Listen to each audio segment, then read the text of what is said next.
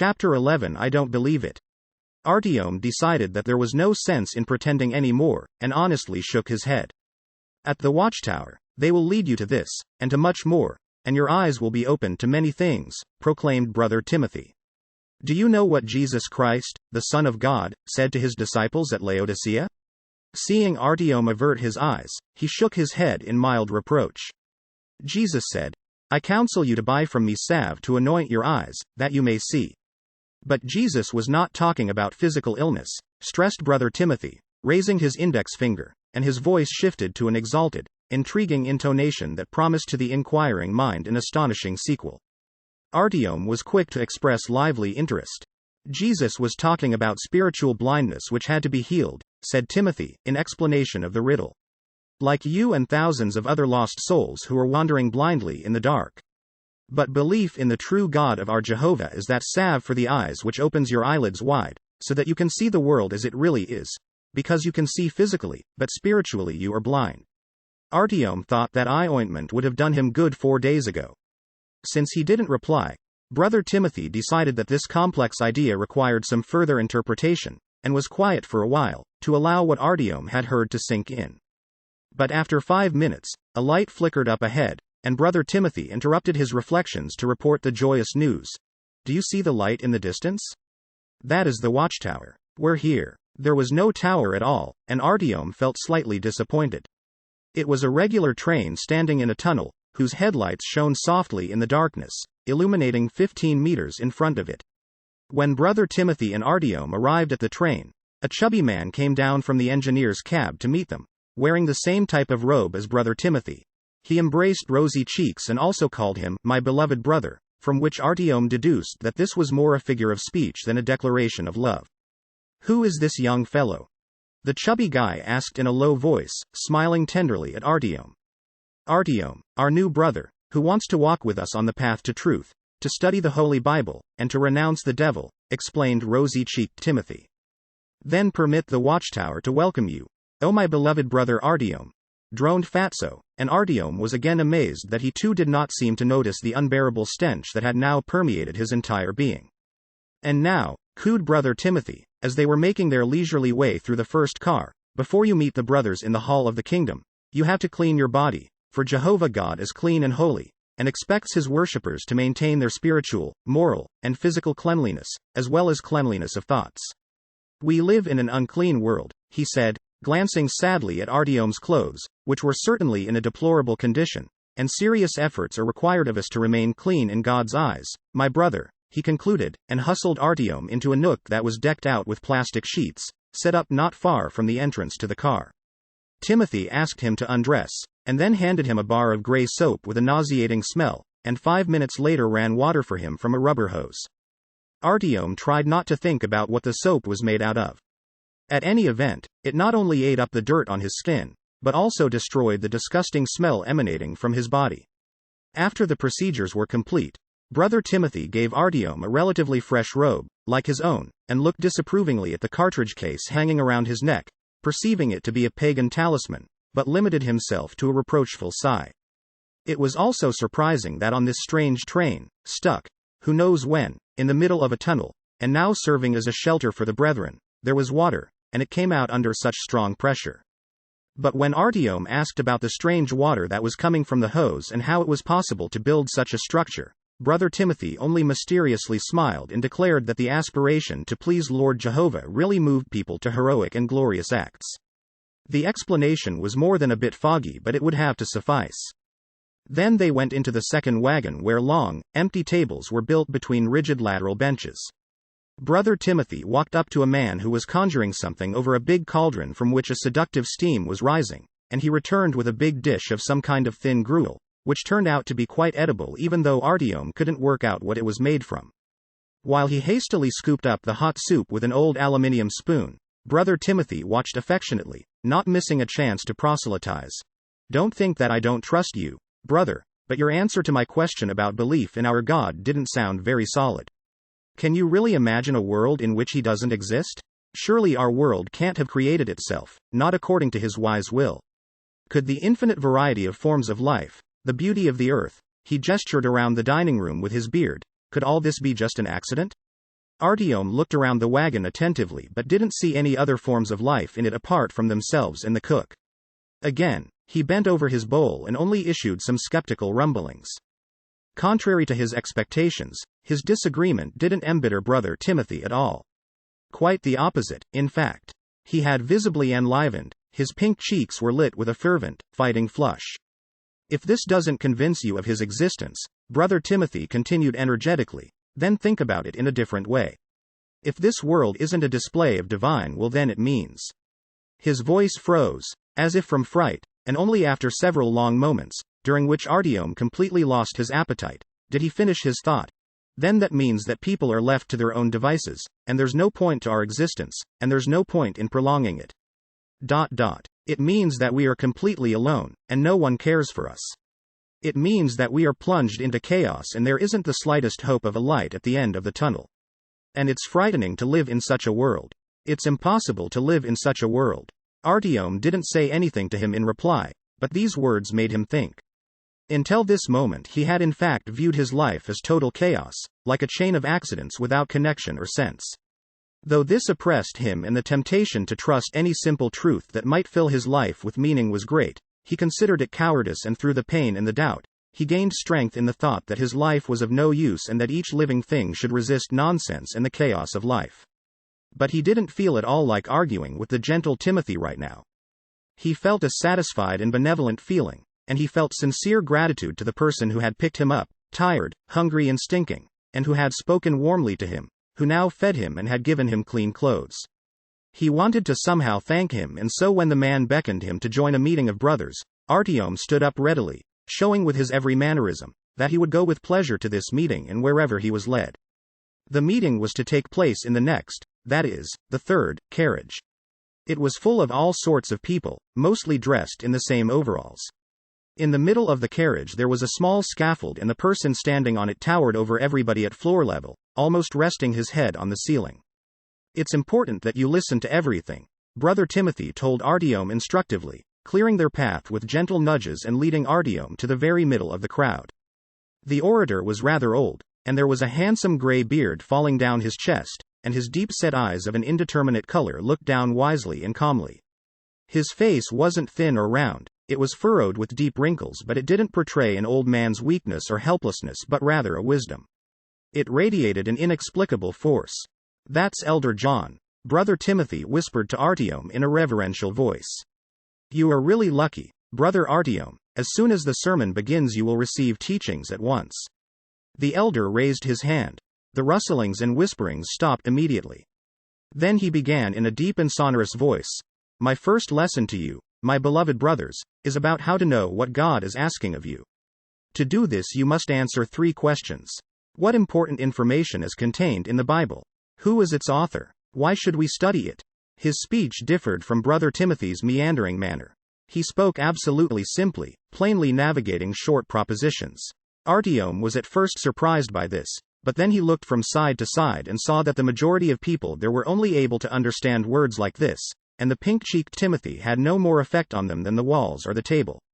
Meanwhile, the gray-haired preacher informed them that God's truth lay in the Bible, who he is and which were his laws. After that he turned to the second question and told them that the Bible was written by about 40 different people over 1600 years and they were all inspired by God. That's why, the elder concluded, the author of the Bible isn't a person but it is God, living in the heavens. And now, answer me this, brothers, why do we need to study the Bible? And, not waiting for the brothers to answer, he explained it himself. Because to know God and to do his will is a pledge of your eternal future. Not everyone will be pleased that you are studying the Bible, he warned, but don't let anyone prevent you. He cast a stern look around the congregation. There was a moment's silence and then the old man, having taken a sip of water, continued. My second lesson to you, brothers, is about who God is. So, give me an answer to these 3 questions. Who is the true God and what is his name? What are his most important qualities? What is the right way to worship him? Someone from the crowd had wanted to answer one of the questions but he was thrown furious looks and John indifferently started to answer the questions himself. People worship many things. But in the Bible it says there is only one God. He created everything in heaven and on earth. And since he gave us life, we must worship him alone. What is the name of the true God? Cried the aged man after a pause. Jehovah. The crowd burst out with one voice. Artyom looked from side to side warily. The true name of God is Jehovah, the preacher confirmed. He has lots of titles but one name. Remember the name of our God and don't call him by his titles like a coward but straight, by name. Who will tell me now, what is the main quality of our God? Artyom thought that he would now see that there was someone vaguely educated in the crowd who could answer such a question. And standing nearby, a serious-looking young man put his hand up to answer, but the old man beat him to it. The nature of Jehovah is revealed in the Bible, and his main qualities are love, justice, wisdom and strength. It is said in the Bible that God is merciful, kind, ready to forgive, magnanimous and patient. We, like obedient children, should be like him in every way. What he said caused no objection amongst the congregation, and the aged man, stroking his magnificent beard, asked, "So tell me, how should we worship our God Jehovah?" Jehovah says that we should only worship him. We must not revere images, pictures, symbols and pray to them. Our God will not share his glory with someone else. Images are powerless to help us. The voice rumbled threateningly. The crowd murmured approvingly, and Brother Timothy turned his joyful, radiant face to Artyom and said, "Elder John is a great orator, and thanks to him our brotherhood is growing with every day, and the community of followers of the true faith is spreading." Artyom smiled bitterly. The ardent speech of Elder John did not have the same fiery effect on him as it had on the rest of them. But maybe it was worth listening some more? "For my third lesson I will tell you about Jesus Christ," said the old man. "And here are 3 questions. Why is Jesus Christ called the firstborn Son of God? Why did he come to the earth as a person? What would Jesus do in the near future?"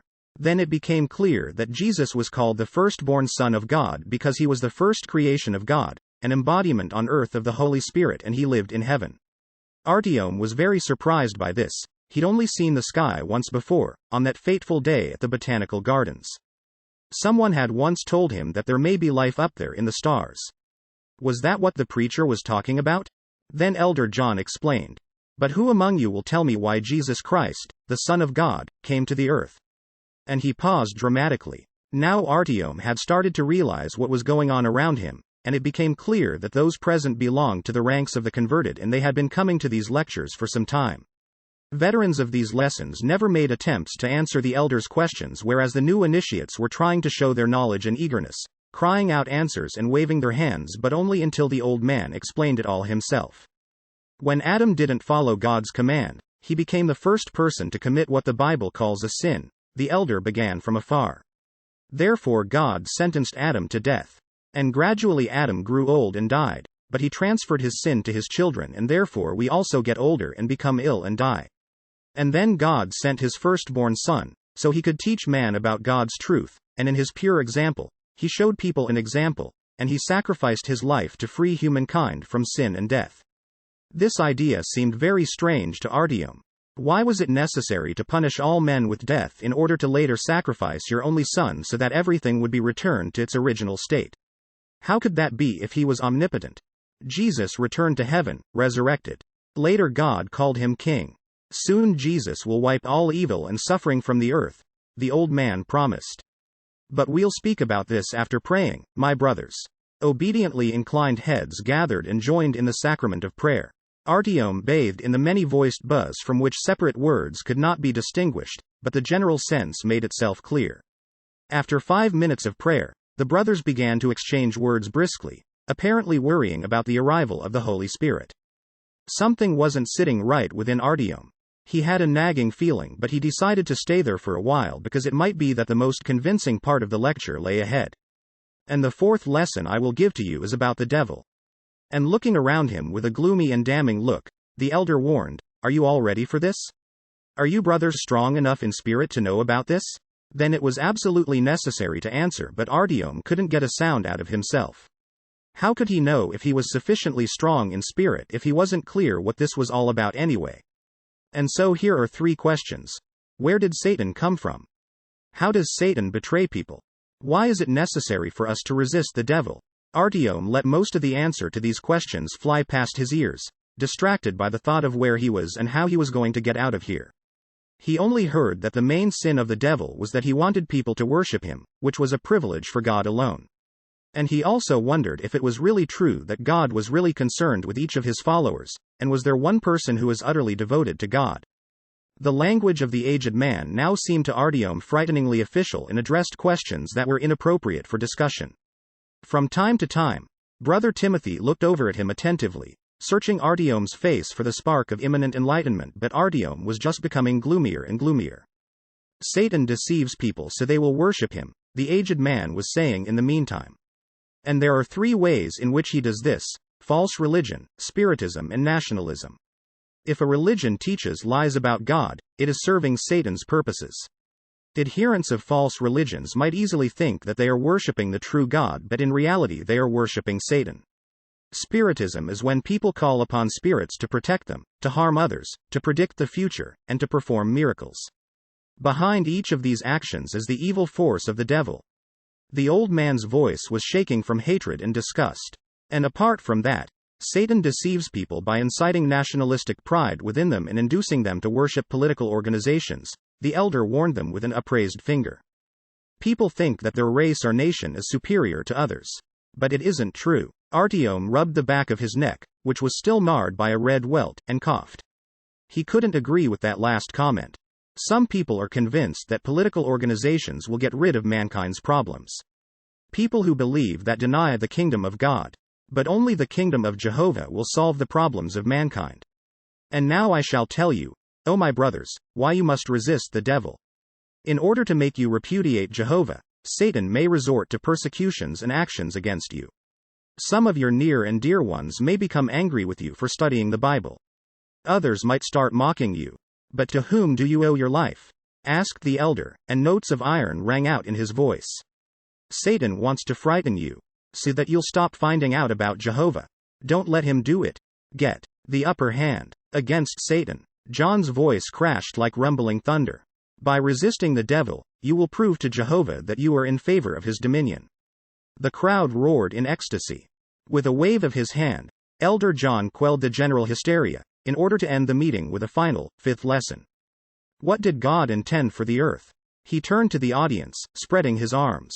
Jehovah created the earth, so that people would live there happily, forever. He wanted a righteous and joyful mankind to inhabit the earth. The earth shall never be destroyed. It shall exist for all eternity. Unable to contain himself, Artyom snorted. Angry looks shot in his direction, and Brother Timothy raised a threatening finger. The first human beings, Adam and Eve, sinned, deliberately violating God's law, continued the orator. Therefore Jehovah expelled them from paradise, and paradise was lost. But Jehovah did not forget the purpose for which he had created the earth. He promised to transform it into a paradise, in which people would live forever. How did God fulfill his plan? The elder posed the question to himself. A lengthy pause indicated that the key moment of the sermon was about to arrive. Artyom was all ears. Before the earth could become a paradise, the evil people would have to be eliminated. John pronounced the words forebodingly. It was promised to our forefathers that a cleansing would take place through Armageddon, a divine war for the annihilation of evil. And then Satan would be enfettered for 1,000 years. There would be nobody left to harm the earth. Only God's people would remain alive. And King Jesus Christ will rule the earth for 1,000 years. The elder turned his burning gaze to the front ranks of the people who were taking in his words. Do you understand what this means? The divine war for the annihilation of evil has already ended. What happened to this sinful earth was Armageddon. Evil was incinerated. According to what was prophesied, only God's people would survive. We who live in the metro are the people of God. We survived Armageddon. The kingdom of God is at hand. Soon there will be neither old age, nor illness, nor death. The sick shall be freed of their ailments, and the old shall become young again. In the 1,000-year reign of Jesus, the people who are faithful to God shall turn the earth into a paradise, and God shall resurrect millions of the dead. Artyom recalled Suhoi's conversation with Hunter about how the level of radiation on the surface would not drop for at least 50 years, and that mankind was doomed, and other biological species were on the rise. The elder did not explain exactly how the surface of the earth would turn into a flowering paradise. Artyom wanted to ask him what weird kind of plants were going to bloom in that burned-out paradise, and what kind of people would dare to go up above and settle it, and if his parents had been children of Satan, and if that were why they had perished in the war to annihilate evil. But he didn't say anything. He was filled with such bitterness and such mistrust, that his eyes burned, and he was ashamed to feel a tear run down his cheek. Mustering his strength, he said just one thing. Tell me, what does Jehovah, our true God, say about headless mutants? The question hung in the air. Elder John did not deign even to glance at Artyom, but those standing next to him looked around with fright and repulsion, and they moved away from him, as if he had let out a foul smell. Brother Timothy tried to take him by the hand, but Artyom tore away and, pushing aside the brethren who were crowded around, began to make his way to the exit. He made it out of the hall of the kingdom and went through the dining carriage.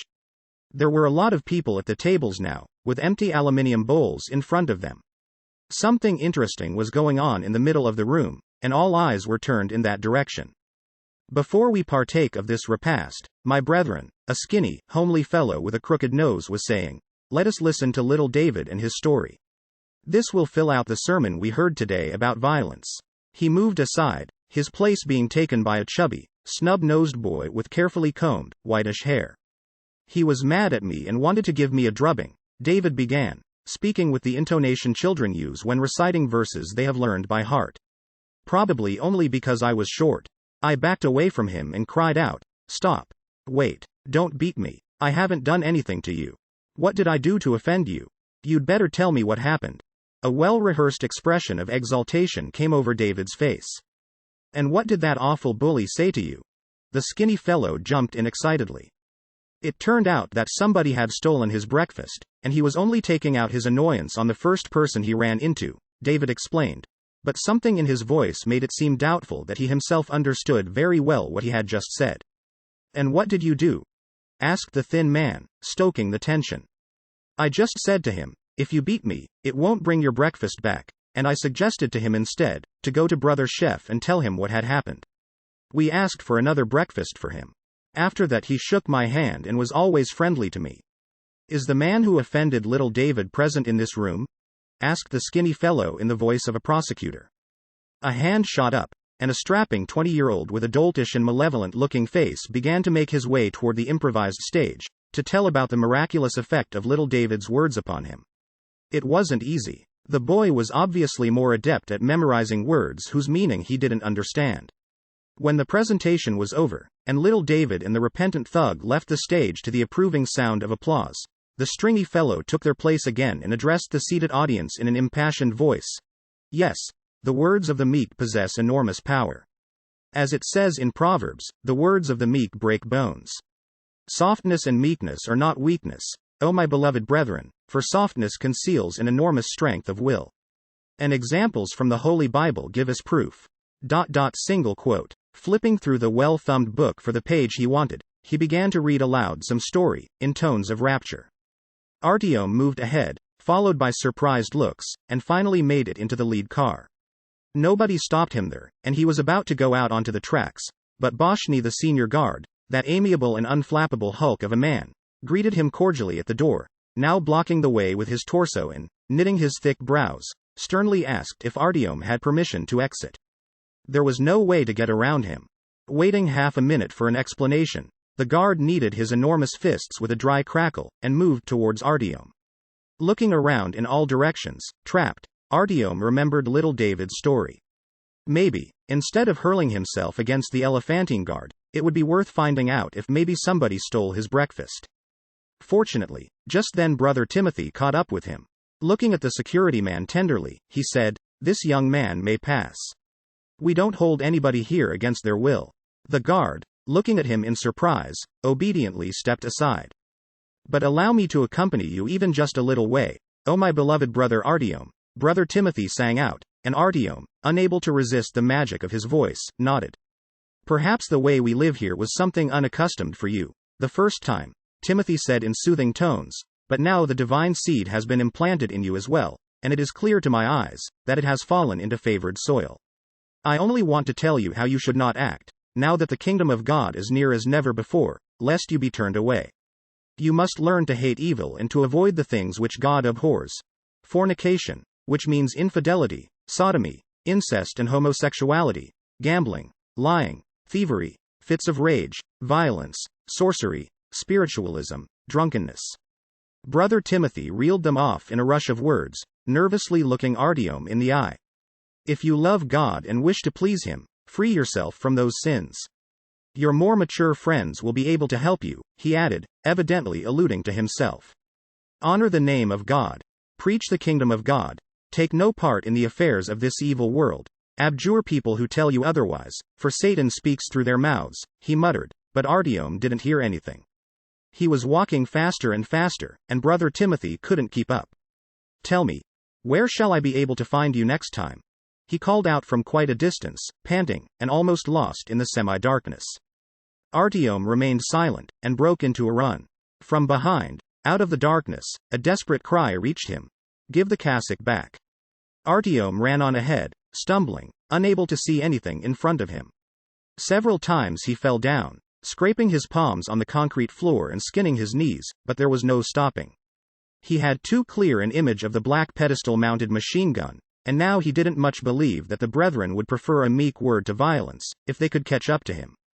He was a step nearer to his goal, being not far away at all from Polis. It was on the same line, and only 2 stations away. The main thing was to go forward, not deviating one step from his route, and then... Artyom entered Serpuhovskaya. He didn't pause for a second, only checked his direction, and then dived back into the black hole of the tunnel leading ahead. But, at this point, something unexpected happened to him. The feeling of terror of the tunnel, which he had already forgotten, came crashing back down upon him, pressing him to the ground, making it difficult for him to walk, or think, or even breathe. It had seemed to him that, by now, he had formed some habits, and that, after all his wanderings, the horror would leave him and would not dare to bother him again.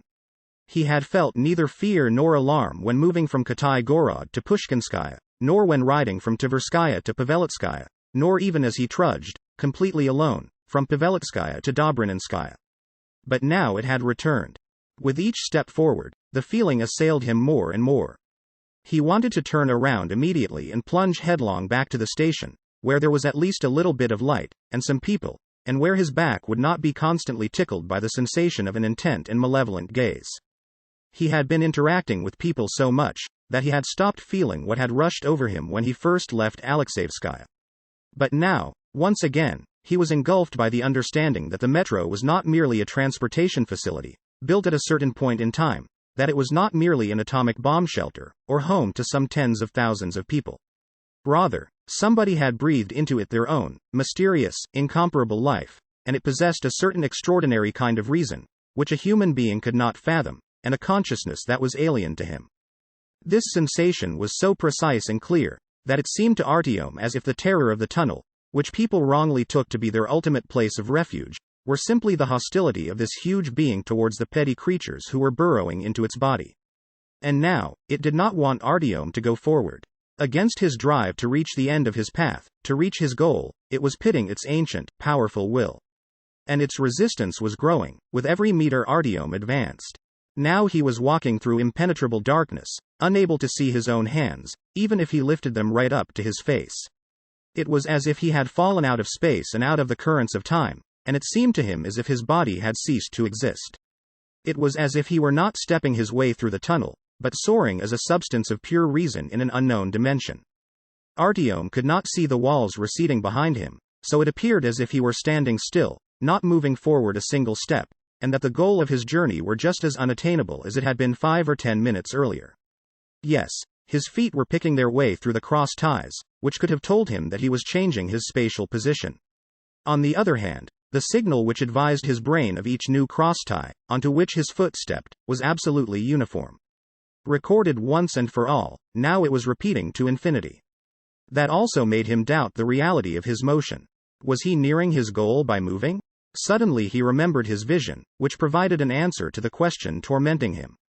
And then, whether from terror of the unknown, evil, hostile thing that was bearing down on him from behind, or in order to prove to himself that he really was still moving, Artyom rushed ahead with triple the force. And he barely managed to stop, guessing by some sixth sense that an obstacle lay ahead, and miraculously he avoided crashing into it.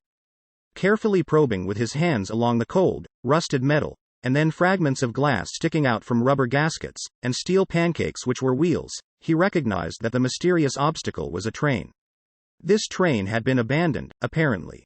In any case, there was only silence around it. Remembering Mikhail Porfirievich's horrible story, Artyom made no attempt to climb into it, but rather skirted the chain of subway cars, keeping close to the tunnel wall. Getting past the train at last, he breathed a sigh of relief and hurried onward, again breaking into a run. In the darkness this was really difficult, but his legs caught on, and he ran, until there appeared ahead, and slightly to one side, the reddish glow of a bonfire. It brought indescribable relief to know that he was in the real world, and that there were real people nearby. It didn't matter how they would relate to him. They could be murderers or thieves, sectarians or revolutionaries, it didn't matter. The main thing was that they were creatures of flesh and blood, like him. He did not doubt for one second that he would be able to find refuge with these people and to hide from that invisible, huge being which wanted to suffocate him.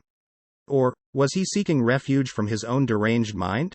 Such a strange picture came into view that he could not say for certain if he had returned to the real world, or was still roaming the nooks and crannies of his own subconscious.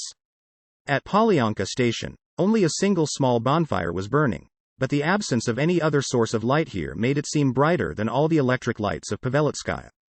2 people were sitting by the bonfire, one with his back turned toward Artyom and one facing him, but neither of them noticed or heard him. It was as if they were separated from him by an invisible wall that cut them off from the outside world. The entire station, insofar as it could be seen by the light of the bonfire, was piled high with an unimaginable variety of junk. The shapes of broken bicycles, automobile tires, and pieces of furniture and equipment could be made out. There was a mountain of rubbish, out of which the people seated by the fire from time to time pulled a stack of newspapers or books, and threw them into the flames. There was a plaster bust of somebody or other standing right in front of the fire, on the underflooring, and next to it a cat was curled up most comfortably. Not another soul was present. One of the people seated by the fire was telling the other something, unhurriedly. Drawing close, Artyom began to pick up what was being said. There are rumors going around about the university. Absolutely false, by the way. These are just echoes of the ancient myth of an underground city in the Remenki district, which was part of Metro 2. But, of course, you can't refute anything with 100% certainty. Here, in general, you can't say anything with 100% certainty. It's an empire of myths and legend. Metro -2 would have been, of course, the chief myth, the golden one, if more people had known about it. Take, for example, even just the belief in the unseen watchers. Artyom had approached very close, when the person with his back towards him said, "There's somebody there."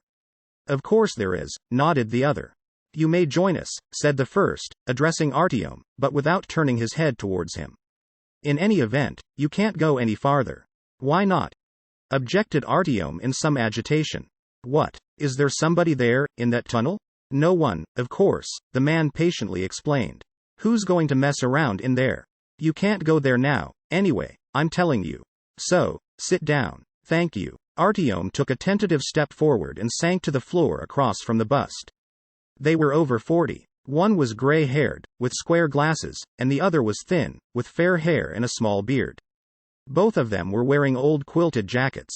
They were inhaling smoke through a thin tube rigged up to something like a calabash, from which there issued a head-spinning fragrance. "What's your name?" asked the fair-haired one. "Artyom," the young man replied mechanically, busy with studying these strange people. "His name is Artyom," the fair-haired man said to the other. "Well, that's understood," he replied. "I am Yevgeny Dmitryevich. And this is Sergei Andreevich," said the fair-haired man. "We don't have to be so formal, do we?" Sergei Andreevich said. "Sergei, as you and I have reached this age, we might as well take advantage of it. It's a question of status and all that." "Okay, and what else?" Sergei Andreevich then asked Artyom. The question sounded very odd, as if he were insisting that they continue something that had not ever started, and Artyom was quite perplexed. "So you're Artyom, but so what? Where do you live? Where are you going? What do you believe in? What do you not believe in? Who is to blame and what is to be done?" Sergei Andreevich explained. "Like it used to be, remember?" Sergei Andreevich said suddenly, for no apparent reason. "Oh, yes," laughed Yevgeny Dmitryevich. "I live at VDNKH. Or at least I did live there." Artyom began reluctantly. "Just like Who put their jackboot on the control panel? The fair-haired man grinned. Yes. Nothing left of America. Sergei Andreevich smirked, taking off his glasses and examining them in the light. Artyom looked warily at them again. Maybe he should just get out of here, while the going was good. But what they had been talking about before they noticed him, kept him there by the fire. And what's this about Metro 2? If you'll excuse me, I overheard a little, he admitted. So, you want to find out the main legend of the Metro? Sergei Andreevich smiled patronizingly. Just what is it you want to know?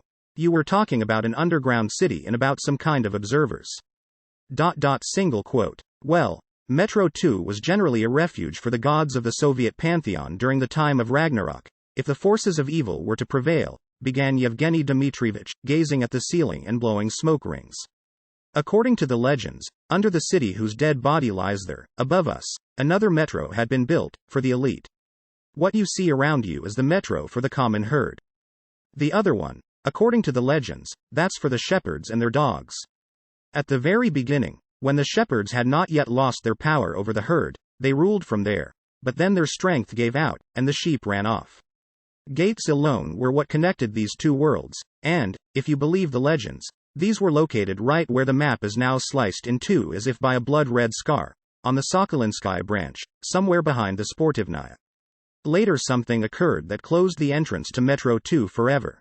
Those who lived here lost any knowledge of what had taken place, and the very existence of Metro 2 became somehow mythical and unreal. But, he pointed upwards, despite the fact that the entrance to Metro 2 no longer exists, that does not at all mean that it has ceased to exist. On the contrary, it is all around us. Its tunnels wind around our stations, and its stations could be just a few steps behind our station's walls. These two structures are inseparable. They are like the circulatory system and lymphatic vessels of one organism. And those who believe that the shepherds could not have abandoned their herd to the mercy of fate, say that they are present, imperceptibly, in our lives, direct us, follow our every step, but do not reveal themselves and do not let their existence be known. And that is the belief in unseen watchers. The cat, curling up next to the soot-covered bust, raised her head and, opening her enormous, lustrous green eyes, looked at Artyom with a startlingly clear and intelligent expression.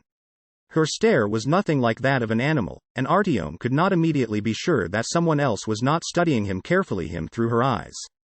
But the cat yawned, stretching out her sharp pink tongue, and, burying her muzzle in her bedding, dropped back to sleep, like an illusion that had vanished. But why don't they want people to know about them? Artyom remembered his question. There are two reasons for that.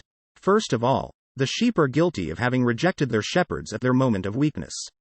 Second, since the Metro 2 was cut off from our world, the shepherds have developed differently from us, and are no longer human, but beings of a higher order, whose logic is incomprehensible to us and whose thoughts are inaccessible. No one knows what they think of our Metro, but they could change everything, even return us to our wonderful, lost world, because they have regained their former power. Because we rebelled against them once and betrayed them, they no longer have anything to do with our fate. However, the shepherds are everywhere, and our every breath is known to them, every step, every blow, everything that happens in the metro. They only observe for the present, and only when we atone for our dreadful sin will they turn to us with a gracious gaze and extend a hand to us. And then a renaissance will begin. That is those who believe in the unseen watchers say. He fell silent, inhaling the aromatic smoke. But how can people atone for their guilt? Artyom asked. Nobody knows except the unseen watchers themselves. Humans don't understand it, because they do not know the dispensation of the watchers. Then people might never be able to atone for their sin against them? Artyom was baffled. Does that bother you? Yevgeny Dmitryevich shrugged his shoulders and blew two more big, beautiful smoke rings, one slipping through the second. There was silence for a time, at first light and limpid, but gradually getting thicker and louder and more palpable. Artyom felt a growing need to break it any way he could, with any senseless phrase, even a meaningless sound. And where are you from? He asked. Before, I lived at Smolenskaya, not far from the metro, about 5 minutes' walk, Yevgeny Dmitryevich replied, and Artyom stared at him in surprise. How could he have lived not far from the metro? He must have meant that he lived not far from a metro station, in a tunnel, right?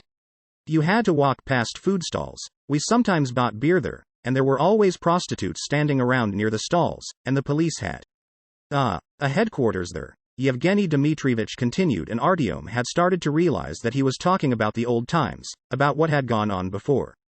Yeah. Me too. I also lived not far from there, at Kalinsky, in a high-rise, said Sergei Andreevich. Someone told me about 5 years ago that he'd heard from a stalker that they had crumbled to dust. The house of books is still there, and all the cheap paperbacks were sitting on the tables untouched, can you believe it? And all that was left of the high-rise was a pile of dust and blocks of cement. Strange. So what was life like back then? Artyom was curious. He loved to ask old men this question, and they would stop whatever they were doing and describe the old days with such pleasure. Their eyes would assume a dreamy, distant look. Their voices would sound totally different, and their faces looked 10 years younger. Images of the past, which were brought to life before their mind's eyes, were nothing like the pictures that Artyom conjured up while they told their stories, but it was nonetheless very enjoyable for all. It was sort of sweet and sort of tortuous at the same time, and it made the heart ache.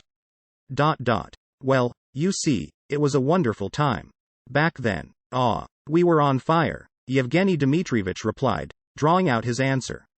Here, Artyom definitely did not imagine what the gray-haired man had in mind, and when the other old man realized that, he quickly elucidated. We were very lively, we had good times. Yes, that's exactly what I mean. We were on fire, Yevgeny Dmitryevich confirmed. I had a green Moskvich 2141 and I'd spent my whole salary to buy it, to give it a sound system, to change the oil. Once, like a fool, I even had the carburetor replaced with a sports car model, and then I used nitrous oxide. He had clearly transported himself to those good old days, when you could so easily get an old sports car carburetor to put in your car. And his face took on that same dreamy expression that Artyom so loved. It was a shame that Artyom understood little of what he was saying, though. Artyom probably doesn't even know what a Moskvich is, never mind what a carburetor is. Sergei Andreevich interrupted his friend's sweet reminiscences. What do you mean he doesn't know? The thin man threw Artyom an angry look. Artyom took to studying the ceiling, gathering his thoughts. So why are you burning books? He changed the subject as a counter-offensive tactic. We've already read them, Yevgeny Dmitryevich responded. There's no truth in books. Sergei Andreevich added in explanation. Anyway, perhaps you should tell us something about how you're dressed. Are you a member of a cult or what? Yevgeny Dmitryevich delivered a decisive blow. No, of course not, Artyom hurried to explain. But they did pick me up and help me when I was in trouble. He explained in broad strokes in what poor shape he'd been, but didn't go as far as explaining quite how bad it was. Yes, that's exactly how they work. I recognize the tactics. Orphaned and wretched. Or something in that vein, nodded Yevgeny Dmitryevich. You know, I was at one of their meetings, and they say very strange things, said Artyom. I stood around for a while and listened, but couldn't stand it very long. For example, that Satan's principal wickedness was that he wanted glory and adoration for himself, too. Before, I thought it had been a lot more serious, but it just turned out to be jealousy. Is the world really so simple, and does everything revolve around the fact that someone didn't want to share glory and worshippers? The world is not that simple, Sergei Andreevich assured him, taking the hookah from the fair-haired smoker and inhaling. And one more thing. They say that God's principal qualities are his mercy, kindness, and willingness to forgive, and that he's a God of love, and that he's all-powerful. At the same time, the first time man disobeyed him, he was kicked out of paradise and made mortal. So then a whole lot of people die, not scary, and in the end, God sends his son to save everyone.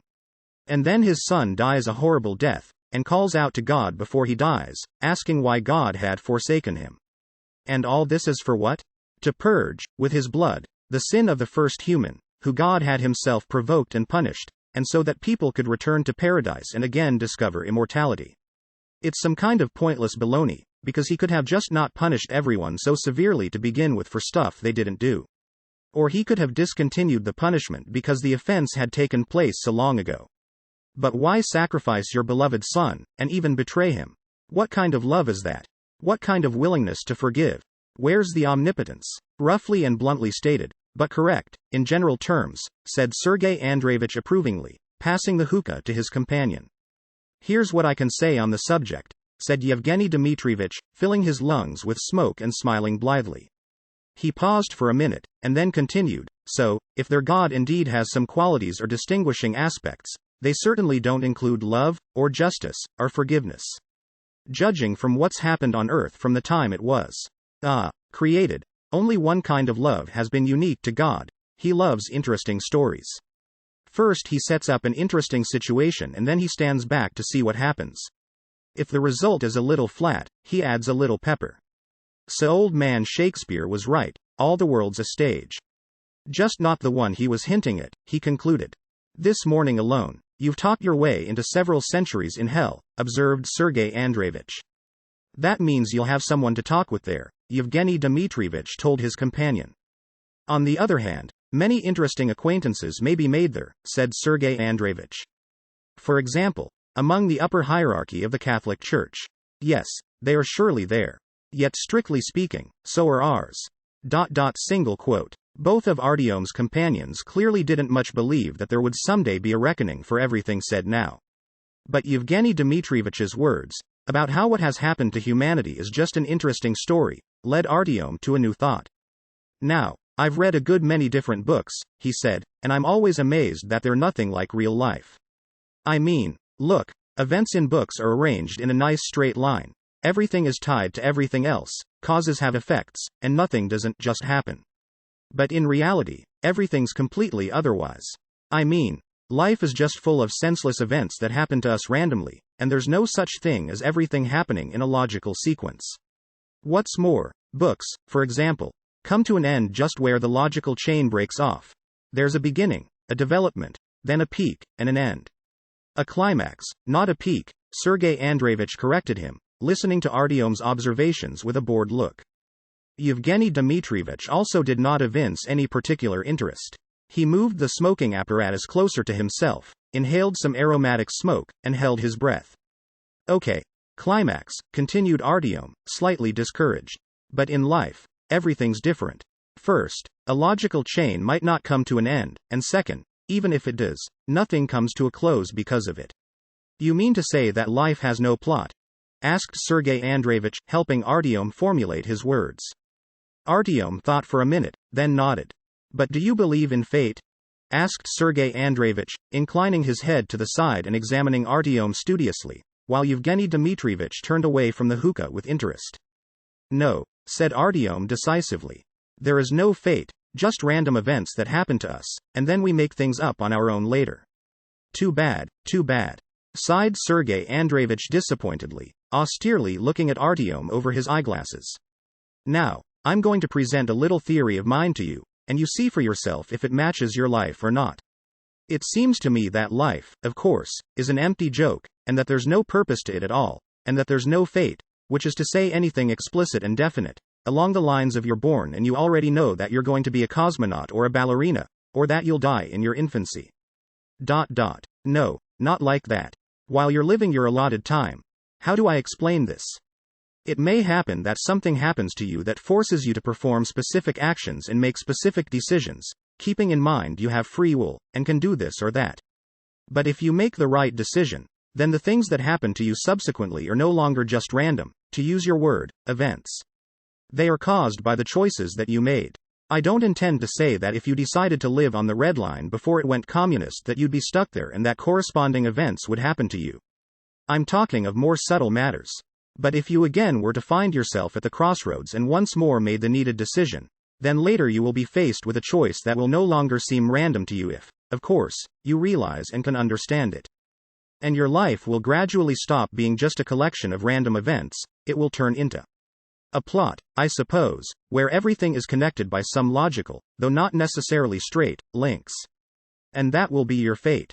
At a certain stage, if you have traveled sufficiently far along your way, your life will have turned into a plot to the extent that strange things will occur that are unexplainable from the point of view of naked rationalism or your theory of random events. Yet they will fit very well into the logic of the plotline that your life has by then turned into. I think fate doesn't just happen, you need to arrive at it, and if the events in your life come together and start to arrange themselves into a plot, then it may cast you quite far. It is most interesting that a person may not even suspect that this is happening to him, or may conceive what has happened based on a false premise, by attempting to systematize events to match his own worldview. But fate has its own logic. This strange theory, which at first seemed to Artyom to be complete mumbo-jumbo, suddenly forced him to look at everything that had happened to him from the very beginning, when he had agreed to Hunter's proposal to leave for Polis, from a new point of view. Now all of his adventures, all his travels, which he had previously viewed as unsuccessful and desperate attempts to achieve the goal of his quest, which he pursued wherever it led him, appeared before him in a different light, and it seemed to him to be an elaborately organized system that formed an ornate, yet well thought out structure.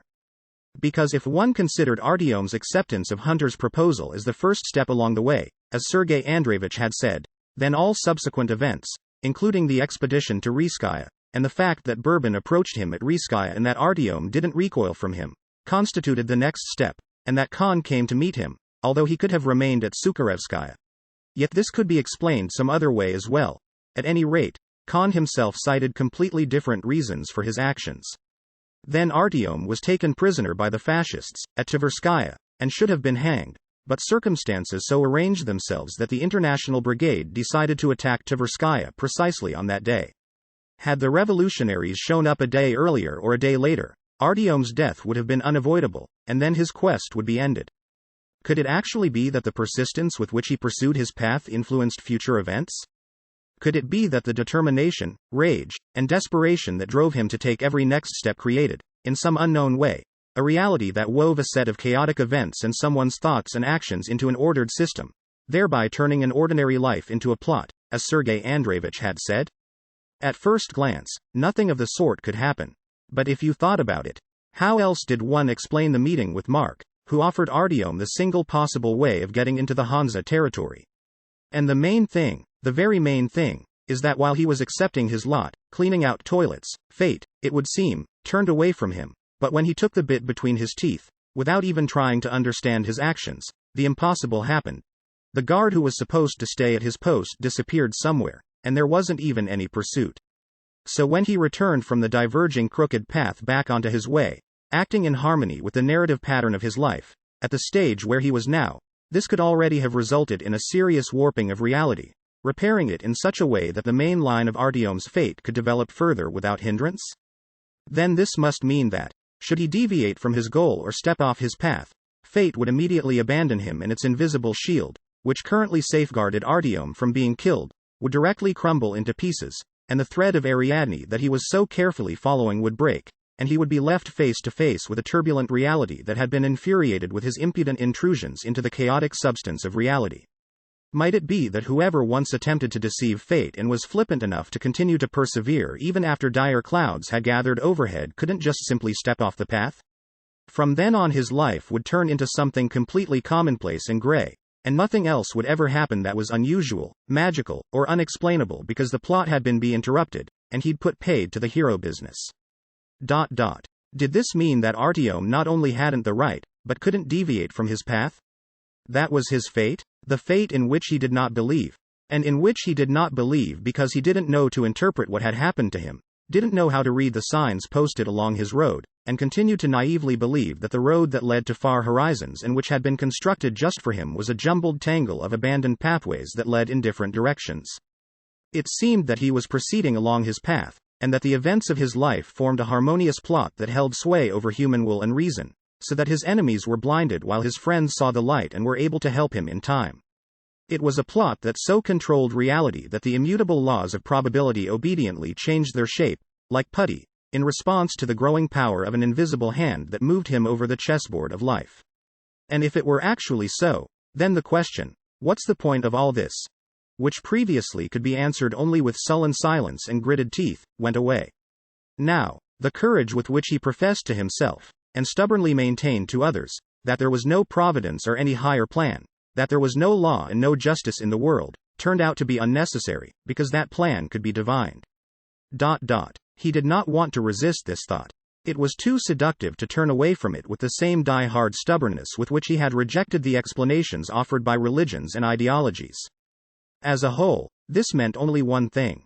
"I can't stay here any longer," said Artyom, and got up, feeling as if his muscles were filling with a new, buzzing strength. "I can't stay here any longer," he repeated, listening attentively to his own voice. "I have to go. I must." No longer constantly twisting his head around and having forgotten all the fears that drove him to this small fire, he jumped onto the tracks and moved ahead, into the darkness. Artyom's doubts released him, making room for perfect peace and the confidence that he was finally doing everything right. It was as if, having been driven off course, he nevertheless was able to recover his feet on the shining rails of his fate. The ties on which he walked now almost passed under his feet by themselves, requiring no effort on his part. In an instant, he disappeared completely into the darkness. "It's a beautiful theory, isn't it?" said Sergei Andreevich, inhaling. "One would almost think that you believe it," replied Yevgeny Dmitrievich cantankerously, scratching the cat behind the ear. Chapter 12 Polis. Only one tunnel remained. Only one tunnel, and the goal given to him by Hunter, towards which Artyom stubbornly and recklessly went, would be reached. There were 2, maybe 3 kilometers left to go along a dry and quiet section, and he'd be there.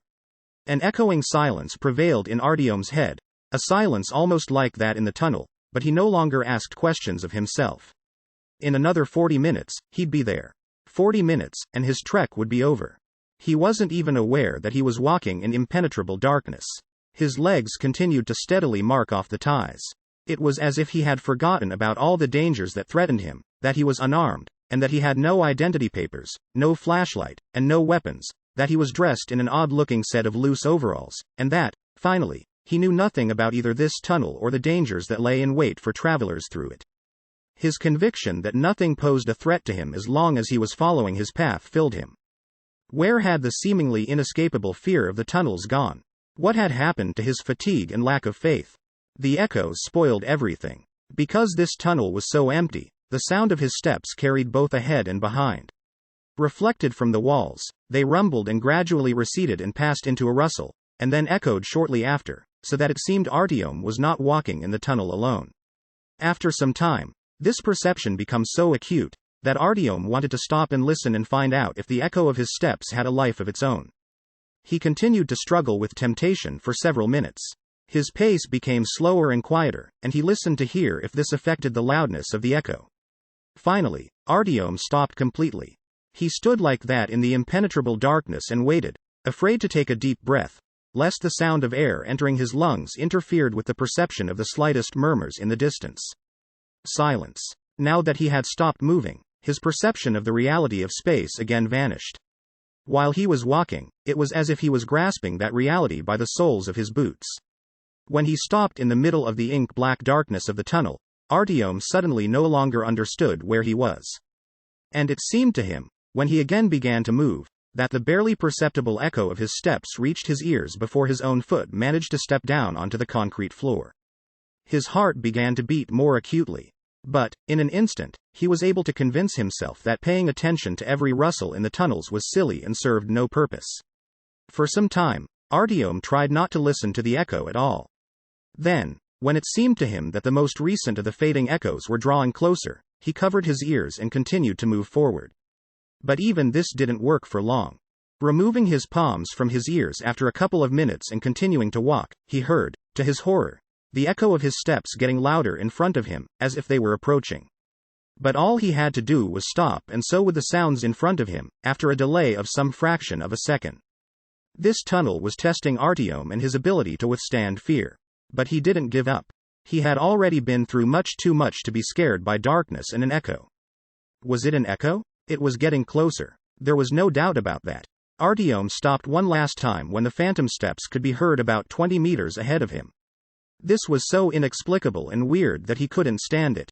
He wiped the cold perspiration from his brow and, with his voice cracking, shouted into the emptiness. "Is anyone there?" The echo reverberated frighteningly close, and Artyom didn't recognize his own voice. The rolling echoes chased each other into the depths of the tunnels, shedding syllables. "Anyone there? One there. There. ... single quote. And nobody answered. And suddenly, something incredible happened. They started to come back, repeating his question, the dropped syllables recomposing themselves in reverse order and becoming louder, as though someone about 30 paces away had repeated his question in a frightened voice. Artyom could not endure this. Turning around, he went back, trying not to walk too fast at first, but then he ran, having completely forgotten about not encouraging his fears, and stumbling. But after a minute, he understood that the reverberating footsteps continued to be heard at a distance of 20 meters. His invisible pursuer didn't want to let him go. Gasping, Artyom ran without understanding in what direction, and finally collided with a tunnel cross passage. The echo immediately abated. Some time passed before he could gather up his willpower, get up, and take a step forward. It was the right direction. With each passing meter, the sound of steps shuffling against the concrete became closer, moving towards him. And only the blood pounding in his ears slightly suppressed the ominous rustling. Every time Artyom stopped, his pursuer stopped in the darkness as well, for Artyom was now absolutely sure it was no echo. This continued until the steps sounded as close as one's outstretched arm. And then Artyom, yelling and blindly swinging his fists, sprang forward to where he reckoned the source of the steps had to be. His fists made a swishing sound as they cut through the emptiness. Nobody tried to defend themselves against his blows. He flailed the air uselessly, yelling, jumping back, and moving his arms out from his sides in an effort to seize an enemy he could not see in the darkness. Emptiness. There was nobody there. But as soon as he caught his breath and made one more step toward Polis, he heard a heavy shuffling sound right in front of him. He again swung his arm, and again there was nothing. Artyom felt he was losing his mind. Straining his eyes until they hurt, he tried to see anything at all, and his ears tried to catch the nearby breathing of some other creature. But there simply wasn't anybody there. Having stood immobile for several long seconds, Artyom reflected that whatever the explanation might be for this strange phenomenon, it posed no danger to him. Acoustics, more than likely. When I get home, I'll ask my stepfather, he said to himself, but, when he had already brought his foot up to take another step toward his goal, someone quietly whispered, directly in his ear. Wait. You can't go there now. Who's that? Who's here? Yelled Artyom, breathing heavily. But nobody answered. He was again surrounded by a deep emptiness. Then, wiping the sweat from his brow with the back of his hand, he hurried off in the direction of Borovitskaya. The phantom steps of his pursuer matched his pace as he moved in the opposite direction, gradually fading in the distance until they fell silent. And only then did Artyom stop. He did not and could not know what it had been. He had never heard of anything like it from any of his friends, nor had his stepfather spoken to him of it at night by the fire. But whoever it was who whispered in his ear and ordered him to stop and wait, now, when Artyom no longer feared him, when he had the time to understand what had happened and do some hard thinking about it, it sounded hypothetically convincing. He spent the next 20 minutes sitting on the rails, swaying from side to side as if drunk, fighting the shakes and recalling the strange voice, which belonged to no human, that ordered him to wait. He moved forward only when the shivering finally began to pass, and the frightful whisper in his head had begun to merge with the quiet rush of the growing air current in the tunnel. From that point on, he simply walked forward, trying not to think of anything, stumbling at times over cables lying on the floor, but nothing more terrible happened to him. It seemed to him that not much time had passed, although he couldn't say how much, because the minutes all ran together in the darkness. And then he saw a light at the end of the tunnel. Borovitskaya. Polis. Then and there, a rude cry was heard from the station, followed by the sound of shots, and Artyom, springing back, hid in a depression in the wall. From a distance, he heard the lingering cries of the wounded, followed by foul language, and then there was the sound of another burst of automatic fire, amplified by the tunnel. Wait. Artyom ventured to emerge from his hiding place only a full 15 minutes after everything had quietened down. Raising his arms, he walked slowly toward the light. This actually was an entry onto the platform. There was no watch on duty at Borovitskaya, apparently relying on the inviolability of Polis.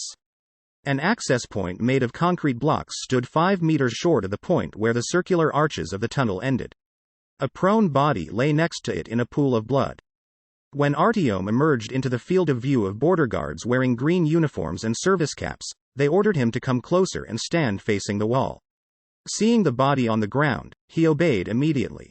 He was quickly searched, asked for his passport, had his arms twisted behind his back, and finally led to the station. Light. The very same. They told the truth. They always told the truth. Legends didn't lie. The light was so bright, Artyom had to squint so as not to be blinded.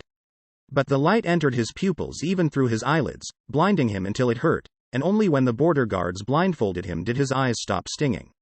Returning to the life lived by previous generations of people turned out to be more painful than Artyom could imagine. The rag was removed from his eyes only at the guard shack, which looked like all others, a small office with walls of cracked tile. It was dark here. Only a candle flickered in an aluminium bowl that lay on an ochre-colored wooden table. The guard commander was a heavy-set, unshaven man in a green military shirt with rolled-up sleeves. He was wearing a tie on an elastic band. Collecting some of the liquid wax on his finger and observing how it cooled, he watched Artyom for a long time before asking, "Where are you from? Where's your passport? What's with your eye?" Artyom decided it didn't make sense to be devious, so he told the truth, that the passport had been left with the fascists, and that his eye had also almost remained there. The commander received this information with unexpected benevolence. "Yeah, we know. That tunnel opposite comes out precisely at GLUKHOVSKY. We've got a whole fortress built there. There's no fighting for now, but some good folks tell us to keep our ears open. Like they say, si vis pacem, parabellum," and he gave Artyom a wink.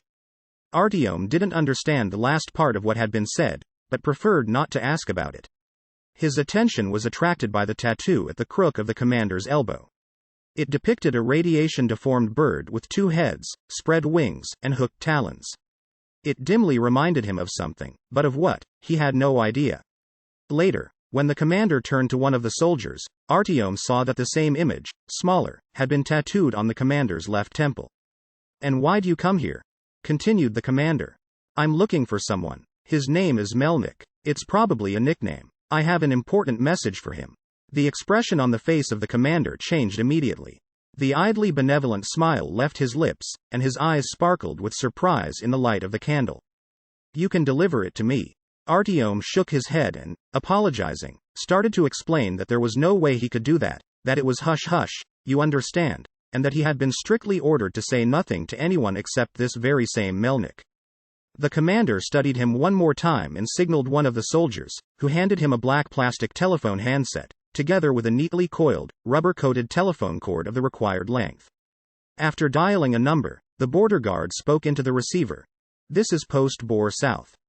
Ivashov. Get me Colonel Melnik." While he waited for an answer, Artyom managed to notice that both of the other soldiers in the room also had the bird tattoo on their temples. "Who should I say is asking?" asked the commander of Artyom, pressing the side of the handset to his chest. "Say it's from Hunter. An urgent message." The commander nodded and exchanged another couple of phrases with whoever was at the other end of the connection, then concluded the call. "Be at Arbatskaya tomorrow morning at 9, at the station manager's office. You're free until then." He signaled the soldier standing in the doorway, who immediately moved aside, and then turned to Artyom and added, "Wait a second. ... It would seem you are an honorary first-time guest of ours. So here, hang on to these, but don't forget to give them back." He offered Artyom a pair of dark glasses in a shabby metal frame. Not until tomorrow? Artyom was overcome by burning disappointment and resentment. This was why he came here, risking his own life and that of others. This was why he pressed on, forcing himself to move his feet, even when he had no strength left at all. And wasn't this an urgent business, to report everything he knew to this so-and-so Melnik, who it turned out couldn't even find a spare minute for him? Or was it that Artyom was simply late, and Melnik already knew everything? Or maybe Melnik already knows something that Artyom himself hasn't a clue about. Maybe he's so late that his entire mission no longer matters? Not until tomorrow? He burst out. "The colonel's on a mission today. He'll be back early in the morning," explained Ivashov. "Get going. And you'll get some rest besides," he said, and saw Artyom out of the guard shack. Having calmed down, but still nursing a grievance, Artyom put on the glasses and thought they looked good. And they hid the shiner under his eye. The lenses were scratched and, moreover, they distorted objects in the distance, but when he went out onto the platform after having thanked the border guards, he understood that he could not manage without them. The light from the mercury lamps was too bright for him. Besides, it wasn't just Artyom who couldn't open his eyes here. Many at the station hid their eyes behind dark glasses. They're probably also strangers, he thought. It was strange for him to see a fully illuminated metro station. There were absolutely no shadows here. At VDNKH, as well as at all the other stations and substations where he had been up to now, there were few light sources, and they could not illuminate the entire space of what could be seen, and they only shed light on parts of it. There always remained places where not a single beam penetrated. Every person cast several shadows. One from a candle, withered and emaciated. a second, from the emergency light, and a third, black and sharply defined, from an electric lantern. They mixed and covered each other in the shadows of others, sometimes coursing for several meters along the floor, startling you, deceiving you, and forcing you to guess and assume. Yet in Polis, every last shadow was eradicated in the ruthless glow of the daylight lamps. Artyom froze in his tracks, looking at Borovitskaya with delight. It remained in surprisingly good condition. Not a trace of soot was evident on the marble walls or white ceiling, and the station was tidy. A woman in light blue overalls labored over a time-blackened bronze panel at the end of the station, industriously scraping the bas-relief with a sponge and cleaning solution. The living accommodation here was arranged in the arches. Only 2 arches were left open at each end to access the tracks. The rest, bricked in from both sides, had been turned into real apartments. There was a doorway in each, and some even had wooden doors and glazed windows. The sound of music carried from one of them. Mats lay in front of several doors, so that those entering could wipe their feet. This was the first time Artyom has seen anything of the kind. These quarters looked so cozy, so calm, that he felt a tightening in his chest, and a picture from his childhood suddenly appeared before his eyes. But what was most surprising was the chain of bookshelves that stretched along both walls the length of the entire station. They occupied the space between apartments, and this gave the entire station a kind of marvelous, strange look, reminding Artyom of descriptions he'd read of medieval libraries in a book by Borges. The escalators were at the far end of the hall, where the passage to the Arbatskaya station was located. The pressure doors remained open, but a small post was located at the passage. Then again, the guards let anyone who wanted to pass unhindered in both directions, without even checking documents. At the opposite end of the platform, on the other hand, next to the bronze bas-relief, there was a real military camp. Several green military tents were set up there, with markings drawn on them like the ones tattooed on the temples of the border guards. In the same place was a cart with some unknown weapon mounted on it, revealed by the long barrel with flared muzzle sticking out from under a cover. Nearby, 2 soldiers in dark green uniforms, helmets, and body armor were on duty. The camp encircled a passage stairway that ascended over the tracks. Flashing arrows indicated this was an exit to the city, whereupon the established precautions became clear to Artyom. A second stairway led to the same place and was completely blocked off by a wall of huge cement blocks. People dressed in long, gray robes made of dense cloth sat at stout wooden tables that stood in the middle of the station. Drawing nearer to them, Artyom was surprised to see their temples were tattooed as well, but not with the image of a bird, but with that of an open book on a background of several vertical lines that bore a resemblance to a colonnade. Catching Artyom's intent look, one of the men seated at the table smiled amiably and asked, "Are you a newcomer? Is this your first time here?" Artyom flinched at the word newcomer, but pulled himself together and nodded. The man who had spoken was not much older than Artyom, and, when he rose to shake Artyom's hand, working the flat of his hand out from the broad sleeve of the robe, it turned out they were of about the same height. Only the man's physique was more delicate. Artyom's new acquaintance was called Daniel. He was in no hurry to talk about himself, and it was evident that he had decided to talk to Artyom because he was curious about what went on beyond the limits of Polis, about what was new on the ring, and about any news of the fascists and the Reds. In half an hour, they were seated in the spindly Daniel's home, in one of the apartments nestled between arches, and were drinking hot tea, certainly brought here by devious routes from VDNKH. Of the furniture in the room, there was a table piled with books, tall iron shelves that reached to the ceiling, also crammed to the top with thick volumes, and a bed. A weak electric bulb dangled from the ceiling on a wire, illuminating a skillfully executed drawing of an enormous ancient temple that Artyom did not immediately recognize as the library erected on the surface somewhere above Polis. After his host had run out of questions, it was Artyom's turn. "Why do people here have tattoos on their heads?" he asked. "What, don't you know anything about castes?" said Daniel, surprised. "And you've never heard of Polis Council?" Artyom suddenly remembered that someone, no, how could he forget? It was that old man, Mikhail Porfiryevich, who had been killed by the fascists, had told him that power in Polis was divided between the soldiers and the librarians because, formerly, the buildings of the library and some organization related to the army had stood on the surface. "I've heard of it," he nodded. "The warriors and librarians. So, then, you're a librarian?" Daniel shot him a frightened glance, paled, and began to cough. After a while, he pulled himself together and calmly said, "What do you mean, librarian? Have you so much as seen a living librarian? I wouldn't recommend it. Librarians sit up above. You've seen our fortifications down here? Heaven forbid they come down. Don't ever confuse these things. I am not a librarian, I am a guardian. We are also called Brahmins." "What kind of strange name is that?" asked Artyom, raising his eyebrows.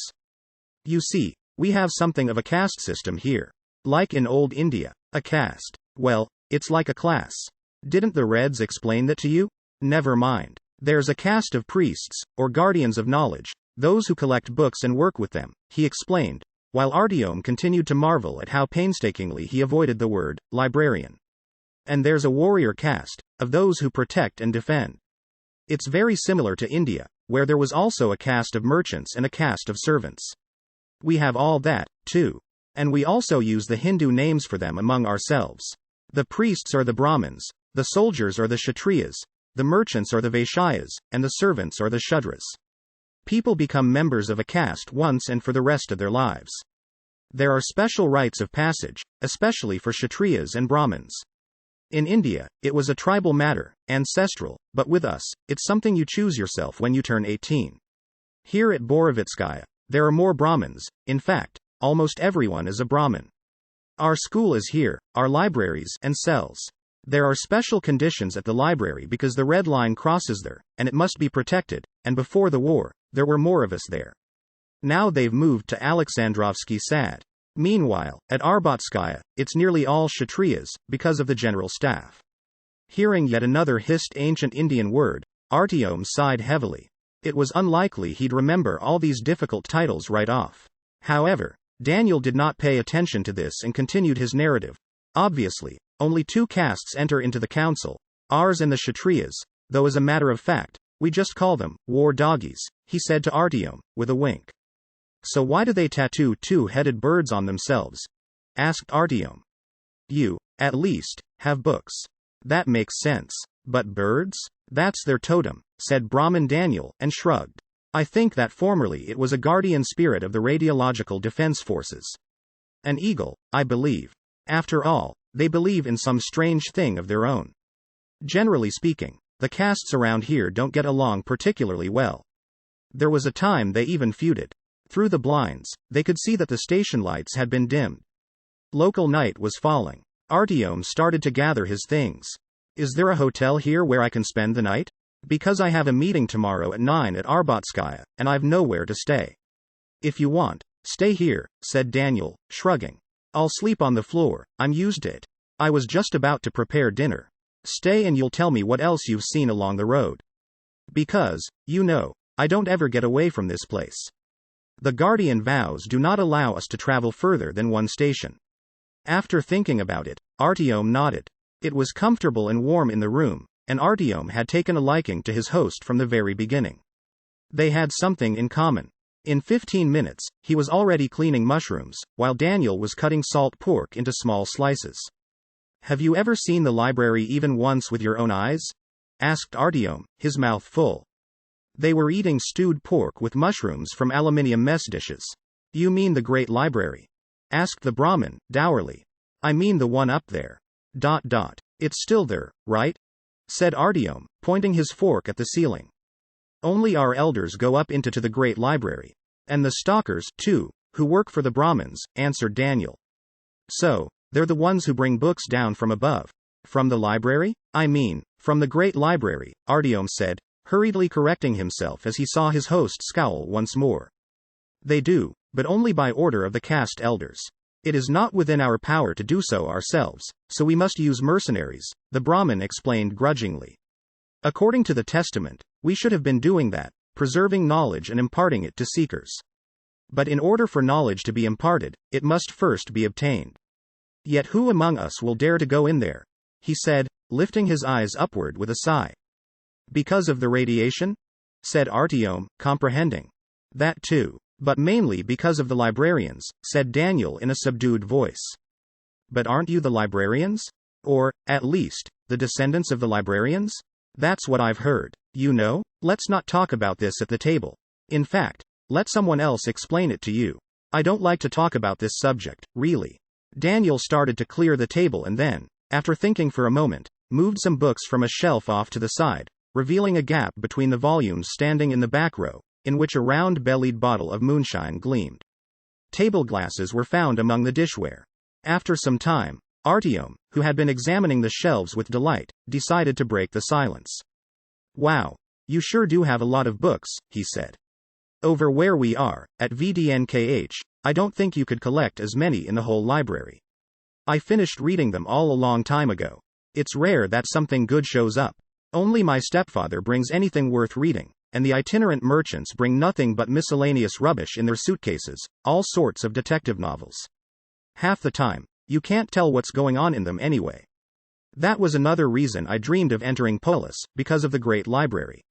I just can't imagine how many there must be up there if they built such a huge place to keep them," and he nodded towards the drawing over the table.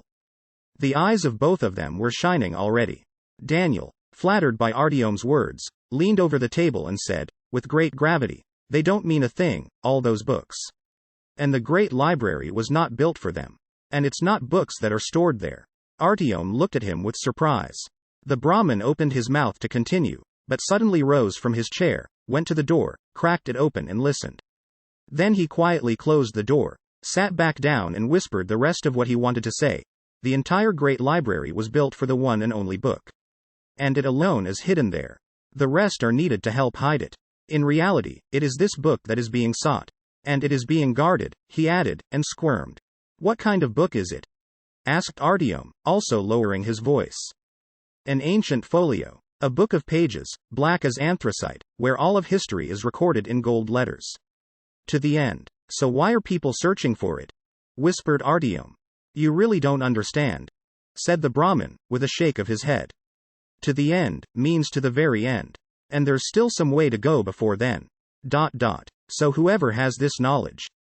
Single quote. A translucent shadow flashed behind the blinds, and Artyom, even though he was looking Daniel in the eye, noticed it and gave him a sign. Interrupting his tale in mid-sentence, Daniel jumped from his seat and darted to the door. Artyom bolted after him. There was nobody on the platform, but retreating footsteps could be heard from the direction of the passage. The sentries slept peacefully on chairs on both sides of the escalator. When they returned to the room, Artyom waited for the Brahmin to continue his story, but the latter had sobered up and only glumly shook his head. "We're forbidden to relate this," he snapped. "That part of the testament is only for the initiated." "The alcohol loosened my tongue," he said, wincing fretfully. "And don't even think of telling anyone what you heard. If it gets out to anyone that you know about the book, then there'll be no end of trouble for you. And for me, too." And then Artyom suddenly understood why his palms had started sweating when the Brahmin had told him about the book. He remembered. "But aren't there several of these books?" he asked, his heart coming to a standstill. Daniel cautiously looked him in the eyes. "What do you mean?" "Fear the truths hidden in ancient folios, in which the words are lettered in gold and the viper-black paper does not rot," he recited, while Bourbon's expressionless face loomed in a foggy haze before his eyes, mechanically uttering alien and incomprehensible words. The Brahmin stared at him fixedly in amazement. "How do you know that?" "A revelation. There's not just one book." "What's in the others?" asked Artyom, looking at the drawing of the library as if under a spell. "Only one is left." "There were 3 folios," said Daniel, surrendering finally. "The past, the present, and the future. The past and the present disappeared irrevocably centuries ago. Only the last and most important one remains. And where is it? Lost somewhere in the main stack archives. There are more than 40 million volumes there. One of them, a completely ordinary book by all appearances, in a standard binding, is it? To recognize it, you have to open the book and skim through it. According to legend, the pages of the folio actually are black. But you'd have to spend 70 years of your life without sleep or rest to skim through all the books in the main stack archive. Yet people can't stay there for more than a day, and second, nobody will let you stand around quietly and look through all the books that are stored there. And that's enough about that." He laid some bedding on the floor, lit a candle on the table, and turned off the light. Artyom lay down unwillingly. For some reason, he didn't want to sleep at all, although he could not remember the last time that he managed to get some rest. "I wonder, can you see the Kremlin when you go up to the library?" he asked the emptiness, because Daniel had begun to fall asleep. "Of course you can see it. Only, You can't look at it. It draws you in, he muttered. What do you mean, it draws you in? Daniel lifted himself onto his elbows, and his face, knitted in displeasure, was illuminated by the yellow spot of light. The stalkers say that you can't look at the Kremlin when you go out, especially not at the stars on the towers. As soon as you look, you can't tear your eyes away. And if your gaze lingers for a while, the Kremlin starts to draw you inside. There's a reason all the gates stand wide open. That's why stalkers never go up into the Great Library by themselves. If one happens to glance at the Kremlin, the other will snap him out of it immediately. What's inside the Kremlin? Whispered Artyom, swallowing hard. Nobody knows, because nobody who's ever gone in has ever come out again. Up there on the shelf, if you like, there's a book with an interesting history of stars and swastikas, including the ones on the Kremlin towers. He got up, groped the book from the shelf, opened it to the correct page, and got back under his blanket. Daniel was asleep within a couple of minutes, but Artyom moved the candle closer and started to read. Being the smallest and least influential of political groups that fought for influence and power in Russia after the First Revolution, the Bolsheviks were not considered serious competitors by any of the opposing sides. They enjoyed no support from the peasantry and relied only on a small number of supporters among the working class and in the navy. V.I. Lenin, who studied alchemy and the invocation of spirits in secret Swiss schools, was able to find his principal allies on the other side of the barrier between worlds. It is precisely in this period that the pentagram emerges for the first time as the symbol of the communist movement within the Red Army. As is known, the pentagram is the most widespread and accessible portal between worlds for novices, allowing demons to enter our reality. At the same time, if the creator of a pentagram uses it skillfully, he can control the demons summoned into our world, and they must obey him. Normally, in order to better control a summoned creature, a protective perimeter is drawn around the pentagram, preventing the demon from escaping beyond the ring. It is not known how, exactly, the leaders of the communist movement were able to achieve that which the most powerful black magicians of all ages had sought: establishing links to the demon lords who commanded the obedience of hordes of their lesser brethren. Experts are convinced that the lords themselves, sensing the forthcoming war and the most horrible bloodshed ever in the history of mankind, drew nearer to the boundary between worlds and summoned those who could permit them to collect a harvest of human lives. In exchange, they promised support and protection. The story of how the Bolshevik leadership was funded by German intelligence is true, to be sure, but it would be foolish and superficial to believe that it was only thanks to his foreign partners that V.I. Lenin and his comrades in arms were able to tip the scales in their favor. Even then, the future communist leader had protectors who were immeasurably more powerful and wiser than the military intelligence officials in the Kaiser's Germany. Naturally, the details of the secret compact with the powers of darkness are not accessible to modern researchers. However, their result is clear. After a short time, pentagrams appear on banners, on the headgear of Red Army soldiers, and on the armor of its still sparse military equipment. Each of them opened a gate into our world to a demon protector, who guarded the wearer of the pentagram from external violence. The demons received their pay, as usual, in blood. In the 20th century alone, according to the most conservative estimates, around 30 million inhabitants of the country were sacrificed. The compact with the lords of the summoned powers quickly justified itself. The Bolsheviks seized and consolidated power, and although Lenin himself, who had been the intermediary between the two worlds, could not endure and died only 54 years after his birth, eaten from within by the fires of hell, his followers unhesitatingly continued his work.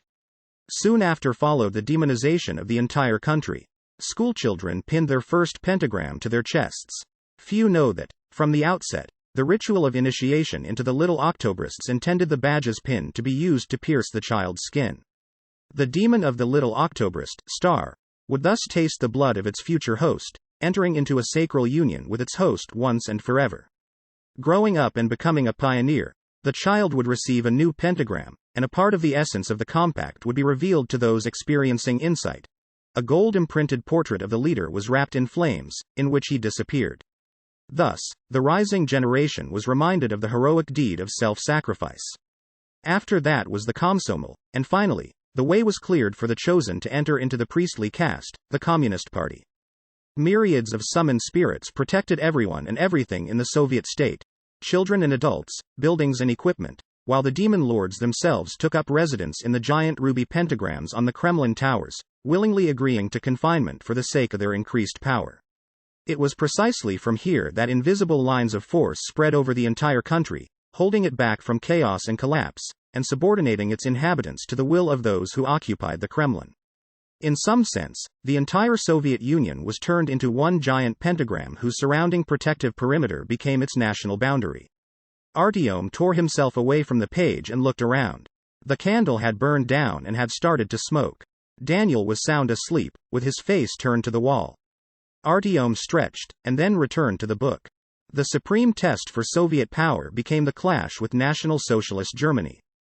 Protected by powers no less ancient or powerful than was the Soviet Union, the armor-fettered Teutons were able to penetrate deeply into our country for the second time in 1,000 years. This time, their banners were inscribed with a reversed symbol of the sun, light, and prosperity. To this very day, 50 years after the victory, tanks with pentagrams on their turrets continue in perpetual battle against tanks whose steel bears the swastika, in museum panoramas, on television screens, on sheets of graph paper torn out of school notebooks. Single quote. The candle flickered one last time and went out. It was time to go to sleep. If you turned your back to the monument, you could see a small section of the high wall and the silhouettes of the sharp-pointed towers in the gap between the half-ruined houses. But, as had been explained to Artyom, you couldn't turn around and look at them. And it was also forbidden to leave the doors with the steps unattended because if something were to happen, you'd have to sound the alarm. But if you so much as peeked, that's it, you're done for, and the others suffer, too. Consequently, Artyom stood still, although the desire to turn around kept eating at him. Meanwhile, he examined the monument, whose bottom had been overgrown with moss. The monument depicted a gloomy old man, sitting in a capacious armchair and leaning on an elbow. Something dripped slowly and thickly from his pitted bronze pupils onto his chest, giving the impression that the monument was crying. It was unbearable to look at this for very long. So, Artyom went around the statue and attentively looked at the doors. Everything was tranquil, there was complete silence, and there was just the slightest sound of the wind rambling between the picked-over carcasses of buildings. The detachment had departed some time ago, but had not taken Artyom along. They ordered him to stay and stand guard, and if anything happened, to go down into the station and give warning of what happened. Time passed slowly, and he measured it with steps, which he took around the bottom of the monument. 1, 2, 3. It happened when he got to 500. A clatter and growling broke out to his rear, behind his back, where he could not look. Something was nearby, and it could rush at Artyom at any moment. He froze, straining his ears, then dropped to the ground and pressed himself against the base of the statue, holding his weapon ready. Now it was close at hand, apparently, on the other side of the monument. Artyom distinctly heard its husky animal breathing. Moving around the side of the statue's base, he gradually moved closer to the sound. He tried to stop his hands from shaking and to keep his sight on the place where the creature would appear. But the breathing and the sound of steps suddenly began to retreat. But when Artyom looked out from behind the statue to take advantage of the opportunity to fire a burst into the back of his unknown enemy, he immediately forgot about both his enemy and everything else. The star on the Kremlin tower was clearly visible even from here. The tower itself remained only a vague silhouette in the unsteady light of a partially cloud-covered moon, but the star stood out clearly against the sky, riveting the attention of any who looked at it for a completely understandable reason. It glittered. Not believing his eyes, he took out his field binoculars.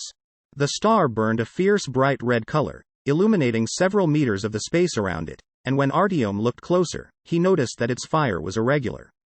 It was as if a tempest was confined inside the giant ruby. It brightened in fits and starts, as if something inside was flowing, seething, flaring. The sight was of fantastic beauty not possible in this world, but it was poorly visible from such a distance. He had to get closer. Shouldering his weapon, Artyom ran down the stairs, jumped over the cracked asphalt in the street, and stopped at the only corner from where he could see the whole Kremlin wall. And the towers. A red star beamed from each one of them. Hardly catching his breath, Artyom again looked through the eyepieces. The stars flared with the same seething irregular glow, and he wanted to look at them forever. Concentrating on the closest of them, Artyom still admired its fantastic flows, until he suddenly seemed to feel as if he could distinguish the shape of whatever was moving inside, under the crystal surface. To better make out the strange outlines, he had to get a little closer.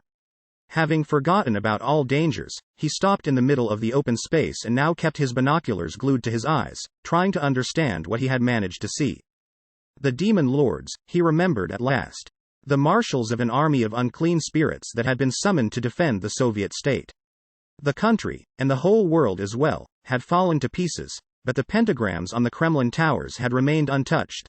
The governors who had entered into a compact with the demons were long dead, and there was nobody left to free them. Nobody? What about him? I need to find the gates, he thought. I need to find a way in. Get up. You have to go soon. Daniel shook him. Artyom yawned and rubbed his eyes. He had just dreamed something incredibly interesting, but the dream had faded instantly, and he could not recall what he had seen. All of the lights had already been lit in the station, and he could hear the cleaning women sweeping the platform while merrily bantering. He put on his dark glasses and shuffled off to wash up, having tossed over his shoulder a not very clean towel his host had given him. The toilets were located at the same end as the bronze panel, and the line of people waiting to get in was not short. Having got in line, continuing to yawn, Artyom tried to recall at least some of the images from his dream. The line stopped moving forward, for some reason, and the people in it started to murmur loudly. Attempting to understand what was the matter, Artyom looked around. All eyes were fixed on a bolted iron door. It was now open, and a tall man stood in the frame. Seeing him, Artyom, too, forgot why he was standing there. It was a stalker. He had imagined them to look exactly like this, both from his stepfather's stories and the rumors gleaned from itinerant merchants.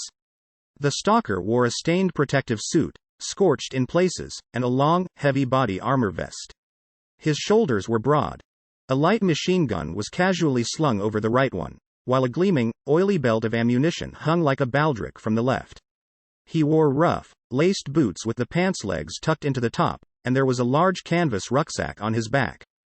The stalker took off his round Special Forces helmet, pulled off the rubber facepiece of his gas mask, and stood there, flushed and wet, talking to the post commander about something.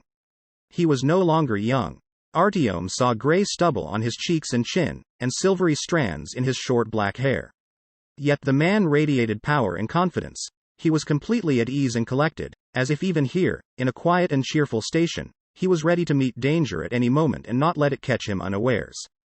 By now, only Artyom continued to unceremoniously examine the arrival.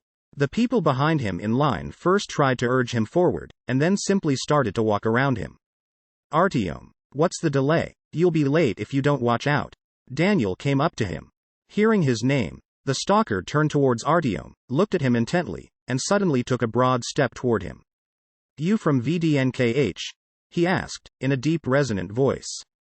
Artyom nodded silently, and felt his knees start to shake. You the one looking for Melnik?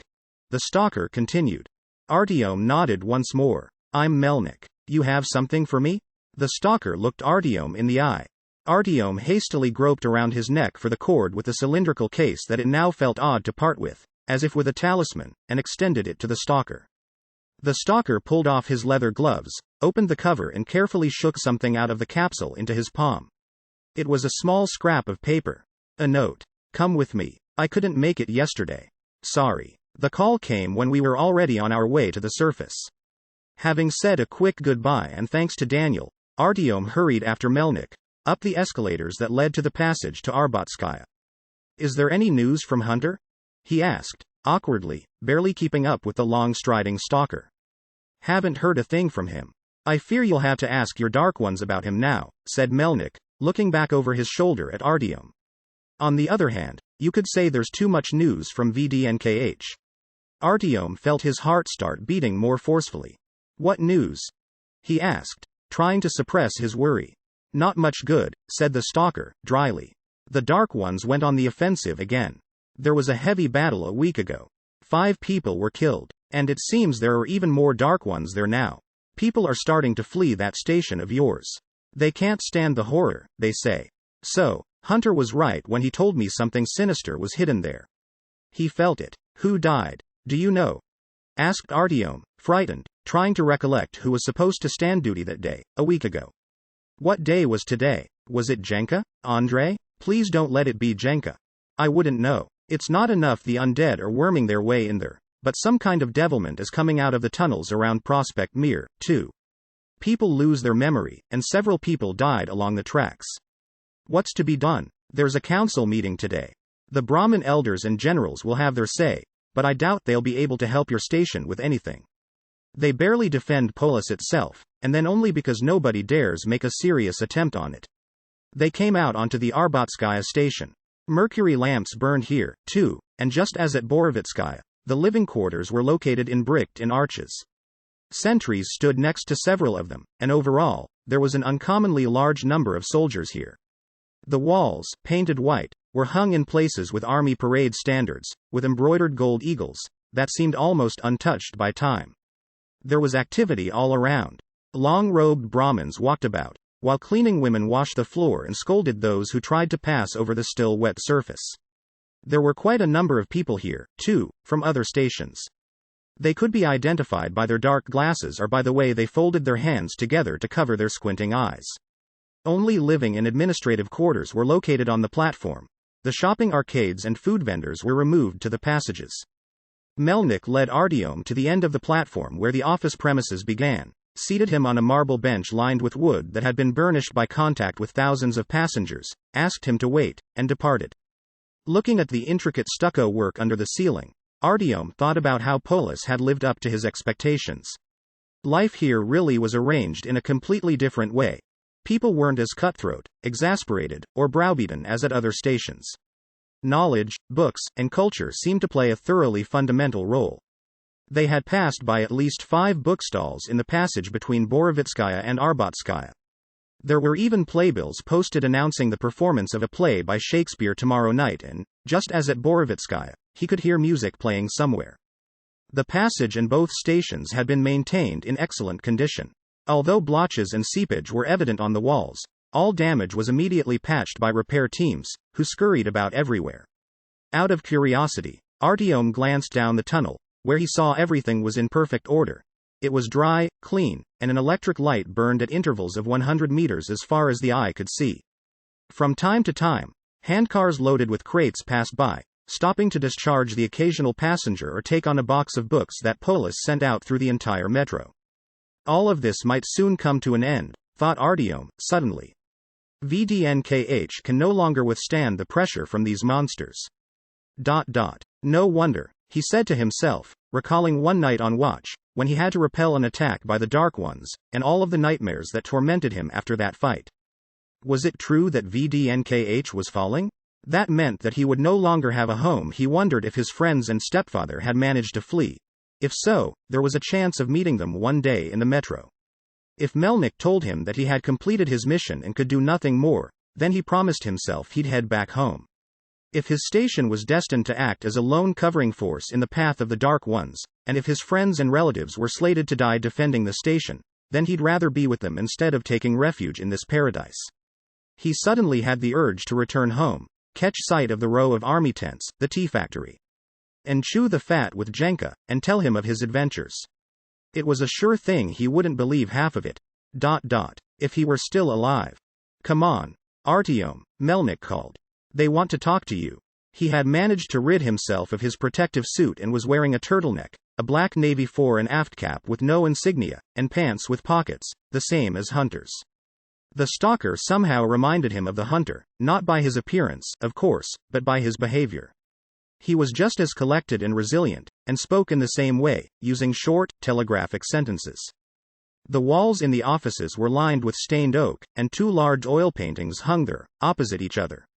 Artyom easily recognized the library on one of them, while the other depicted a tall building covered in white stone. The label under the picture read, General Staff, Russian Federation Ministry of Defense. A large wooden table stood in the middle of the spacious room. About 10 men sat in chairs around the table, studying Artyom. Half of them wore gray Brahmin robes, the other half, military officer uniforms. As it turned out, the officers sat under the painting of the general staff, while the Brahmins sat under the library painting. A person of short stature but of commanding bearing sat solemnly at the head of the table. He wore austere glasses and had a large bald spot. He was dressed in a suit and tie, but had no tattoo to designate membership in any caste. To business, he began, without introducing himself. Tell us everything you know, including the situation with the tunnels from your station to Prospect MIT. Artyom proceeded to describe in detail the history of the VDNKH battle against the Dark Ones, then about Hunter's mission, and finally, about his trek to Polis. When he related the events in the tunnels between Alexeyevskaya, Riskaya, and Prospect Mir, the soldiers and Brahmins started to whisper among themselves, some incredulous, others animated, while an officer who sat in the corner diligently recording the narrative occasionally asked him to repeat what he had said. When the discussions finally stopped, Artyom was allowed to continue his story, but his recital elicited little interest in his listeners until he got to Polyanka and its inhabitants.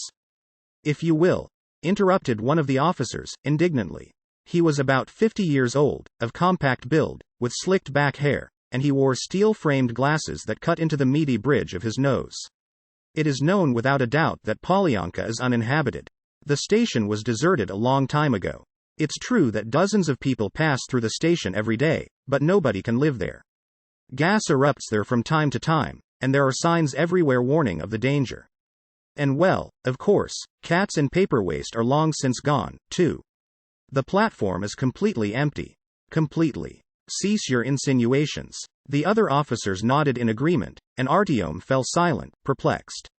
When he stopped at Polyanka, the thought entered his mind, for an instant, that the tranquil conditions that prevailed at the station were unreal for the metro. But he was immediately distracted from such thinking by the inhabitants, who were more than real. The Brahmins, however, did not support the angry outburst.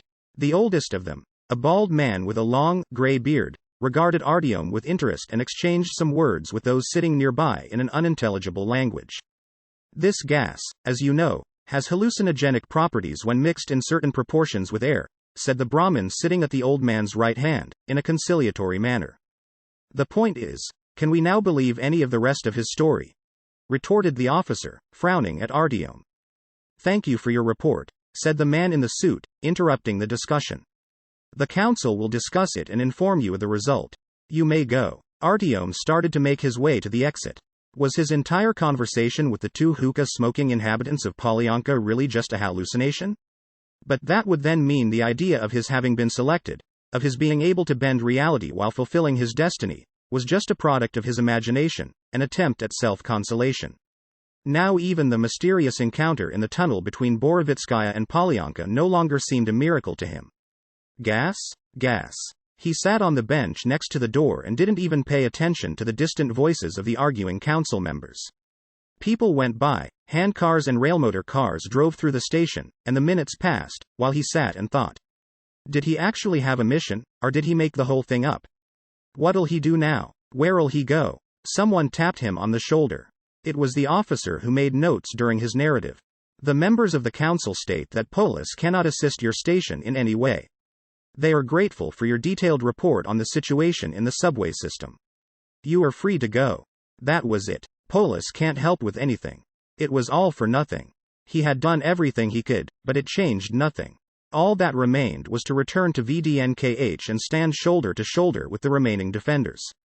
Artyom heaved himself up from the bench and went off slowly, with no particular destination in mind. When he had almost reached the passage to Borovitskaya, he heard a quiet cough behind him. Artyom turned and saw the Brahmin from the council, the same one who had sat at the old man's right hand. "Wait a moment, young man. I believe you and I need to discuss something. Privately," added the Brahmin, smiling politely. "If the council is not in a position to do anything for you, then perhaps your obedient servant can be of more help." He took Artyom by the elbow and led him away to one of the brick residences in the arches. There were no windows here, and no electric lights. Only the flame of a small candle lit the faces of several people who had gathered in the room. Artyom was not able to get a good look at them, because the Brahmin who brought him quickly blew out the flame, and the room was plunged into darkness. "Is it true about Polyanka?" asked a woolly voice. "Yes," answered Artyom, unwaveringly. "Do you know what we Brahmins call Polyanka? The station of destiny. Let the Kshatriyas think it's the gas that brings about the gloomy enchantment, we won't protest. We would not restore the sight of our most recent enemy. We believe that people encounter messengers of Providence at this station. Providence has nothing to say to most of them, so they simply pass through an empty, abandoned station.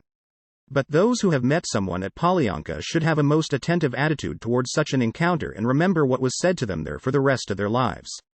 Do you remember? I've forgotten, lied Artyom, not particularly trusting these people, who reminded him of the members of a sect. Our elders are convinced that you have not come here by chance. You are not an ordinary person, and your special abilities, which have saved you several times along the way, can help us, too. In exchange, we will extend a helping hand to you and your station. We are the guardians of knowledge, and that includes information that can save VDNKH. What's VDNKH got to do with anything? Burst Artyom. You all talk only about VDNKH. It's as if you don't understand that I came here not just for the sake of my station, and not because of my own misfortune. All of you, are in danger. First VDNKH will fall, then the whole line will follow, and then the entire metro will come to an end. Single quote. There was no response. The silence deepened. Only the cadenced breathing of those present could be heard. Artyom waited a bit longer and then, unable to stay silent, asked, "What must I do?" "Go up, into the great stack archives. Find that which is ours by right, and return it to us here. If you can find what we seek, we will give you the knowledge that will help destroy the threat. And may the great library burn if I lie." Chapter 13 The Great Library. Artyom went out into the station, looking from side to side with a mad look in his eye. He had just entered into one of the strangest agreements of his life. His employers refused to even explain what, exactly, he was supposed to find in the stack archives, promising to provide him with details later, after he had already gone up to the surface. And though it had occurred to him, for a moment, that they were talking about the book Daniel had told him about the night before, he didn't dare ask the Brahmins about it. Then, too, both of them had been pretty drunk yesterday, when his hospitable host had told him this secret, so there was reason to doubt its truth. He would not be going to the surface alone. The Brahmins intended to outfit an entire detachment. Artyom was to go up with at least 2 stalkers and 1 person from the caste, to whom he was to immediately give what had been found, should the expedition meet with success. That same person would show Artyom something that would help eliminate the threat hanging over VDNKH. Now, having emerged from the impenetrable gloom of the room onto the platform, the terms of the agreement seemed absurd to Artyom. As in the old fairy tale, he was required to go he knew not where, to fetch he knew not what, and in exchange, he was promised he knew not what kind of miraculous salvation. But what else could he do? Return with empty hands? Is that what the hunter expected of him? When Artyom had asked his mysterious employers how he would find what they were looking for in the giant stacks of the library, he was told that he would understand everything in due course. He would hear. He didn't ask any more questions, fearful that the Brahmins would lose their confidence in his extraordinary abilities, in which he himself did not believe. Finally, he was strictly warned that the soldiers must not learn anything, else the agreement would no longer be in force. Artyom sat down on a bench in the center of the hall and started to think. This was an incredible chance to go out onto the surface, do what he had only done once before, and do it without fear of punishment or consequences.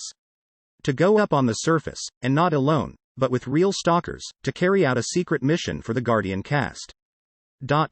He hadn't even asked them why they so detested the word librarian. Melnik slumped down on the bench next to him. Now he looked tired and overwrought. "Why'd you say yes?" he asked, without expression and looking in front of him. "How'd you find out?" asked Artyom, surprised. Less than a quarter hour had passed since his conversation with the Brahmins. "I'll have to go with you," continued Melnik in a dull voice, ignoring the question. "I answered a hunter for you now, whatever's happened to him. And there's no backing out on an agreement with the Brahmins. Nobody's done it yet. And above all, don't think about blabbing to the military." He got up, shook his head, and added, "If you only knew what you're getting into." "I'm going to sleep. We'll be getting up tonight." "But aren't you in the military?" asked Artyom, catching up to him. "I heard them call you Colonel." "Yeah, I'm a colonel, just not in their chain of command," answered Melnik grudgingly, and left. Artyom spent the rest of the day learning about Polis, walking about aimlessly through the limitless space of stairs and passages, examining the majestic colonnades and marveling at how many people this underground city could accommodate. He studied the whole of the Metro News penny sheet, which was printed on brown wrapping paper, listened to vagrant musicians, leafed through books at stalls, played with puppies that were being offered for sale, listened to the latest gossip, and could not shake the feeling that he was being followed all this time and was under constant observation. Several times, he even wheeled around suddenly, hoping to catch someone's attentive look, but it was no use. He was surrounded by a swarming crowd, and nobody paid any attention to him. Finding a hotel in one of the passages, he slept for several hours before appearing at 10 in the evening, as had been agreed, at the gate of the exit into the city at Borovitskaya. Melnik was running late, but the sentries had been informed and offered Artyom a cup of tea while he waited. Interrupting himself for a minute to pour boiling water into an enameled cup, the elderly sentry continued his story. So, I was assigned to listen to the radio. Everyone hoped to catch a transmission from government bunkers beyond the Urals. But it was no use, because the first thing they hit was the strategic targets. That's how Remenki got smeared, and all of the out-of-town summer residences, with their basements 30 meters deep, how they got smeared, too. They might have even spared Remenki. They didn't try too hard to hit the peaceful population. Nobody knew then that this war was to the very end. So, maybe they might have spared Remenki, but there was a command point right next to it, so they slammed it. And as far as civilian casualties were concerned, it was all, as they say, collateral damage, you should pardon the expression. But at that time nobody believed that yet, so the brass had me sit and listen to the airwaves over next to Arbatskaya, in a bunker. And initially, I heard a lot of strange stuff. Siberia was quiet, though other parts of the country were broadcasting. Submarines, strategic, nuclear, went on the air. They'd ask whether to strike or not. People didn't believe that Moscow no longer existed. Full captains were sobbing like kids over the radio. It's strange, you know, when salty naval officers, who hadn't uttered a swear word in their entire lives, are crying and asking for someone to check and see if their wives or daughters are among the survivors. Go. Look for them here, they'd say. And later, they'd all react differently. There were those who said, that's it. The hell with it, it's an eye for an eye. And they'd get in close to their shores and launch everything against the cities. Others, on the contrary, decided that since everything was already going to hell in a handbasket, there wasn't any sense in continuing to fight. Why kill more people? But that didn't have any effect. There were enough out there who wanted to avenge their families. And the boats answered for a long time. They could run underwater for half a year while on station. They found some of them, of course, but they couldn't find all of them. Well, that's an earful of history. To this day, when I think about it, I get the shakes. But that wasn't the point. I once picked up a tank crew that miraculously survived a strike. They were ferrying their tank from their unit, or something. It was a new generation of armor technology that protected them from the radiation. So, here were these 3 guys in this tank, and they light out at full speed from Moscow, headed east. They drove through some burning villages, picked up some broads, and went on, stopping to top off with some straw distillate and then getting back on the road. When the fuel finally ran out, they were in some backwater, where there wasn't anything left to bomb. The background radiation there, too, remained pretty high, of course, but still it was nothing like it was next to the cities. They laid out a camp, dug their tank in hull down, and ended up with a sort of fortification. They pitched tents nearby, eventually built mud huts, set up a manual generator for electricity, and lived for a fairly long time around that tank. For 2 years, I spoke to them almost every night and knew all of what was going on in their personal lives. Everything was quiet at first. They set up a farmstead, and 2 of them had kids that were almost normal. They had enough ammo. They saw some weird stuff there, and creatures were coming out of the forest the likes of which the lieutenant we were talking to couldn't even describe properly. Then they went off the air. I spent another half year trying to raise them, but something happened out there. Maybe their generator or transmitter broke down, or maybe they ran out of ammo.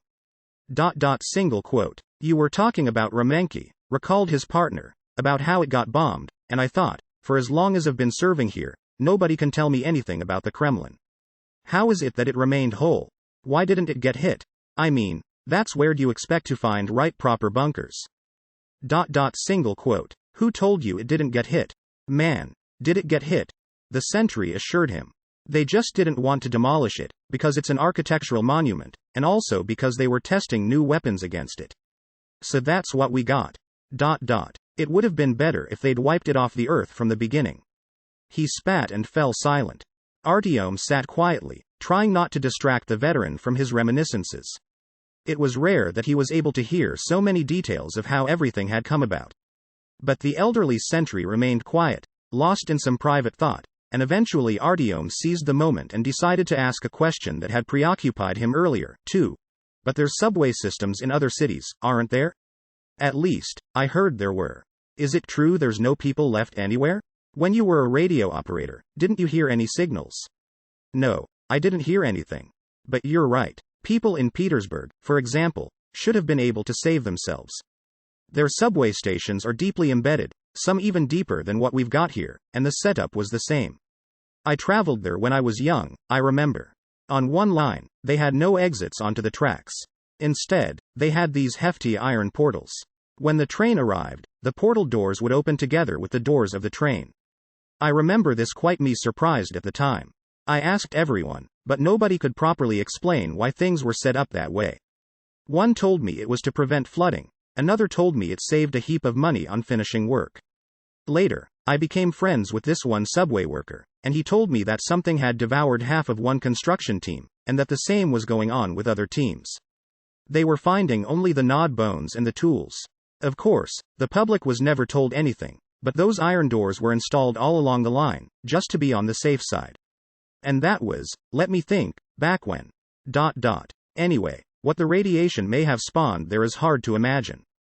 The conversation broke off as Melnik and one other person, short and thick-set, with deeply set eyes and a massive jaw overgrown by a short beard, came up to the gate. Both were already wearing their protective suits and had large haversacks slung on their backs. Melnik silently inspected Artyom, placed a large black bag next to Artyom's feet, and motioned towards the army tent. Artyom slipped inside and, opening the zipper on the bag, took out a black set of overalls like the ones Melnik and his partner wore, an unusual gas mask, with a full-face window and 2 filters on the sides, high-laced boots, and most important, a new Kalashnikov assault rifle with a laser sight and folding metal stock. It was an exceptional weapon. The only thing Artyom had seen like it had been carried by the elite Hansa units who patrolled the line in railmotor cars. A long flashlight and round helmet with a fabric cover lay at the bottom of the bag. He hadn't had the time to finish dressing when the tent flap lifted and the Brahmin Daniel entered. In his hands, he held an identical zippered stretch bag. They stared at each other in amazement. Artyom was the first to realize what was what. You're going up? You're our chaperone? You're going to help us go look for I don't know what? He asked, jeeringly. I know what it is, snarled Daniel, but I have no idea how you intend to look for it. Neither do I, admitted Artyom. I was told it'd be explained later. So here I am, waiting. And I was told that a clairvoyant is being sent up to the surface, and that he's supposed to feel where to go. I'm the clairvoyant? Snorted Artyom. The elders believe that you have a gift and that your destiny is special. Somewhere in the testament is a prophecy foretelling the appearance of a youth, led by fate, who will find the hidden secrets of the great library. He will find that which our caste has attempted to find for this past decade without success. The elders are convinced that this person is you. Is it that book you told me about? Asked Artyom. For a long time, Daniel didn't answer, then he nodded his head. You're supposed to feel it. It's not hidden from everyone. If you're really that same youth, led by fate, then you won't even have to run around the stack archives. The book will find you, he said, running his eyes over Artyom searchingly, and then added, what did you ask from them in exchange? There was no use keeping back the truth.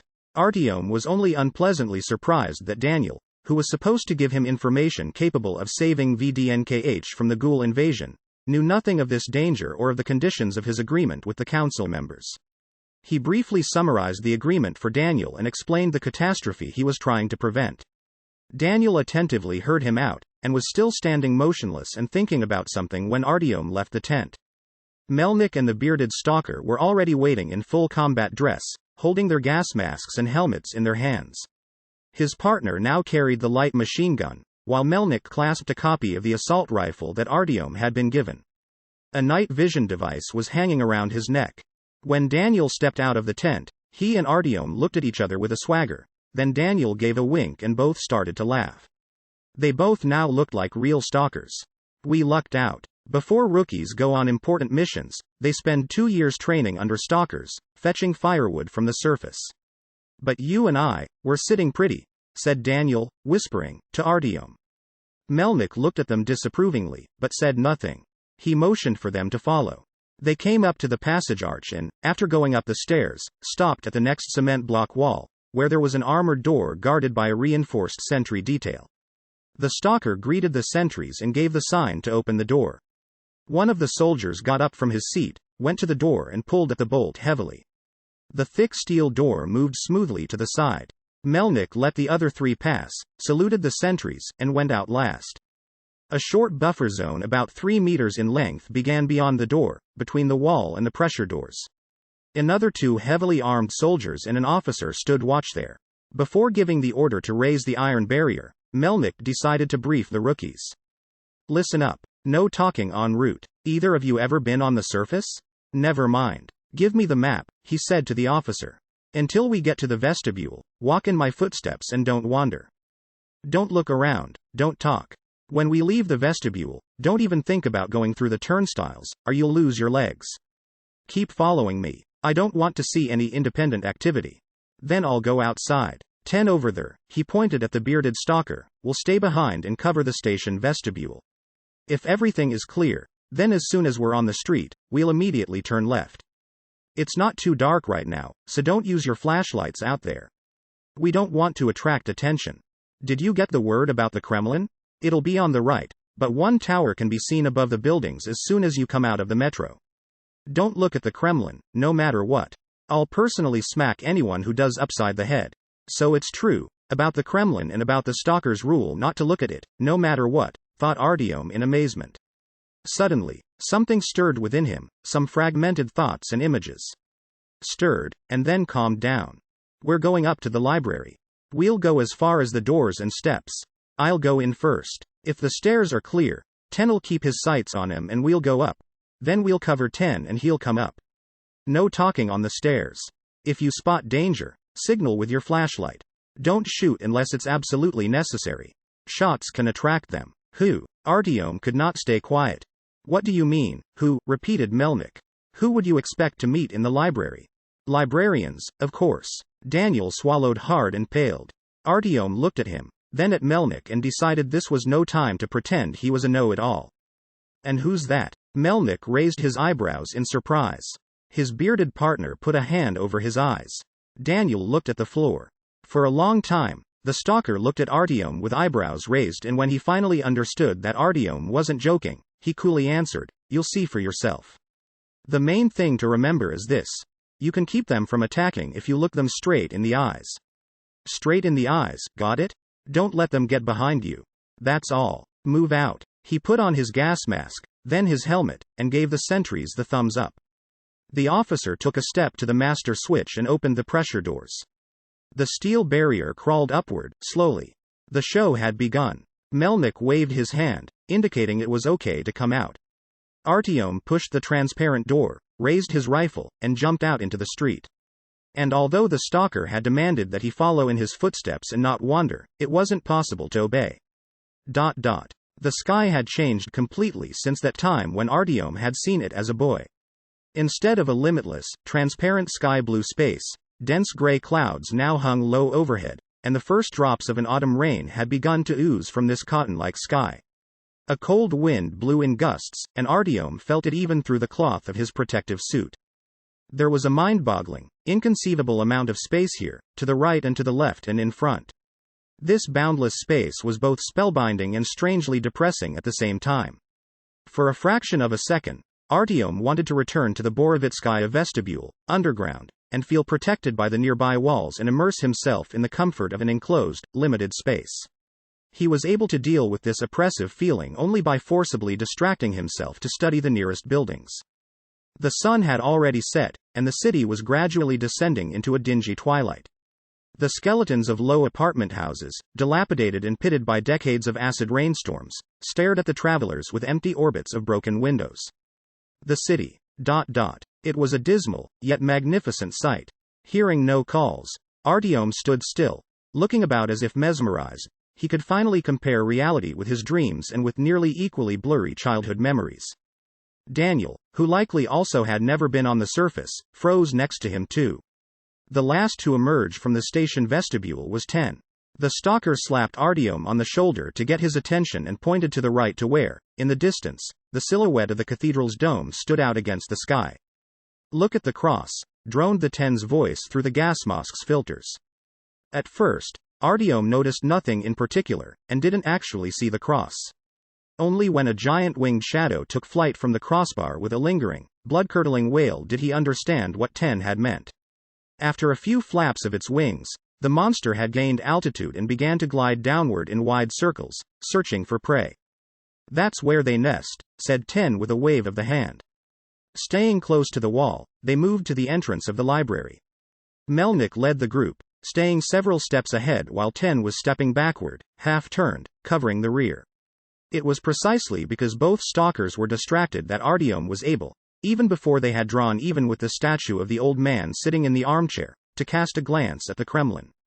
Artyom had not intended to do it, but when he saw the monument, it was as if he had been jolted, and something cleared up in his mind. A whole piece of yesterday's dream suddenly popped to the surface. But now it didn't seem to be only a dream, because the panorama and library colonnade that he had seen exactly resembled the view that was before him now. Did that mean that the Kremlin looked the same as he had imagined in his visions? Nobody was looking at Artyom, even Daniel wasn't nearby, as he tarried behind with Ten. It was now or never, said Artyom to himself. His mouth became dry and blood began to pound in his temples. The star on the tower really did glitter. "Hey, Artyom, Artyom." Someone shook his shoulder. A numb awareness came alive with difficulty. A bright flashlight beam assaulted his eyes. Artyom started to blink his eyes and shaded them with his hand. He was sitting on the ground with his back against the granite base of the monument. Daniel and Melnik were bending over him. Both were looking into his eyes with worry. "His pupils are constricted," stated Melnik. "How'd you manage to lose him?" he asked Ten, with annoyance. The latter stood at some distance and kept his eyes on the street. "Something made a noise back there, and I couldn't turn my back to it," explained the stalker. "Who could guess he was so quick? Look, he almost made it to the Manesh within a minute." And he would have kept going. "It's a good thing our Brahmin has a head on his shoulders," he said and slapped Daniel on the back. "It shines," said Artyom to Melnik in a weak voice. "It shines," he said, looking at Daniel. "It shines, okay, it shines," repeated Daniel, reassuringly. "Weren't you told not to look over there, dumbass?" said Melnik to Artyom, angrily, now convinced the danger had passed. "You going to obey your superiors?" he asked, and cuffed him on the back of his head. The helmet reduced the educational value of the blow, and Artyom continued to sit on the ground, batting his eyes.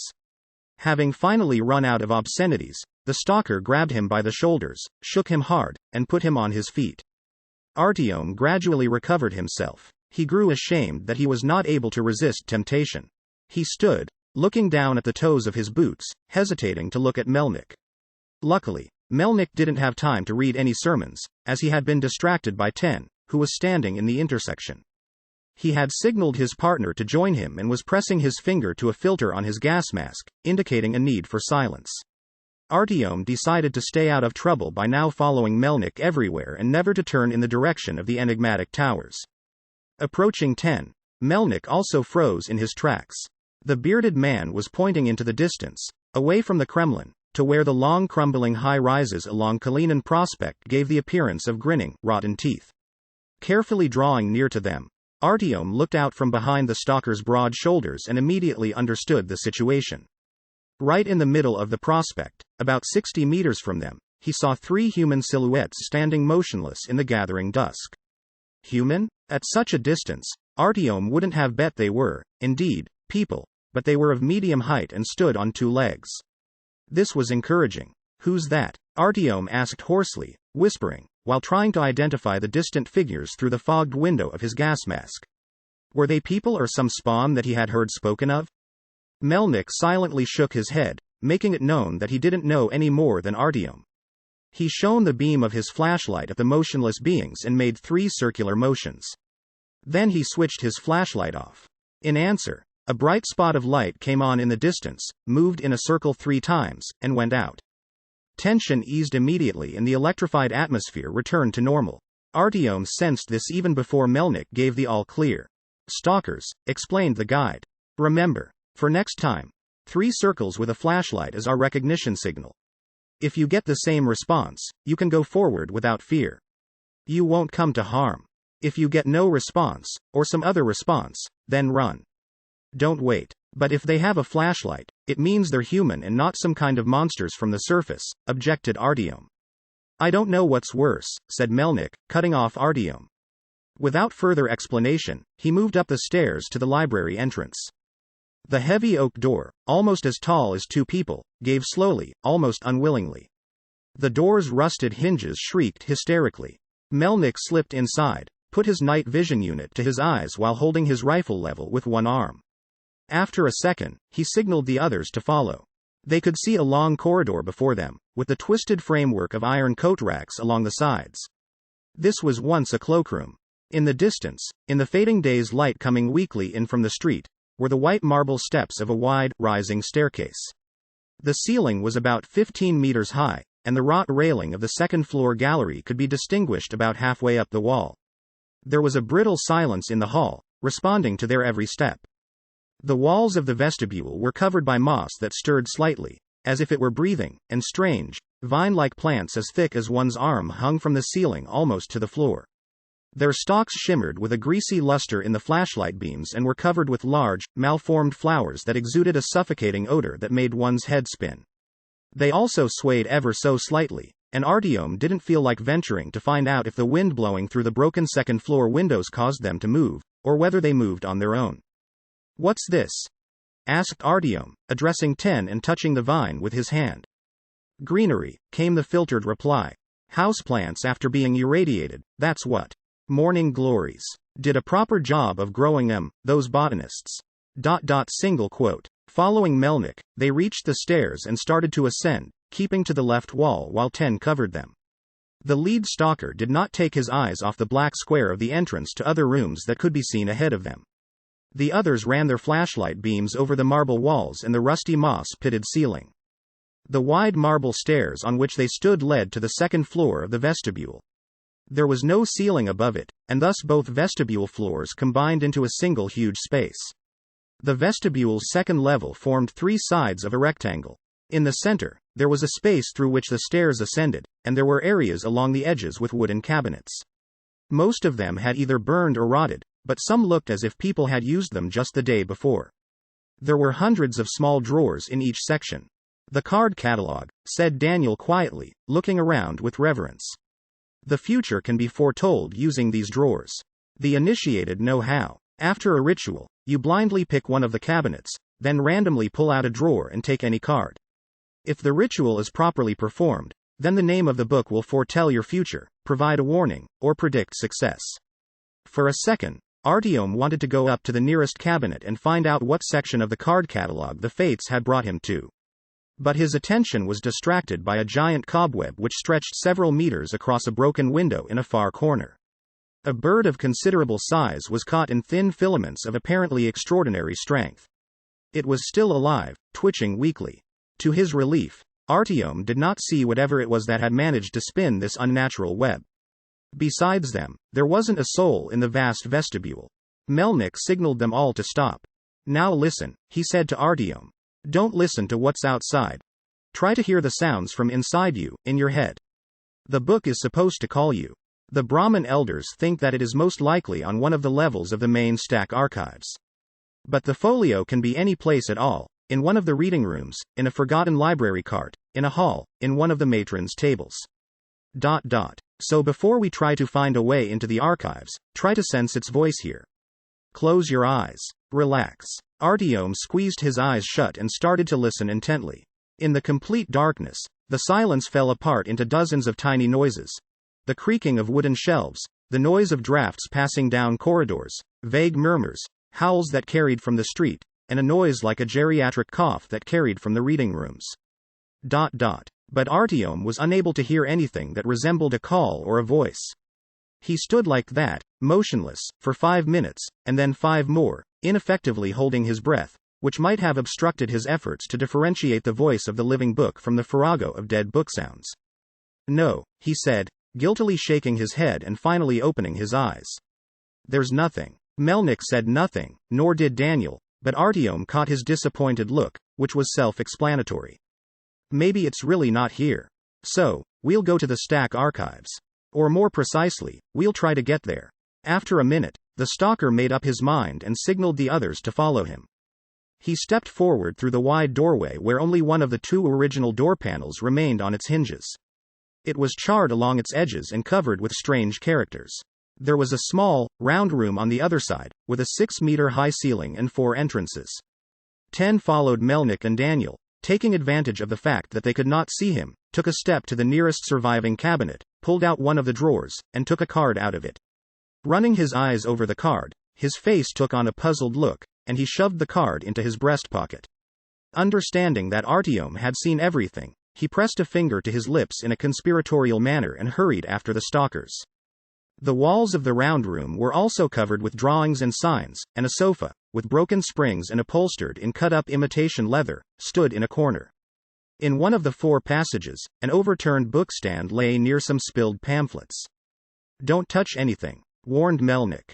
10 sat down on the sofa, causing the springs to squeak. Daniel followed his example. Artyom, as if under a spell, stared hard at the scattered books on the floor.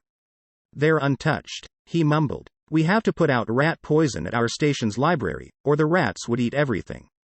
"So, what? There are no rats here?" he asked, again recalling what Bourbon had said, about how the time to worry wasn't when a place was crawling with rats, but when there weren't any rats around at all. "What rats? Are you kidding?" Melnick made a discontented face. "Where are you going to find rats around here? They ate them all a long time ago." Single quote. "Who?" asked a puzzled Artyom. "What do you mean, who?" "The librarians, of course," explained 10. "So are they animals or people?"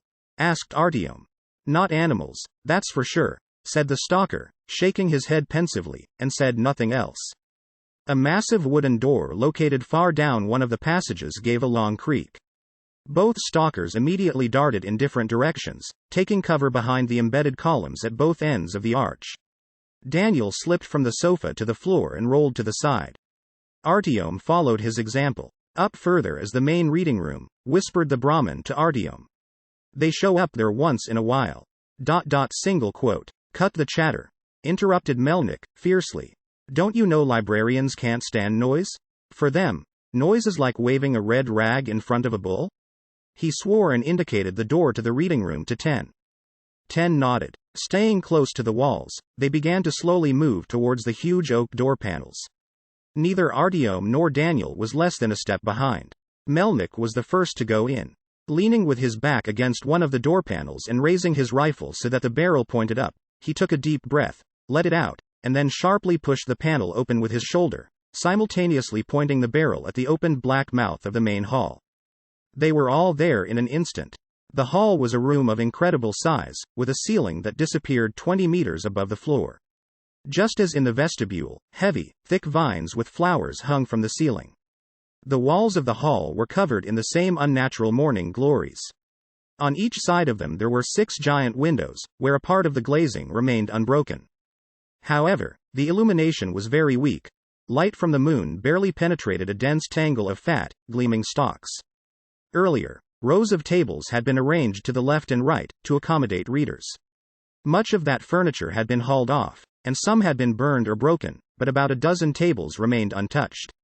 These stood closer to a decorated, cracked panel at the opposite wall, in whose exact center rose a sculpture that was indistinct in the semi-darkness. Plastic signs reading, "Observe silence," were screwed onto surfaces everywhere. The silence here was completely different from that of the vestibule. Here it was so thick, you could almost touch it. It seemed to entirely fill this ancient, rough hall, and you felt afraid to disturb it. They stood there, searching the space in front of them with their flashlights, until Melnick concluded, probably the wind. Single quote. But at that very instant, Artyom noticed a gray shadow that crossed in front of them, between 2 broken tables, which disappeared into a black gap in the bookshelves. Melnick saw it, too. Placing his night vision device to his eyes, he jerked his rifle up and, stepping carefully over the moss-overgrown floor, started to approach the mysterious access. 10 moved after him. Even though Artyom and Daniel had been motioned to remain where they were, they couldn't stand it and also follow the stalkers. Remaining at the entrance alone was too spooky. At the same time, Artyom could not resist looking around with delight at the hall, which retained vestiges of its former grandeur. This not only saved his own life, but everyone else's, too. Galleries encircled the entire perimeter of the room at a height of several meters. These were rather narrow walkways enclosed by wooden railings. You could look through the windows from the galleries, and furthermore, there were doors leading to office spaces both in the wall they were standing next to and in the walls on both sides of the ancient panel. The gallery was accessible via twin stairs that were located on both sides of the reading sculpture or via an identical set of stairs that ascended from the entrance. And it was down those stairs that humped, gray figures now descended, deliberately and silently. There were more than a dozen of them, creatures that did not quite melt into the gloom. They would have been about Artyom's height if they hadn't been bent over double so that their long forelegs, which amazingly resembled arms, all but touched the floor. The creatures moved on their hind legs, taking waddling steps, yet with surprising nimbleness and silence. From a distance, they most closely resembled gorillas, pictures of which Artyom had seen in his childhood in a biology book his stepfather had tried to teach from. Artyom had no more than a second for all these observations because, as soon as his flashlight beam fell on one of the humped figures, casting a sharp, black shadow on the wall behind it, a diabolical churring sound rang out all around them, and the creatures, no longer attempting stealth, rushed down. "Librarians!" yelled Daniel, with all his strength. "Down!" ordered Melnik. Artyom and Daniel threw themselves to the floor. They chose not to fire, recalling the stalker's warning that shots, or any loud noises, would attract and aggravate librarians. Their hesitation was dispelled by Melnik, who threw himself to the floor next to them and was the first to open fire. Several creatures fell down with a roar. Others threw themselves headlong into the darkness, but only in order to steal closer. After several instants, one of the monsters suddenly appeared 2 meters from them and made a long jump, attempting to seize Ten by the throat. Falling onto the floor, Ten managed to cut the creature down with a short burst. "Run. Get back to the round room and try to get to the archives. The Brahmin should know how to get there, they teach them that. We'll stay here, cover you, and try to fight them off," said Melnik to Artyom, and without a further word crawled off to join his partner. Artyom motioned to Daniel and both bolted for the exit, staying low to the ground. One of the librarians sprang from the darkness to meet them, but it was swept away in a hail of lead. The stalkers were keeping an eye on the pair. Exiting the main reading room, Daniel darted back to the vestibule from where they had come. For an instant, Artyom thought that his partner had been frightened by the librarians so much that he was trying to run away.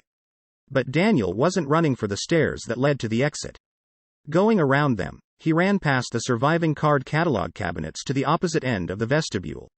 There, the room narrowed and ended in 3 pairs of doors, in front and on both sides. The right-hand doors led to a staircase where absolute darkness prevailed. Here the Brahmin finally stopped to catch his breath. It took Artyom a few seconds to catch up, as he had never expected such agility from his companion. Standing still, they listened. They heard gunfire and cries from the main hall, so the fight was continuing. It wasn't clear who would get the upper hand in the battle, and they couldn't waste time waiting to see who won. "Why are we going back? Why did we start out going the other way?" asked Artyom, catching his breath. "I don't know where they were taking us." Daniel shrugged. "Maybe they intended to take us some other way. The elders taught us only one way, and it leads to the archives exactly from this side of the vestibule. Now we go up the stairs 1 floor, then along the corridor to another set of stairs, then through the duplicate card catalog, and then we'll be in the archives." He pointed his rifle into the darkness and stepped into the stairwell. Artyom followed, lighting the way with his beam. There was an elevator shaft in the middle of the stairs. It went down about 3 floors and went up about the same distance. Apparently, the shaft had once been glassed in, as in places, sharp glass shards, now frosted with decades of dust, could still be seen poking out of the cast iron structure. The square well of the shaft was girdled by rotted wooden stairsteps that were strewn with broken glass, spent brass cartridges, and dried piles of excrement. There was no trace of railings, and Artyom had to press himself against the wall and carefully watch where he stepped so as not to slip and fall into the opening.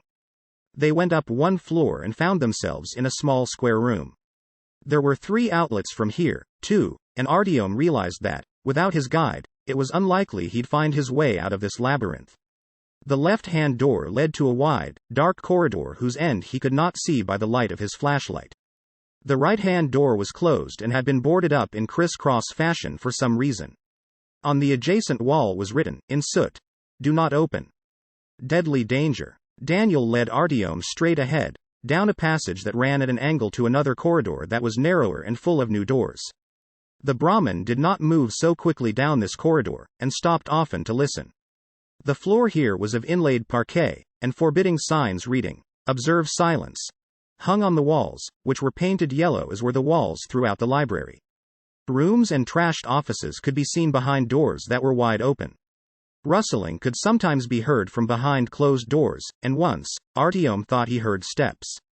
Judging from his partner's face, this spoke of nothing good, and both hurried to get out of there as quickly as possible. Then, as Daniel had expected, a doorway to another stairwell appeared on their right. It was lighter here compared to the murk of the halls, as there were windows at each flight of stairs. From the 5th floor, you could see the courtyard, some outbuildings, and the burned-out skeletons of some technical equipment. But Artyom was not able to examine the courtyard for long, as two grey-humped figures emerged from behind the corner of the building he and Daniel were in. They made their way slowly across the courtyard, as if they were searching for something. Suddenly, one of the creatures stopped and raised its head, and Artyom felt as if it was looking directly at the window at which he was standing. Recoiling, Artyom squatted on his heels. He didn't have to explain what had happened to his partner, who grasped everything. "Librarians?" he whispered with alarm, also squatting so as not to be visible from the street. Artyom nodded silently. Daniel then wiped the plexiglass of his gas mask, as if this would help him dry his forehead, which was perspiring from worry. He then collected his thoughts and hurried up the stairs, dragging Artyom behind him. One flight up, and then another set of winding corridors. Finally, the Brahmin stopped uncertainly in front of several doors. "I don't remember anything about this place," he said, perplexed. "There's supposed to be an entrance to the duplicate card catalog. But nobody told us there'd be several doorways." He pondered, then half-heartedly jerked the handle of one of the doors. It was locked. The other doors were locked, too.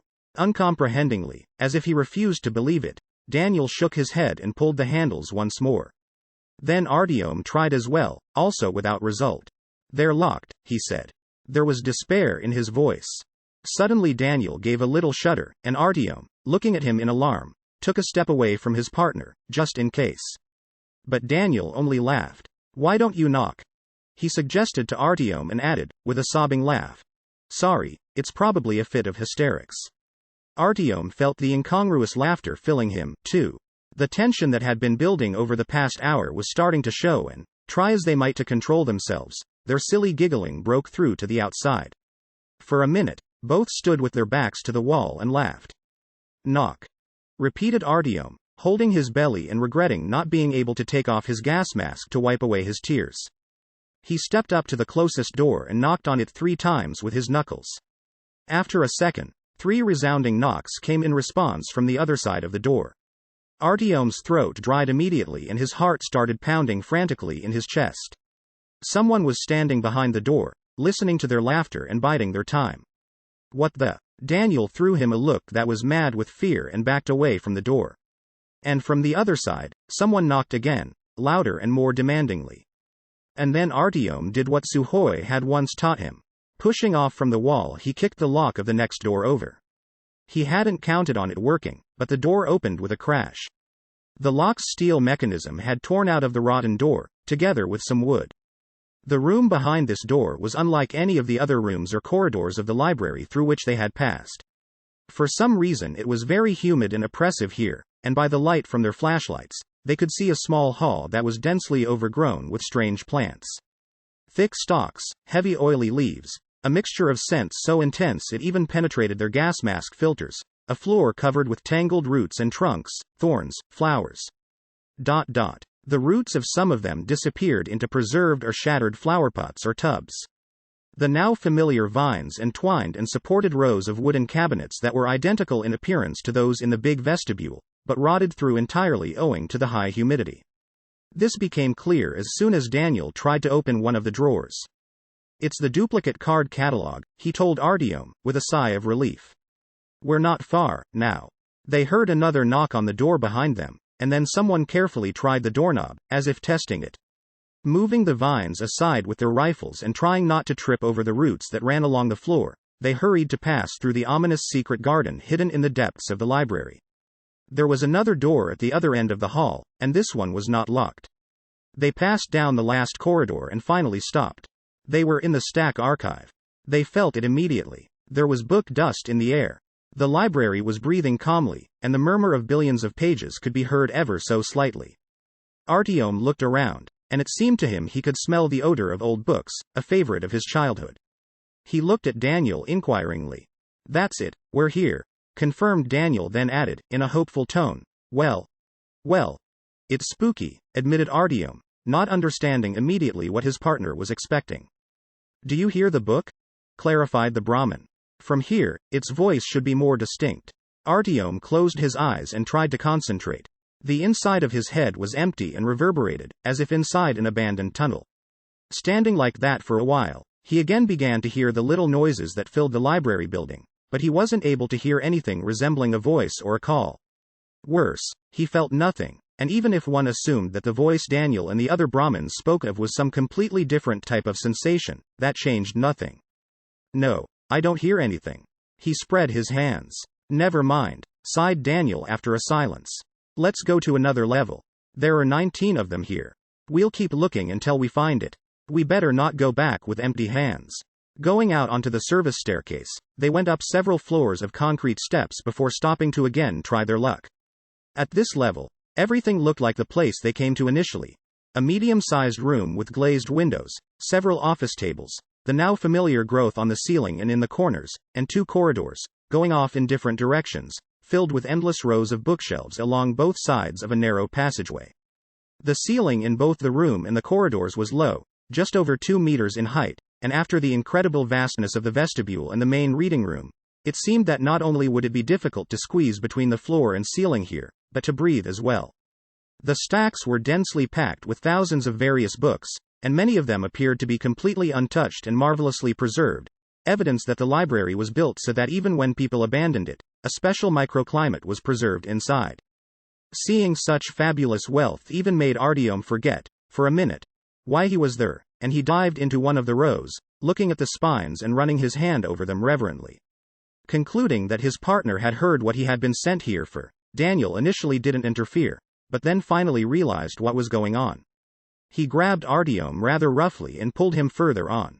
There were 3, 4, 6 corridors, 102 of stacks, thousands and even more thousands of books, revealed in the impenetrable darkness of the Stack archive by a yellow spot of light. The next level, and the next. All for nothing. Artyom felt nothing that could be said to be a voice or a call. Absolutely nothing unusual. He recalled that if the Brahmins at the meeting of Polis Council considered him to be the chosen one, endowed with a special gift and led by fate, then the military had its own explanation for his visions, hallucinations. He had begun to feel something on the last few floors, but it wasn't what he had expected or wanted. It was the vague feeling of someone's presence that reminded him of the notorious fear of the tunnels. Although all of the levels they had visited seemed completely abandoned, and there were no signs here of librarians or other creatures, he nevertheless kept wanting to turn around, and he had this crazy feeling that someone was attentively observing them through the bookshelves. Daniel tapped him on the shoulder and directed the flashlight at his boot. A long lace, which the Brahmin wasn't too good at tying, dragged behind him on the floor. "While I tie this, you go on ahead and take a look. Maybe you'll hear something, after all," he whispered and squatted down. Artyom nodded and proceeded to move ahead slowly, step by step, looking back at Daniel every second. Daniel was having a difficult time. It wasn't easy to tie a slippery lace while wearing thick gloves. Moving forward, Artyom first shone a light down the endless row of shelves to his right, then sharply threw his beam to the left, trying to catch sight of crooked gray shadows of librarians in the rows of dusty and age-warped books. Having moved about 30 meters ahead of his partner, Artyom suddenly distinctly heard a rustling 2 rows ahead of him. His rifle was already at hand, so he pressed his flashlight against the barrel and with one bound was at the corridor where he reckoned someone was hiding. He saw 2 rows of shelves, crammed to the top with volumes, receding into the distance. Emptiness. The beam darted to the left. Maybe the enemy was hiding there, in the opposite direction. Emptiness. Artyom held his breath, attempting to attentively distinguish the slightest noise. There was nothing, only the illusory murmuring of pages. He returned to the passageway and threw his beam to where Daniel was struggling with his bootlace. It was empty. Empty? Not looking where he was going, Artyom rushed back. The spot of light from his flashlight jumped frantically from side to side, illuminating row after row of identical shelves in the darkness. Where had he stopped? 30 meters. About 30 meters, he should be here. But there's nobody. Where could he have gone without first telling Artyom? If he had been attacked, why hadn't he resisted? What happened? What could have happened to him? No, he had already gone back too far. Daniel should have been a lot closer. But he wasn't anywhere. Artyom felt he was losing control of his actions, and that he was starting to panic. Stopping at the same place where he had left Daniel to tie his bootlace, Artyom leaned his back limply against the end of a shelf. Suddenly, from the depths of the bookshelf row he heard a quiet inhuman voice that broke off into a eerie squawk. Artyom. Suffocating from fear and almost unable to see anything through his fogged gas mask, Artyom turned abruptly towards the voice, and, attempting to keep the corridor in his rifle's unsteady sights, he moved forward. Artyom. The voice was just around the corner. Suddenly, a thin fan of light cut through a shelf, leaking between some loosely shelved books at floor level. The beams moved back and forth, as if someone was repeatedly waving a flashlight left and right. Artyom heard the jangling of metal. Artyom. It was barely discernible, but this time it was a familiar whisper, and there was no doubt the voice belonged to Daniel. Artyom cheerfully took a broad step forward, hoping to see his partner, whereupon the same eerie guttural squawk he had heard initially split the air not more than 2 paces away. The flashlight beam continued to pointlessly rove over the floor, back and forth. Artyom. The strange voice repeated the call. Artyom took another step, glanced to the right and felt the hair on his head stand on end. The row of shelves ended here, forming a niche, and Daniel sat on its floor in a pool of blood. His helmet and gas mask had been torn off and were lying on the floor some distance away. Though his face was as pale as that of a corpse, his open eyes were conscious and his lips attempted to form words. Behind him, half merged into the gloom, there hid a humped, gray figure. A long, bony hand, covered with bristly silver fur, and not a paw, but a real hand with powerful, incurved claws, was pensively rolling the flashlight that had dropped to the floor and now lay a half-meter from Daniel. The other hand was buried in the ripped-open belly of the Brahmin. "You're here," whispered Daniel. "You're here," rasped the voice behind Daniel's back, with exactly the same intonation. "A librarian. Behind me. I'm dead anyway. Shoot. Kill him," Daniel said in a weakening voice. "Shoot. Kill him," repeated the shadow.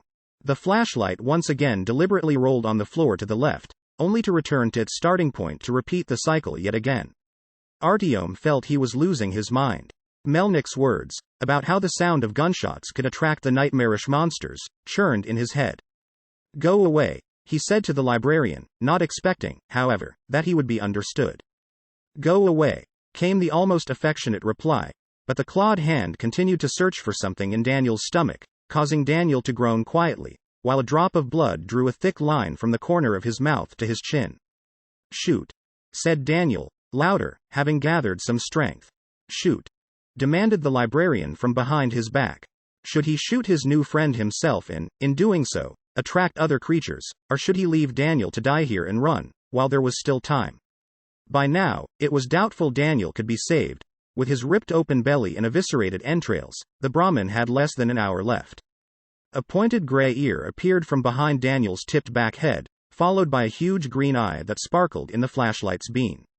The librarian slowly looked out from behind his dying partner, almost shyly, and his eyes sought Artyom's. "Don't turn away. Look right there, right at him, right in his pupils." The pupils were vertical, those of an animal. And how strange it was to see vestiges of intelligence in these sinister, impossible eyes.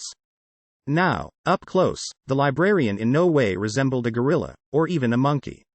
His predatory face was overgrown with fur.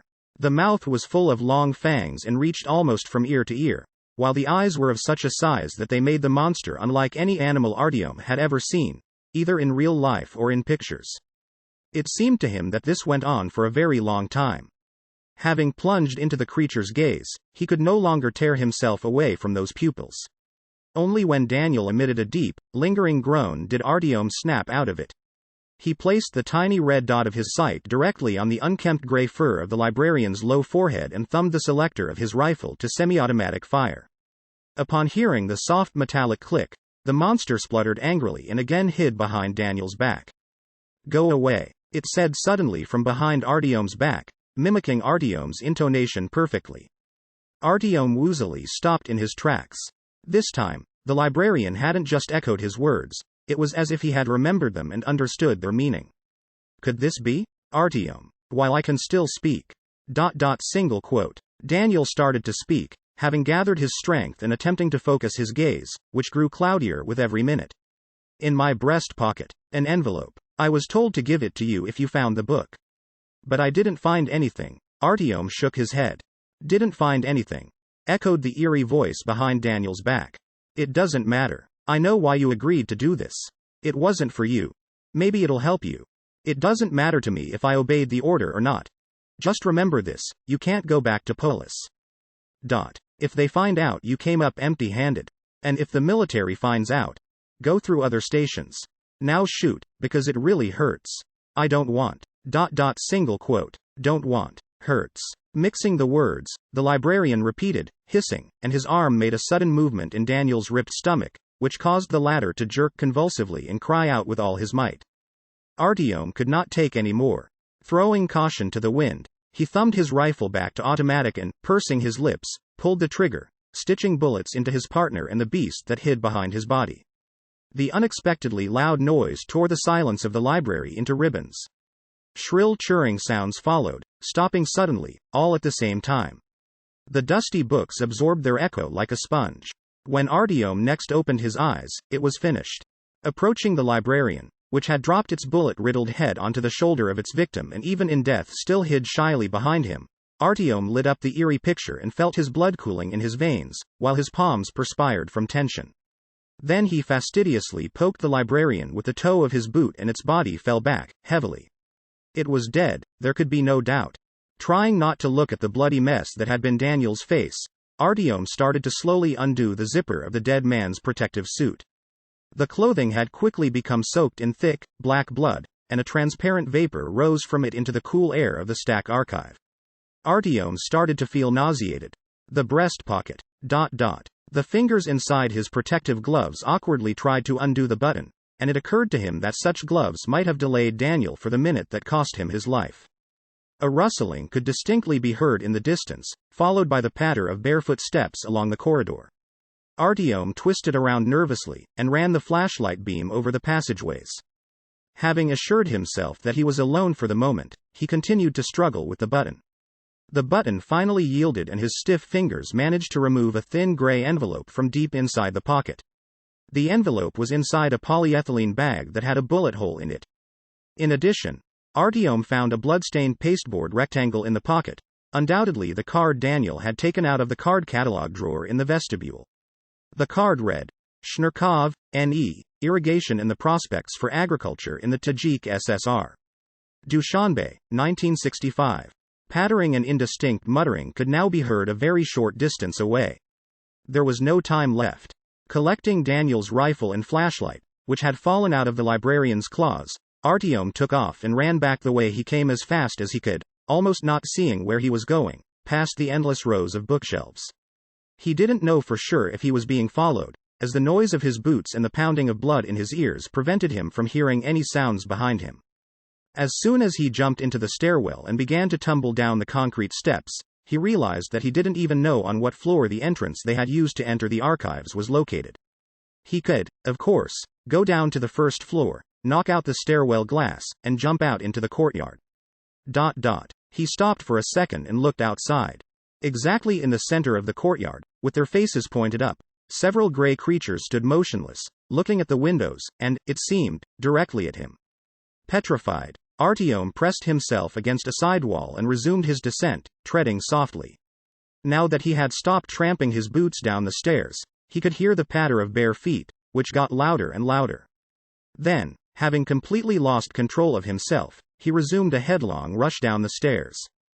Jumping out at the next level so as to fitfully look around in search of a familiar door, not finding it and then flinging himself onward, stopping and squeezing into dark corners when it seemed he could hear steps nearby, desperately looking around in dead-end passages and crawlways and again entering the stairs to go down one more floor or go up 2 more levels. Perhaps he overlooked something. Understanding that the infernal noise with which he was desperately trying to find an exit from this labyrinth would attract every monstrous inhabitant of the library, but unable to calm himself down, Artyom pointlessly and unsuccessfully tried to find the exit. That is, until he made out a familiar, half-bent silhouette against the background of a knocked-out window as he was about to enter the stairwell again.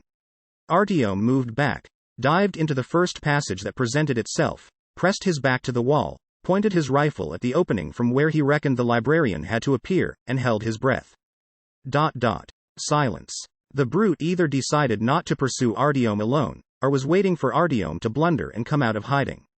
He didn't have to go back the same way, though. The passage led onward. Thinking hard for a second, Artyom began to step backward from the opening, keeping his sight trained on it. The corridor turned to the side, but at that very place the turn began, there was a black hole in the wall. The area was strewn with shards of brick and sprinkled with lime. Obeying an impulse, Artyom stepped through the hole, into a room full of broken furniture. Pieces of photographic and movie film were scattered over the floor. A slightly open door could be seen ahead, from behind which a narrow wedge of pale moonlight fell onto the floor. Stepping carefully on the treacherously creaky parquet, Artyom reached the door and looked out. He recognized the room, although now he was at its opposite end. The imposing statue of the person reading, the incredible height of the ceiling and the gigantic windows, the path which led to the grotesque wooden portal of the exit, as well as the disturbed rows of reading tables along the sides. Without a doubt, he was in the main reading room. He stood on the enclosed wooden balustrade of the narrow gallery that girdled the hall at a height of 4 meters. It was from this gallery that the librarians came down at them. He had no idea how he had managed to get here from the Stack archives, not to mention from the other side, bypassing the route he and Daniel had traveled to get there. But there was no time to reflect. The librarians could be hard on his heels. Artyom ran down one of the 2 symmetrical stairs that led to the pedestal of the monument, and sprang to the doors. Not far from the carved wooden arch of the exit, several deformed bodies of librarians lay spread-eagled on the floor, and as he passed by where the battle had taken place, Artyom almost fell after losing his footing in a pool of thickening blood. The heavy door was opened unwillingly, and a bright white light blinded him at once. Recalling Melnik's instructions, Artyom gripped his flashlight in his right hand and hastily described a triple circle, giving the sign that he was approaching with peaceful intentions. The dazzling beam immediately went to the side and Artyom, having thrown his machine gun behind his back, slowly moved forward into a round room with columns and a couch, still not knowing who was coming to meet him. A light machine gun stood on its tripod on the floor, and Melnik was leaning over his partner. Ten was reclining with his eyes closed on the couch, making short moaning sounds from time to time. His right leg was twisted unnaturally, and, having seen him, Artyom understood that it was broken at the knee and bent, not forward, but backward. He could not imagine how such a thing might occur and what strength the one who had been able to so mutilate the stalwart tracker must have possessed. "Where's your comrade?" Melnik tossed the question at Artyom, turning away from Ten for a second. "The librarians. In the depository. They attacked." Artyom tried to explain. For some reason he didn't want to say that he had killed Daniel himself, out of mercy. "Did you find the book?" the tracker asked just as abruptly. "No." Artyom shook his head. "I didn't hear anything there and I didn't feel anything." "Give me a hand lifting him up." "No. Better take his rucksack, and mine, too. See what his leg looks like. They nearly tore it off. Now he can only be carried piggyback." Melnik nodded at Ten. Artyom gathered all the equipment, 3 rucksacks, 2 machine guns and the light machine gun, about 30 kilos of weight in all, and it wasn't easy lifting it. It was even more difficult for Melnik, shouldering the limp body of his partner with some difficulty, and even the short trip down the staircase, toward the exit, took them several long minutes. They could no longer see any librarians all the way to the doors, but when Artyom flung open the heavy wooden doors, letting through the groaning tracker, a squawking howl was heard from the darkest bowels of the building, full of hatred and anguish. Artyom felt shivers running through him again and he hurried to shut the door. Now the main thing was to reach the metro as soon as possible. "Lower your eyes," Melnik ordered when they were on the street. "The star will be right in front of you now." Don't even think of looking over the roofs. Single quote. Barely moving his stiffening legs, Artyom obediently stared at the ground, dreaming only of overcoming those inconceivably sprawling 200 meters from the library to the descent to Borovitskaya. However, the tracker wouldn't allow Artyom to enter the metro. It's impossible to go to the police now. You don't have the book, and you lost their guide, Melnik pronounced, gently lowering his wounded comrade to the ground and breathing heavily. The Brahmins would hardly like it. And, mainly, this means that you are not the chosen one and they have entrusted their secrets to you. You disappear without a trace if you return to the police. They have specialists there, regardless whether they are intelligent or not. And even I won't be able to protect you. Now you have to leave. It's best you go to Smolenskaya. Go straight through. There are few houses, and there's no need to go deep into any alleys. Maybe you'll get there, if you hurry, before sunrise. What sunrise? Artyom asked, puzzled. The news that he would have to reach the other metro station on the surface alone, to which, judging by the map, was about 2 kilometers away, was for him like a kick in the head. The sun. People are night animals, and it's better for them if they don't show themselves on the surface by day. But there are those who crawl out of the ruins to warm themselves in the sun, and you'll regret it 100 times over if you interrupt them. And I'm not just talking about the light. You'll go blind in 2 seconds flat, and the dark glasses won't save you. But why am I going alone? Artyom asked, still not believing his ears. Never fear. You'll be walking straight ahead the whole way. You'll exit onto Kalininsky and continue along it, there aren't any turns. Don't show yourself on the way, but stay really close to the houses, they live everywhere there. Go on, until you reach the intersection with a second broad avenue, this will be Sadovoy Koltso. There you turn left and straight ahead to a white stone apartment building. It was once the House of Fashion. You'll find it right away. Right opposite, across Sadovoy, stands a half-ruined very tall building, the Trade Center. There will be sort of a yellow arch behind the House of Fashion on which Metro Station Smolenskaya is written. Turn into it. You'll come to a small square, a sort of inside courtyard, and you'll see the station itself there. If everything is quiet, try to get below. One entrance is closed there and guarded, they keep it for their own trackers. Knock on the gate like this. 3 fast raps, 2 slow, then 3 fast.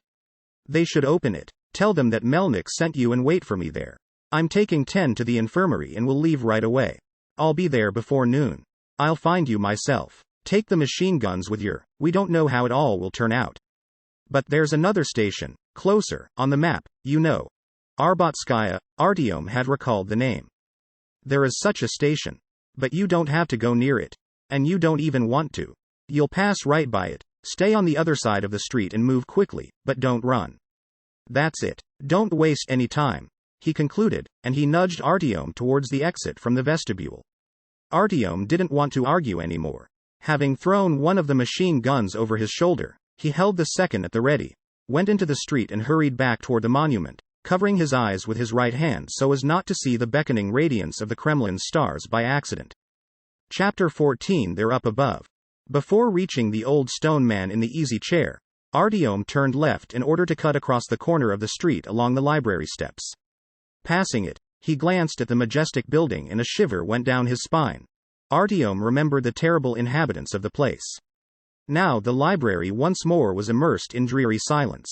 The custodians of the predominant silence in it most likely had dispersed among the dark corners, licking their wounds after their impudent incursions and preparing to pay the next adventurers back for it. The pallid, drained face of Daniel appeared before his eyes. It occurred to Artyom that the Brahmin, not without reason, had been frightened of these creatures, refusing even to speak of them. Had he seen his own death in his nightmares?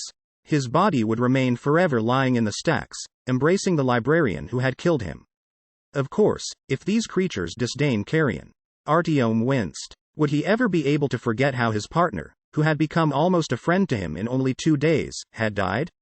It seemed to him that Daniel would trouble his dreams for a while longer, trying again and again to speak with him in the night, putting together indistinct words with his blood-stained lips. Exiting onto the broad avenue, Artyom hastily turned over in his mind the instructions given him by Melnik. Go straight to the Kalininsky intersection with Sadovoy Koltso, do not turn off anywhere. Try to guess again which of the streets is Koltso itself. Don't go into the middle of the road, but also don't press up to the walls of the houses, and mainly, get to Smolenskaya before the sun comes up. The famous Kalininsky high-rises, which Artyom knew from the yellowed postcards with views of Moscow, began half a kilometer from the very place where he was standing. Now, low, detached houses stood along the sides of the street, which curved left into New Arbat. The outlines of buildings, clear close-up, blurred when he moved away and they blended into the twilight. The moon was hidden behind low clouds. The meager milky light barely filtered through them, and only when the misty curtain had dissipated did the ghostly silhouettes of the homes again take shape for a short while. But even in such lighting, in the alleys that dissected the street every 100 meters, the powerful contour of an ancient cathedral could be seen on the left. A huge winged shadow once more circled over the cross-capped dome. Perhaps it was for that reason Artyom stopped, in order to look at the soaring beast in the air, that he noticed it. It was hard to determine in the twilight whether his imagination was drawing the strange figure that had stopped dead in the depths of the alley and had fused with the partly destroyed walls of the houses.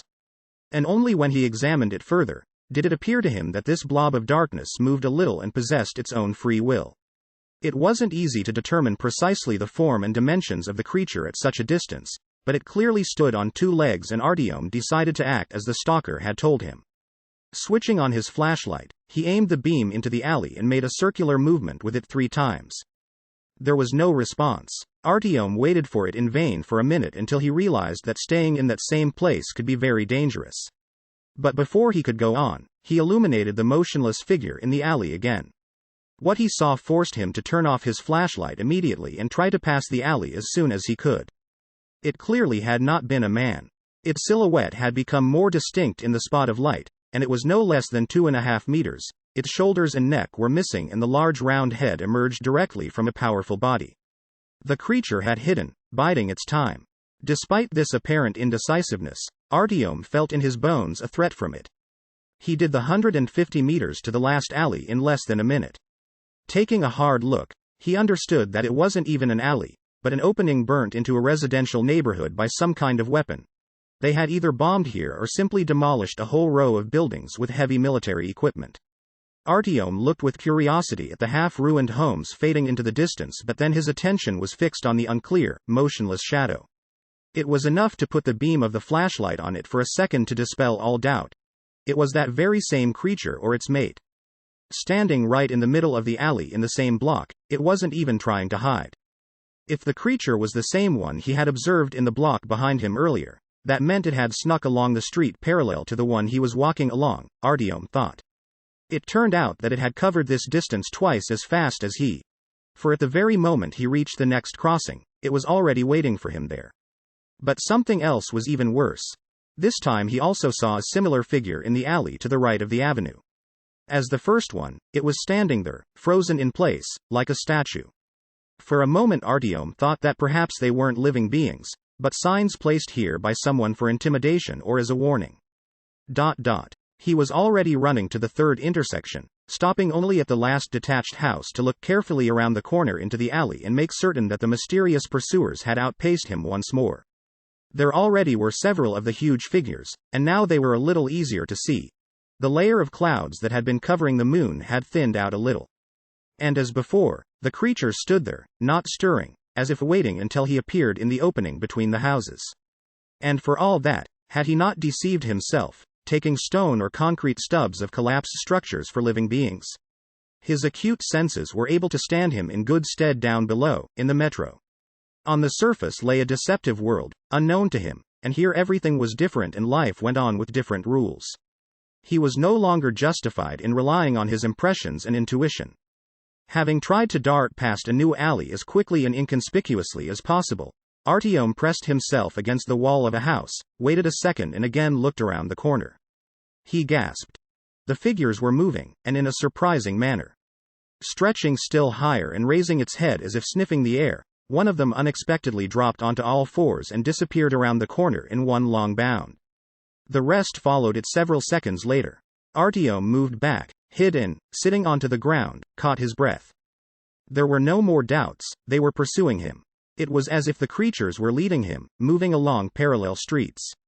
They were biding their time until he passed a new opening. They would appear in an alley to make certain that he had not deviated from his route, and they continued their silent shadowing of him. Why? Choosing a suitable moment for an attack? Simply out of curiosity? Why hadn't they made up their minds to come out to the avenue, preferring to hide in the gloomy shadows? He again recalled Melnick's words which forbade him to turn away from the straight road. Was it because they were laying in wait for him there and Melnick knew about this danger? In order to calm down, Artyom replaced the clip in his machine gun, pulled back the bolt, and turned the laser gun sight on and off. He was well armed and, in contrast to the library, was able to shoot here without any dangers. It would be easier to defend himself. Taking a deep breath, he got to his feet. The stalker had forbidden him to stop and waste time. He had to hurry. It seemed that here, on the surface, one always had to hurry. Passing another block, Artyom slowed his pace in order to look around. The street here had got wider, forming something like a square, part of which, cut off from the road by a fence, had been converted into a park. In any case, it looked as if there had been a park there at some time. Trees still stood in places, but they were not at all the trees Artyom had happened to see in postcards and photographs. Thick, gnarled trunks carried spreading crowns to a height of a 5-story building which stood to the rear of the park. Most likely, the stalkers went to such parks for the firewood that heated and lit the whole metro. Strange shadows flickered in the spaces between the trunks and, somewhere in the distance, a faint fire flickered. Artyom would have taken it for the flame of a bonfire if it were not for its yellowish color. The building itself also looked sinister. It created the impression that it had been the arena of brutal and bloody clashes more than once. Its upper floors had collapsed and in many places bullet holes showed black. In places only 2 walls remained intact, and the dim night sky was visible through empty windows. The buildings parted beyond the square and a broad boulevard intersected the street. Above him, appearing out of the darkness, like watchtowers, rose the first high-rise buildings of New Arbat. Judging by the map, entry to Arbatsky should have been located nearby, to his left. Artyom again looked at the gloomy park. Melnick had been right. One didn't want to delve deeply into this labyrinth while trying to find a descent into the metro within it. The longer he stared at the black bushes scattered next to the base of the ruined structure, the greater it seemed to him that he saw those most mysterious figures that had been following him earlier moving among the roots of the giant trees. A swooping puff of wind shook the heavy branches, and the crowns creaked under the strain. The wind carried some drawn-out wail from afar. The thicket itself was quiet, but not because it was dead. Its silence was akin to the hush of Artyom's mysterious pursuers and it seemed it too was waiting for something. Artyom was overtaken by the feeling that if he stopped here, examining the park's innermost depths, he could not escape retribution. He better gripped his machine gun, looked around to see if the creatures had approached, and moved forward. But only several seconds later he stopped again, when he was crossing the boulevards in front of the start of Kalininsky Prospect. Such a view was revealed here that Artyom simply was unable to force himself to go further. He was standing at an X-shaped intersection of wide roads, along which vehicles must have driven at one time. The junction had been constructed in an unusual way. Part of the asphalt road went into a tunnel and then emerged at the surface again. On the right, boulevards went into the distance. It was possible to recognize them by a black line of trees, just as huge as those past which he had just made his way. A large, square, covered with asphalt was seen on the left, a complex tangle of numerous paths, beyond which the brush began again. Now it was possible to see further, and Artyom asked himself whether the rising of the frightful sun was already nearing. The roads were strewn with deformed and burnt carcasses of automobiles. Nothing else was left here. In 2 decades of trips to the surface, stalkers had succeeded in getting hold of everything they possibly could. Gasoline from fuel tanks, batteries and generators, headlights and traffic signals, seats torn out with flesh still on them. It had even been possible to find all this at VDNKH, and at any huge market in the metro. The asphalt had been dug out, and craters and wide cracks could be seen everywhere. Grass and soft stems poked through, bending beneath the weight of their crowning balls filled, apparently, with seeds. The murky gorge of New Arbat came into view directly ahead of Artyom. On one side, formed, for some unknown reason, of undamaged houses, resembling open books in layout, and on the other of partly collapsed high-rise buildings, about 20 stories high. The road to the library and the Kremlin remained behind Artyom. He was standing in the middle of this majestic cemetery of civilization and felt like an archaeologist, uncovering an ancient city, the remnants of a bygone power and beauties of which even many centuries later forced those seeing it to experience the chill of awe. He tried to imagine how the people who populated these gigantic buildings, who moved in these vehicles, then still sparkling with fresh paint and rustling softly along the smooth road surface warmed with the rubber of wheels, and who descended into the metro only to get from one point of this boundless city to another more quickly, had lived. It was impossible. What had they thought about every day? What had bothered them? Just what can bother people if they don't have to be concerned about their lives every second and constantly fight for it, trying to extend it at least for a day? At this moment the clouds finally dissipated and a piece of the yellowish disk of the moon was seen, striated with strange drawings. The bright light that fell through the hole in the clouds inundated the dead city, intensifying its gloomy magnificence 100-fold. The houses and trees, until now looking like only flat and disembodied silhouettes, had returned to life and acquired dimension.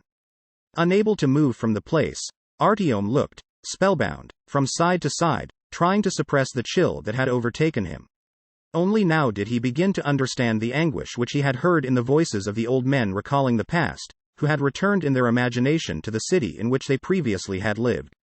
Only now did he start to sense how far man now was from his former achievements and conquests.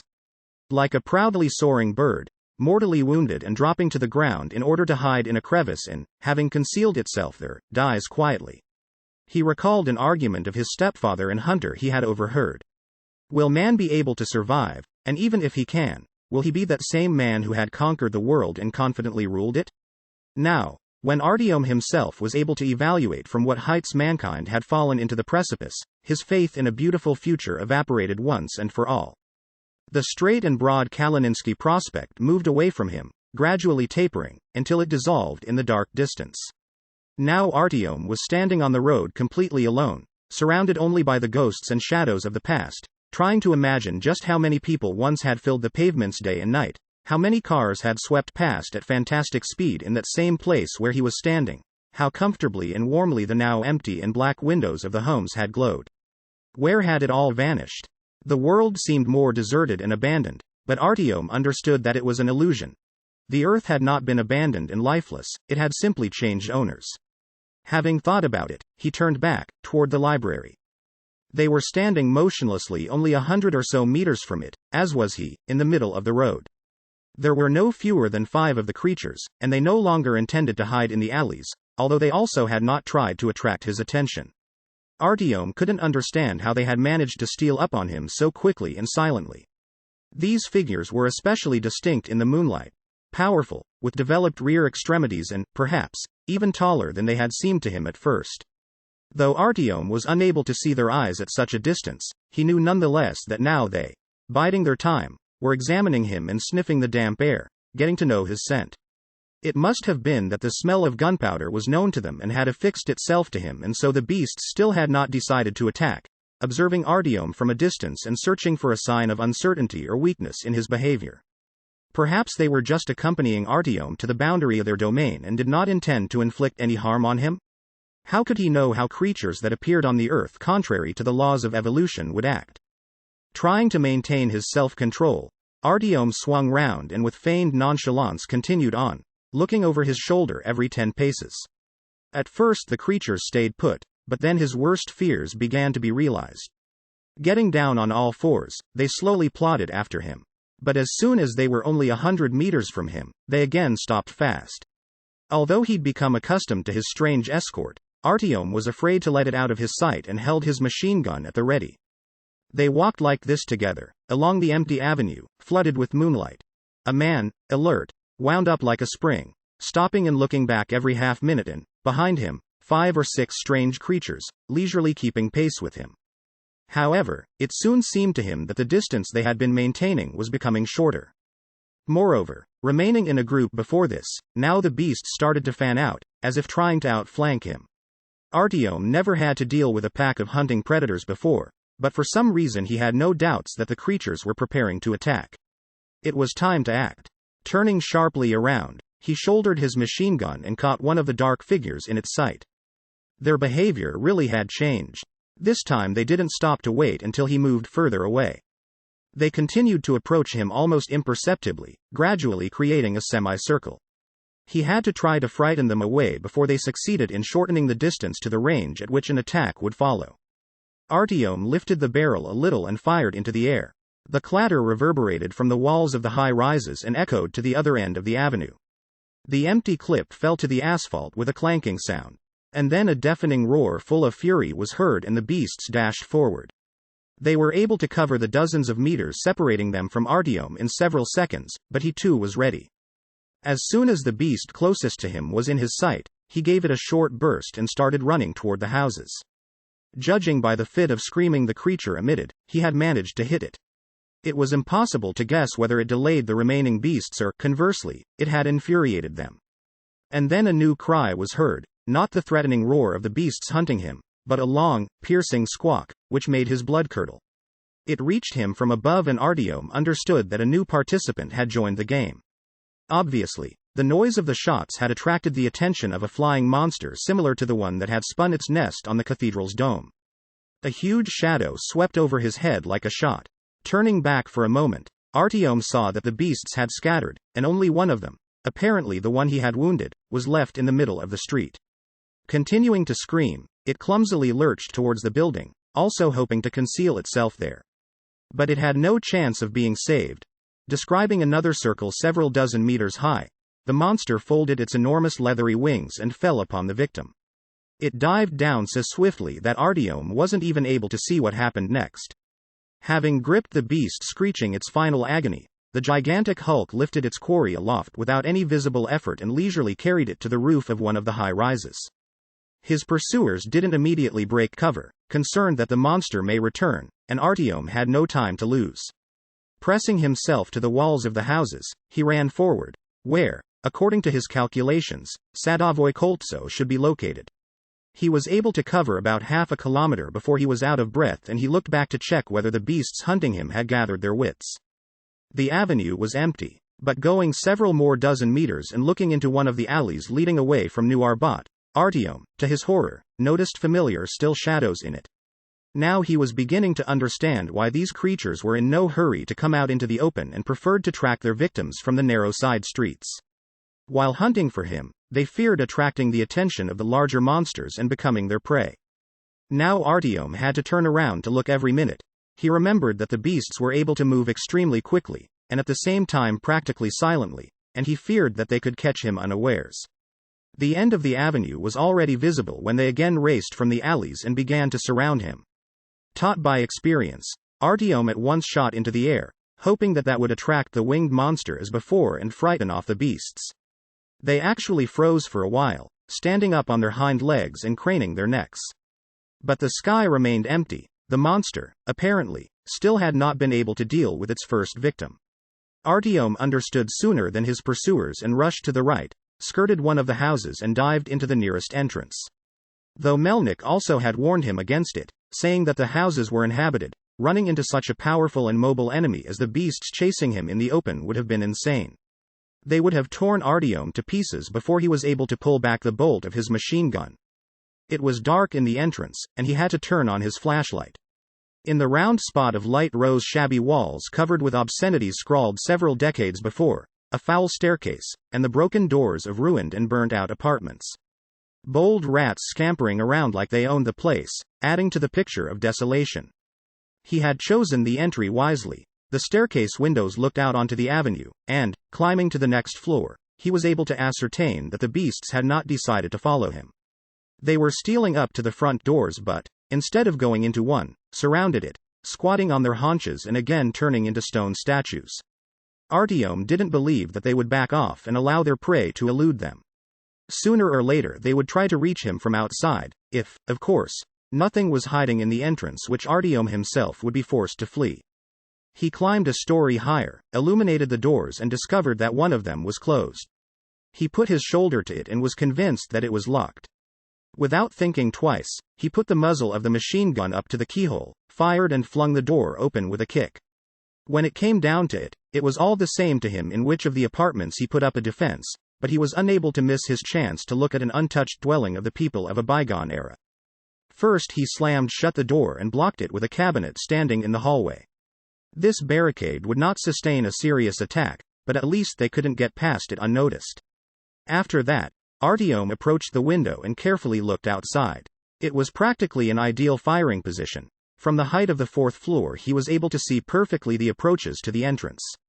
There were about 10 beasts sitting in a semicircle around it. Now the advantage was his and he wasted no time in using it. Switching on the laser gun sight, he put the red dot on the head of the largest of the beasts and, taking a breath, pulled the trigger. A short burst sounded and the creature soundlessly fell onto its side. The others dashed off in different directions at lightning speed, and a moment later the street was empty. But there was no doubt they didn't intend to go far. Artyom decided to wait it out and be certain that the death of their colleague really had frightened off the remaining beasts. In the meantime, he had a little time in which to study the apartment. Though the glass here, as in the whole house, had been broken long ago, the furniture and all the fittings had been preserved surprisingly well. Small pads had been spread around the floor resembling the rat poison they used at VDNKH. Perhaps that was why Artyom had not noticed one rat in the rooms. The longer he walked around the apartment, the more he was convinced that the residents had not abandoned it in a hurry, but had preserved it, hoping sometime to return. No food had been left in the kitchen to attract rodents or insects, and much of the furniture was carefully wrapped in cellophane. Moving from room to room, Artyom tried to imagine what the everyday life of the people who had lived here had been. How many of them lived here? What time did they get up, arrive home from work, have dinner? Who sat at the head of the table? He knew about many of the jobs, rituals and things only through books, and now, seeing a real dwelling, was convinced that much of what he had imagined earlier was totally wrong. Artyom carefully lifted the semi-transparent polyethylene film and examined the bookshelves. Several colorful children's books stood among the detective stories he knew from the bookstalls in the metro. He grasped one of them at the spine and gently pulled it out. While he paged through the decorative depictions of happy animals, a sheet of cardboard fell from the book. Bending over, Artyom lifted it off the floor. It turned out to be a fading photograph of a smiling woman with a small child in her arms. He was petrified. His heart went into palpitations. Having just been dispersing the blood through his body in measured beats, it suddenly had sped up, beating inappropriately. Artyom terribly wanted to remove his tight gas mask to get a jolt of fresh air, if it had not been poisonous. Carefully, as if concerned that the picture turned to dust from his touch, he took it from the shelf and lifted it to his eyes. The woman in the picture was about 30 years old, and the little one in her arms not more than 2, and it was difficult to determine if it was a boy or girl from the funny cap on its head. The child was looking straight at the camera, and its expression was surprisingly grown up and serious. Artyom turned over the photograph and the glass of his gas mask became clouded. On the other side was written in a blue ballpoint pen, "Little Artyom is 2 years and 5 months old." It was as if they had pulled a rod out of him. His legs went weak and he slid down to the floor, placing the picture in the moonlight falling from the window. Why did the smile of the woman in the photograph seem so familiar to him, so like his own? Why had he begun to feel suffocated as soon as he saw her? More than 10 million people had been living in it before this city perished. Artyom is not the most widely used name, but there had to have been several tens of thousands of children with such a name in a megapolis of many millions. It was as if they called all the present inhabitants of the metro the same. The chance was so small that it simply made no sense to consider it. But why then did the smile of the woman in the photograph seem so familiar to him? He tried to recall scraps of memories about his childhood that sometimes flashed before his mind's eye. A comfortable small room, soft lighting, a woman reading a book. A wide ottoman. He leapt up, passing through the rooms like a whirlwind, trying to find in one of them furniture similar to that of which he had dreamed. It seemed to him in an instant that the furniture in one of the rooms was arranged the same as in his memories. The couch looked a bit different, and a window was not there. But this picture may have left something of a distorted imprint on the consciousness of a 3-year-old child. 3 years old? The age on the photograph was different, but this too meant nothing. There was no date with the inscription. It could have been taken at any time. It didn't have to be several days before the residents of the apartment had to leave it forever. The photo may have been taken half a year, even a year before this, he convinced himself. Then the age of the boy in the hat in the picture would coincide with his own. Then the probability that he himself was portrayed in the picture. And his mother would be much greater. But the photograph could have been taken 3 or 5 years before this, an alien voice coldly stated inside him. Could have. Suddenly another thought entered his head. Flinging open the door to the bathroom, he glanced around and almost missed what he was looking for. The mirror was covered with such a layer of dust that it didn't even reflect the light from his flashlight. Artyom removed a towel left by the apartment's owners from its hook and wiped off the mirror. The area he cleared revealed his reflection in gas mask and helmet. He illuminated himself with the flashlight and looked into the mirror. His drawn, emaciated face was not entirely visible beneath the plastic visor of the gas mask, but the look of the deeply sunken dark eyes barely making its way back from the mirror suddenly seemed to him similar to the look of the boy in the photograph. Artyom brought the photograph to his face, looked intently at the boy's tiny face, and then looked at the mirror. Again he held the light on the picture and again he looked at his own face beneath the gas mask, trying to recall how it looked the last time he saw his reflection. When was that? Not long before he had left VDNKH, but it was impossible to say how much time had passed since then. Judging by the man he saw in the mirror now, several years. If only he could pull off this damned mask and compare himself with the child in the photo. Of course, people now and then become unrecognizable while growing up, but something remains in the face of everyone that reminds one of their distant childhood. There was one possibility. When he returned to VDNKH, he could ask Suhoi if the woman smiling at him now from the piece of paper looked like the woman, condemned to be devoured by the rats, who had handed the child's life over to him at the station. Looked like his mother. Though her face was then distorted in a grimace of despair and supplication, Suhoi would recognize her. He had a fine memory, he would be able to say precisely who was in the photo. Was it her or not? Artyom examined the picture again. Then with an unaccustomed tenderness, he stroked the woman's image, carefully put the photograph into the little book out of which it had fallen and put it away into his rucksack. It was strange, he thought. Only several hours ago he was in the largest storehouse of knowledge on the continent, where he could take for himself any of the millions of very different volumes, many of which were simply invaluable. But he had left them gathering dust on the shelves, and the thought never even crossed his mind to profit from the riches of the library. Instead, he was taking a cheap children's book with unpretentious drawings and yet he felt as if he had gained the greatest of the world's treasures. Artyom returned to the hall, intending to leaf through the remaining books from the shelf, and perhaps even look into the cupboards in search of photograph albums. But, lifting his eyes towards the window, he felt the almost imperceptible changes there. An uneasiness seized him. Something wasn't right. Approaching nearer, he understood what was wrong. The night's color was changing, and yellowish rose tints had appeared in it. It was getting light. The beasts were sitting next to the entrance, hesitating to go inside. The dead body of their companion was nowhere to be seen, but whether the winged giant had carried it away or they had torn it to pieces themselves was unclear. Artyom didn't understand what kept them from taking the apartment by storm, but for the time being it suited him. Would he manage to reach Smolenskaya before sunrise? More importantly, would he be able to get away from his pursuers? It was possible to remain in the barricaded apartment, hide from the rays of the sun in the bathroom, wait until they chased away these predatory creatures, and set out when darkness fell. But how long would the protective suit last? How long was his gas mask filter estimated to last? What would Melnik undertake, not finding him in the agreed place at the agreed time?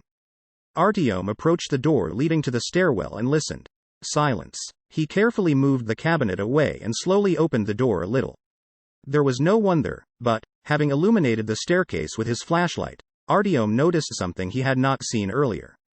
A thick, transparent slime coated the steps. It looked as if something had just crawled down them, leaving a trail behind. The trail had not approached the apartment door where he had spent all this time, but this didn't console Artyom. Did it mean the abandoned houses were not as empty as they had seemed? Now he no longer wanted to stay in the apartment, let alone sleep here. There was only one possibility. To drive away the beasts and to try to run to Smolenskaya. And to do it before the sun burnt his eyes and the unseen monsters awoke. This time he aimed not as carefully, but tried to damage the predatory beasts as much as possible. 2 of them roared and tumbled to the ground and the others disappeared into the alleys. It seemed the road was clear. Artyom ran down, carefully, concerned about an ambush, looked out of the entrance and rushed with all his strength toward Sadavoy Koltso. What a nightmarish thicket must be there, in the gardens on this ring, he thought, if even the thin strips of trees on the boulevards had, after all these years, been converted to dark labyrinths. Not to mention the botanical gardens and what must be growing there. His pursuers had given him a head start while gathering into a pack, and he was able to reach almost the very end of the avenue. It was becoming ever more light, but the sun's rays, apparently, did not daunt these beasts at all. Breaking into two groups, they rushed along, shortening with every passing second the distance separating them from Artyom. Here, in the open space, the advantage was with them. Artyom was unable to stop to fire. At the same time, they were shifting to all fours, and their silhouettes did not rise more than a meter above the ground. They almost merged with the road. No matter how fast Artyom tried to run, the protective suit, rucksack, 2 machine guns and fatigue, accumulated during the seemingly endless night, were making themselves felt. Soon these hellhounds would overtake him and take their toll, he thought with despair. He recalled the deformed but powerful bodies of the monsters lying in pools of blood at the entrance where his burst of machine gun fire had toppled them. Artyom had no time to examine them, but even one look was enough to engrave them on his memory for a long time. Glossy brown hair, huge round heads, and mouths studded with dozens of small sharp teeth that, it seemed, grew in several rows. Going over in his mind all the animals known to him, Artyom was unable to recall one that would have been able to produce such beasts even after the effects of radiation. Fortunately, there were no trees growing at Sadovoy Koltso. It was simply one more broad street, extending right and left from the intersection as far as the eye could see. Before breaking into a run again, Artyom let off a short burst at the beasts without looking. They were already less than 50 meters from him and again had broken up into a semicircle so that some were moving almost level with him. At Sadovoy he had to look for the road among several huge craters 5 to 6 meters deep, and make a detour in one place in order to skirt a deep crevice that split the road surface in two. The structures standing close by looked strange. Rather than being burnt, they appeared more to have been melted. It created the impression that something peculiar had happened here, that this region had endured much more than Kalininsky Prospect. And something like several hundred meters in the distance arose a building of inconceivable size. It looked like a medieval castle, and was a majestic and somber background to this troubled landscape, untouched by time or fire. Artyom glanced up for a split second, and he let go a sigh of relief. A scary winged shadow soared over the castle and that could become his salvation. He only had to attract its attention so that it busied itself with his pursuers. Lifting the machine gun in one hand and aiming the barrel at the flying monster, he squeezed the trigger. Nothing happened. He had run out of ammunition. It was difficult to drag the reserve machine gun hanging on his back forward while running. Diving into one of the nearest alleys, Artyom leaned against the wall and changed weapons. Now he didn't have to let the beasts come close while he emptied the magazine in the second machine gun. The first of them already had appeared from around the corner and sat on its hindquarters with the customary movement, extending itself to all its huge height. It had grown bolder and had approached so close that now Artyom was able to see its eyes for the first time. Small, concealed beneath massive brows, burning with an evil green fire similar to the gleam of that mysterious flame in the park. There was no laser sight on Daniel's Kalashnikov, but one normally couldn't miss from such a distance. He framed the figure of the beast standing stock in his sight. Artyom squeezed the machine gun more tightly to his shoulder and pulled the trigger. Moving slowly to the center, the bolt stopped. What had happened? Could he really have confused the machine guns in his haste? Absolutely not, for his weapon had a laser sight. Artyom tried to wrench the bolt. It was stuck. A whirlwind of thoughts swirled in his head. Daniel, the librarians. That was why his comrade had not resisted when that gray monster attacked him in the labyrinth of books. His machine gun simply had not worked. He, most likely, had pulled the bolt just as spasmodically while the librarian dragged him into the depths of the corridors. There was silence as two more beasts appeared, like specters. They were studying Artyom intently. He was looking in despair at Daniel's machine gun. It seemed that they were drawing their own conclusions. The closest to the creatures, most likely the leader, jumped and now was only 5 meters from Artyom. At this moment a gigantic shadow swept over their heads. The beasts pressed themselves to the ground and lifted their heads. Taking advantage of their confusion, Artyom dashed to one of the arches, no longer hoping to come out of this mess alive, but just trying instinctively to postpone the moment of his death. He had not the slightest chance against them in the alleys, but the way back, to Sadovoy Koltso, already had been cut off. He ended up in the middle of an empty square, bounded along the edges by the walls of houses, in which arches and passages could be seen. That same gloomy castle that had impressed him at Sadovoy Koltso rose into the sky behind the building he was facing. Finally tearing his gaze away from it, Artyom saw writing on the building opposite, the Moscow VI Lenin Underground Railroad, and a bit lower, Smolenskaya Station. The high oak doors were ajar. It was hard to say how he managed to evade them. He felt a premonition of danger and the sensation of a light air current, was aware of a predator dashing towards its prey. The beast landed only a half-meter from him. Easing sideways, he broke into a run and dashed with all his might towards the entrance to the metro. His home was there, his world. There beneath the ground he again would become master of the situation. The Smolenskaya vestibule looked exactly as Artyom had expected, dark, grey, empty. It at once became clear that the people at this station often came to the surface. The ticket booths and office facilities were open and ransacked, and everything of use had been moved underground many years ago. Neither the turnstiles nor the booths for the staff remained, their concrete foundations a mere reflection of what once had been. The arch of the tunnel was visible, and several escalators reached down to incredible depths. The flashlight's beam was lost somewhere in the middle of the descent, and Artyom was unable to ascertain that there really was an entrance there. But it was impossible to stay where he was. The beasts had already penetrated into the vestibule. He knew because he heard the creaking of the door. In a few seconds they would reach the escalators, and that tiny head start he still had would disappear. Awkwardly stepping along the shaking grooved steps, Artyom began his descent. He tried to hop across several steps, but his foot slipped on the damp covering and he crashed downward, striking the back of his head on a corner. He managed to stop only when he had hit about 10 steps with his helmet in the small of his back. Searching the section of the way behind him with his light, Artyom discovered exactly what he was looking for and was afraid to find: the stationary dark figures. As was their custom, before they attacked, they stood stock still, studying the situation or conferring inaudibly. Artyom turned round and again tried to jump over 2 steps. This time it turned out better for him, and, sliding his right hand along the rubber of the handrail, while grasping his flashlight in his left, he ran for about another 20 seconds before he fell again. He heard heavy stomping from behind. The creatures were determined. Artyom hoped with his whole being that the old stairs woefully creaking beneath his lighter weight would just collapse, not sustaining the weight of his pursuers. But the clatter approaching from the shadows was evidence that the escalator was handling the load well. A brick wall with a large door in the middle appeared in the beam of his flashlight. Only about 20 meters remained to it, no more. Rising to his feet with difficulty, Artyom covered the final stretch in 15 seconds. It seemed like an eternity. The door was made of steel plates and echoed resonantly, like a bell, at the blows of his fists. Artyom pounded at it with all his might. The approaching shadows, which he saw dimly in the semi-darkness, were spurring him on. Only after several seconds did he understand, a sudden chill overcoming him, what a terrible mistake he had just made. Instead of knocking at the door with the prearranged code, he had only alarmed the guards. Now it was most probable that there was no way it would be unlocked under any circumstances. It didn't matter who was trying to enter. And the fact that the sun was rising already made it even less likely that the door would be opened. Just how did the prearranged signal sound? 3 quick, 3 slow, 3 quick?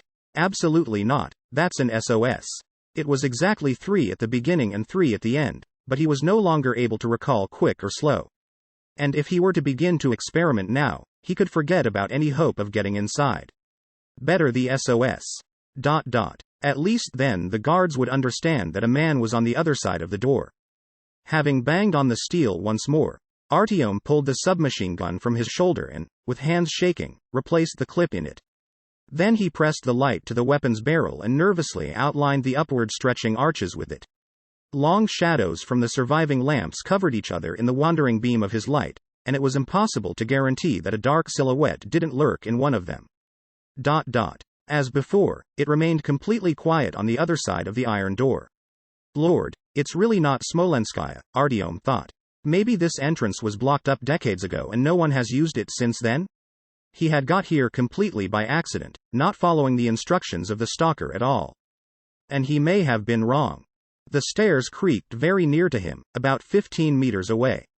Not able to bear it, Artyom let loose a burst of machine gun fire in the direction from which the sound had been heard. The echo pained Artyom's ears. But nothing like the howl of a wounded beast was heard.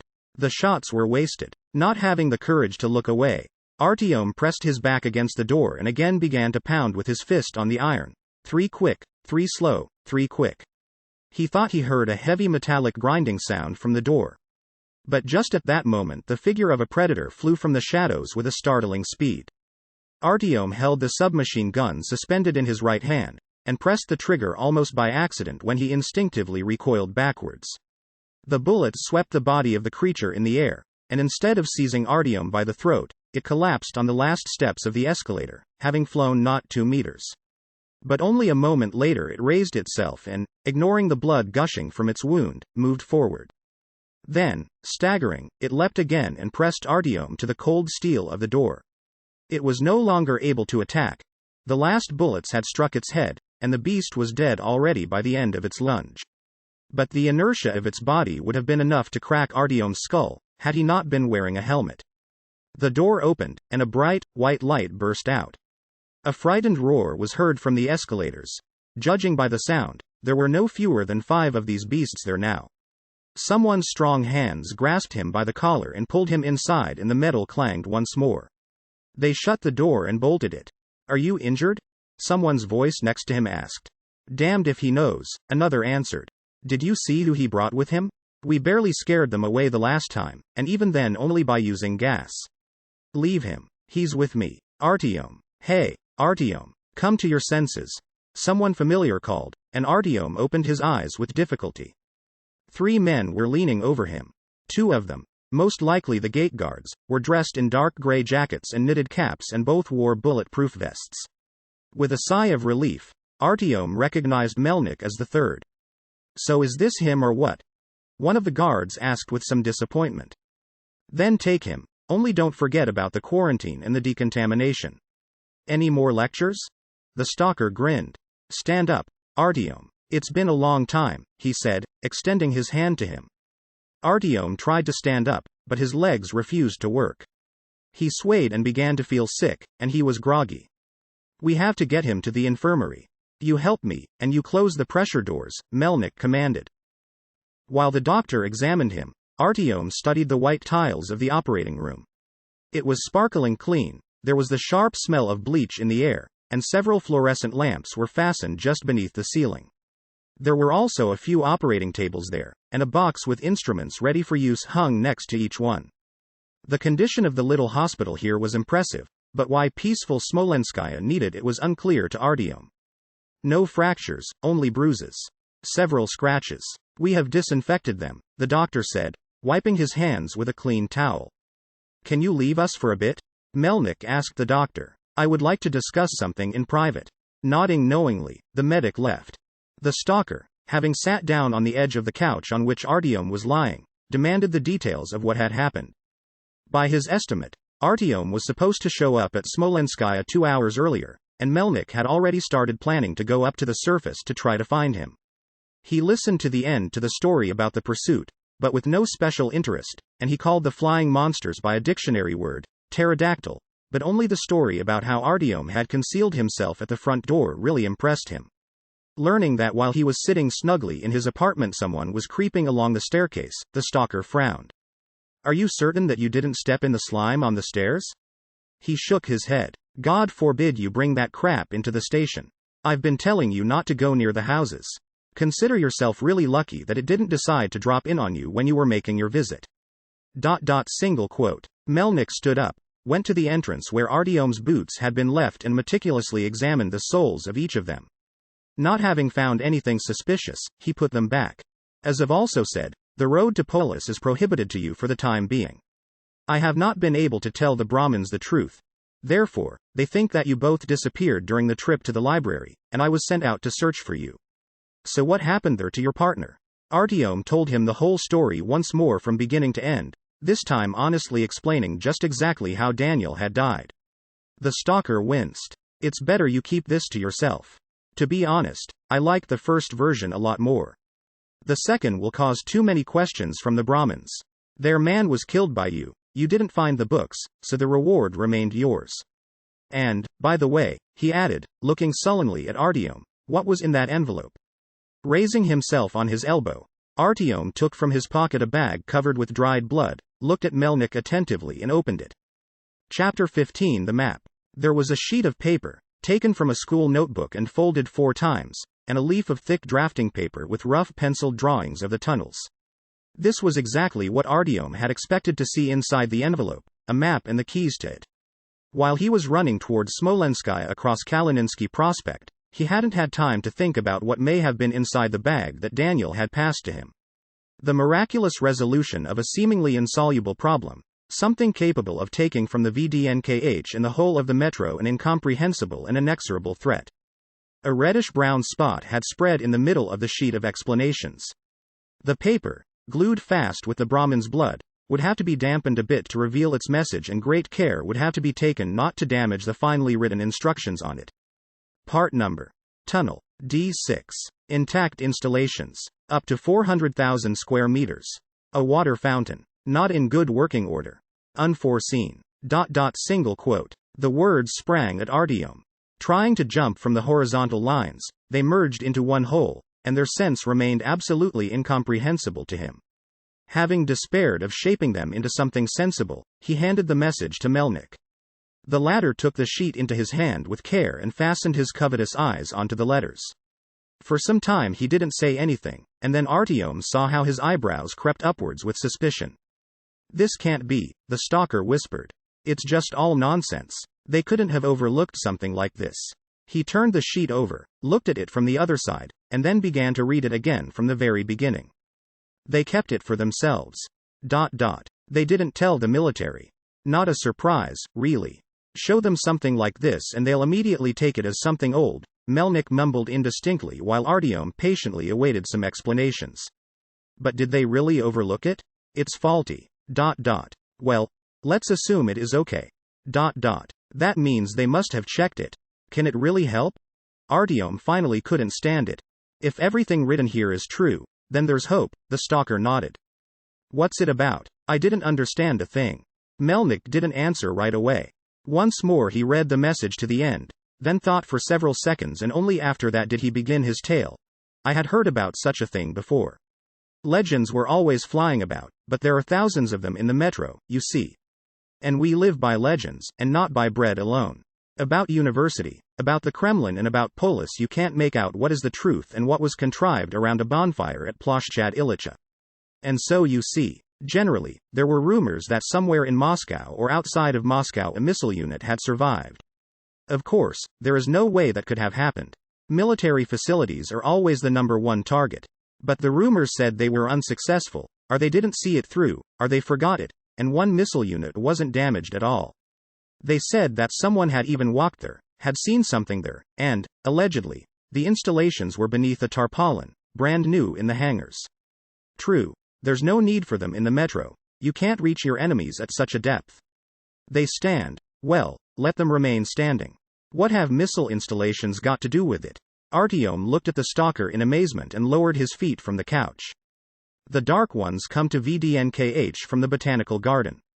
Hunter suspected that they come down into the metro from the surface right in that area. It's logical to assume that they live right up there. As a matter of fact, there are 2 versions. The first says that they come from a place that is like a beehive, figuratively speaking, not far from the metro entrance. The second says that in truth, there is no beehive, and the dark ones come from outside the city. Then there's the question. Why haven't we noticed more of them anywhere else? It is illogical. Although, perhaps, it's a matter of time. Generally, this is the situation. If they arrive from somewhere far away, we won't be able to do anything with them anyhow. We blow up the tunnels beyond the VDNKH or even beyond Prospect Mir.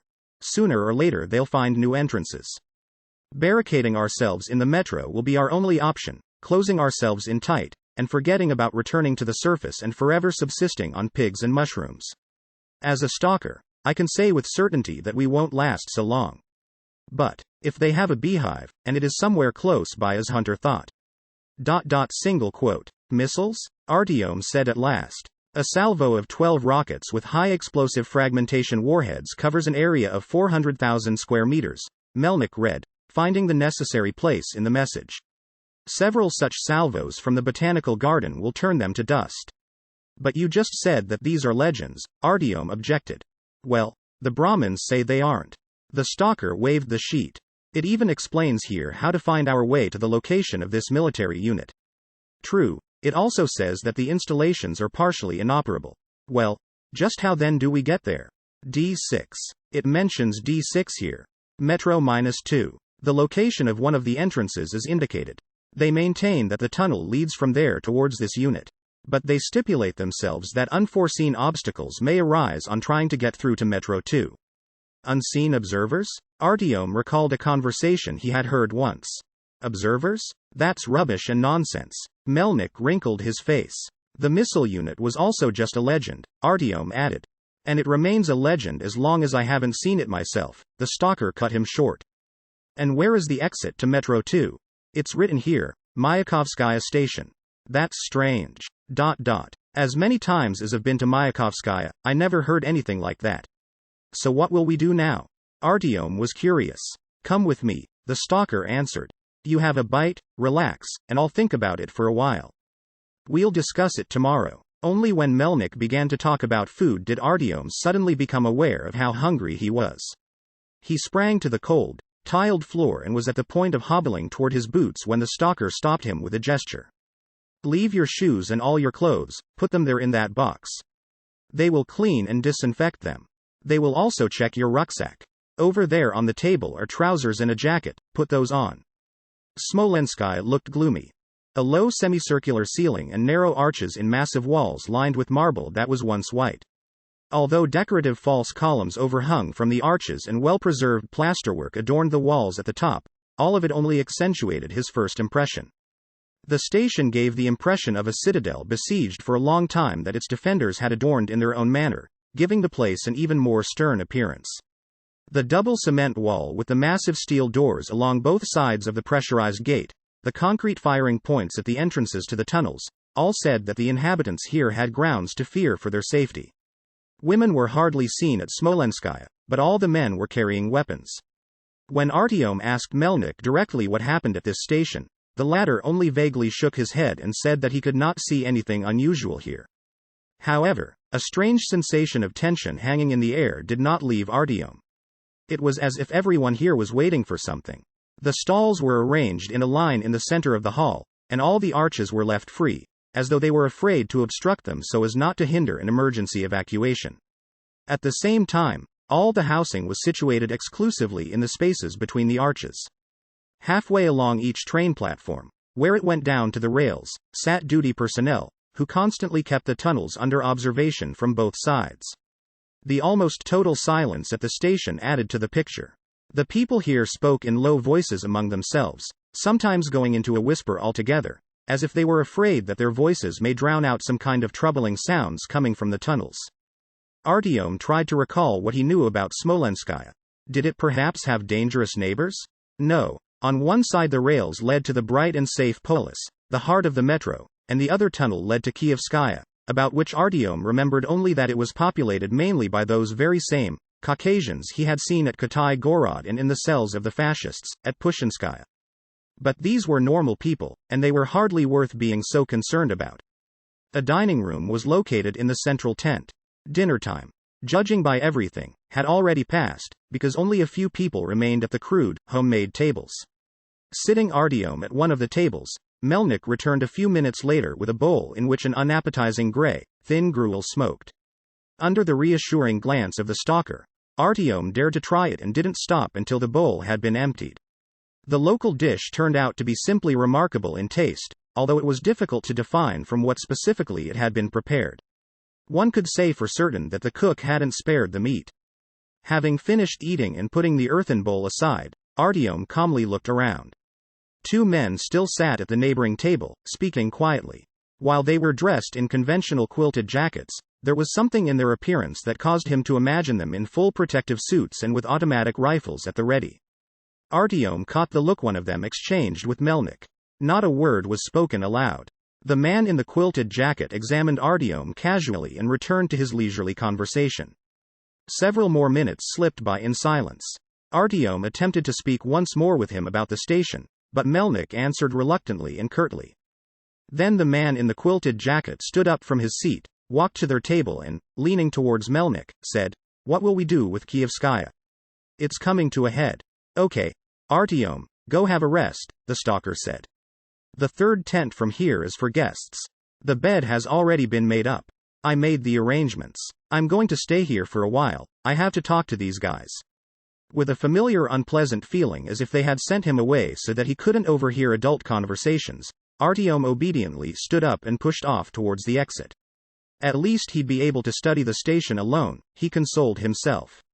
Now, when he was able to take a closer, more attentive look, Artyom discovered several more small peculiarities. The hall had been perfectly cleared, and the assorted junk with which the majority of the inhabited stations in the metro were unavoidably filled was completely missing here.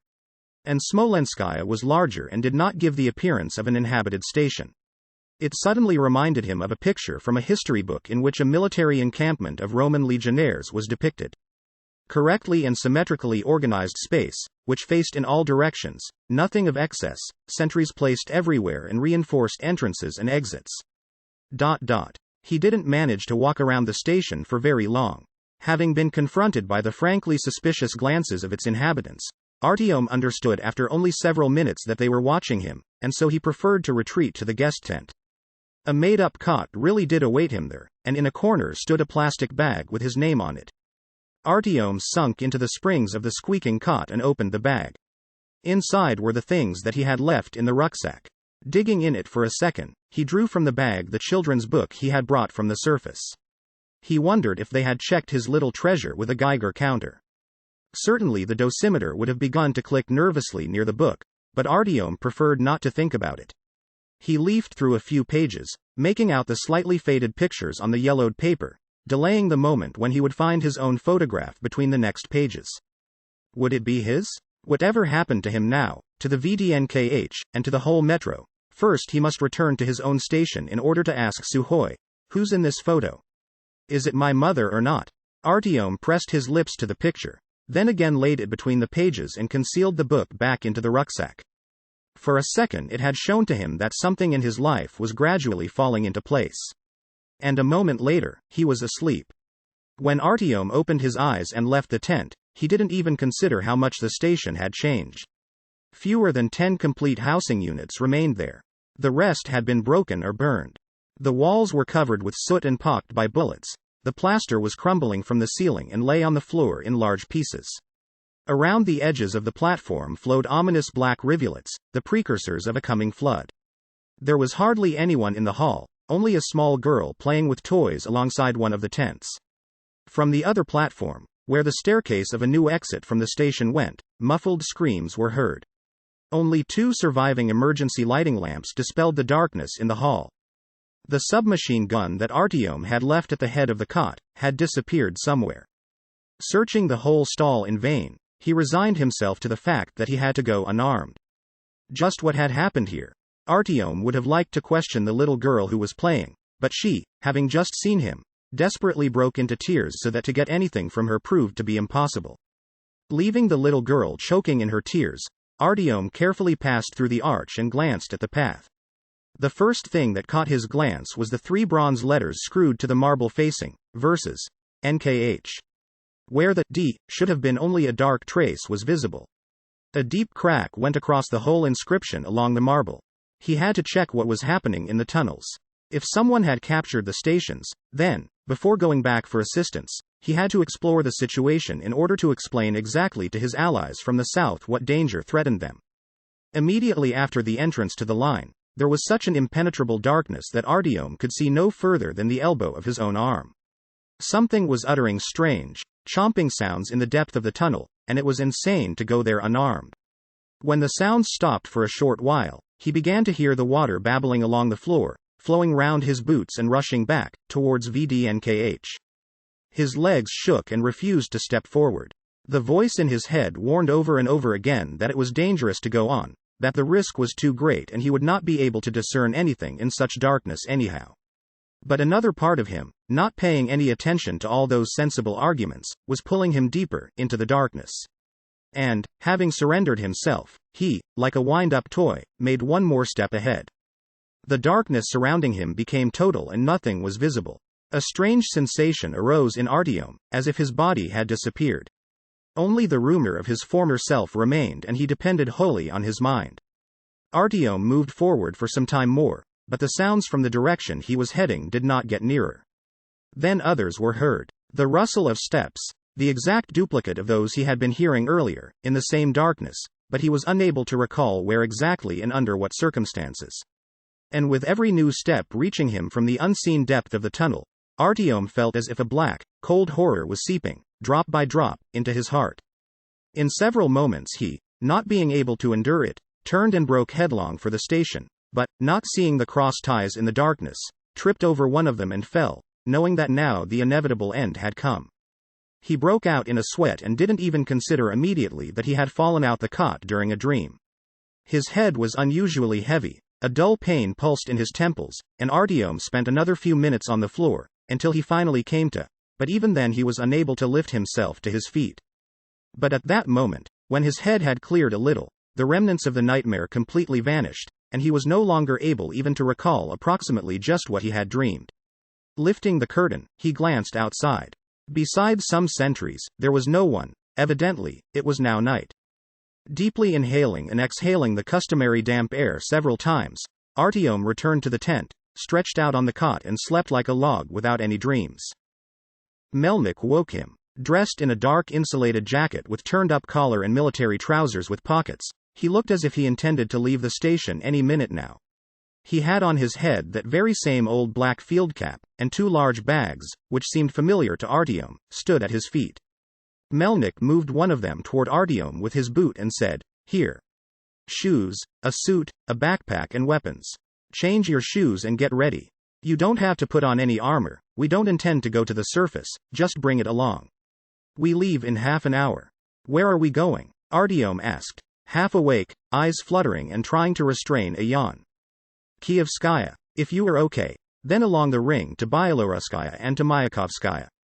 And there we'll see. Get ready." The stalker took a seat on a stool standing in the corner and, pulling a scrap of newspaper from his pocket, began to roll himself a cigarette, looking at Artyom from time to time. Under this watchful eye Artyom was nervous and fumbled everything. However, after about 20 minutes, he was ready. Not saying a word, Melnik rose from the stool, grabbed his bag and walked to the platform. Artyom looked round the room and followed him. They passed through an arch and exited toward the paths.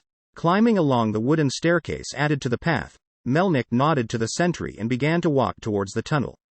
Only now did Artyom notice how strangely the entrances to the lines were arranged. On the side of the platform that led to Kievskaya, half the path was blocked by a concrete weapon emplacement with narrow gun slots. A metal grate obstructed the passage as well, and there were two sentries on duty. Melnik gabbed with them in short, unintelligible phrases, after which one of the guards opened the hinged lock and pushed the grate. Along one side of the tunnel stretched spooled black insulation wire, from which weak lamps hung every 10 or 15 meters. But even such poor lighting seemed a real luxury to Artyom. However, after 300 steps, the wire had become detached, and in this place one more sentry awaited them. There were no uniforms on the patrol members, but they looked much more serious than the military at Polis. Knowing Melnik by sight, one of them nodded at him, letting him pass ahead. Stopping at the edge of the lighted space, the stalker took a flashlight from his bag and switched it on. After another several hundred meters, voices were heard ahead and the glows of flashlights appeared. Melnik's submachine gun slid down from his shoulder and ended up in his hands in an imperceptible movement. Artyom followed his example. Most likely it was another, long-range patrol from Smolenskaya. Two strong, armed men in warm jackets with fake fur collars were arguing with three peddlers. The patrol had round knitted caps on their heads, and on the chest of each hung night vision instruments on leather straps. The two peddlers had weapons with them, but Artyom was ready to bet anything that they were just traders. Huge bales of rags, a map of the tunnels in their hands, the special roguish look, the animatedly shining eyes in the beams of the flashlights, he had seen all of this repeatedly. They let peddlers into all the stations usually without any problems. But, it seemed, no one expected them at Smolenskaya. "Well, it's okay, pal, we are going by," one of the traders was trying to convince a patrol member, a lanky mustached man in a quilted jacket that fit too tightly. "We have our belongings here, take a look for yourself, we will be trading at Polis," echoed the other peddler, a chunky guy with hair down his eyes. What harm is there from us for you? There's only good. Here, take a look. Jeans just like new. Your size for certain. Brand name. I'll give them to you for free. The third had taken the initiative. The sentry shook his head in silence, blocking their passage.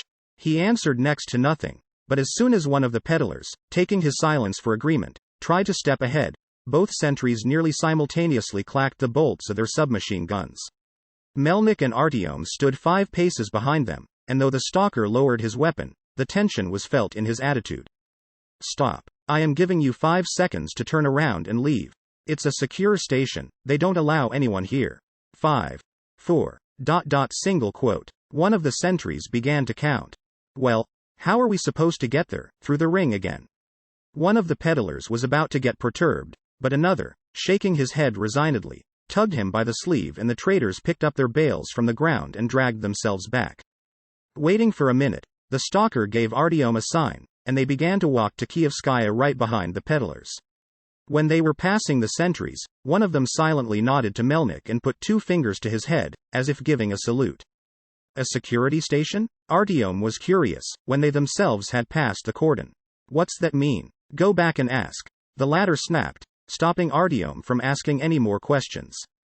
Although Artyom and Melnik were trying to hold a bit further back from the peddlers walking ahead, the sound of their voices came ever closer, and then suddenly stopped short. But they hadn't passed even 20 paces, when the beam of a light struck them in the face. Hey, who's there? What do you need? Someone cried nervously, and Artyom recognized the voice of one of the traders. Calm down. Let us pass, we won't bother you. We're going to Glukhovskaya, the stalker answered quietly, but clearly. Pass, we'll let you go ahead. No use breathing down our necks, they declared from the darkness after conferring briefly. Melnik shrugged his shoulders with displeasure and leisurely moved ahead. After about 30 meters, that very same trio of peddlers was waiting for them. Upon Artyom and Melnik's approach, the traders politely lowered their wares to the floor, parted and allowed them to pass. The stalker, as if nothing had happened, began walking further on, but Artyom noted that his pace had changed. Now he walked silently, as if hoping to muffle the sounds. Although the peddlers immediately followed them, Melnik didn't look at them once. Artyom himself had been trying to overcome the desire to turn round for a rather long time, about 3 minutes, but then he looked back anyhow. Hey! A tense voice was heard from behind. Wait up there. The stalker stopped. Artyom began to feel perplexed. Why was Melnik so obediently responding to some petty traders? Are they so bitter because of Glukhovskaya or because they are protecting Polis? One of the peddlers asked on catching up with them. Naturally because of Glukhovskaya, Melnik replied, and Artyom felt a pang of jealousy. The stalker hadn't wanted to tell him anything. Yeah, I can understand that. It's getting scary at Glukhovskaya now. Well, it's all right. Soon these neatniks from your guard will have to be hot. Everyone will be running to you from Glukhovskaya. Do you understand just who will remain living at the station? It'd be better to be shot, the lanky peddler mumbled. Have you rushed the guns yourself? The other spitefully harumphed. Pshaw, don't pretend you're a hero. Well, you haven't been too hot yourself, either, the lanky one responded. And just what's going on? Artyom couldn't contain himself. The 2 peddlers immediately looked at him as if he had asked a question so stupid that even a child knows the answer. The stalker kept quiet, and the peddlers grew silent and they walked for some time in complete silence. Whether because of this or, perhaps, because the prolonged silence was growing spooky, Artyom suddenly no longer wanted to hear any explanation. And when he had decided he was about to give up on them, the lanky one finally and reluctantly pronounced, "The tunnels to Park Pobedi are there, right ahead." Hearing the name of the station, his 2 fellow travelers pressed closer to each other and Artyom imagined for a second there was the rush of dank tunnel air and the tunnel walls were collapsing. Even Melnik shrugged, as if trying to warm himself. Artyom had never heard anything bad about Park Pobedi and was not able to recall one tale associated with this station. So just why, suddenly, had he become so uneasy at the sound of its name? What, is it getting worse? The stalker asked gravely. What do we know? We are just ordinary folks. We pass it sometimes. Stay there, you'll understand, the bearded one mumbled vaguely. People disappear, the thick-set peddler stated under his breath. Many are frightened, so they run. One can never make out who has disappeared or who ran away on their own, and it's even more awful for the rest. All these tunnels are damned, said the lanky one, and he spat at the ground. But the tunnels are blocked. Melnick was stating a fact. They've been blocked for 100 years, but what about since then?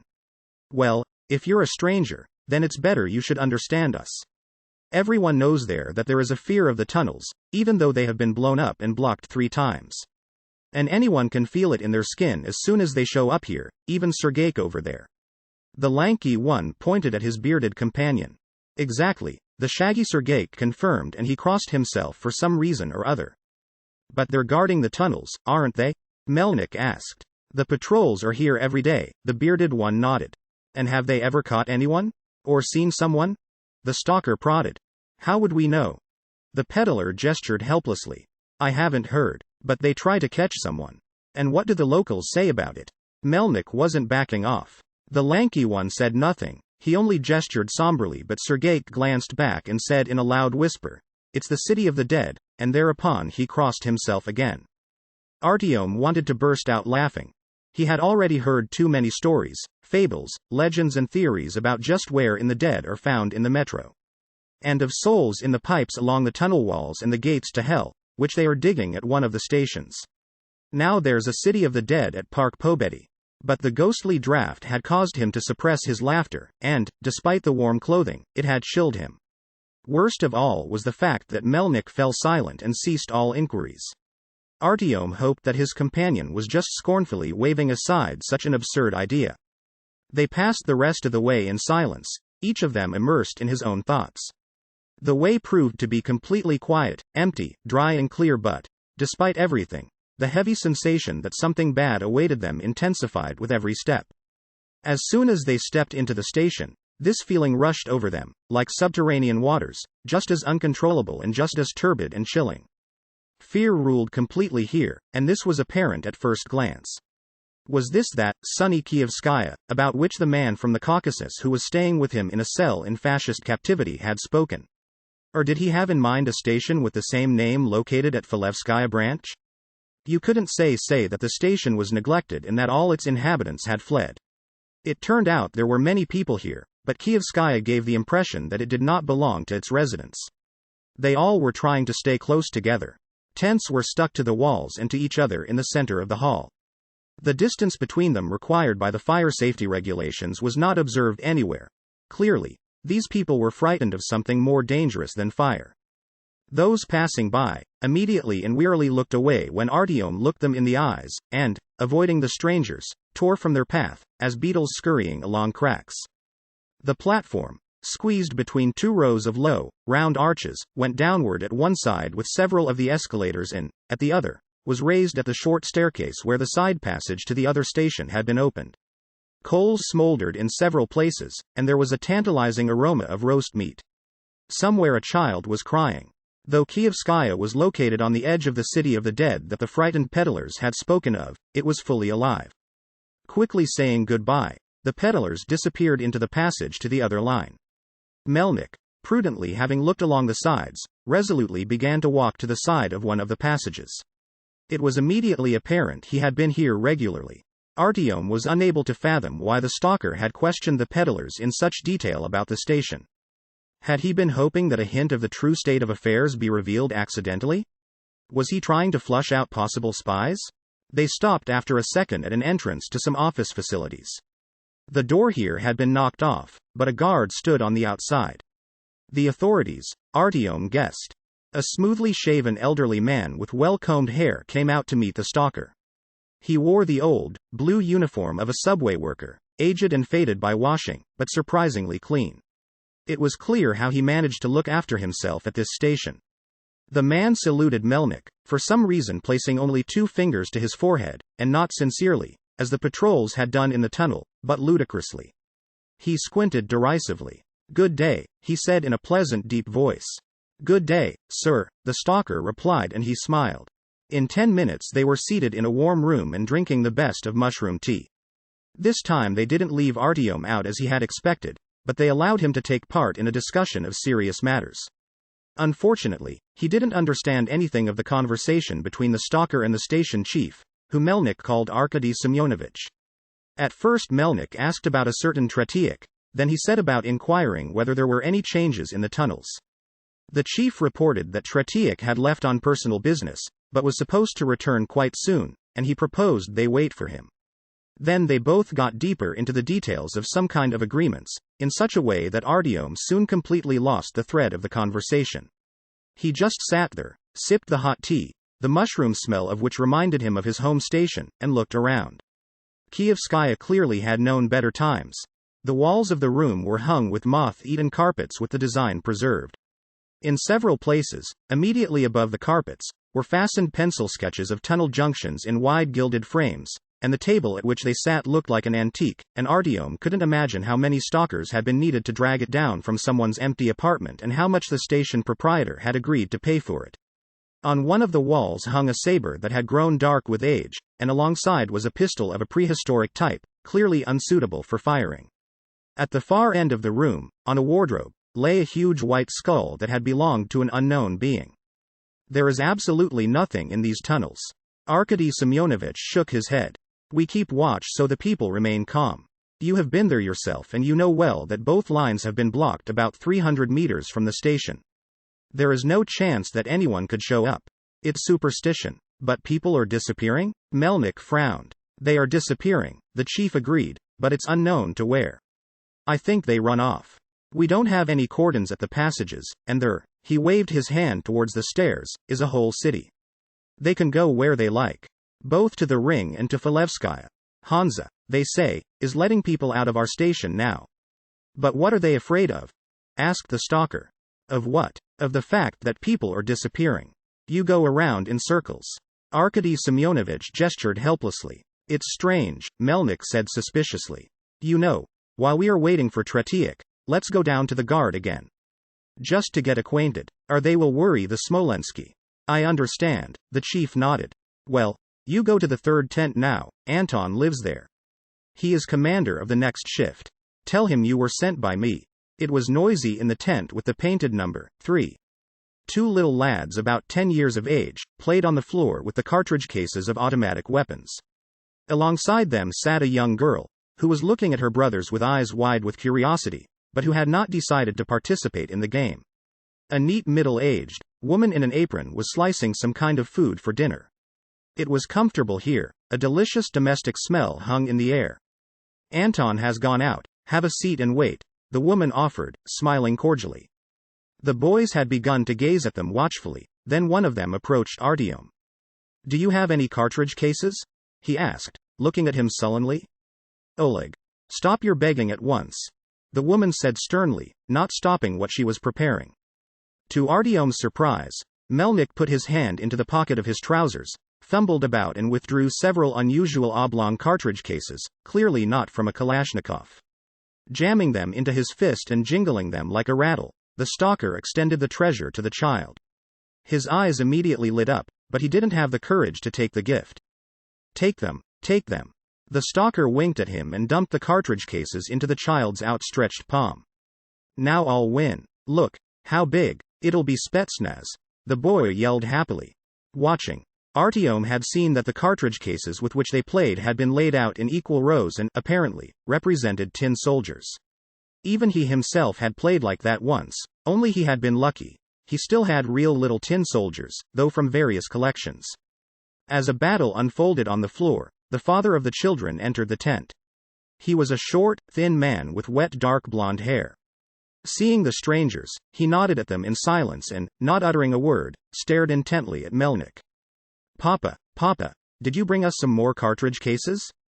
Oleg now has more. They gave him some long ones. The second boy nagged, plucking at the father's trouser leg. From the authorities, the stalker explained. We are going on duty with you into the tunnels. Like reinforcements. More reinforcements are out of the question, muttered the boss of the tent, but the lines of his face had become smooth. My name is Anton. We'll just have a bite to eat and go. Have a seat. He pointed at the stuffed sacks that served as chairs in this home. Despite the guests' resistance, both partook of a smoking bowl with tubers unfamiliar to Artyom. He looked at the stalker questioningly, but the stalker confidently stabbed a piece on his fork, put it into his mouth and began to chew. Something resembling satisfaction was reflected in his poker face, and this imparted bravery to Artyom. The tubers were totally unlike mushrooms to the taste, they were sweet and a little fatty, and he ate his fill of them in only a few minutes. At first Artyom wanted to ask what they were eating, but then he thought that it would be better for him not to know. They were tasty and okay. Some places they consider rat's brains a delicacy. Pop, can I go with you, on duty? Having eaten half his portion and spreading the rest along the edges of his plate, the child to whom the stalker had given the cartridge case asked. No, Oleg, the host answered, frowning. Olezhenka, what's this about duty? Just what are you thinking? They don't take little boys there, wailed the woman, taking her son by the hand. Mom. What do you mean, little boy? Oleg said, examining the guests uncomfortably and trying to speak with a deep voice. Don't even think about it. Do you want to drive me to hysterics? The mother had raised her voice. Well, fine, the child mumbled. But as soon as the woman had gone to the other end of the tent to fetch something else for the table, he tugged his father by the sleeve and loudly whispered, But you took me the last time. The conversation is finished, the host said sternly. It doesn't matter. Single quote. Oleg muttered his final words to himself under his breath so that they couldn't be heard clearly. Having finished eating, Anton stood up from the table, unlocked a metal box standing on the floor, and took an old army AK-47 out of it and said, Shall we go? It's a short shift today, I'll be back in 6 hours, he reported to his wife. Both Melnik and Artyom stood immediately. Little Oleg looked in desperation at his father and fidgeted uneasily in his seat, but decided to say nothing. At the dark tunnel orifice sat a pair of guards on the edge of the platform, legs hanging downward, and a third blocked the passages and peered into the darkness. There was stenciling on the wall. The Arbatskaya Confederation. Welcome. The letters were half erased, and it was immediately clear that it hadn't been repainted for a very long time. The guards conversed in a whisper and even hushed one another if one of them suddenly raised his voice. Besides the stalker and Artyom, 2 more local men accompanied Anton. Both of them were somber and not talkative. They looked at the guests malevolently, and Artyom never caught what their names were. Having exchanged some short phrases with the people protecting the entrance to the tunnel, they stepped down to the paths and slowly moved forward. The tunnel's round arches were perfectly conventional here, the floor and walls appeared untouched by time. And yet the unpleasant feeling about which the peddlers had spoken had begun to envelop Artyom as soon as he took his first steps. A dark, inexplicable fear crept out from the depths to greet him. It was quiet on the line. Some human voices were heard in the distance. Mostly likely there was a patrol located there, too. It was one of the strangest posts that Artyom had seen. Several men sat around on bags filled with sand. In the middle stood a cast iron stove and, some distance further away, a pail of fuel oil. Only the tongues of flame penetrating the slits in the stove and the light of the flickering wick of an oil lamp suspended from the ceiling illuminated the faces of the patrol members. The lamp swung a little from the stale tunnel air, and therefore, it seemed that the shadows of the people sitting motionless were living their own private lives. The lookout members were sitting with their backs to the tunnel. The air was irritating their eyes. Protecting their eyes from the blinding rays of the flashlights of the replacements with their hands, the lookouts gathered themselves up to go home. Well, how was it? Anton asked of them, ladling out a scoop of fuel oil. How can it be here? The senior shift member grinned gloomily. Like always. Empty. Quiet. He snuffed and, having hunched up, began walking towards the station. While those remaining moved their bags closer to the stove and planted themselves, Melnik turned to Anton. Well, shall we continue on and take a look at what's there? There's nothing to see there, it's just blocked. I've already seen it 100 times. Look, if you want, it's about 15 meters from here. Anton pointed over his shoulder in the direction of Park Pobedi. The tunnel was half destroyed before the blockage. The floor was covered with rock and dirt fragments, the ceiling had sagged in some places and the walls were crumbling and had converged. The warped opening of an entrance to unknown office facilities at the side had grown black, and at the very end of this appendix the rusty rails had been thrust into a pile covered with concrete blocks, mixed with cobblestones and soil. The metal utility line pipes that also stretched along the walls were immersed in this earthen layer. Lighting the collapsed tunnel with the flashlight and not finding any secret trapdoors, Melnik shrugged his shoulders and turned toward the lopsided door. He aimed the beam inside and glanced there, but didn't cross the threshold. Are there no changes on the second line either? He asked of Anton, turning towards the stove. It was all like that both 10 years ago and now, the latter replied. They were silent for some time. With flashlights extinguished, the light once more came only from the loosely covered stove and from the tiny flame behind the sooty glass of the oil lamp, and the darkness around became dense. All the lookouts had bunched around the stove as close as was possible. The yellow beams blocked out the darkness and cold, and one could breathe more freely here. Artyom had endured as much as he could, but the need to hear at least some kind of a sound forced him to overcome his shyness. I have never been to your station before, coughing, he told Anton. I don't understand. Just why do you have duty here if there's nothing there? You don't even watch in that direction. That's the order of things, Anton explained. They say that is why there's nothing here, since we are on duty. And what's up there further, beyond the blockage?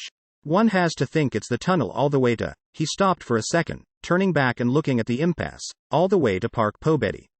Does anyone live there? Anton gave no reply, only vaguely shaking his head.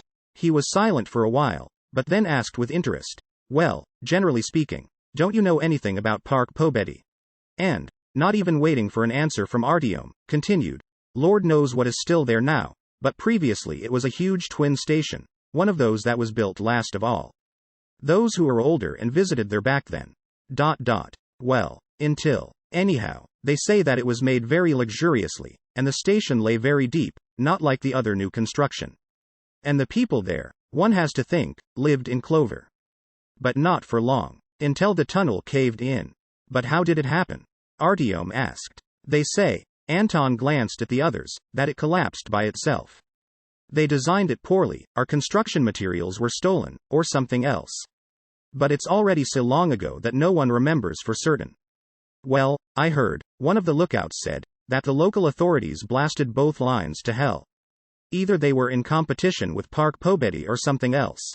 Maybe they were afraid that Park would subjugate them with time. But here at Glukhovskaya, you yourself know at that time who was in command. Who was trading fruit at the market earlier? The hot people, who are accustomed to dismantling things.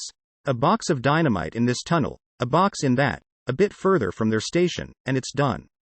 Like it's bloodless and the problem is solved. But what happened with them later? Artyom was curious.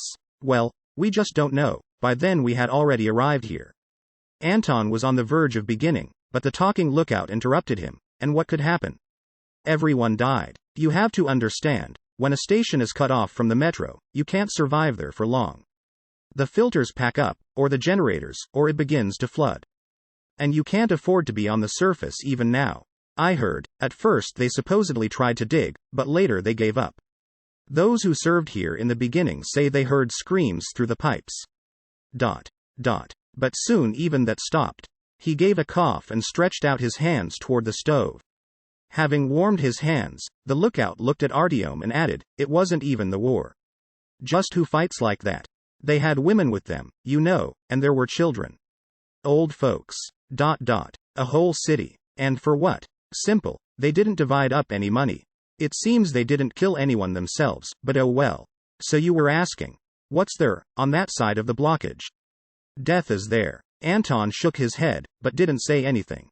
Melnik looked at Artyom with attention, and nearly opened his mouth, as if intending to add something to the story he had heard, but had second thoughts. Artyom had got really cold, and he also stretched toward the stove. He tried to imagine what it meant to live at this station, the inhabitants of which believe that the rails leaving their home lead directly to a kingdom of death.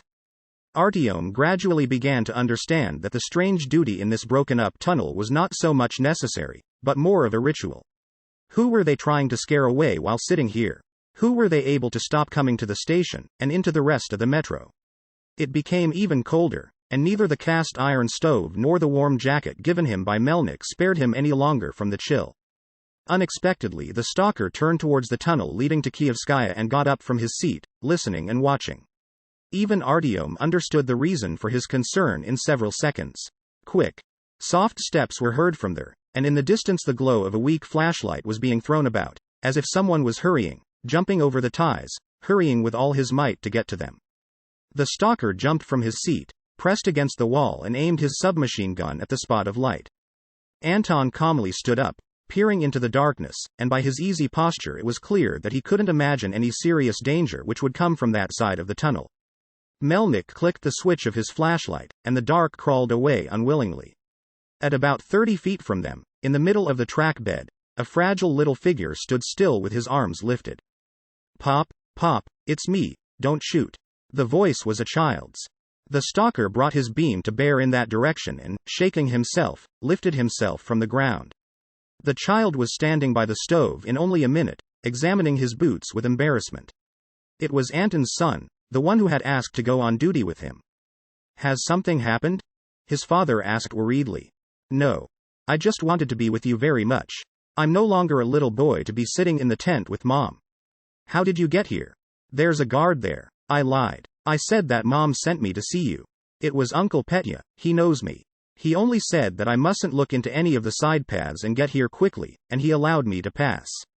"We'll be talking to Uncle Petya again," Anton promised solemnly. "And you think for a while how you will explain this to your mother. I won't let you go back alone. Can I stay with you?" The child wasn't able to contain his delight and began to hop about. Anton moved to the side, sitting his son on the warm bags.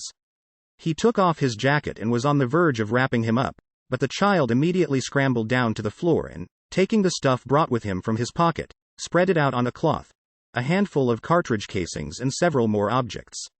He sat beside Artyom, and the latter had time to study all these things. A small metal box with a handle that turned was the most interesting. When Oleg held it in one hand and turned the handle with the fingers of the other, the little box, emitting ringing metallic sounds, began to play a simple mechanical melody. And it was amusing that it was worth leaning it against another object, because that one began to resonate, amplifying the sound by many times. It came from the iron stove best of all, but it wasn't possible to leave the device there long, because it got hot too quickly. It had become so interesting to Artyom that he decided to try it himself. "What on earth?" the boy said, giving him the hot box and blowing on his burnt fingers. "I'll show you such a trick later," he promised conspiratorially. The next half hour slipped by slowly. Artyom, not noticing the angry glances of the lookouts, endlessly turned the handle and listened to the music. Melnik whispered something to Anton, and the child played on the floor with his cartridge cases. The melody from the tiny music box was rather dreary, but charming in its own way. It was just impossible to stop. "No, I don't understand," the stalker said and stood up from his seat. "If both tunnels have been brought down and are being protected, just where, in your opinion, do the people disappear to? And who said that it's all in these tunnels?" Anton looked him up and down. "And there are passages to other lines, 2 altogether, and lines to Smolenskaya. I think someone simply is making use of our superstitious beliefs." "Just what superstitions?" interrupted the lookout who had told them about the blowing up of the tunnel and the people who were left on the other side. "The curse of our station is that it stopped with Park Pobedi. And we all are damned that we live at it. Single quote. And you, Sanich, are muddying the waters." Anton cut him short with displeasure. "Here the people are asking about serious things and you are spreading your tales about. Let's take a walk. I saw some doors along the way and a side exit. I want to take a look," Melnik said to him. "The people are frightened at Smolenskaya, too." Kolpakov was personally interested. Well, now he has got interested, right? Anton smiled sadly. "They are even throwing questions at Polis already." The stalker pulled a folded sheet of newspaper from his pocket. Artyom had seen such papers at Polis. At one of the passages stood a tray where it was possible to buy them, but they cost 10 cartridges and paying so much for a sheet of wrapping paper with poorly printed gossip on it was not worth it. Melnik, it seemed, didn't regret the cartridges. Several short articles huddled under the proud name, Metro News on the roughly cut yellowish sheet. One of the pieces was even accompanied by a black and white photograph. The banner ran, "Mysterious disappearances at Khovskaya continue. The smokers are still alive, they say." Anton carefully took the newspaper in his hands and smoothed it out. "Okay. Let's go. I'll show you your side branches." "Will you stop reading?" The stalker nodded. Anton stood, looked at his son and said to him, "I'll be right back. Look, don't be naughty here without me," and, turning toward Artyom, asked, "Look after him, be a pal." There was nothing left for Artyom to do but nod. As soon as his father and the stalker had gone a bit further away, Oleg jumped up, took the box away from Artyom with a naughty look, yelled at him, "Catch me," and broke into a run towards the dead end. Recalling that the boy was now his responsibility, Artyom guiltily looked at the rest of the lookouts, lit his flashlight and went after Oleg. He didn't investigate the half-destroyed office facility, as Artyom feared he might. He was waiting right next to the blockage. "See what happens now," the lad said. Oleg scrambled onto the stones, reached the level of the pipes and disappeared into the blockage. Then he took out his box, placed it against the pipe and turned the handle. "Listen," he said. The pipe began to hum, resonating, and it was as if it all had been filled from within by the simple, doleful melody the music box was playing. The boy pressed his ear to the pipe and, as if bewitched, continued to turn the handle, drawing the sounds from the metallic box. He stopped for a second, listening, smiled happily and then jumped down from the pile of stones and extended the music box to Artyom. "Here, try it yourself." Artyom was able to imagine how the sound of the melody would change as it passed through the hollow metal pipe. But the child's eyes were so bright, that he decided not to behave like the ultimate pain in the neck. Leaning the box against the pipe, he pressed his ear to the cold metal and began to turn the handle. The music began to resound so loudly that he nearly jerked his head away. The laws of acoustics were not familiar to Artyom, and he was unable to understand by what miracle this piece of metal could so amplify the melody inside such a feebly tinkling box. Turning the handle for several more seconds and playing the short tune a good 3 times, he nodded to Oleg. "It's splendid. Listen again." He began to laugh. "Don't play, just listen." Artyom shrugged and looked at the post to see if Melnik and Anton had returned, and once more placed his ear to the pipe. What could one possibly hear now? The wind? The echo of a scary noise that flooded the tunnels between Alexeyeva and Prospect Mir? From an unimaginable distance, making their way through the earth's stratum with difficulty, came muffled sounds. They came from the direction of the dead Park Pobedi. There could be no doubt about it.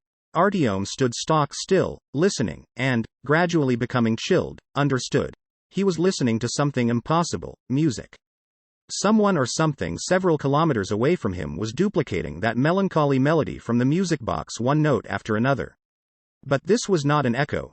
The unknown performer had erred in several places, shortened a note somewhere, but the motif remained completely recognizable.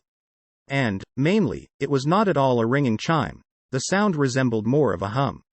Or singing? The indistinct chorus of a multitude of voices? No. A hum all the same. ... What is it playing?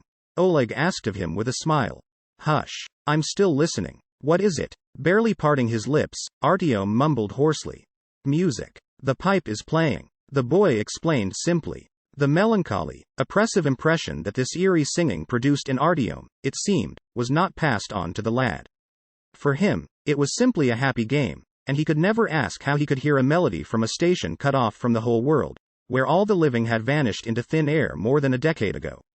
Oleg again climbed up onto the stones, on the verge of preparing to start his little machine again, but Artyom suddenly felt inexplicably fearful for him and for himself. He grabbed the lad by the hand and, not paying any attention to his protests, dragged him back to the stove. "Coward! Coward!" Oleg screamed. "Only children believe in these tales."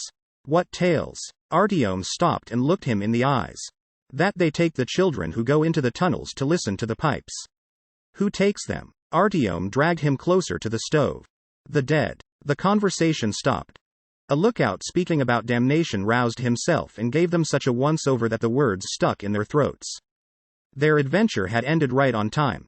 Anton and the stalker were returning to the post, and someone else was walking with them. Artyom quickly planted the boy in his seat. The child's father had asked him to look after Oleg, and not to indulge in his whims. And who knew what superstitions Anton himself believed? "Excuse me, we've been delayed." Anton sank onto the sacks beside Artyom. He wasn't naughty, was he? Artyom shook his head, hoping that the lad had enough sense not to brag about their adventure. But he, it seemed, understood everything himself just fine.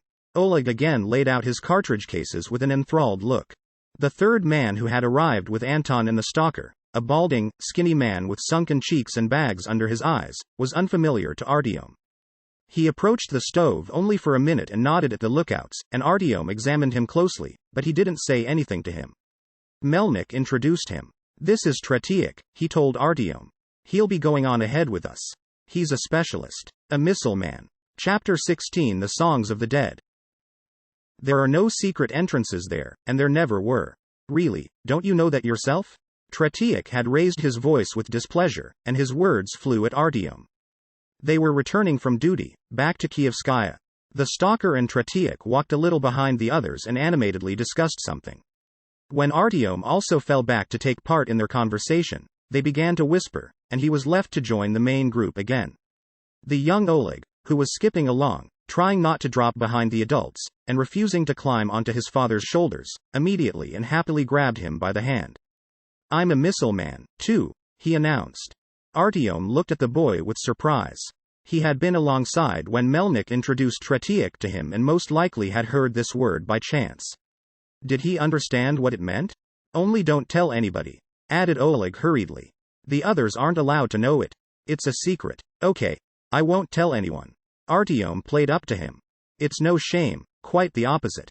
You should be proud of it. But others might say bad things about you out of envy," the boy explained, although Artyom hadn't even intended to ask anything. Anton was walking about 10 paces ahead, lighting the path. Nodding at his frail figure, the child loudly whispered, "Papa said not to show anyone, but you know how to keep secrets. Here." He took a small fragment of cloth from an inside pocket. Artyom shined his flashlight on it. It was a torn tab, a circle of a thick, rubberized substance, about 7 centimeters in diameter.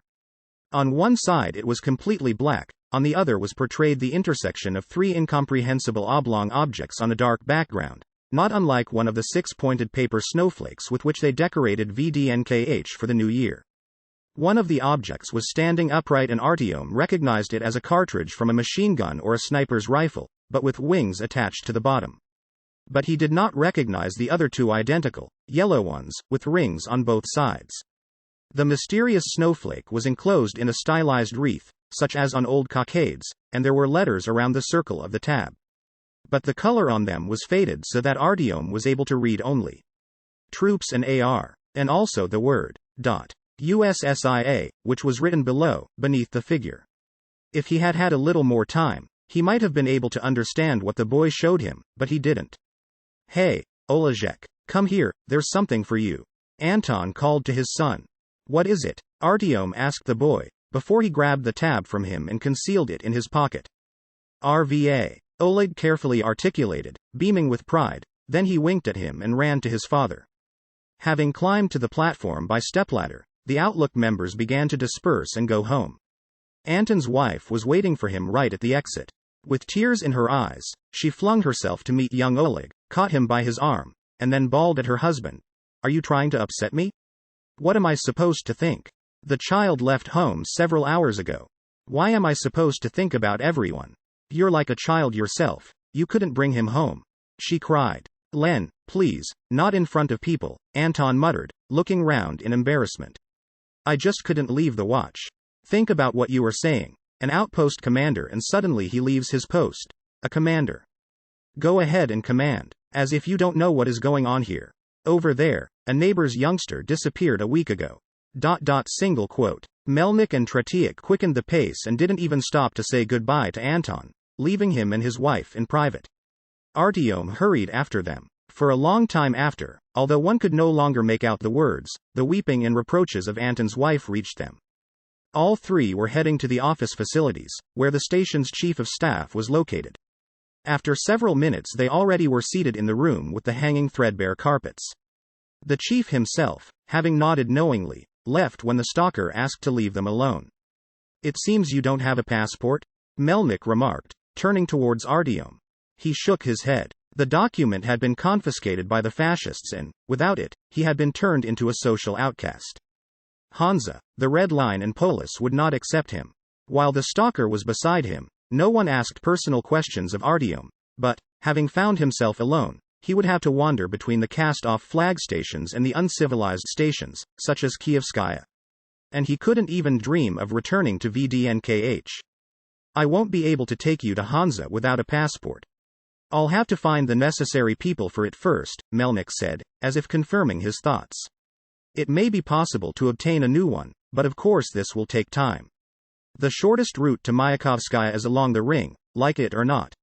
"What do we do?" Artyom shrugged his shoulders. He was inclined to agree with the stalker.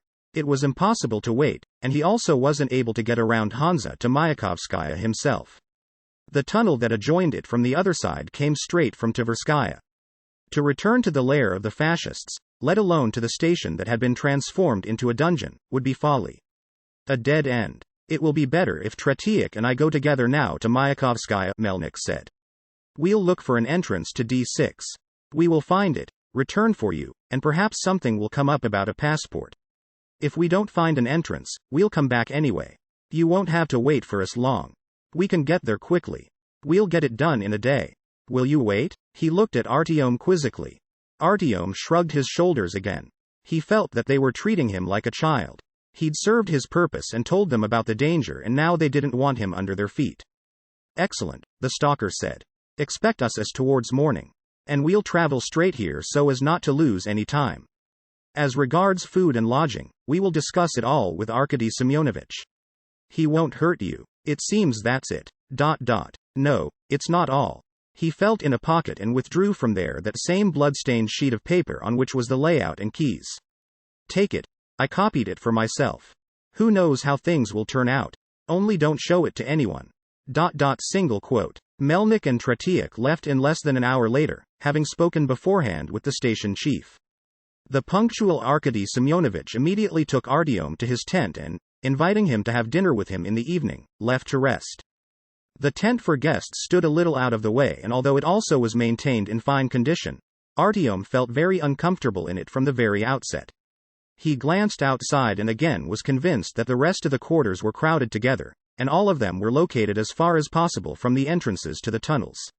Now that the stalker had gone and Artyom was alone in the unfamiliar station, the sensation of unease that he had experienced earlier returned. It had been scary at Kievskaya in just the same way, simply frightening, without any obvious cause. It was already getting late.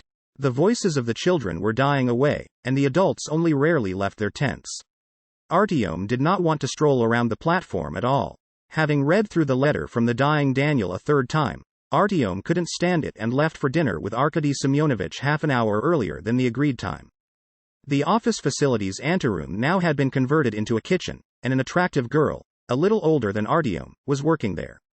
Meat and some kind of root vegetables were stewing in a large frying pan, and boiling next to them were some of the white tubers which he'd eaten at Anton's.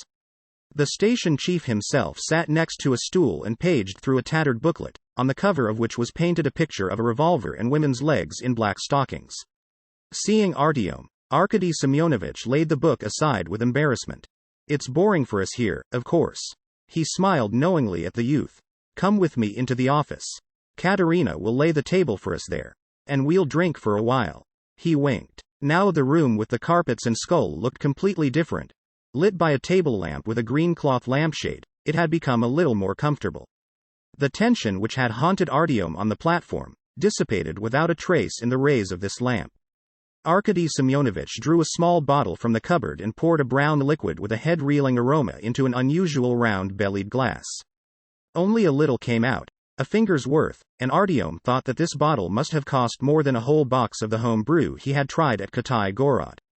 A little cognac. Arkady Semyonovich responded to his curious look. Armenian, of course, but it's almost 30 years old. Bottoms up. The chief dreamily looked up at the ceiling. Don't be afraid, it's not contaminated. I checked it myself with the dosimeter. The unfamiliar drink was very strong, but the pleasant flavor and sharp aroma made it palatable. Artyom didn't swallow it all at once, but tried to savor it, following the example of his host. A fire was slowly breaking out inside him, it seemed, but it gradually cooled and turned into an acceptably comforting heat. The room had become even more agreeable, and Arkady Semyonovich even more likable. A surprising thing. Screwing up his eyes in satisfaction, Artyom commented.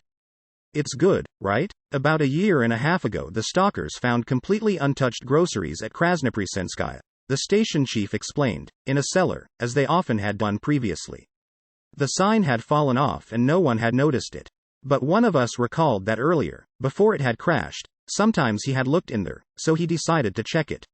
It had been there so many years it had become better. Because we knew each other, he gave me 2 bottles for 100 bullets. They asked 200 for one at Katai Gorod. He took one more small swallow, then thoughtfully looked at the lamp's light through the cognac. They called him Vasya, this stalker, the chief informed him. He was a good man. Not some kind of kid who runs after nothing, but a serious young man. He fetched all the good things. As soon as he returned from above, he came to me first. Well, he says, Semyonich, some new supplies. Arkady Semyonovich smiled weakly. Did something happen to him?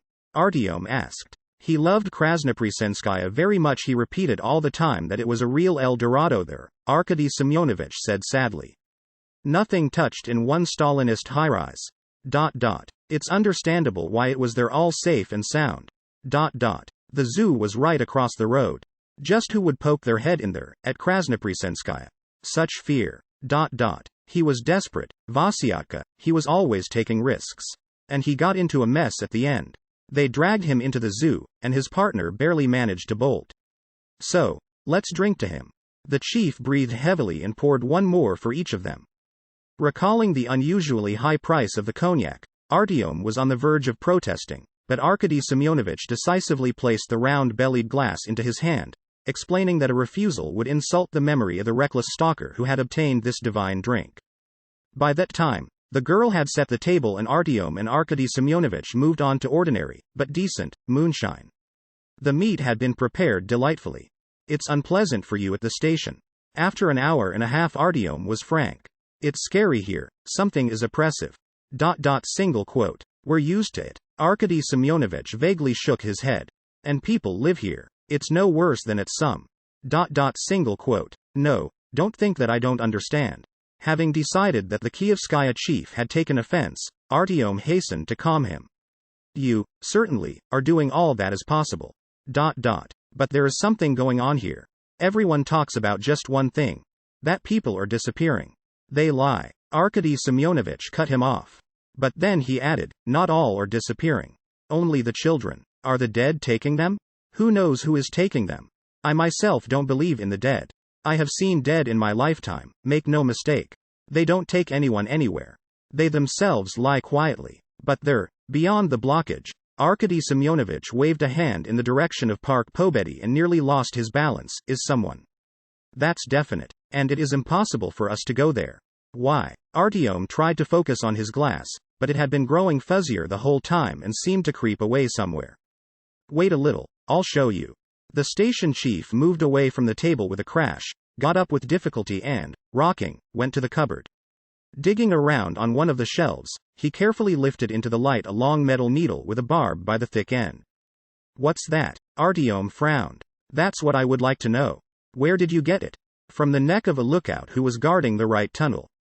Hardly any blood came out, but he lay there all blue, and foaming at the mouth. Did they come from Park Pobedi? Artyom was guessing. Damned if anyone knows, mumbled Arkady Semyonovich, and at the same time he upset their glasses. Only, he added, putting the needle back into the cupboard, don't tell anyone. But why haven't you told anyone yourself? They'll help you and people will settle down. Well, no one would settle down. Everyone would run away, like rats. They're already running now. Not to defend themselves from anyone here, there is no enemy. He isn't visible, and that's why it's frightening.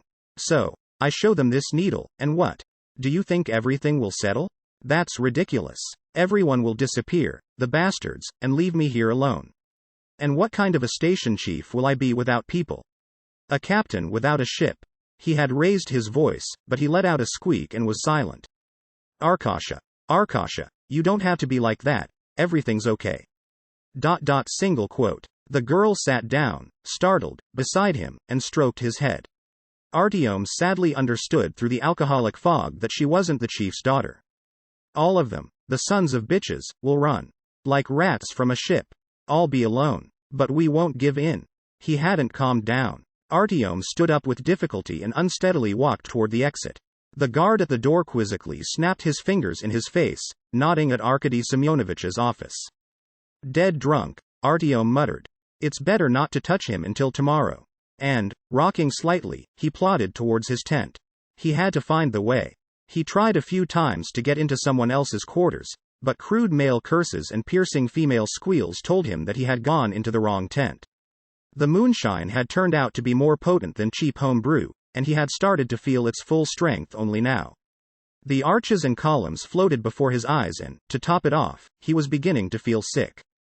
At a normal hour, perhaps, someone would have helped Artyom reach the guest tent, but now the station seemed completely empty. Even the posts at the exits from the tunnels were likely to have been abandoned. 3 or 4 dim lamps remained lit in the whole station, and, apart from those, the whole platform had been plunged into darkness. When Artyom stopped and looked around more attentively, it began to appear to him that the gloom had been filled by something and it was stirring quietly. Not believing his eyes, he plodded in the direction of one especially suspicious place with the curiosity and bravery of a drunk. Not far from the transfer to the GLUKHOVSKY line, at one of the arches, the movements of blobs of darkness were not gradual, as in other corners, but sharp and almost deliberate. "Hey, who's there?" Having approached to a distance of about 15 steps, he cried out. No one answered, but it seemed to him that an elongated shadow was oozing out of a particularly dark spot. It almost merged with the gloom. However, Artyom was certain that someone was looking at him from the darkness. He was shaking but kept his balance and took another step. The shadow abruptly decreased in size, as if it had shrunk, and slipped away. A sudden, sickening smell struck his nostrils and Artyom recoiled. What did it smell like? A picture of something he had seen in the tunnel on the approaches to the Fourth Reich arose in front of his eyes. Bodies heaped on each other with hands tied behind their backs. The smell of decomposition? At that very moment, with a hellish speed, like an arrow flying from a crossbow, the shadow dashed towards him. A pallid face covered with strange spots, with deeply sunken eyes, appeared in front of his eyes for a second. "The dead," wheezed Artyom. Then his head split into thousands of parts, the ceiling began to dance and turn over, and everything was fading away. Emerging and submerging into a feeble quiet, some kind of voices could be heard, some kind of visions flashed up then disappeared. "Mama won't let me, she'll be upset," the child said from not far away. "It was really impossible today, she cried all evening." "No, I am not afraid, you are not frightful, and you sing beautifully. I just don't want Mama to cry again. Don't feel hurt." "Well, for a short while maybe. Will we return before morning?" "Time's a wasting. Time's a wasting," a low male voice repeated. "We don't have all day. They're close enough already. Get up. Don't lie there. Get up. If you lose hope, if you flinch or give up, others will quickly take your place. I'm continuing the struggle. You should, too. Get up. You don't understand." "Who is it again? To the chief? As a guest? Well, of course, I'll bring one. Go ahead, you help too. Shake a leg, at least. Severe. Don't you care what he has there jingling in his pockets?" "Well, okay, I'm joking. That's all. We've gone as far as we can. And I won't. I'm leaving. Single quote. The tense flap was dramatically moved aside, and the beam of a flashlight struck him in the face. "Are you Artyom?" He could barely make out the face, but the voice sounded young.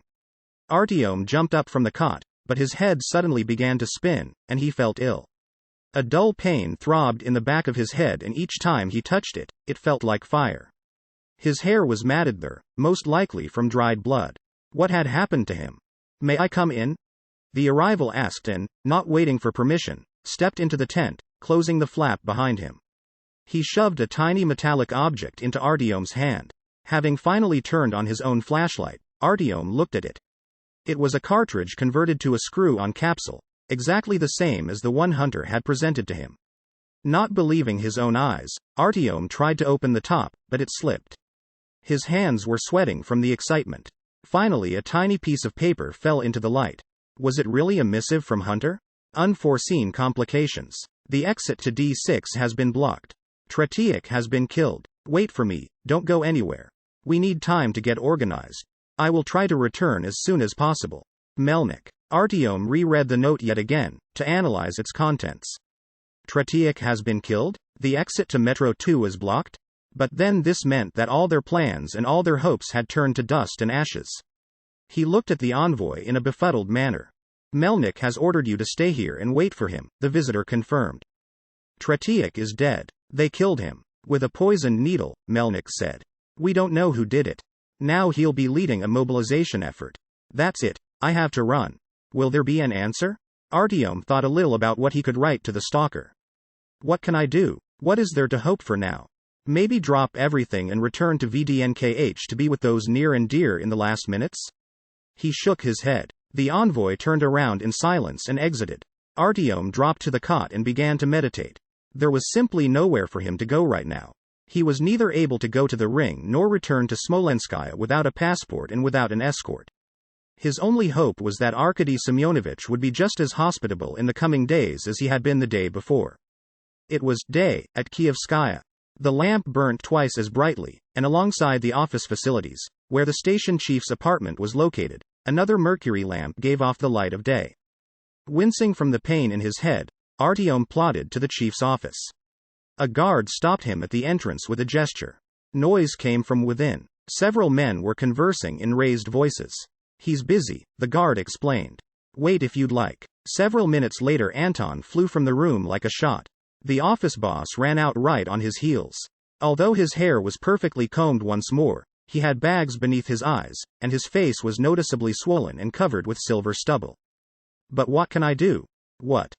the chief cried, chasing after Anton, and then, spitting, smacked himself with his hand on the forehead. "Are you up?" Having noticed Artyom, he smiled wryly. "I have to stay here with you until Melnik returns," Artyom declared apologetically. I know. They reported it. Let's go inside. They gave me an order concerning you." Arkady Semyonovich invited him into the room with a gesture. "So, I've been told to photograph you for a passport while you wait for Melnik. I still have the equipment here from when Glukhovskaya was a normal station. ... Then maybe he'll acquire a blank passport and we'll make the document for you." Sitting Artyom onto a stool, he pointed the lens of a small plastic camera at him. There was a blinding flash, and Artyom spent the next 5 minutes completely blinded, looking around helplessly.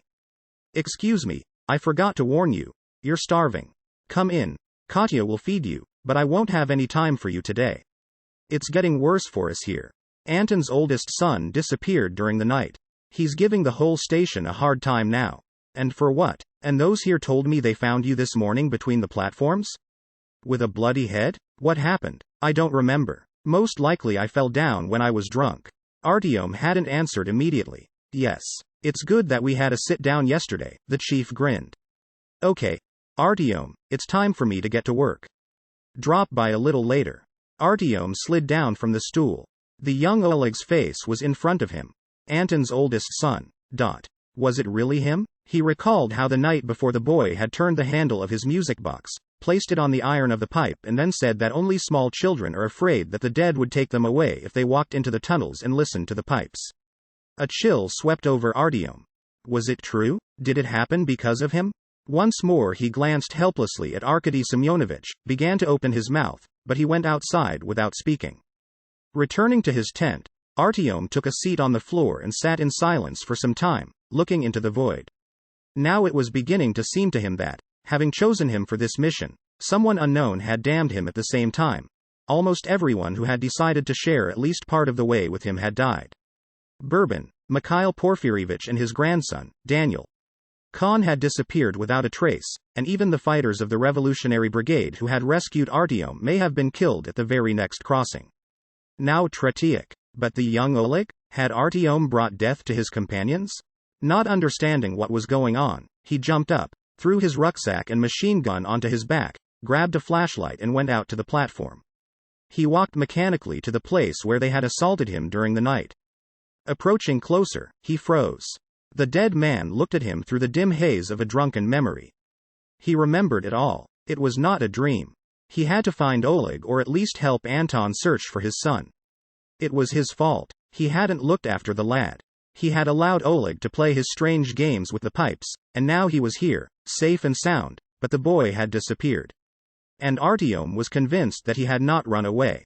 Something bad and inexplicable had happened here during the night, and Artyom was doubly guilty, because he may have been able to prevent it, but he had been incapable.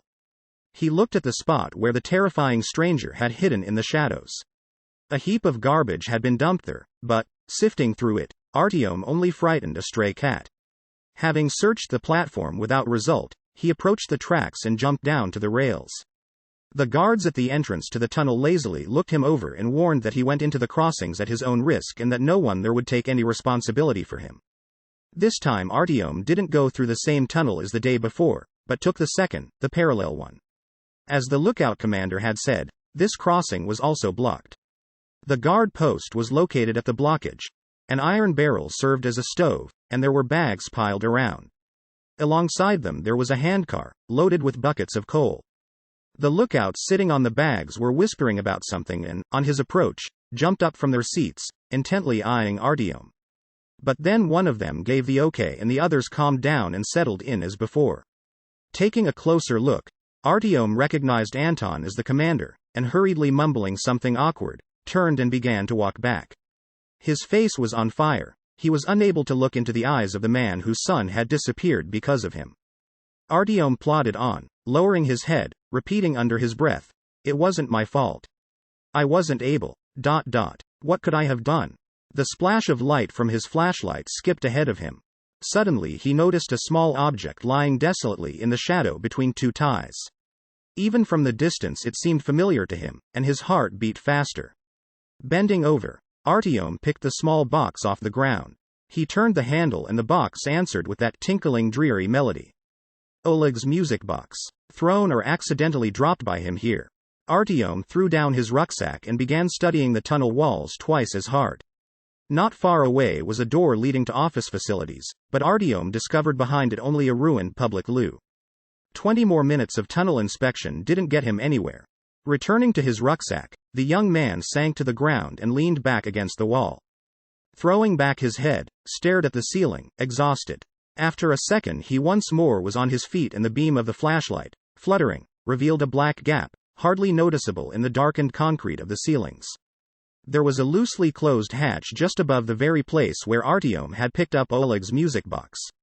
However, there was no way to reach the hatch. The ceiling was more than 3 meters high. A solution presented itself to him in a flash. Grasping the box he had found and throwing his rucksack onto the rails, Artyom raced back to the lookouts. He was no longer afraid to look Anton in the eyes.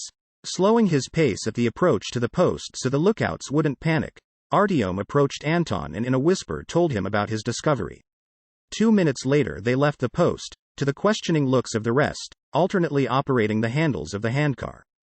They stopped the handcar directly beneath the hatch.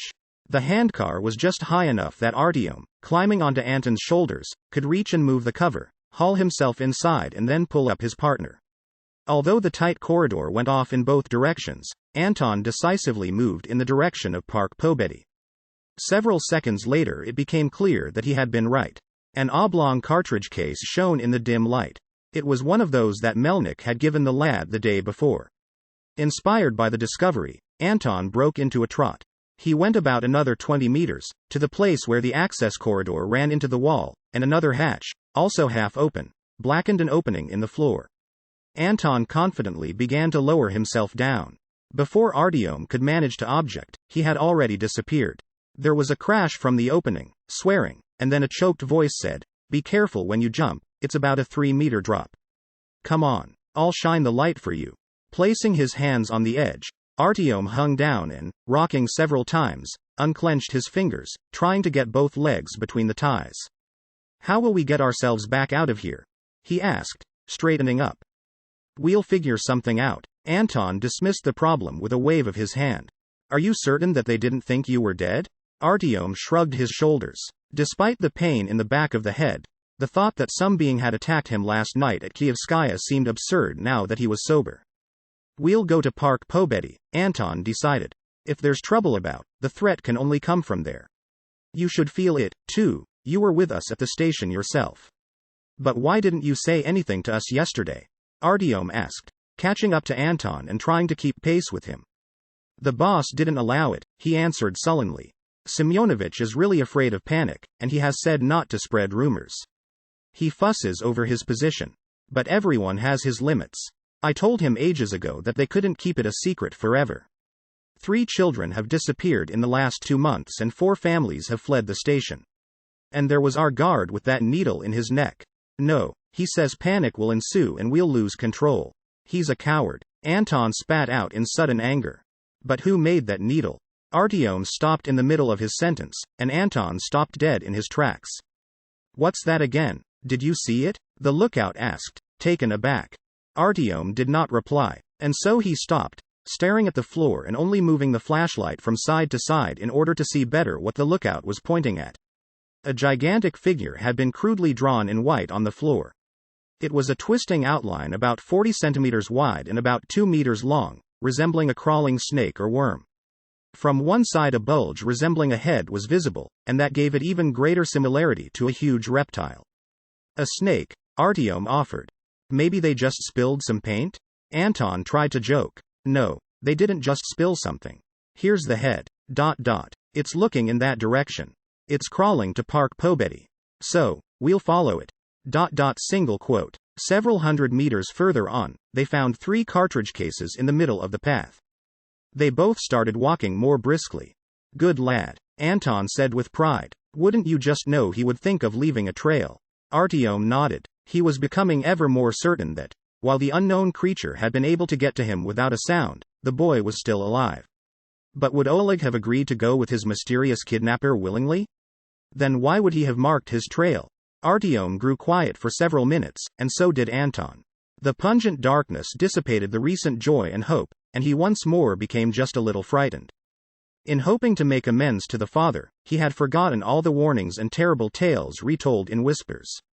He had forgotten the stalker's order not to leave Glukhovskaya. Anton was tearing ahead to find his son, but why was Artyom going to the ominous Park Pobedi? Why was he neglecting himself and his primary mission? For a second he recalled the strange people from Polyanka and the discussion about fate, and he felt relieved.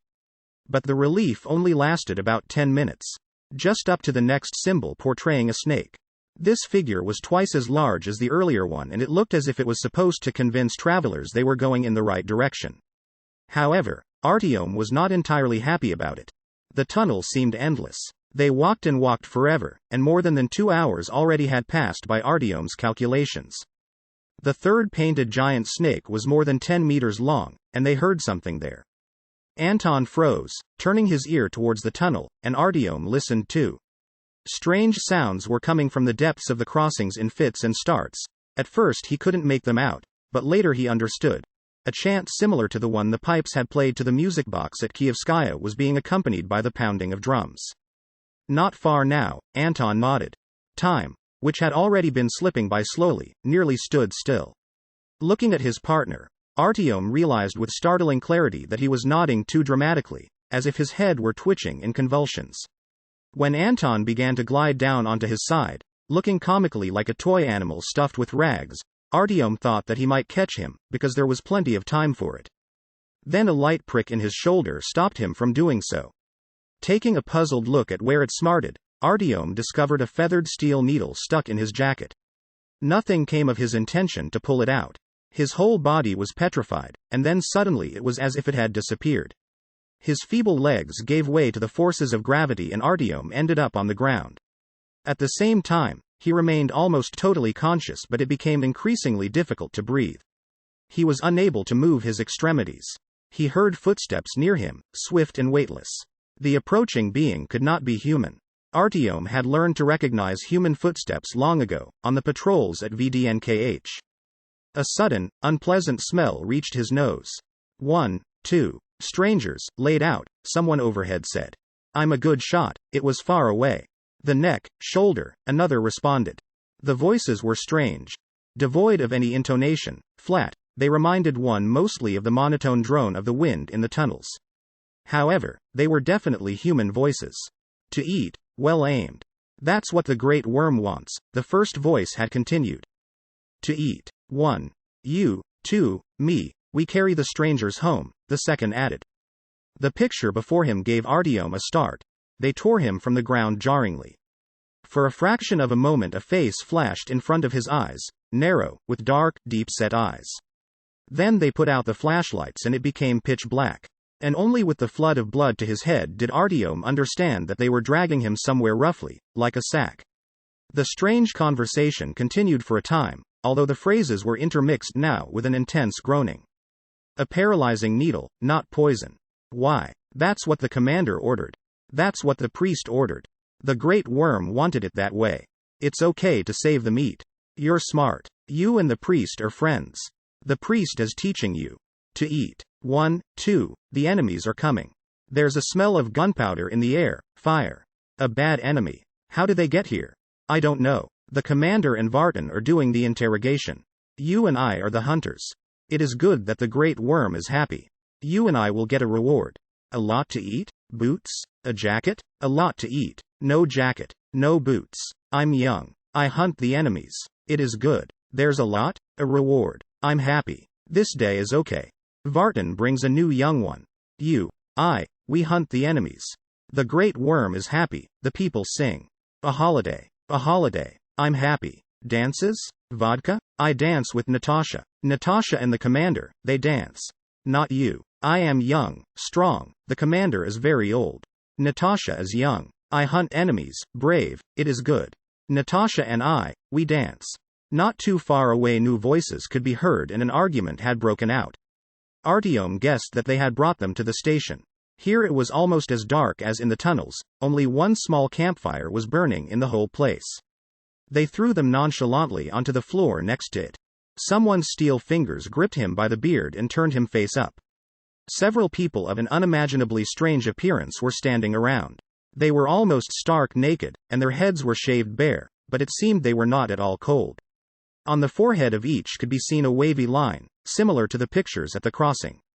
Their small stature caused them to appear unhealthy, sunken cheeks, pale skin, but they radiated some kind of superhuman strength. Artyom recalled with what difficulty Melnik had borne the wounded 10 from the library, and he compared this with how quickly these strange creations had brought them to the station. A long arrow was in nearly each one's hand. Artyom recognized with surprise that they were made from the plastic sheathings that are used for spacing and insulating bundles of electrical wires. Huge steel bayonets hung on their belts, as from old Kalashnikov machine guns. All these strange people were approximately of the same age. There was no one here older than 30. They scrutinized them in silence for some time. Then the only one of the men wearing a beard and with a red line on his forehead said, "Okay. I am happy. These are the enemies of He Great Worm, the people of the machines. Evil people, tender meat. The Great Worm is satisfied. Sharp, Vovin are brave. I will take the people of the machines to the prison and interrogate them. Holiday tomorrow. All good people will eat the enemies. Vovin. Which needle? The paralyzer? Yes, the paralyzer, a thick-set man with a blue line on his forehead said. A paralyzer is good. The meat won't be spoiled, the bearded one said. Vovin. Sharp. Get the enemies and come with me to the prison. The light began to recede. New voices were calling nearby. Someone inarticulately expressed his delight, someone wailed mournfully. Then singing could be heard, low, barely audible, and not good. It seemed as if the dead really were singing, and Artyom recalled the tales that made their way around Park Pobedi. Then they put him on the ground again, flung Anton alongside and before long he lost consciousness. It was as if someone had shoved him, suggested that he had to get up right away. Stretching, he lit a lantern, covering it with his hand so as not to hurt the sensitive, half-asleep eyes, and inspected the tent. Where was the machine gun? And he went to the station. He was so homesick, but now, when he again had turned up at VDNKH, he was not at all happy about it. The smoky ceiling, emptied tents filled with bullet holes and the heavy ash in the air. Here, it seemed, something awful had happened, and the station was strikingly different from how he remembered it. In the distance, most likely from the passage at the other end of the platform, wild howls were heard, as if they were slicing up someone there. 2 emergency lamps sparsely lit the station, their weak beams penetrating the lazy tufts of smoke with difficulty. There was no one on the whole platform, except for a small girl playing on the floor next to one of the neighboring tents. Artyom was on the verge of asking her what had happened here and where the rest had disappeared to, but, catching sight of him, the girl began to cry loudly, and he thought better of it. The tunnels. The tunnels from VDNKH to the botanical garden. If the inhabitants of his station had gone anywhere, then it would be there. If they had run to the center, to Hansa, they wouldn't have left him and the child alone. Jumping onto the track, Artyom moved toward the dark void of the entrance. It's dangerous without weapons, he thought. But there was nothing to lose, and he had to reconnoiter the situation. Had the Dark Ones suddenly been able to penetrate the defenses? Then any hope lay with him. He had to find out the truth and report it to the Southern Allies. The darkness enveloped him just beyond the entrance and fear came with the darkness. He could see absolutely nothing visible ahead, but he could hear disgusting chomping sounds. He regretted once more his lack of a machine gun, but it was too late to retreat. Steps began to sound in the distance, and then came ever closer. It was as if they approached when Artyom was moving forward and stopped when he stopped. Something similar had happened to him, but when and how, he couldn't recall. It was very frightening, approaching the unseen and unknown. An adversary? His trembling knees did not allow him to move quickly, and time was on the side of the terror. A cold sweat ran down his temples. He felt more ill at ease with every passing second. Finally, when the steps were only about 3 meters from him, Artyom could not hold back, and, stumbling, falling and lifting himself up, he raced back to the station. Falling a third time, his weakened legs refused to sustain him, and he understood that death was imminent. Everything on this earth is a consequence of the great worm. Once the whole world consisted of stone and there was nothing on it except stone. There was no air, and there was no water, there was no light and there was no fire. There was no man and there was no beast. There was only dead stone. And then the great worm made it his home. But how did the great worm get here? From where does he come? Who bore him? The great worm has always been. Don't interrupt. He made a home for himself in the very center of the world and said, "This world will be mine. It is made from hard stone, but I will gnaw my own passages in it. It is cold, but I will warm it with the heat of my body. It is dark, but I will light it with the light of my eyes. It is dead, but I will inhabit it with my creations." Who are the creations? The creations are the creatures the great worm issued from his womb. Both you and I, all of us, are his creations. There you have it. And then the great worm said, "Everything will be as I said, because this world henceforward is mine." And he began to gnaw passages through the hard stone, and the stone softened in his belly, saliva and juice moistened it, and the stone became alive and began to bear the fungi. And the great worm, having gnawed the stone, let it pass through himself, and he did it thus for thousands of years, until his passages went through all the earth. 1,000? What? 1, 2, 3? How many? 1,000? You have 10 fingers on your hands. And Sharap has 10 fingers. No, Sharap has 12. That won't do. Let's say Gram has 10 fingers. If you take you, Gram and other people so that altogether there were as many as you have fingers, they each of them all would have 10 times 10 each. This is 100. And 1,000, this is when it is 10 times each 100. That's a lot of fingers. I can't count them. It's not important. When the great worm's paths appeared on the earth, his first work was finished. And then he said, "So, I have gnawed thousands and thousands of paths through the hard stone and the stone has been scattered into crumbs. And the grit has passed through my womb, and has become soaked with the juice of my life, and it has become alive. And earlier the stone had occupied all the space in the world, but now an empty place has appeared. Now there is a place for the children I shall bear." And his first creations came forth from his womb, the names of whom they no longer remember. And they were big and strong, like the great worm himself. And the great worm loved them. But there was not for them to drink, for in the world there was no water and they died of thirst. And then the great worm grieved. Grief was unknown to him before then, for there had been no one to love him, and he had not known solitude. But, having created new life, he had loved it, and it was difficult to part with it. And then the great worm began to cry, and his tears filled up the world. Thus water appeared. And he said, "See, now there is also a place so that one may live in it, and water, so that one may drink it. And the earth, sated by the juice of my womb, is alive, and it bears fungi. Now I shall make some creatures, I shall bear my children. They will live in the paths that I have gnawed and drink of my tears and eat the fungi grown in the juice of my womb." And he feared giving birth once more to huge creations like himself, for you see there was not enough space or water or fungi. At first he created the fleas, and then the rats, then the cats, and then the chickens, and then the dogs, and then hogs and then man. But it did not turn out as he had thought. The fleas began to drink blood, and the cats to eat rats, and the dogs to oppress cats, and man to kill them all and eat them. And when man for the first time killed and ate another man, the great worm understood that his children had become unworthy of him and he cried. And each time that man eats man, the great worm cries, and his tears flow through the passages and flood them. Man is good. The meat is tasty, sweet, but one can eat only his enemies. I know. Artyom clenched and unclenched the fingers on his hands. His hands were tied behind his back with a piece of wire and they had become numb, but at least they were responding again. Even the fact that his whole body ached was now a good sign. The paralysis from the poisoned needle had turned out to be temporary. The idiotic idea spun in his head that he, in contrast to the unknown storyteller, had no memory of how chickens had got into the metro. No doubt, some merchants had succeeded in bringing them from some market somewhere. They had brought swine from one of the VDNKH pavilions, he knew, but chickens. He tried to see what was next to him, but around him was absolute, inky darkness. However, someone was not too far away. It had already been half an hour since Artyom had come to. Gradually he was becoming aware of where he was. He is stirring. I can hear it, a hoarse voice said. I'll call the commander. The commander will do the interrogation. Something had moved, then stopped. Artyom tried to stretch his legs. They too turned out to be bound with wire. He tried to roll over onto his other side and hit something soft. A long, drawn-out moan, full of pain, was heard. Anton, is that you? Artyom whispered. There was no answer. Aha! The great worm's enemies have come to. Someone said derisively in the darkness.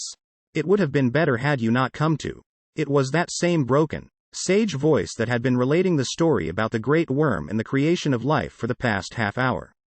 It immediately became clear that his keeper differed from the other inhabitants of the station.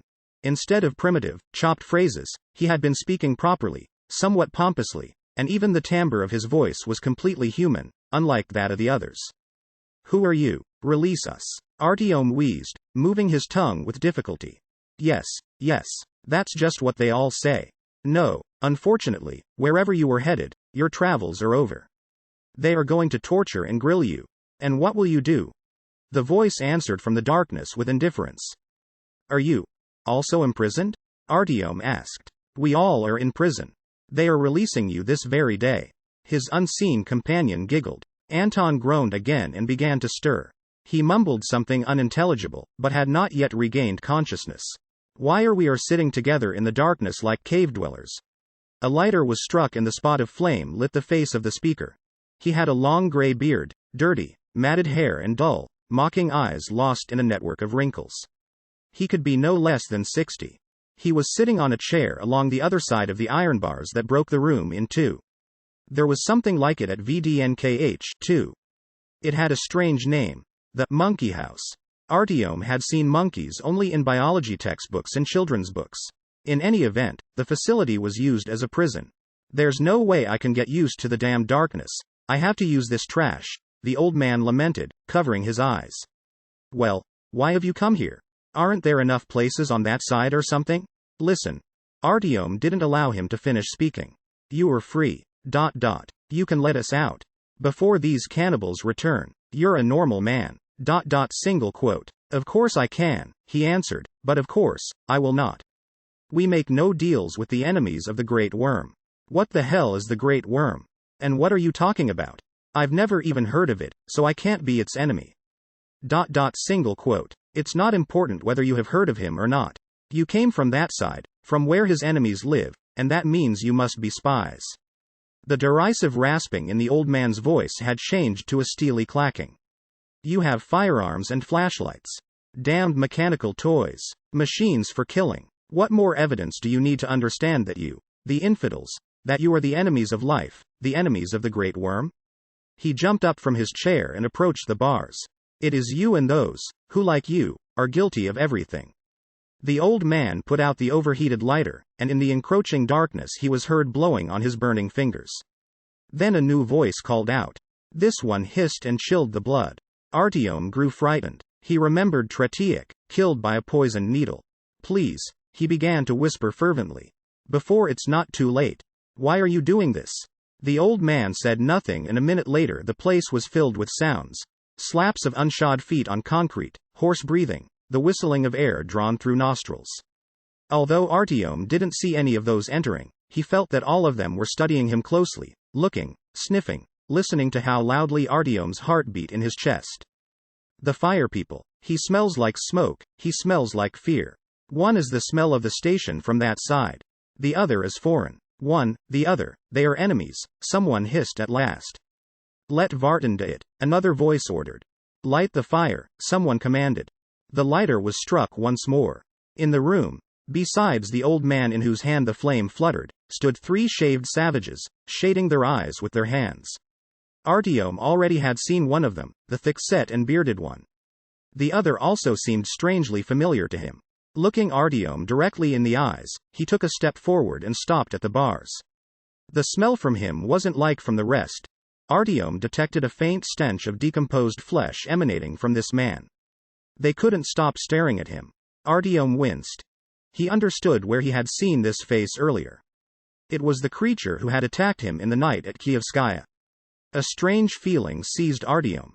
It was similar to the paralysis, only this time his mind was affected. His thoughts stood still, and he obediently opened his consciousness to the silent probing. Through a hatch. The hatch had remained open. They had come for the boy. For Anton's son. They stole him in the night. I am guilty of it all. I allowed him to listen to your music, through the pipe. I climbed into the handcar. We didn't tell anyone else. We arrived together. We didn't close it. Single quote. Artyom answered the questions that arose in his head. It was impossible to resist or conceal anything from the soundless voice demanding the answers from him. Artyom's interrogator knew in a minute everything that was of interest. He nodded and stepped back. The fire was extinguished. Slowly, like feeling returning to a numbed hand, Artyom regained control. Vovin, Kulak, return to the tunnel, to the passage. Close the door, one of the voices ordered. Most likely it belonged to the bearded commander. The enemies are to remain here. Dron will guard the enemies.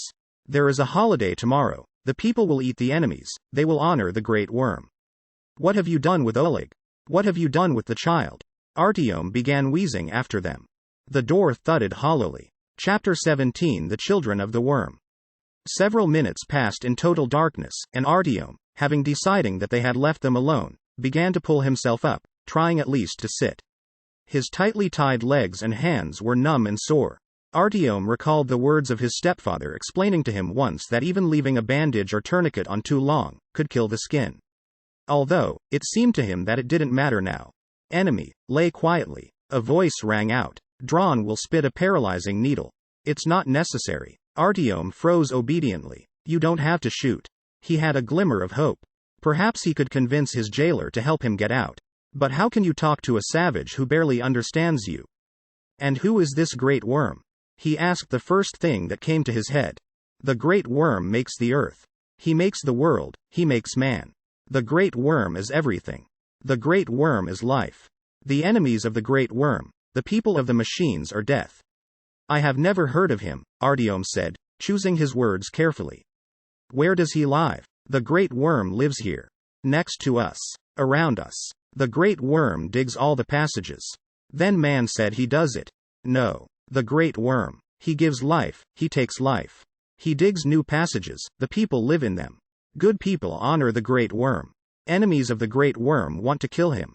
That is what say the priests. Who are those priests? Old people, with hair on their head. Only they can. They know. They listen to the desires of the great worm and they tell the people. Good people do it thus. Bad people do not obey. Bad people are enemies, the good eat them. Recalling the overheard conversation, Artyom began gradually to comprehend what was what. The old man relating the legend of the worm was, probably, one of those priests. The priest says, it is forbidden to eat people. He says the great worm will cry when one man eats another, Artyom reminded him, trying to express his thoughts exactly as the savage would. It is against the will of the great worm to eat people. If we stay here, they will eat us. The great worm will be sad, he will cry, he added carefully. Of course the great worm will cry. A derisive voice was heard from the darkness. But emotions are emotions, and you will not replace a protein food in a ration with anything. It was that same old man speaking. Artyom recognized his timbre and intonation. Only he didn't know if he had been in the room all the time or had just stolen in unnoticed. I didn't matter. He wasn't going to get out of the cell now. Then another thought entered Artyom's head, and it chilled him. How lucky that Anton had not come round yet and wasn't hearing this. And the child? The children that you steal? Do you eat them, too? The boy, Oleg? He asked almost soundlessly, staring into the darkness with eyes open wide from fear. We do not eat little ones, the savage replied, although Artyom thought the old man was answering. Little ones cannot be evil. They cannot be enemies. We take little ones in order to explain how to live. We talk about the great worm. We teach them to honor him. Good boy, Drawn, the priest said. Favorite student, he explained. What happened to the boy you stole last night? Where is he? It was your monster who dragged him away, I know, Artyom said. Monster? And just who brought forth these monsters? The old man exploded. Who brought forth these mute, three-eyed, armless, six-fingered things who die during birth and are unable to reproduce? Who deprived them of human appearance, promised them paradise and flung them to die in the blind gut of this cursed city? Who is to blame for this and who is the real monster? Artyom was silent. The old man said no more and only breathed heavily, trying to calm down. And Anton finally came to. Where is he? He said in a hoarse voice. Where is my son? Where is my son? Give me my son. He began to scream and, trying to get free, began to roll about the floor, hitting the bars of the cage, then the wall. Violent, the old man remarked in his former derisive tone. Drawn, calm him. A strange sound was heard, as if someone had coughed. Something whistled through the air, and Anton was calm again after several seconds. Very instructive, the priest said. I will go and bring the boy, let him see his papa and say goodbye. A good laddie, by the way, his pop can be proud of him, he resists hypnosis so well. Single quote. He began to shuffle along the floor, and then the door creaked. No need to fear, the jailer softly said unexpectedly. Good people do not kill, they do not eat the children of enemies. Little ones do not sin. It is possible to learn to live well. The great worm forgives young enemies. My God, just what is this great worm? This is completely absurd, worse than non-believers and Satanists. How can you believe in him? Has anyone ever seen him, your worm? Have you seen him or something? Artyom tried for sarcasm, but lying on the floor with his arms and legs tied didn't make it easy.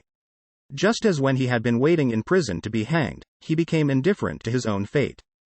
He put his head on the cold floor and closed his eyes, expecting an answer. It is forbidden to look at the great worm. Banned. The savage snapped. And such a thing cannot be, Artyom replied reluctantly. There is no worm. And people made the tunnels. They all are shown on maps. There is even a round one, where Hansa is, and only people can build round ones. I don't suppose you even know what a map is. I know, Drawn said quietly. I study with the priest, he shows us. There are not many passages on the map. The great worm has been making new passages, and they aren't on the map. Even here, our home, there are new passages, sacred ones, and they are not on the map. The people of the machines make the maps, they think they dig the passages. Stupid, proud, they don't know anything. The great worm punishes them for this. Why does he punish them? Artyom didn't understand. For arranged by arrogance, the savage articulated carefully.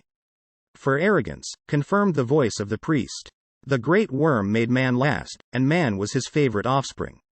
For he did not give intellect to the others, but gave it to man.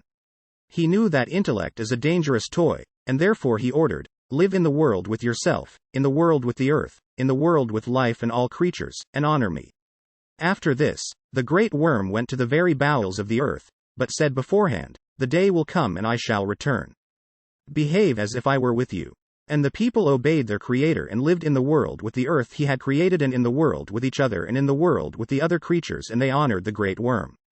And they bore children, and their children bore children, and from father to son, from mother to daughter they handed down the words of the great worm. But those who had heard his order with their own ears died, and their children died, and many generations were replaced, and the great worm has not yet returned. And then, one after the other, people stopped observing his covenants and did as they wanted. And there appeared those who said, there never was a great worm and there is not now. And others expected that the great worm would return and punish them. He would burn them with the light of his eyes, devour their bodies and cause the passages where they live to crumble. But the great worm has not returned and has only cried for the people. And his tears have risen up from the depths and flooded the lower passages. But those who have turned from their Creator have said, no one created us, we always have been. Man is beautiful and mighty, he cannot have been created by an earthworm. And they said, all the earth is ours, and was ours, and will be, and the great worm did not make the passages in it, but we and our ancestors. And they lit the fire and began to kill the creations which the great worm had created, saying, here, all the life that is around is ours and everything here is only to satisfy our hunger. And they created machines in order to kill more quickly, in order to sow death, in order to destroy the life created by the great worm and to subdue his world. But even then he did not rise up from the extreme depths to which he had gone. And they laughed and began to do more against that of which he had spoken. And they decided in order to degrade him, to build such machines that would replicate his likeness. And they created such machines and they went inward in them and they laughed. Here, they said, now we ourselves can rule as the great worm, and not as one, but as dozens. And the light strikes from our eyes, and the thunder rolls when we are creeping, and people leave their womb. We created the worm, and not the worm us. But even this was not enough for them. The hatred grew in their heart. And they decided to destroy the very earth where they lived. And they created thousands of different machines, that belched flame, and spat iron, and rendered the earth into parts. And they began to destroy the earth and every living thing that was in it. And then the great worm could not bear it and he condemned them. He took from them their most valuable gift, intellect. Insanity overtook them. They turned their machines against each other and began to kill each other. And they no longer remembered why they did it and what they were doing, but they were unable to stop. Thus did the great worm punish man for his arrogance. But not everyone? A child's voice asked. No. There were those who always remembered the great worm and honored him. They renounced the machines and light and lived in the world with the earth. They were saved, and the great worm did not forget their loyalty, and he preserved their intellect, and he promised to give them the whole world when his enemies have fallen. And so shall it be. And it will be so, the savage and child repeated together. Oleg? Artyom called out, hearing something familiar in the child's voice. The child did not reply. And to this day the enemies of the great worm live in the passages burrowed by them, because there is nowhere else for them to take shelter, but they continue to worship, not him, but their machines.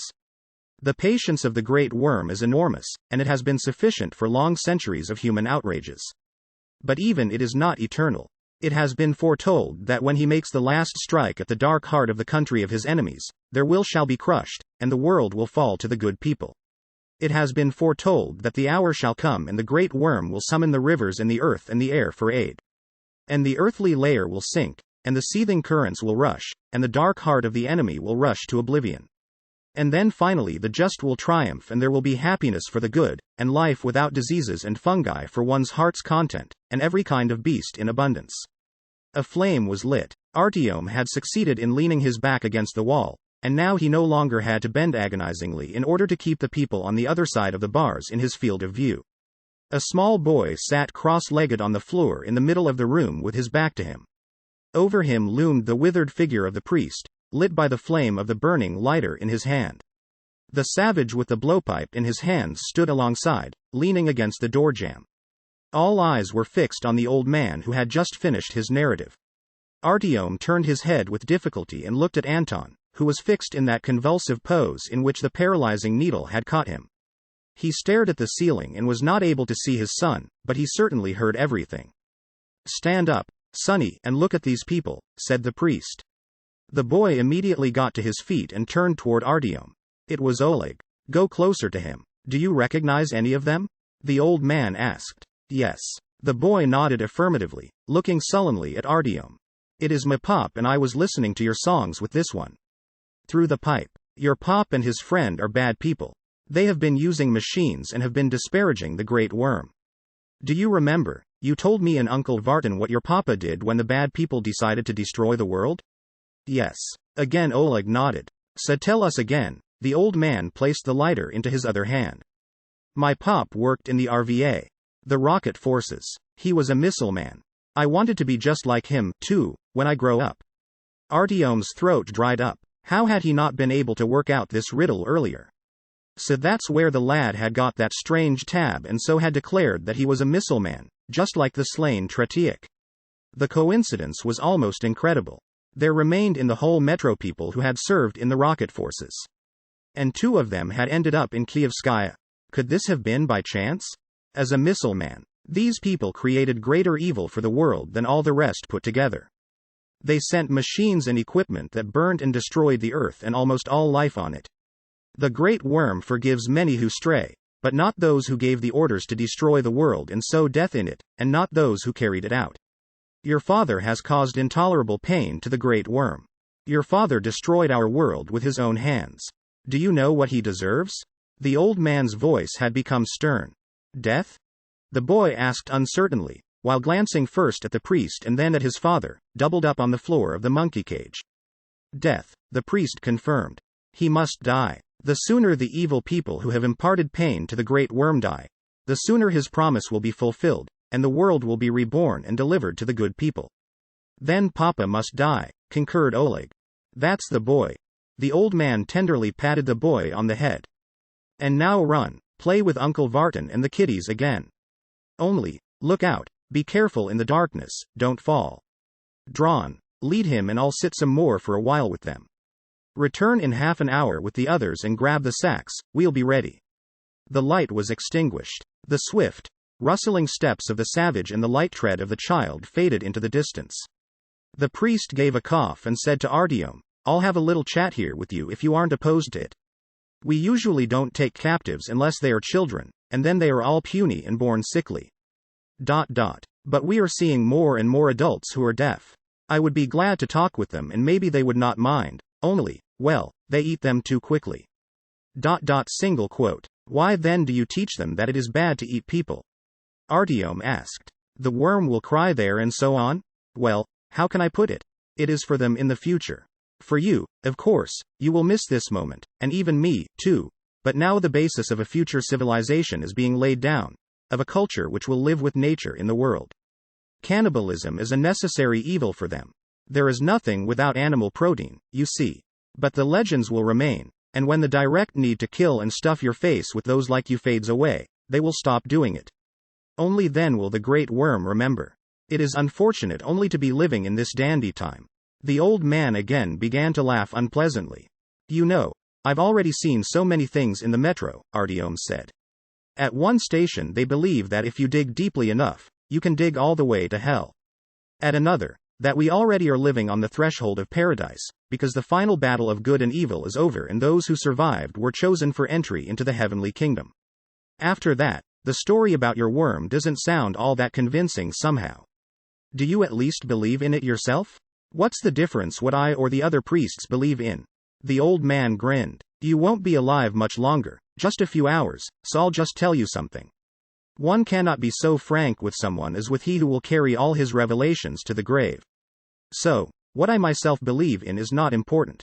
The main thing is that the people believe. It is difficult to come to believe in a God whom I have created myself. The priest stopped for a short while, thinking, and then continued. How could I explain it to you? When I was a student, I studied philosophy and psychology at the university, although I doubt that's anything to you. And I had a professor, an instructor of cognitive psychology, a most knowledgeable man, who laid out the intellectual process systematically. He was a real pleasure to listen to. And then I put to him a question as all others do at that age. Does God exist? I had read various books, had conversations, as is customary, and I was inclined to the view that most likely he did not. And somehow I decided that this professor in particular, a great expert on the human soul, could answer for me precisely this question that so pained me. I went to see him in his office, on the pretext of discussing a paper, and then I asked, in your opinion, Ivan Mikolich, does God actually exist? Then he really surprised me. For me, he said, this question isn't worth asking. I myself was from a family of believers, used to the idea that he exists. From the psychological point of view, I did not try to analyze the truth because I did not want to. And generally, he said, for me it was not so much a question of knowledge based on principle, as everyday behavior. My faith was not that I was sincerely convinced of the existence of a higher power, but that I was fulfilling the prescribed commandments, praying at night and going to church. I would be better for it, more at peace. And that's it. The old man went silent.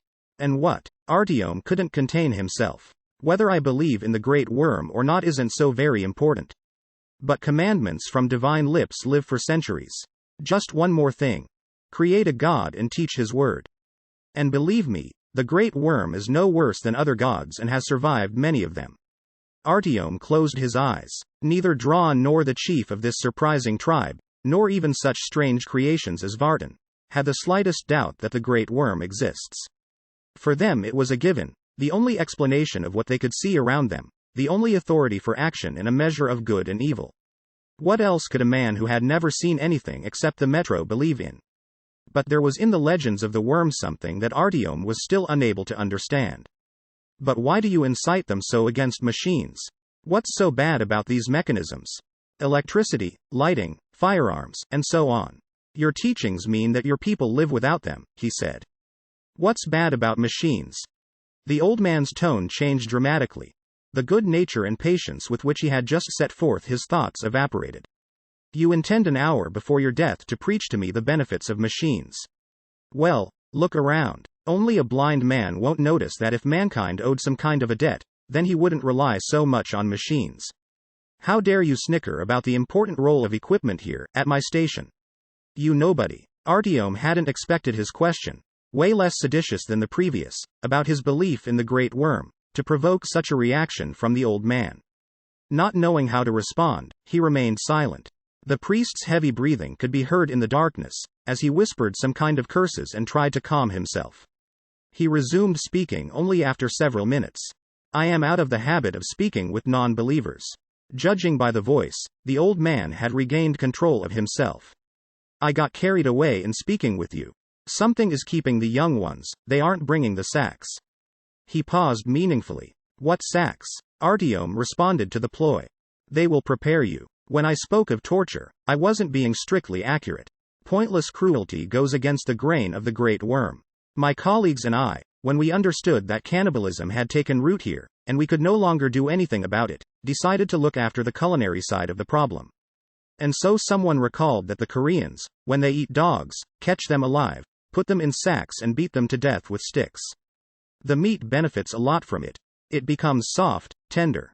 One man's multiple hematomas, as it were, are another man's cutlet. So don't judge us too severely. I myself would perhaps be happier to die first and then suffer the sticks. Inevitably, there will be internal bleeding. A recipe is a recipe. The old man even clicked the lighter in order to get a look at the effect he had produced. However, something is keeping them, it shouldn't have happened. He added. A whistle interrupted him. Artyom heard cries, running, children's crying and that ominous whistle again. Something had happened at the station. The priest listened to the noise uneasily, then extinguished the fire and grew silent. Several minutes later heavy boots began to rumble on the threshold, and a low voice murmured, Is anyone alive? Yes. We're here. Artyom and Anton. Artyom yelled at the top of his lungs, hoping that the old man had no pipes with poisoned needles hanging around his neck. Here they are. Cover me and the lad, someone screamed. There was a dazzling, bright flash of light. The old man dashed towards the exit, but a man barring the way hit him in the neck. The priest began to wheeze and fell. The door, hold the door. Something had come crashing down. Plaster began to fall from the ceiling and Artyom blinked. When he opened his eyes, two men were now standing in the room. They were not run-of-the-mill soldiers and Artyom hadn't seen anyone like them before. Dressed in heavy long bulletproof vests over tailored black uniforms, both were armed with unusual short machine guns with laser gun sights and silencers. In addition, massive titanium helmets with face guards, like the Hansa Spetsnaz, and large titanium shields with eyeslits added to the impressive sight. A flamethrower was visible on the back of one. They quickly inspected the room, illuminating it with a long and inconceivably strong flashlights that were shaped like cudgels. These? One of them asked.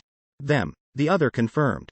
Efficiently examining the lock on the door of the monkey cage, the first moved back, took several steps and leapt, striking the cage with his boots. The rusty hinges broke and the door collapsed half a foot from Artyom. The man lowered himself onto one knee in front of Artyom and lifted his face guard. Everything now fell into place. Melnik was looking at Artyom through squinted eyes. His wide serrated knife slipped along the wires entangling Artyom's legs and hands. Then the stalker cut the wire that had been binding Anton.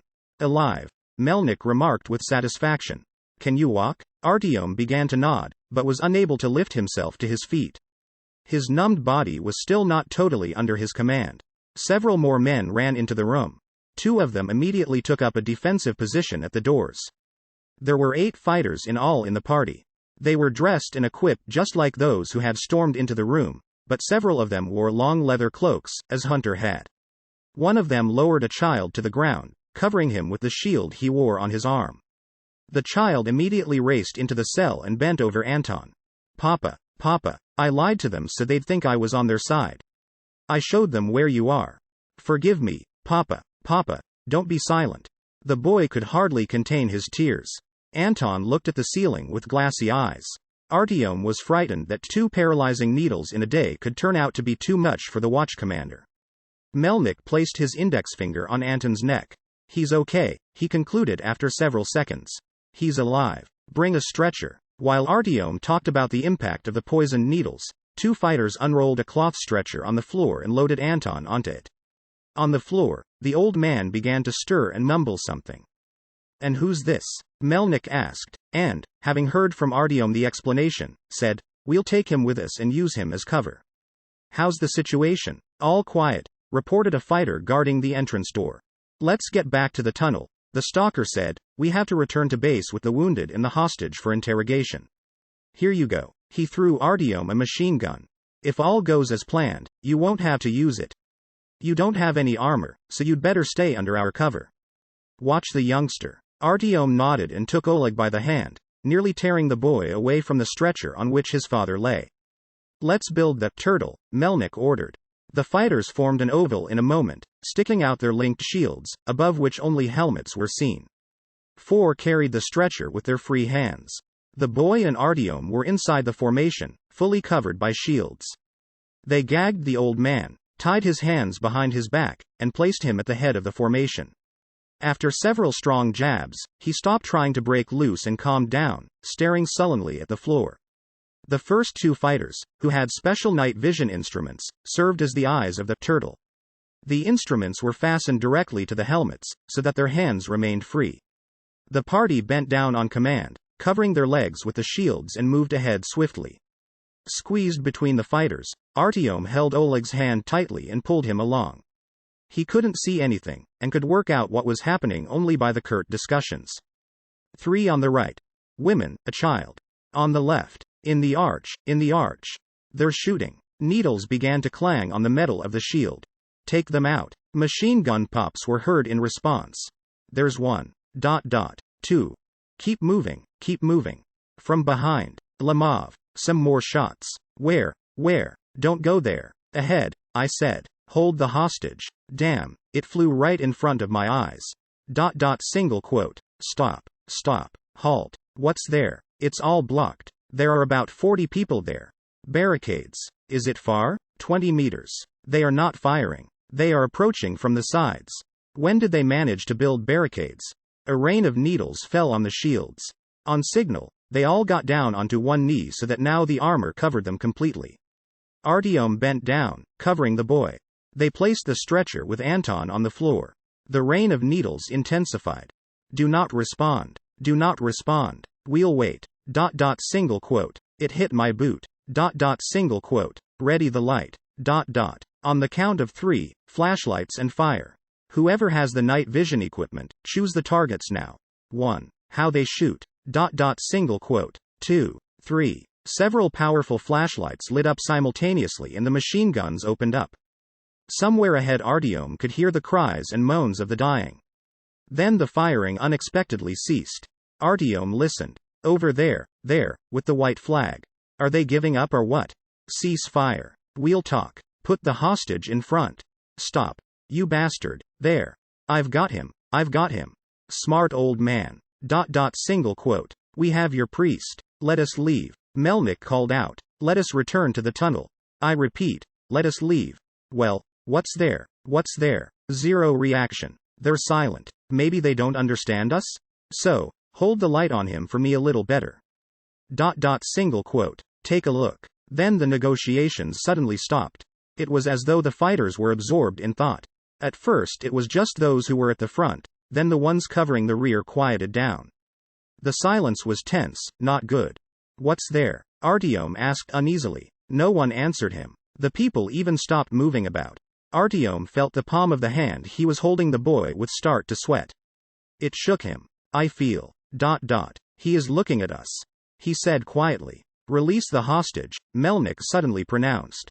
Release the hostage, repeated another fighter. Then Artyom could bear it no longer and he straightened up and looked over the shields and helmets. Ahead. 10 steps from them, in the intersection of 3 blinding beams of light stood, not squinting and not shielding his eyes with his hands, a tall stooped man with a white rag in his extended gnarled hand. The man's face could be seen clearly. He was similar to Vartan, the one who had interrogated him several hours ago. Artyom ducked behind the shields and released the safety on his machine gun and chambered around. The scene he had just observed remained before him. Simultaneously eerie and bewitching, it suddenly reminded him for a moment of an old book, Tales and Myths of Ancient Greece, which he had loved to look at when he was a child. One of the legends told about a monstrous creation in semi-human form, whose look turned many brave warriors to stone. He drew a breath, mustered all his willpower, having forbidden himself to look the hypnotist in the face, jumped over the shields like an imp on a spring and pulled the trigger. After the strange, noiseless battle between machine guns with silencers and blowpipes, the Kalashnikov's salvo seemed to jar the station's domes. Although Artyom was convinced it was not possible to miss from such a distance, what he feared most happened. The creature had guessed his intentions and, as soon as Artyom's head appeared above the shields, his gaze fell into the trap of those dead eyes. He succeeded in squeezing the trigger, but an unseen hand deftly pushed the barrel aside. Almost the whole salvo missed, and only one round struck the creature in the shoulder. It issued a guttural sound that pierced the ears, and then, with one elusive movement, disappeared into the darkness. We have several seconds, Artyom thought. Only several seconds. When Melnik's party had broken through to Park Pobedi, there had been the element of surprise on his side. But now, when the savages had organized a defense, there was no chance, it seemed, to overcome the barrier created by them. Running the other way remained the only way out. The words of his jailer flashed in his head. Tunnels that are not on the metro map leave the station. Are there other tunnels here? He asked Oleg. There is one more station, beyond the passage, just like this one, like a reflection in a mirror. The boy waved a hand. We played there. There are still tunnels like here, but they told us it was forbidden to go there. We are falling back, towards the crossing, Artyom bellowed, trying to lower his voice and imitate Melnik's commanding bass. What the devil? The stalker snarled with displeasure. It seemed he had come to his senses. Artyom grabbed him by the shoulder. Quickly, they have a hypnotist there, he began to jabber. We can't penetrate this barrier. There's another exit there, beyond the crossing. True, it's a double, this station. Let's go. The stalker accepted the decision. Hold the barricade. Back. Slowly. The others slowly, as if unwillingly, began to move. Urging them with new orders, Melnik was able to compel the party to reform and begin the retreat before new needles flew at them from the darkness. When they began to stand up along the steps of the passage, the fighter who was bringing up the rear let out a scream and grabbed at his shin. He continued to climb with his stiffening legs for several seconds, but then a monstrous cramp brought him down, twisted him, as if he were wrung out laundry, and he collapsed onto the ground. The party stopped. Beneath the cover of the shields, 2 free fighters rushed to lift their comrade from the ground, but it was all over. His body was turning blue before their eyes, and foam was appearing on his gums. Artyom already knew what it meant, and so did Melnik. Take his shield, helmet and machine gun. Quickly, he ordered Artyom. Let's go. He screamed to the rest. The titanium helmet was soiled with the awful foam, and he would have to take it from the dead man's head. Artyom was unable to force himself to do it. Limiting himself to the machine gun and shield, he took his place at the rear of the formation, covered himself with the shield, and moved behind the others. Now they were nearly running.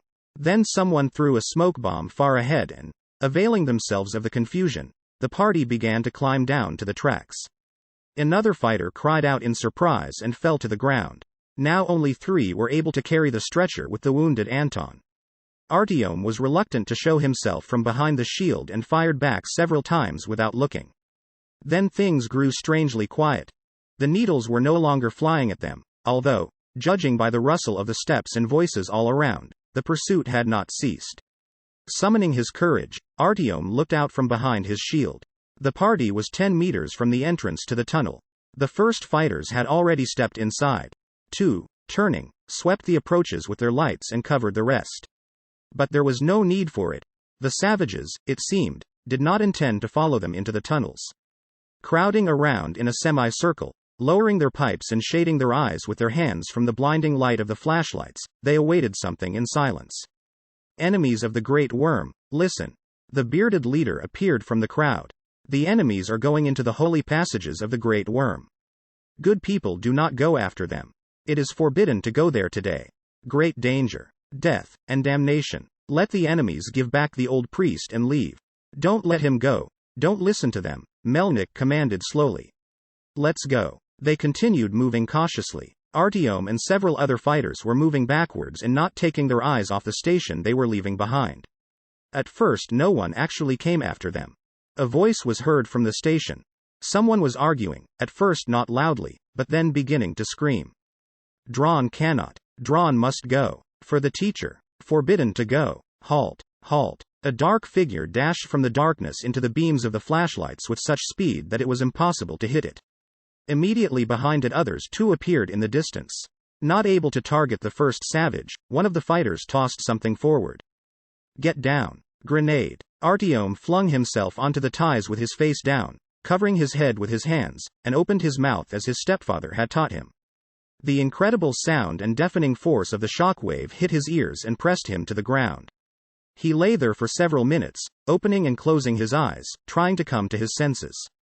His head pounded, colored spots circled before his eyes. Clumsy, endlessly repeated words were the first sound he heard after coming to his senses. No, no, don't shoot, don't shoot, don't shoot. Drawn doesn't have a weapon, don't shoot. He turned his head and looked around. In the intersection of the beams, with hands lifted high, the savage who had been guarding them while they were imprisoned in the monkey cage stood. 2 fighters kept him in their sights, awaiting orders, and the rest got up from the ground and shook themselves. A heavy dust from the rock hung in the air while a pungent smoke crept from the side of the station. What? Did it collapse? Asked someone. From one grenade. ... The whole metro holds on by a hair. Well, they won't try to get in here anymore. Until they get rid of the blockage. ... Single quote. That should tie them up. Let's go. There's no time. We don't know when they'll come to their senses, the approaching Melnik ordered. They halted only an hour later. During this time, the tunnel split in 2 directions, and the stalker, who was walking ahead, chose which way to go. Huge, cast iron loops were seen in one place. Most likely at some time they had strong shutters hanging from them. Next to them was scattered the debris of a pressurized gate. Except for that, nothing of interest was found. The tunnel was completely empty, pitch black and lifeless. They walked slowly. The old man stumbled at every step, and several times he fell to the ground. Drawn walked unwillingly and mumbled to himself about a prohibition and damnation, until they stuffed a gag into his mouth. When the stalker finally allowed them to stop and he had dispatched sentries with night vision instruments 50 meters on both sides, the exhausted priest collapsed to the floor. The savage continued pleading inarticulately through the gag, until the escorts brought him closer to the old man and he dropped to his knees in front of him and stroked the old man's head with his bound hands. The young Oleg rushed to the stretcher on which his father lay and began to cry. Anton's paralysis had passed, but he was unconscious, just as after the first needle had struck him. The stalker, meanwhile, beckoned Artyom to his side. Artyom was no longer able to contain his curiosity. How did you find us? I was already thinking, they were going to eat us, he admitted to Melnik. You think it was difficult? You left the handcar right under the hatch. The lookouts noticed it when Anton didn't show up for tea. They just didn't try to poke around in there themselves. They placed a guard and reported it to the chief. You actually didn't wait for me even for a little while. Then I left for Smolensky again, to the base, for corroboration. We assembled at the alarm, but we needed time. While we got equipped, I began to remember what's what at GLUKHOVSKY. It was a similar situation. There was a crumbling side tunnel there as well where Tretiak and I had separated. We had been looking for the entrance to D6 on the map. We were about 50 meters apart. He, most likely, had got closer to it. I'd been gone for only 3 minutes. I shouted to him, but he didn't respond. I ran to him. He was lying there all blue, swollen, his lips cracked by this crap. I grabbed him by the legs and dragged him to the station. While I was dragging him, I recalled Semyonich and his story about the poisoned watchman. I shined my light at Tretiak and there was a needle in his leg. Then everything began to fall into place. I sent the messenger to you as soon as possible so that you would remain at the station, arrange your affairs, and return. But I was unsuccessful. Are they really at Myakivskaya, too? Artyom was surprised. But just how did they get there from Park Pobedi? This is how they get there. The stalker removed his heavy helmet and placed it onto the floor. You will, of course, forgive me, but we didn't just come for you, but for intelligence as well. I think there must be one more exit to Metro 2 from here. These cannibals of yours also made it through to Mayakovskaya. There, by the way, it's the same story as here. Children disappear from the station at night. And only the devil knows where they get to, and we see neither hide nor hair of them. That is, you want to say, ... single quote. The thought itself had seemed so unbelievable to Artyom that he didn't dare utter it aloud. In your opinion, is the entrance to Metro 2 somewhere around here? Was the gate to D6, that mysterious Metro phantom, really located in the immediate vicinity? Rumors, stories, legends and theories of Metro 2 that he had heard throughout his life swirled in Artyom's head. Let me tell you something else, the stalker winked at him. I think we're already in it. It has just been impossible to verify it. Requesting a flashlight from one of the fighters, Artyom began to study the tunnel's walls. He caught the surprised looks of the others, knowing that must look really stupid, but he couldn't help himself. And he only partly understood what had he expected to see on reaching Metro 2. Golden rails? People living as they once had, not knowing about the horrors of present-day existence, in fairy tale abundance? Gods? He passed from one lookout to the other, but, as he didn't find anything, turned towards Melnik. He was speaking with the fighter who was guarding the savages. What about the hostages? Finish them off? The escort asked casually. First we'll have a little talk, the stalker answered. Bending down, he pulled the gag from the old man's mouth. Then he did the same with the second prisoner. Teacher, Drawn is coming with you. I am coming with you, teacher. The savage immediately began to lament, swaying from side to side above the groaning priest. Drawn is violating the prohibition of the holy passages. Drawn is ready to die at the hand of the enemies of the great worm. But Drawn is coming with you, to the end. What else is there? What's this about a worm? What about the holy passages? Melnik asked. The old man was silent. Looking at the escorts in fright, Drawn hurriedly said, the holy passages of the great worm are forbidden for good people. The great worm may appear there. Man can see. It is forbidden to look. Only the priests can. Drawn is afraid, but is coming. Drawn is coming with the teacher. What worm? The stalker wrinkled his nose. The great worm. The creator of life, explained Drawn. The holy passages are further. One cannot go every day.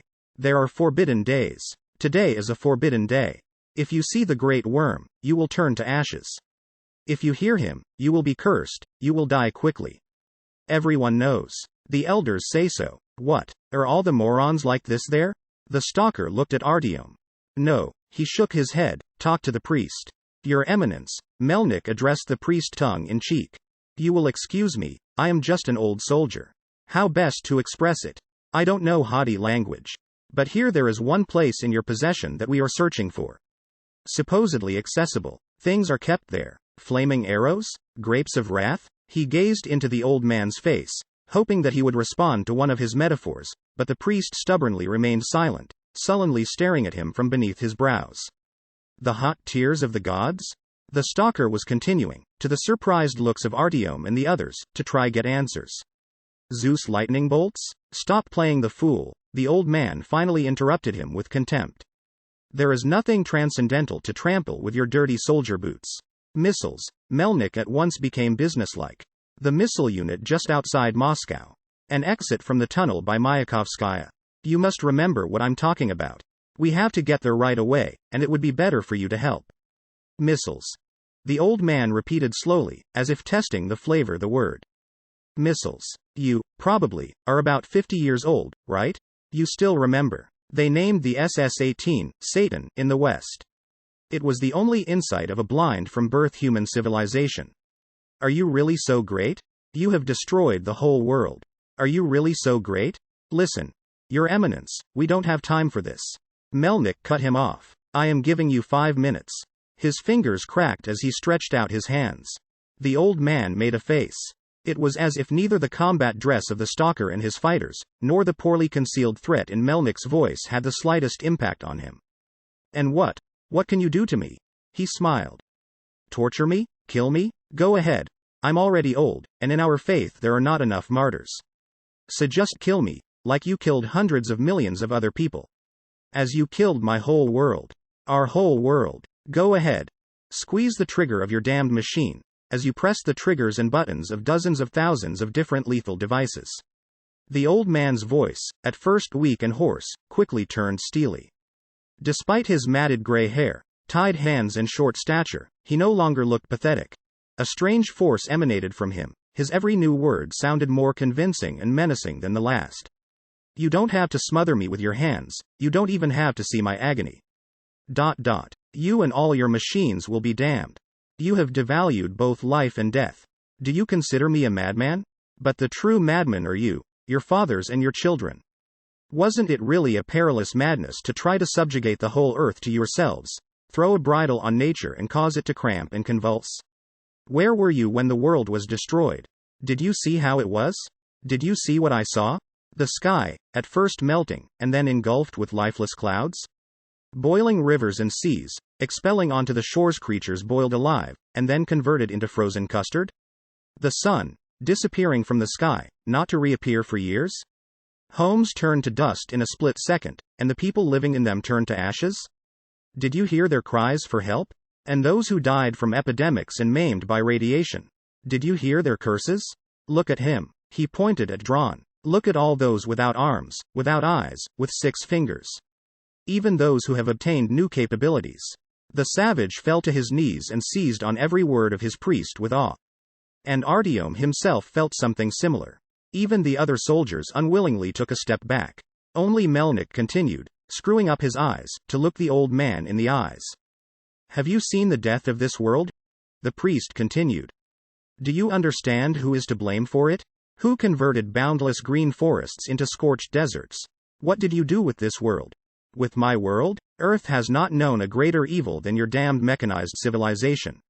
Your civilization is a cancerous tumor, it is a huge amoeba, greedily soaking up everything is useful and nourishing and belching out only fetid, poison wastes. And now you once more need missiles. You need the most frightful weapons created by a civilization of criminals. Why? In order to complete what you started? Murderers. I hate you all. He yelled in a rage, then had a coughing fit and fell silent. No one breathed a word until he stopped coughing and continued, but your time is coming to an end. And even if I do not survive until then, others will come to replace me, those will come who understand the perniciousness of technology, those who will be able to manage without it. Your numbers are dwindling and you will not be here much longer. It's sad that I will not see your agony. But we are nurturing sons who will. Man will repent that he destroyed everything of value to him in his arrogance. After centuries of deception and illusions, he finally will learn to distinguish between evil and good, between the truth and a lie. We are cultivating those who will populate the earth after you. And so that your agony is not dragged out, we soon will drive the dagger of mercy into your very heart. Into the flabby heart of your rotted civilization. That day is near. He spat at Melnik's feet. The stalker didn't respond right away.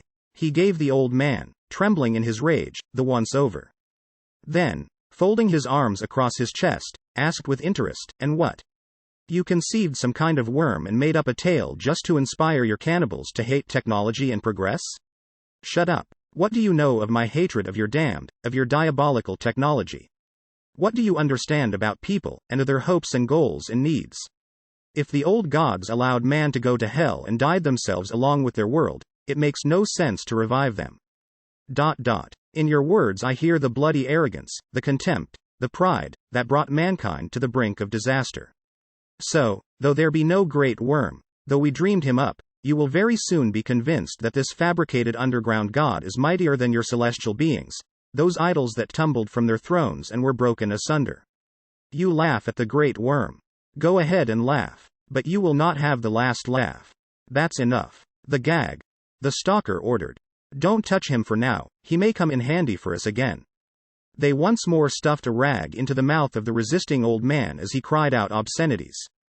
The savage stood quietly, his shoulders drooped helplessly, but he did not take his lackluster eyes off the priest. Teacher, what's it mean? There is no great worm. He uttered gravely at last. The old man didn't even look at him. What's it mean? The teacher dreamt up the great worm? Drawn spoke dully, shaking his head from side to side. The priest did not answer. It seemed to Artyom that the old man had used up all his vital energy and will in his speech and was exhausted now. Teacher, there is a great worm. Are you misleading them? Why, you are speaking an untruth, to confuse the enemies. He exists. Unexpectedly, Dron began to howl. Such despair was heard in his half-wailing, half-crying, that Artyom wanted to approach him to comfort him. The old man, it seemed, already had said adieu to life and had lost any interest in his pupil, for now other questions troubled him. He exists.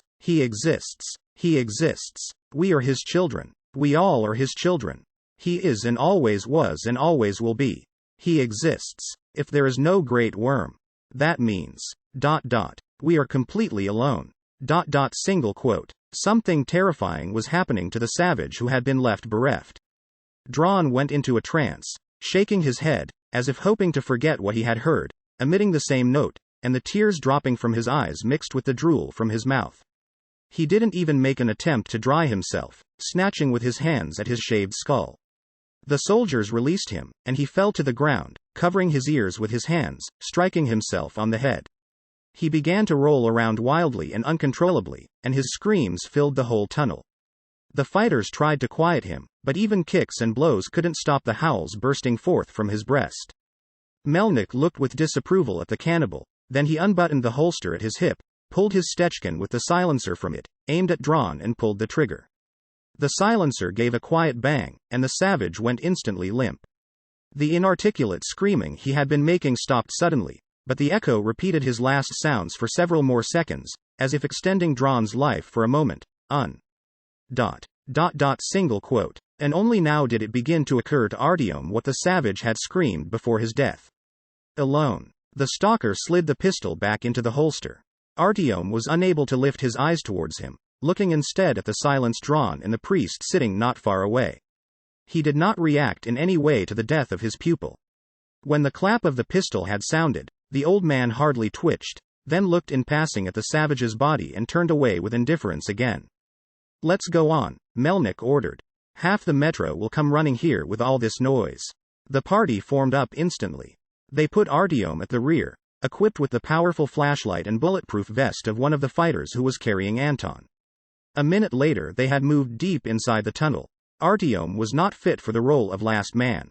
He moved his legs with difficulty, stumbling on the ties, looking helplessly at the fighter walking ahead. Dron's dying bawling rang in his ears. His despair, disillusionment and unwillingness to believe that man had been left completely alone in this horrifying, gloomy world, had been transferred to Artyom. Strange, but only having heard the savage's howl, the full hopeless nostalgia for an absurd, fabricated divine being, he began to understand the universal feeling of solitude that fed mankind's faith.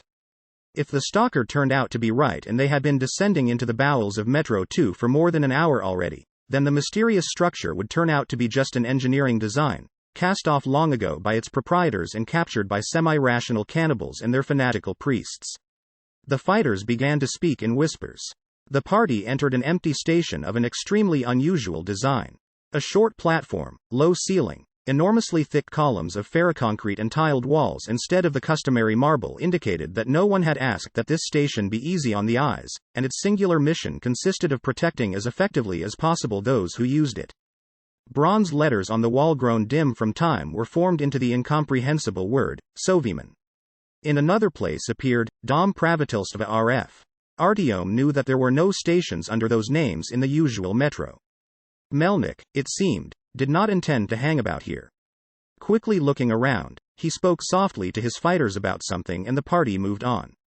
Artyom was overcome with a strange feeling that he was unable to express in words. Unseen observers changed from menacing, wise and incomprehensible powers into phantasmagorical ancient sculptures illustrating ancient myths and crumbling from the dampness and draft of the tunnels. At the same time, the other beliefs that he had bumped into during this journey were lost in the gibberish of his consciousness. One of the greatest secrets of the metro was opening before him. He was walking through D6, called by one of his companions the golden myth of the underground. However, instead of a wave of happiness, Artyom was experiencing an incomprehensible bitterness.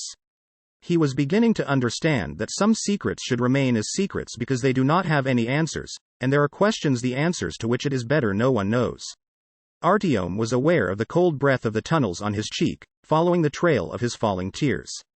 He shook his head, just as Dron had done a little while ago. He began to shiver from the dank draft carrying the smell of dampness and desolation, as well as from his feelings of loneliness and emptiness.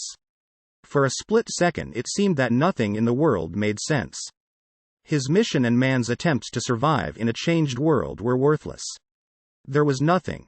Just an empty, dark tunnel he was supposed to plod his way through, from birth station to death station. Those looking for faith had simply been trying to find the side branches in this line. But there were only 2 stations, and only tunnel connecting them. When Artyom gathered his wits, it turned out that he had fallen several dozen paces behind the others. He didn't immediately understand what had forced him to come to his senses.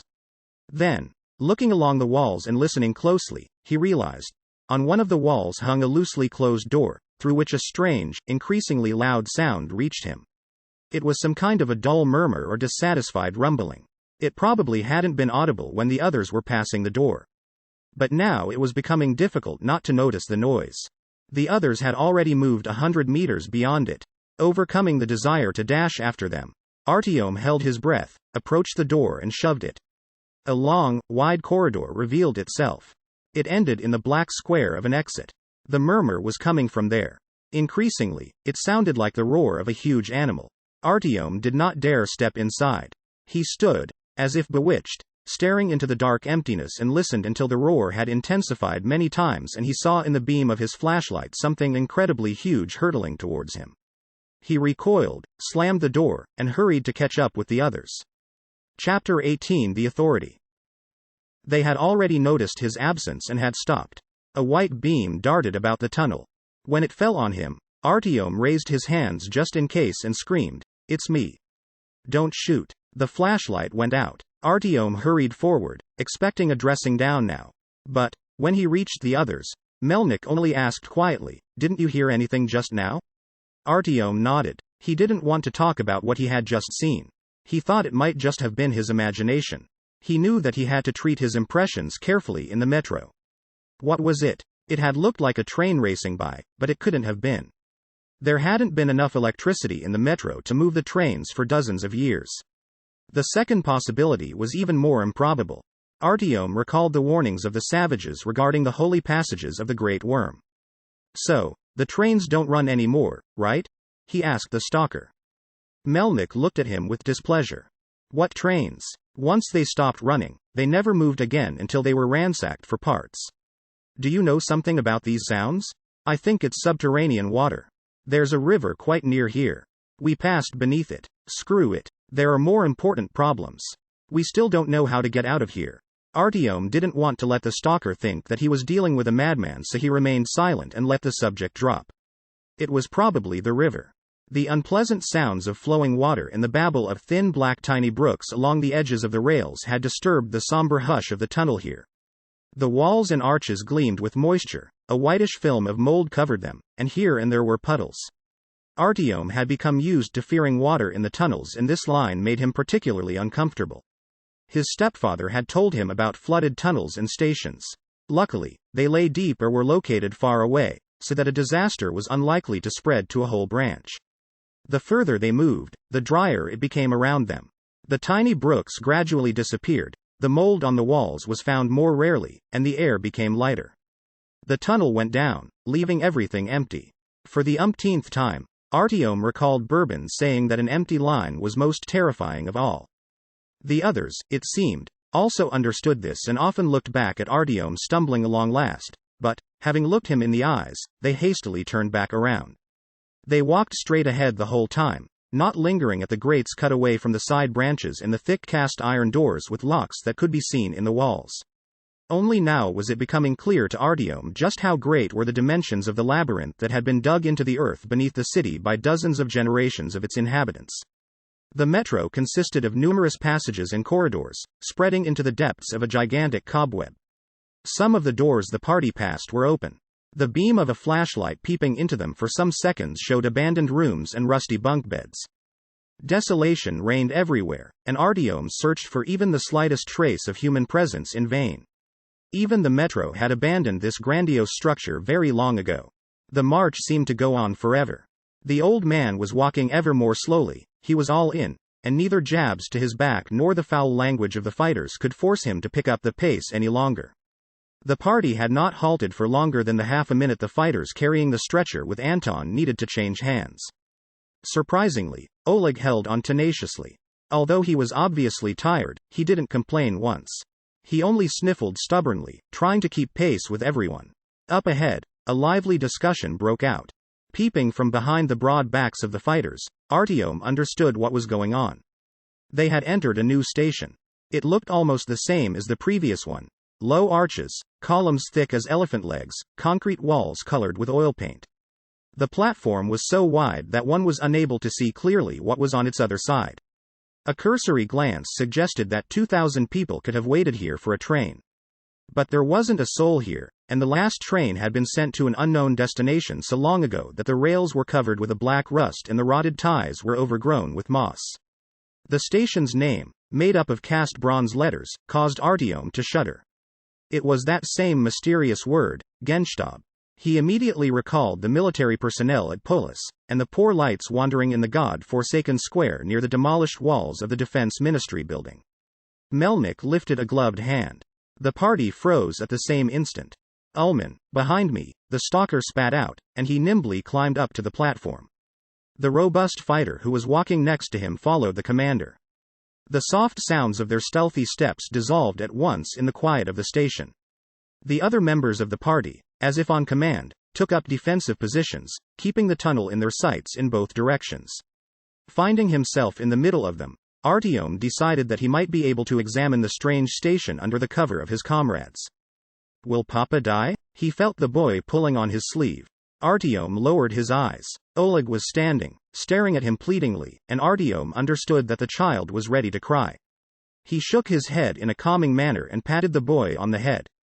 Is it because I told where Papa worked? Did they hurt him for that? Oleg asked. Papa always told me never to talk to anyone, he sobbed. He said that people don't like missile men. Papa said that it wasn't shameful and bad and that the missile men had been protecting the country. That others just envy them. Artyom glanced at the priest apprehensively, but the old man, fatigued by the journey, had sat down on the floor and was staring blankly into the emptiness, paying no attention to their conversation. Melnik and Ulman returned several minutes later. The party crowded around the stalker, and he put the others in the picture. The station is empty.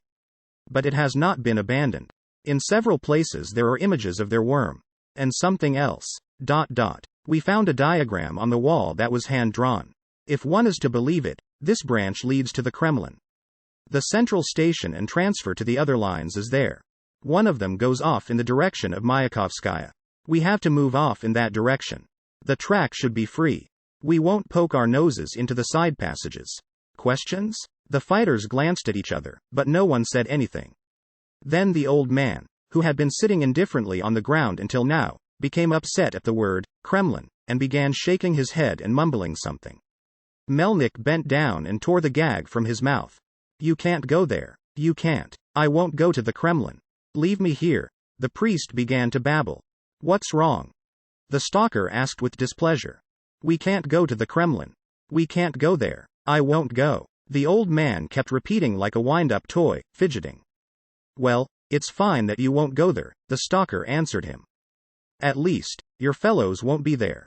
The tunnel is empty, clean. I don't intend to go into the branch lines. It's best that I go straight through, via the Kremlin. People started whispering. Recalling the sinister glow on the Kremlin towers, Artyom understood why it wasn't only the priest who was afraid to show himself there. Everyone, Melnik said. We are moving forward. There's no time to waste. They have a taboo day today and there is no one in the tunnels. We don't know when it will end, so we have to press on. Get him up. No. Don't go there. You can't. I won't go. The old man, it seemed, had gone totally out his mind. When a fighter approached him, the priest slipped out of his hands with an imperceptible serpentine movement, then with feigned obedience froze at the sight of the machine gun muzzles aimed at him. Well, get lost. His triumphant laughter turned into a choking wheeze after several seconds, a spasm twisted his body and he foamed profusely at the mouth. His face became a hideous mask, with his mouth sharply angled upwards. It was the most terrifying smile Artyom had seen in his whole life. "Ready," Melnik reported. He approached the old man who had fallen to the ground and, hooking him with the tip of his boot, turned him over. The stiffened body moved heavily and rolled over face downwards. At first Artyom thought that the stalker had done it so as not to see the dead man's face, but then he understood the real reason. Melnik illuminated the tightly drawn wires around the old man's wrists with his flashlight. The priest was squeezing the needle he had driven into his left forearm in his right fist. Artyom could not understand how he had contrived to do it, where he had hidden the poison dart and why he had not used it earlier. He turned away from the body and covered young Oleg's eyes with the palm of his hand. The party had stopped dead still. Although the order to move had been issued, not one of the fighters had stirred. The stalker looked them over. One could imagine what was going on in the fighters' heads. Just what awaited them at the Kremlin if the prisoner preferred suicide to avoid going there? Not losing any time on opinions, Melnik stepped towards the stretcher with the groaning Anton, bent down and took one of the handles. "Ulman," he called. After a second of wobbling, the broad-shouldered scout took up position at the second handle of the stretcher. Submitting to an unexpected impulse, Artyom approached them and grabbed a rear handle. Someone else stood beside him. Saying not a word, the stalker straightened up and they moved forward. The others followed them, and the party once more assumed combat formation. "It's not too far now," Melnik said quietly. "About 200 meters. The main thing is to find the crossing to the other line. Then, on to GLUKHOVSKY. I don't know what's further ahead. There's no Tretiak. We'll think of something. Now we have one road. It's impossible to turn off it." His words about the road woke something in Artyom and he again recalled his own trip. Having thought about it, he didn't immediately recognize what Melnik was talking about, but as soon as he heard the stalker's reference to the dead Tretiak, he started and loudly whispered to him, "Anton. The wounded man. It seems he served in the RVA. So he's a missile man. That means we still will be able to do it, won't we?" Melnik looked over his shoulder at the watch commander on the stretcher. He, it seemed, was really ill.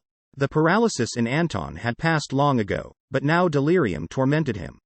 His groans were replaced by unclear but furious commands, desperate entreaties, sobbing and muttering. And the closer they approached the Kremlin, the louder the wounded man's cries became and the more intently he bucked on the stretcher. "I said, don't argue. They're coming. Hit the ground. Cowards. But just how? Just how are the others? No one will be able there, no one." Anton argued with comrades only he could see. His forehead was covered with perspiration, and Oleg, running alongside the stretcher, took advantage of a short respite while the fighters changed hands to dab at his father's forehead with a rag. Melnik shined his light at the watch commander, as if trying to understand whether he would come to his senses. His eyeballs flashed back and forth beneath their lids and Anton clenched his teeth and his fists were clenched. He threw his body one way and then the other. Only the canvas straps stopped him from falling from the stretcher, but it was becoming increasingly difficult to carry him. After another 50 meters, Melnik lifted his hand and the party again came to a halt. A crudely painted symbol was shown in white on the floor. The now customary twisting line thrust its thickened head at a fat, red mark that cut across the line lying ahead. Ulman gave a whistle. "The red light's lit, it says there's no road," someone laughed nervously from the rear. "It's for the worms, it doesn't concern us," the stalker cut him short. Forward. However, now they were moving ahead more slowly. Melnik, having put on the night vision device, took up the position at the head of the party. But it was not only out of caution they had stopped hurrying. At the Genstab station, the tunnel began to angle more sharply downward, and an invisible, but tangible haze of some presence was creeping from the Kremlin. Shrouding the people, it convinced them that something inexplicable, huge and evil was hidden there, in the pitch-dark depths. It was not the same feeling as Artyom had experienced before. It wasn't like the dark vortex that had pursued him in the lines at GLUKHOVSKY, nor like the voices in the pipes, or the superstitious fear generated and fed by the people in the tunnels leading to Park Pobedi. He felt more strongly that this time something inanimate, but alive nonetheless, was concealed. Artyom looked at the stalwart Ulman walking on the other side of the stretcher. He suddenly really wanted to talk with him. It wasn't important what they talked about. He just wanted to hear a human voice. And why do the stars at the Kremlin glow on the towers? The question had been tormenting him. Who told you that they glow? The fighter asked with surprise. There's no such thing there. It's like this with the Kremlin. Each person sees what he wants to see. Some say that it hasn't been there for ages. It's just everyone hopes to see the Kremlin. They just want to believe that this holy of holies was left intact. And what happened to it? Artyom asked. No one knows, Ullman replied, except your cannibals. I was still young, about 10 years old then. And those who did the fighting say that they didn't want to destroy the Kremlin, so dropped some kind of a secret development on it. Biological weapons. Right at the beginning. They didn't notice it right away and didn't sound the alarm. But when they understood what was what, it was already too late, because it had consumed everyone there. It even swallowed up the people from the neighborhoods. They had been living outside the wall up to then and felt wonderful. But how does it swallow? Artyom was not able to shake off a vision of the stars shimmering with the unearthly light on the tops of the Kremlin towers. Did you know there was such an insect as the doodlebug? It would dig a funnel in the sand, and climb down to the bottom and open its mouth. If an ant ran past and accidentally touched the edge of the hole, that was it. End of its career. The doodlebug would move, the sand would pour to the bottom and the ant went straight down, falling into its mouth. Well, it's the same thing with the Kremlin. It stands on the edge of a funnel it can fall into and will suck you down, the fighter smirked. But why do people go inside? Persisted Artyom. How would I know? Hypnosis, most likely. So take for example these cannibalistic illusionists of yours. They almost forced us to stay there. Single quote. So just why then are we making our retreat towards it? Artyom asked with a puzzled look. Those aren't questions for me, but for the boss. But I understand that you have to be outside and look at the walls and towers for it to grab you. But it seems we're already inside. What is there to see here? Melnik turned round and angrily hissed at them. Ullman immediately stopped short and shut up. And a sound his voice had been covering up could be heard. Was it a soft gurgling coming from the deep? A rumbling? It didn't seem to presage anything terrible, but it was persistent and unpleasant, and there was no way of ignoring it. They passed by a trio of powerful pressurized doors arranged one behind the other. All the doors were opened wide, invitingly, and a heavy iron curtain was raised to the ceiling. Doors, Artyom thought. We are on a doorstep. The walls suddenly parted, and they ended up in a marble hall, so spacious that the beam of the powerful flashlights hardly reached the opposite wall. The ceiling, in contrast to other secret stations, was high here and thick, richly adorned columns supported it. Massive gilded chandeliers, turned black by time, still flashed brilliantly in the beam of a flashlight. The walls were covered with huge mosaic panels. They depicted an old man with a beard with people in work clothes smiling at him, and young girls in modest garments and light white headscarves, and soldiers in outdated service caps, a squadron of fighters being carried along the sky, a rumbling tank column, and finally the Kremlin itself. There was no name at this surprising station, but its absence was just enough to understand where they were. The columns and walls were covered with a thick layer of gray dust. It was obvious that no feet had encroached here for decades, and it was strange to think that even the intrepid savages had fled this place further on. There was an unusual train on the track. Its only two carriages were heavily armored and painted in a protective dark green color. The windows had been replaced with narrow slits resembling gun slots. The doors, one on each carriage, were locked. It occurred to Artyom that perhaps the inhabitants of the Kremlin had not been able to use their own secret track for escape. They got to the platform and stopped. So this is what it's like here. The stalker lifted his head toward the ceiling, as far as his helmet allowed him. How many tales I've heard. But it's not like that at all. Single quote. Where to now? Ullman asked. No idea, Melnik confessed. We have to investigate. This time he didn't abandon them and the people slowly moved around altogether. The station resembled a conventional one in some respects. Along the edges of the platform 2 tracks had been built in an elongated hall ended in 2 escalators, forever stopped, that exited to magnificent rounded arches. The one closest to them went up and the other plunged to a quite unimaginable depth. Somewhere here, there had to be an elevator. The former residents of the Kremlin would hardly have had, as mortal beings have, 2 minutes to creep down an escalator. Melnik was spellbound and so were the others. Trying to reach the high arches with their beams, scrutinizing the bronze sculptures installed inside the hall, admiring the magnificent panels and astonished by the grandeur of this station, a true underground palace, they even began to whisper so as not to violate its peace. Looking along the walls with admiration, Artyom completely forgot about the dangers and about the priest who had finished himself off, and about the intoxicating radiance of the Kremlin stars. Only one thought remained in his head. He was trying so hard to imagine how unspeakably beautiful this station must have been in the bright light of those magnificent chandeliers. They were approaching the opposite end of the hall where the steps of the down escalator began. Artyom wondered what was concealed down there. Another station perhaps, from which trains were sent directly to secret bunkers in the Urals. Or tracks leading to countless corridors of dungeons? A deep fortress? Strategic reserves of weapons, medicines and foodstuffs? Or simply an endless dual ribbon of steps leading downward, as far as the eye could see?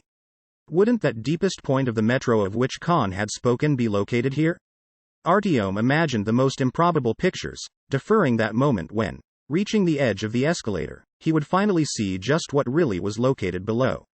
That's why he was not first at the handrail. The fighter who had just been telling him about the doodlebug had reached the arch earlier. Uttering a shriek, he shrunk back in fright. And a moment later it was Artyom's turn. Slowly, like certain magical creatures, which had been sleeping for hundreds of years, but were awake and flexing muscles that had become numb from ages of sleep, both escalators began to move. The steps crawled downward with a strained creak. It was inexpressibly eerie. Something here did not add up, did not correspond to what Artyom knew and understood about escalators. He felt it, but was unable to grasp the slippery shadow of understanding by the tail. Do you hear how quiet it is? It's not the motor moving it, you know. The machine room is not working. Ullman facilitated it. But of course, that was it. The creak of the stairs and the grinding of the ungreased gears, and all the sounds that the revived mechanism emitted. Was that all? Artyom again heard the disgusting gurgling and slurp that had reached him in the tunnel. The sounds were coming from the depths where the escalators led. He gathered his courage and, approaching the edge, illuminated the inclined tunnel along which the blackish-brown ribbon of steps crawled ever faster. For something like a moment it seemed that the Kremlin's secret had been opened up before him. He saw something dirty, brown, oily, overflowing and unambiguously alive oozing through the slits between the steps. It emerged from these slits in short spurts, rising and falling in step along the whole length of the escalator as far as Artyom could see. But it was not a meaningless fluctuation. All these spurts of a living substance were part of one gigantic whole, which was straining to move the steps. And somewhere far below, at a depth of several dozen meters, this very dirty and oily stuff spread freely about the floor, swelling and clearing away, overflowing and quivering, emitting those same strange and revolting sounds. The arch was like a monstrous jaw to Artyom, the domes of the escalator tunnel a throat, and the steps themselves, the greedy tongue of a terrible ancient god awakened by strangers. And then it was as if a hand touched his consciousness, stroking it. And his head emptied, as in the tunnel. And he wanted only one thing, to step onto the escalator and ride below, where the answer to all his questions waited. The Kremlin's stars once more flashed before his imagination's gaze. Artyom, run. A glove slapped him on the cheeks, burning his skin. He roused himself and was stupefied. The brown slush was creeping up through the tunnel, swelling visibly, expanding, frothing like steaming pig's milk. His legs would not obey, and his flash of consciousness was extremely short. Whatever controlled him set him free for only a flash in order to grasp him firmly and draw him back into the haze once more. Pull him. The lad first. And don't cry. Single quote. Heavy. And the wounded guy is still here. Drop it. Drop the stretcher. Where are you going with the stretcher? Wait a moment. I'll climb it too, it's easier with two. Single quote. Your hand. Give me your hand. Quickly. Mother of God. It's already come out. Tighten it up. Don't look. Don't look there. Do you hear me? On his cheeks. That's it. To me. That's an order. I'll shoot. Strange pictures were flickering. Green, the side of a railcar sewn with rivets, an inverted ceiling for some reason, then a soiled floor. Darkness. Green armor again. Then the world stopped swaying, grew calm and froze. Artyom raised himself up and looked around. They were sitting around him on the roof of the armored train. All the flashlights had been turned off, only one was lit, a small pocket light, which lay in the center. Its light was not enough to see what was happening in the hall, but something could be heard bubbling, seething and overflowing from all sides. Someone again was carefully, as if trying by touch, to reach into his mind, but he shook his head and some of his fog dissipated. He looked and mechanically recounted the members of the party huddled on the roof. Now there were 5 of them, not counting Anton, who still had not come to, and his son. Artyom dully noted that one fighter had disappeared somewhere, but then his thoughts again faded away. As soon as his head emptied, reason once more began to slide into a turbid abyss. It was difficult to fight it alone. Melnik recognized what was happening, and Artyom tried to grasp this thought. He had to think about whatever he liked, if only to keep his mind occupied. It was apparent the same thing was happening to the others. This is what happened to this trash when it was exposed to the radiation. They were exactly right, biological weapons. But they didn't think what the cumulative effect would be. It's also good that it stays behind the wall and doesn't get out into the city. Single quote. Melnik was saying. No one answered him. The fighters had calmed down and listened absent-mindedly. Speak, don't be quiet. This crap will stay in your subconscious. Hey, Oganesian, what are you thinking about? The stalker shook one of his subordinates. Ullman, damn it, where are you looking? Look at me. Don't be quiet, sweet, it's calling. The strong Ullman said, fluttering his eyelashes. Just how sweet. Didn't you see what happened to Deligan? The stalker slapped the fighter on the cheek with all his might, and Ullman's lethargic look brightened. Hold hands. Everyone is to take each other's hand. Melnik cried at the top of his lungs. Don't be quiet, Artyom, Sergey. At me, look at me. And a meter below bubbled and seethed that terrible mass that, it seemed, already had covered the whole of the platform. It was becoming ever more persistent, and they were no longer able to withstand its pressure. Guys, fellows, don't give in, but press on. All together. Let's sing. The stalker was not giving up, calling his soldiers to order, handing out slaps in the face or bringing them to their senses with light touches. Rise up, huge country. Rise up for a mortal fight. He dragged it out, wheezing and out of tune. With the dark fascist force. Against their Kurz-ed hordes. Single quote. Let noble Fu Rai. Boil up like a wave, Ullman carried on. It seethed around the train with double the strength. Artyom hadn't begun to sing along. He didn't know the words to this song, and anyhow it occurred to him that the fighters had begun to sing, for some hidden reason, about the power of darkness and a boiling wave. No one knew any more words than the first verse and the refrain, except Melnik, and he sang the next quatrain alone, his eyes flashing menacingly and not allowing anyone to be distracted. As two different poles, we are hostile to all. For woe RLD and peace, we battle, they for a reign of darkness. Single quote. Almost everyone sang the refrain this time, even little Oleg tried to echo the adults. The discordant choir of coarse, male voices, cracked and hoarse from smoking, resounded, returning in an echo, in the boundless dark hall. The sound of the singing soared to the high arches painted with the mosaic, bounced off them, fell and sank into the teeming, living mass below. And although this picture of 7 healthy men, perched on the roof of a train and, while holding hands, singing these senseless songs would have appeared absurd and funny to Artyom in any other situation, now it resembled more a chilling scene from a nightmare.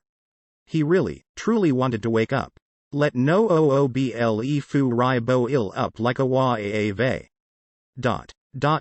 A people's war is going on. A sa aa cred wa aar.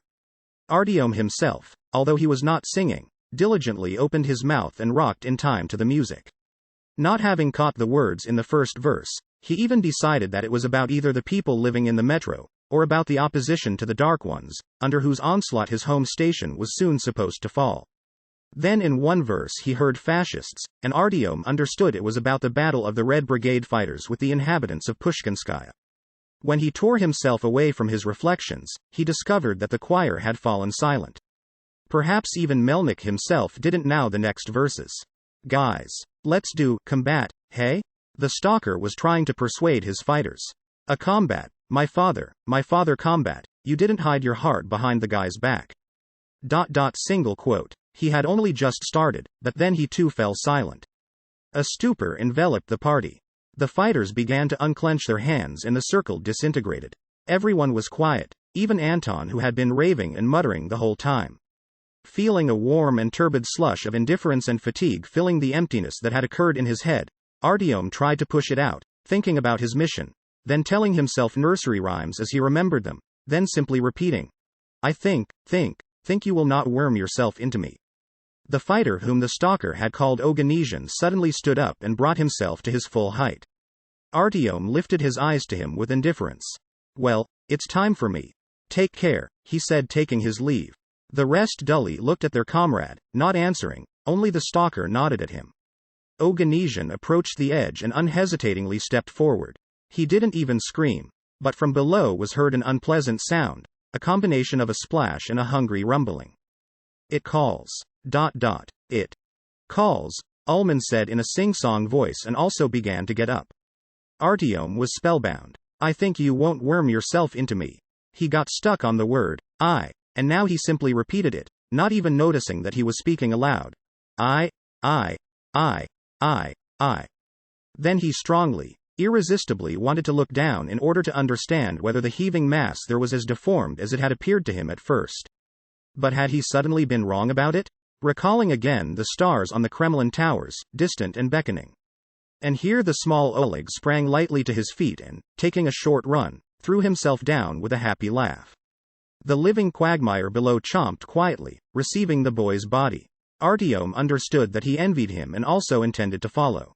But several seconds later, as the mass closed over Oleg's head, perhaps at that very moment when it had taken his life from him, his father screamed and regained consciousness. Breathing heavily and exhaustedly, looking from side to side, Anton lifted himself and set about shaking the others, demanding an answer from them. "Where is he? What's happened to him? Where is my son? Where is Oleg? Olejek?" Little by little the faces of the fighters began to regain intelligence. Even Artyom began to become conscious. He was no longer certain what he really had seen as Oleg jumped into the seething mass. Therefore, he didn't answer, just tried to calm Anton, who, it seemed, felt in a mysterious way that what had happened was irrevocable. And then his hysterics broke into the numbness felt by Artyom and in Melnik and the others. His agitation and his baleful despair were transferred to them, and the unseen hand firmly grasping their consciousness was yanked away. The stalker made several test shots at the bubbling mass, but with no success. Then he told the fighter armed with the flamethrower to remove the backpack with the fuel from his shoulders and, when told to, toss it as far as possible from the train. Having ordered two others to direct their flashlights on the spot where the backpack would fall, he prepared to fire and gave the go-ahead. Spinning in place, the fighter hurled the backpack and almost flew right after it himself, barely managing to hold on to the edge of the roof. The backpack flew into the air and began to fall about 15 meters from the train. "Get down." Melnik waited until it touched the pulsing, oily surface, and squeezed the trigger. Artyom watched the backpack's flight while stretched out on the roof. As soon as the shot rang out, he hid his face in the fold of his elbow and grasped the cold armor with all his might. The explosion was powerful. Artyom nearly flew off the roof as the train rocked. A dirty, orange glow of blazing fuel splashing along the platform reached his blinking eyes. Nothing happened for a minute. The squelching and chomping of the quagmire did not weaken, and Artyom was already preparing for it to recover from the annoying unpleasantness and begin to envelop his mind again. But instead, the noise began gradually to move further away. "It's leaving. It's leaving," Ullman bellowed right beside his ear. Artyom lifted his head. In the light of the flashlights he could clearly see that the mass, which recently had occupied nearly the whole huge hall, was shrinking and retreating, returning to the escalator. "Hurry." Melnik jumped to his feet. "As soon as it slides down, everyone behind me, right to that tunnel."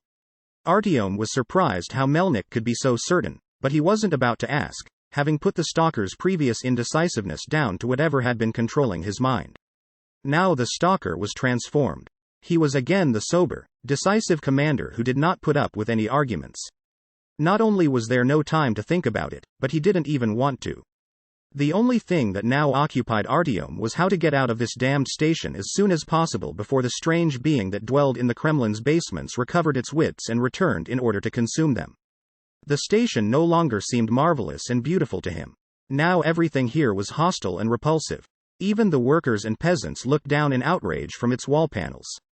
They still smiled, but it was strained and sickly sweet.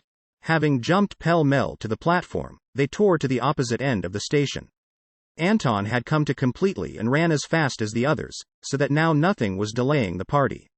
After 20 minutes of mad racing through the black tunnel, Artyom began to gasp, and even the others had begun to tire. The stalker allowed them to slow to a quick march. Where are we going? Artyom asked, overtaking Melnik. I think right now we are beneath Tverskaya. We should exit soon toward Mayakovskaya. We'll sort it out there. But how did you know which tunnel to enter? Artyom was curious. It was shown on the map we found at Genstab. But I only recalled that at the last moment. As they arrived at the station, everything flew from their heads. Artyom pondered. Had his delight with the Kremlin station, with the pictures and the sculptures, and its space and magnitude come to nothing? Or was it some trickery, evoked by the terrible entity lurking in the Kremlin? Then he remembered the disgust and fear that the station had inspired in him when the drug had dissipated. And he began to doubt that these were his real feelings. Maybe the doodlebug forced them to feel an irresistible desire to run from there at breakneck speed when they caused it pain? Artyom was no longer sure of his true feelings. Did a monstrous creation of his mind release him, or did it continue to dictate thoughts to him and inspire his emotional experiences? At what moment did Artyom fall under its hypnotic influence? And was he sometimes free to make his own choices? And could his choice ever be free? Artyom again recalled the meeting with the two strange residents of Polyanka. He glanced back. Anton was walking 2 paces behind him. He no longer badgered anyone about what happened to his son. Someone had already told him. His face had hardened and gone dead, his gaze was turned inward. Did Anton understand that they were only a step away from rescuing the boy? That his death had become a ridiculous accident? But it had brought the others through. Accident or victim? You know, we all most likely were saved only thanks to Oleg. It is because of him that you regained consciousness, he said to Anton, not specifying how this had come about. Yes, Anton agreed indifferently. He told us that you served in the rocket forces. Strategic. Tactical, Anton replied. The Tochka and the Iskander. And multiple fire systems? Smerch, Urigan, having held back a little, the stalker, who had been listening to their conversation, asked.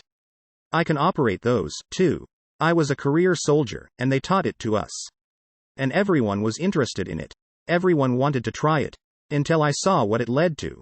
There was not the smallest sign of interest in his voice, and there was no uneasiness regarding the fact that his secret was known to strangers. His answers were short, mechanical. Melnik, nodding, again moved away from them, going on ahead. We need your help very much, Artyom said, carefully testing the waters. Understand. We have terrible things happening at VDNKH, he began. And he immediately stopped short. After what he had seen in the last 24 hours, what happened at VDNKH, however awful, didn't seem like anything exceptional, capable of overwhelming the metro and finally destroying man as a biological species. Artyom considered this thought, and reminded himself that it could be coming from the strange entity. We have some creatures getting through from the surface, he continued, having collected his thoughts. But Anton stopped him with a gesture. Just say what has to be done, and I will do it, he uttered colorlessly. I have the time now. How can I return home without my son? Artyom nodded nervously and walked away from the man, leaving him along with his thoughts. Now he felt unclean, seeking help from a man who had just lost a child. He had been deprived of him through his, Artyom's, fault. He caught up with the stalker again. Melnik was clearly in a good mood. Having left the party stretched out behind him, he was humming something to himself and, seeing Artyom, smiled at him. Listening to the melody Melnik was trying to reproduce, Artyom recognized that very song about the sacred war they had been singing on the roof of the train. You know, at first I decided this is the song for our war with the Dark Ones, he said, and then I understood that it is about fascists. Who composed it? The communists from the Red Line? This song is already about 100 years old, if not 150. Melnik shook his head. They composed it first for one war, then adapted it for another. It's good that it is suitable for any war. As long as man is alive, he will always deem himself to be the light of the world, and consider his enemies as the darkness. And they will be thinking like that on both sides of the front, Artyom added to himself. Whatever it means. His mind again flashed to the Dark Ones. Maybe it means that people, let's say the VDNKH inhabitants, are the evil and darkness for them? Artyom thought better of it and forbade himself to think of the Dark Ones as ordinary enemies. If one opened the door for them only halfway, nothing would hold them back. So you were saying about this song that it is eternal, Melnik unexpectedly spoke. That dawned on me, too. In our country all eras are much the same. Take people. You won't change them in any way. They're as stubborn as mules. So, it would seem the end of the world is already at hand and you cannot go outside without an anti-radiation suit, and every kind of trash that earlier you only saw at the cinema has multiplied. No. You don't impress them. They're the same. Sometimes it seems to me that nothing has ever changed. Well, I visited the Kremlin today, he smiled wryly, and I was thinking. There's not even anything new there. I'm not even certain when they hit us with this crap, 30 years ago or 300. Were there really such weapons 300 years ago? Artyom was doubtful, but the stalker didn't reply. They'd seen 2 or 3 depictions of the great worm on the floor, but there had been no sign of the savages themselves. The first drawing had put the fighters on their guard, and they'd regrouped in such a way that it was easier to defend themselves, but the tension had dissipated after they'd encountered the third drawing. They weren't jabbering nonsense. Today was a holy day and they stay at the stations and don't go into the tunnels, Ullman noted with relief. Something else occupied the stalker. By his calculations, the missile unit was very close by. Checking the hand-drawn map every minute, he absently repeated. Somewhere here. Isn't this it? No, not that corner, but where is the pressurized gate? We ought to be approaching it already. Single quote. Finally, they stopped at a fork. To the left was a dead end with a grill, at the end of which they could see the remains of a pressurized gate, and to the right, as far as the light of the flashlight could reach, there was a straight tunnel. That's it, Melnick determined. We're there. Everything tallies with the map. There, behind the grill, the tunnel has collapsed like at Park Pobedi. And that must be the passage into which they took Tretiak. So, illuminating the map with his pocket flashlight, he thought aloud. The line goes directly from this fork to the division, and this one, to the Kremlin. We came from there, right? Then he climbed behind the grill with Ullman and they wandered around the dead end for about 10 minutes, inspecting the walls and ceiling with the flashlight. Okay, there's a passage in the floor this time, a round sort of top, similar to a sewer manhole, the returning stalker reported. Everyone, we are there.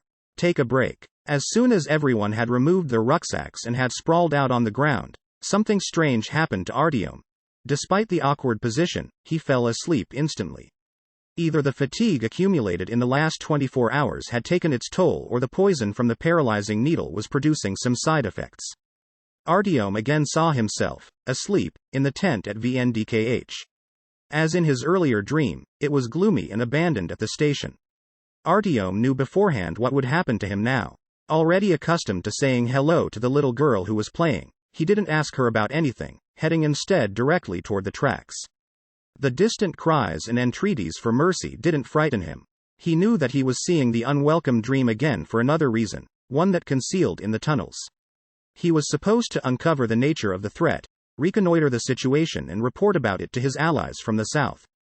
But as soon as he was shrouded in the darkness of the tunnel, his confidence in himself and in the fact that he knew why he was here and how he had to go on vaporized.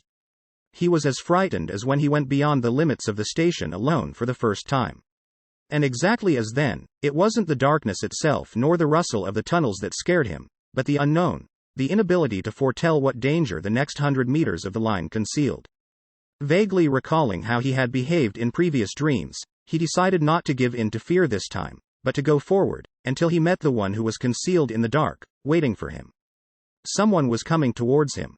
Not hurrying, as he was, not walking with his cowardly, slinking short steps, but with a confident heavy tread. Artyom stopped in his tracks, catching his breath. The other one also stopped. Artyom promised himself that he wouldn't run this time regardless of what happened. When, judging by the sound, only about 3 meters of darkness separated them, Artyom's knees shook, but somehow he found the strength to make one more step. But, feeling a light flutter of the air on his face as someone approached, Artyom couldn't bear it. Flinging out a hand, he pushed the unseen being away and fled. This time he didn't stumble and he ran for an intolerably long time, an hour or two, but there was no trace of his home station, there were no stations at all, nothing at all, only an endless, dark tunnel. And this proved to be even more terrible. Hey, that's enough of a nap, you'll sleep through the meeting. Ullman pushed him on the shoulder. Artyom roused himself and looked guiltily at the others. It appeared that he had dropped off for only a few minutes. They were all sitting in a circle. In the center was Melnick with the map, pointing and explaining. Well, he said, It's about 20 kilometers to our destination. If we keep up a good pace and nothing gets in our way, it's possible to make it in half a day. The military unit is located on the surface, but there is a bunker under it and the tunnel leads to it. However, there's no time to think about that. We have to split up. He looked at Artyom. Are you up? You are returning to the metro. I will appoint Ulman to look after you, he said. The others and I are going to the missile division. Artyom was on the verge of opening his mouth, intending to protest, but the stalker stopped him with an impatient gesture. Leaning towards the heap of rucksacks, Melnik started to distribute the supplies. You take 2 protective suits, we have 4 left, and we don't know what it will be like there. There's 1 radio for you and 1 for us. Now the instructions. Go to Prospect Mir. They are waiting for you there. I have sent some messengers. He looked at his wristwatch. In exactly 12 hours go up to the surface and look for our signal. If everything is okay and we are on the air, we'll move to the next stage of the operation. Your mission is to find the best way to the botanical gardens and then to get up high in order to help us direct and correct the fire. The Smerch has a limited destruction area and we don't know how many missiles are still there. And the gardens aren't small. Don't worry, he said to Artyom, Ulman will be doing it all, you are there as company. We have use for you too, of course. You know what these dark ones look like. The Ostankino Tower is very suitable for guidance. It's wider in the middle. There was a restaurant there. They served tiny sandwiches with caviar there at prices that were out of sight. But people didn't go there because of them, but for the view of Moscow. The botanical gardens can be seen clearly from there. Try to get to the tower. If you can't get to the tower, there is a multi-story building alongside, sort of white, shaped like the letter P, and almost uninhabited. So, this is a map of Moscow for you, and this one is for us. It's a shambles there around the squares. You simply look and communicate. The rest, follow us. It's nothing too complex, he assured them. Questions? And if they don't have a nest there? Artyom asked. Well, we can't do the impossible. The stalker slapped his palm on the map. And I have a surprise here for you, he added, winking at Artyom. Reaching into his backpack, Melnik took out a white polyethylene bag with a worn-colored picture on the side. Artyom looked inside and took out the worn passport in the children's book with the cherished photograph that he had found in the neglected apartment at Kalinsky inside. Having raced after Oleg, he had left his treasures at Glukhovskaya, and Melnik had gone to the trouble to collect them and carry them with him all this time. Ulman sitting alongside looked at Artyom with a puzzled look, then at the stalker. Personal things, Melnik said, smiling. Artyom wanted to thank him, but the stalker had already got up from his seat and was giving orders to the fighters going with him. Artyom went up to Anton, who was absorbed in his own thoughts. Good luck. Artyom extended his hand to the lookout. Anton silently nodded, putting his rucksack onto his back. His eyes were totally empty. Well, that's all. We won't say goodbye. Note the time, Melnik said. He turned and, without saying another word, was off. Chapter 19 The Final Battle. Having moved the heavy cast iron lid of the closed manhole aside, they began their descent. The narrow, vertical shaft was composed of concrete rings, from each of which jutted a metal bracket. As soon as they were left alone, Ulman changed.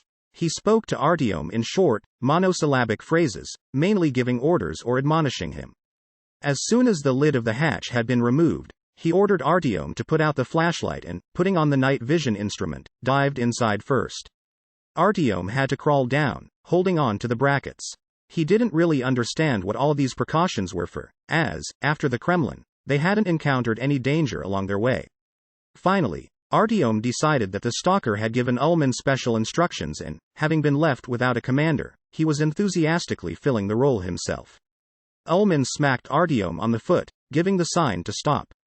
Artyom obediently froze, waiting until the other man explained to him what was happening. But, instead of explanations, a soft thump was heard from below. It was Ulman jumping to the floor. A few seconds later, Artyom heard muffled gunshots. You can come down, his partner said to Artyom in a loud whisper, and a light came on. When the brackets ended, he released his hands, and dropped about 2 meters, landing on a cement floor. Lifting himself up, he dusted off his hands and looked around. They were in a short corridor, about 15 paces long. The opening of the manhole yawned above them in the ceiling. There was another hatch just like it in the floor, with the very same cast iron grooved cover.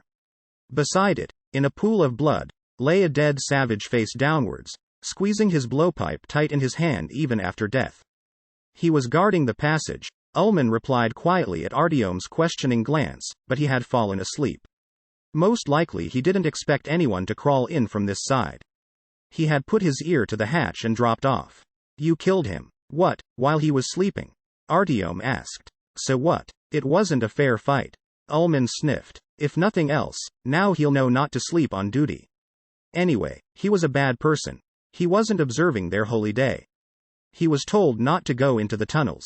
Dragging the body to the side, Ullman opened the hatch and again put out his flashlight. This time the shaft was extremely short and led to an office filled with trash. A mountain of metal plates, gears, springs and nickel-plated handrails, enough parts for a whole coach, completely hid the manhole from prying eyes. They were heaped on top of each other in disarray right up to the ceiling and stayed there only by some kind of miracle.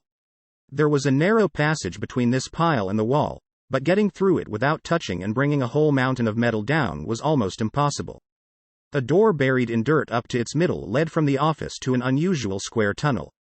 A line from the left there. Either there was an obstruction or they had stopped laying the track for some reason. To the right there was a standard tunnel, round and wide. It seemed as if there was a border between two intertwined subterranean worlds here. Even breathing was different. The air was damp but not so ghastly and stagnant as in the secret D6 passages. They weren't sure where to go. They decided not to move out at random, as there was a frontier post of the Fourth Reich located on this line. Judging by the map, it was only about 20 minutes from Mayakovskaya to Chekhovskaya. Digging into the bag with his things, Artyom found the bloodied map he had got from Daniel, and worked out the true direction from it.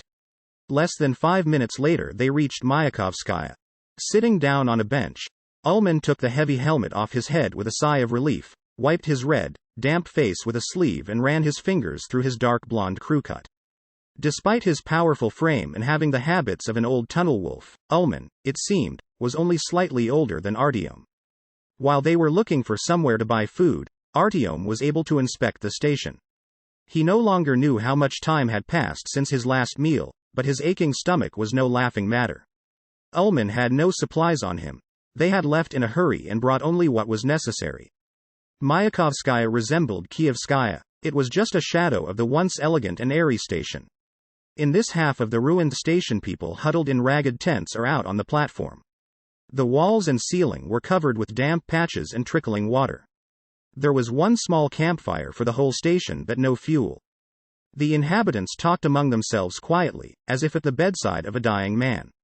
However, there was a shop even here, a patched-up 3-man tent with a folding table displayed at the entrance. The selection was modest. Skinned rat carcasses, dried up and shrunken mushrooms, procured here God knows when, and even uncut squares of moss. A price tag lay proudly next to each item, a piece of newsprint with carefully handwritten numbers. There were almost no shoppers except them, only an undernourished stooped woman holding a small boy by the hand. The child was pulling towards a rat lying on the counter, but his mother admonished him, "Don't touch. We've already eaten meat this week." The boy obeyed, but he didn't forget about the carcass for long. As soon as the mother turned away, he once more tried to reach for the dead animal. "Kolka, what did I tell you? If you are bad, the demons will come out of the tunnels to get you." Sashka didn't obey his mommy and they took him. The woman scolded him, succeeding at the last moment to pull him away from the counter. Artyom and Ullman couldn't make up their minds. Artyom began to think that he could survive until they got to Prospect Mir where the mushrooms would at least be fresher. "Some rat, perhaps? We fry them in front of the customer," the shop's bald owner said with some dignity. "Certificate of quality," he added enigmatically. "Thanks. I've already eaten." Ullman hastened to turn him down. "Artyom, what do you want?" "I wouldn't take the moss. World War IV will start in your gut from it." The woman looked at him with disapproval. In her hand were only 2 cartridges which, judging by the prices, was just enough for the moss. Noting that Artyom was looking at her modest capital, the woman hid her fist behind her back. "Nothing here," she snarled spitefully. "If you don't intend to buy anything, get lost. We're not all millionaires. What are you staring at?" Artyom wanted to answer, but he was carried away by the sight of her son. The boy was very similar to Oleg. He had the same colorless, fragile hair, reddish eyes and turned-up nose. The boy put his thumb in his mouth and smiled shyly at Artyom, looking at him a bit sullenly. Artyom felt as if his lips were spreading into a smile in spite of himself, and his eyes were swelling with tears. The woman intercepted his glance and flew into a rage. "Damned perverts," she screeched, her eyes glaring. "Let's go home, Kolyenka." She pulled the boy by the hand. "Wait, stop for a minute." Artyom pressed several shells out of the reserve clip of his machine gun and, catching up to the woman, gave them to her. "Here. These are for you. For your Kalia." She looked at him with distrust, then her mouth twisted scornfully. "Just what do you think you can get for 5 cartridges? That he'll be your child?" Artyom didn't immediately understand what she had in mind. Finally, it came to him and he was on the verge of opening his mouth to start making excuses, but he wasn't able to utter a thing, and he just stood there, staring blankly. The woman, satisfied with the effect she had produced, replaced her rage with mercy. "Agreed, certainly. 20 cartridges for half an hour." Stunned, Artyom shook his head, turned and nearly took off running. "Jerk. Okay, give me 15. The woman cried after him. Ullman was still standing there, discussing something with the seller. "Well, what about the rats? Haven't you made up your mind?" the owner of the tent inquired courteously, having seen the returning Artyom. "A little bit more and she'll start bargaining with me." Artyom understood. Pulling Ullman behind him, he hurried from this godforsaken station. "Where are we going in such a hurry?" the fighter asked when they were walking through the tunnel in the direction of Byelorusskaya. While trying to cope with the lump rising in his throat, Artyom told him what had happened. His story did not especially impress Ullman. "So what? She has to live somehow," he responded. "Why is such a life necessary at all?" Artyom's face convulsed. "Do you have any ideas?" Ullman shrugged his broad shoulders.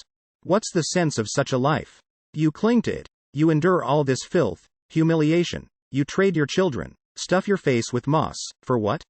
Artyom stopped short, recalling Hunter, who had been talking about the survival instinct, about the fact that one would fight like a wild animal for his life and the survival of others with all his might. Then, at the very beginning, his words had inflamed a hope and desire in Artyom to fight like that frog who had whipped the cream in the jar with its feet, turning it into butter. But now the words uttered by his stepfather for some reason seemed more reliable. "For what?" Ullman teased him. "Well, all right, young man, for what are you living?" Artyom regretted that he had got involved in this conversation. As a fighter, he had to give Ullman his due, he was superb, but as a companion he wasn't especially interesting. And Artyom could see it was useless to argue with him regarding the sense of life. "Well, personally I am, for what?" he answered sullenly, not able to bear it. "Well, for what?" Ullman began to laugh. "For the rescue of mankind? Leave it. It's all nonsense. You aren't saving it, so it's someone else. Me, for example." He shined the flashlight on his face so that Artyom could see him and made a heroic face. Artyom looked at him jealously, but said nothing. "And then," the fighter continued, "they all just cannot live for it." "And what about you? Is life without meaning?" Artyom tried to ask the question ironically. "How is it without meaning? It makes sense for me, the same way as for everyone. And generally, searches for the meaning of life usually happen during puberty. But for you, it seems, it's taken longer." His tone was not offensive, but mischievous, so that Artyom wouldn't sulk. Inspired by his success, Ullman continued, "I remember when I was 17. I was trying to understand it all, too. It passes. There is only one meaning in life, brother: to make and bring up children. But let them be tormented by the question, and answer it how they can. Well, that's the theory." He smiled again. "And then just why are you coming with me? Are you risking your life? If you don't believe in rescuing mankind, then what?"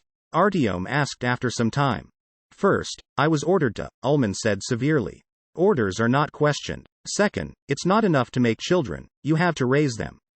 And how will I grow them if your riffraff from VDNKH eat them up?" Such self-confidence exuded from him, his strength and his words, that the picture of the world was so seductively simple and organized, that Artyom no longer wanted to argue with him. On the other hand, he felt that the fighter was inspiring a confidence in him too. As Melnik had said, the tunnel between Mayakovskaya and Byelorusskaya turned out to be peaceful. True, something was banging in the ventilation shafts, but they slipped past normal-sized rats a few times, and that reassured Artyom. The section was surprisingly short, They had not even been able to complete the argument when the lights of the station appeared ahead. Being close to Hansa had a profound influence on Byelorusskaya. It was immediately apparent that it was rather well protected. A blockhouse had been constructed 10 meters before the entrance. A light machine gun stood on sacks filled with dirt, and the guard detail consisted of 5 men. Checking their documents, and here the new passport came in handy, they asked them politely whether they were from the Reich. No, they assured Artyom, no one here has anything against the Reich. It was a trading station, observed full neutrality, and did not interfere in the conflicts between the powers, as the chief of the guard called Hansa, the Reich and the Red Line. Before continuing their trip along the ring, Artyom and Ullman decided they could take a break and have a bite.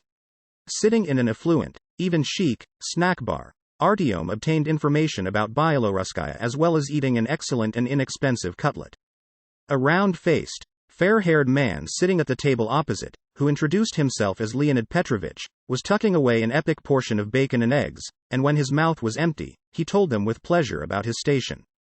Byelorusskaya survived because of the transit of pork and chicken. Huge and very successful enterprises were located beyond the ring, closer to Sokol and even to Glukhovskaya, though the latter was dangerously close to the surface.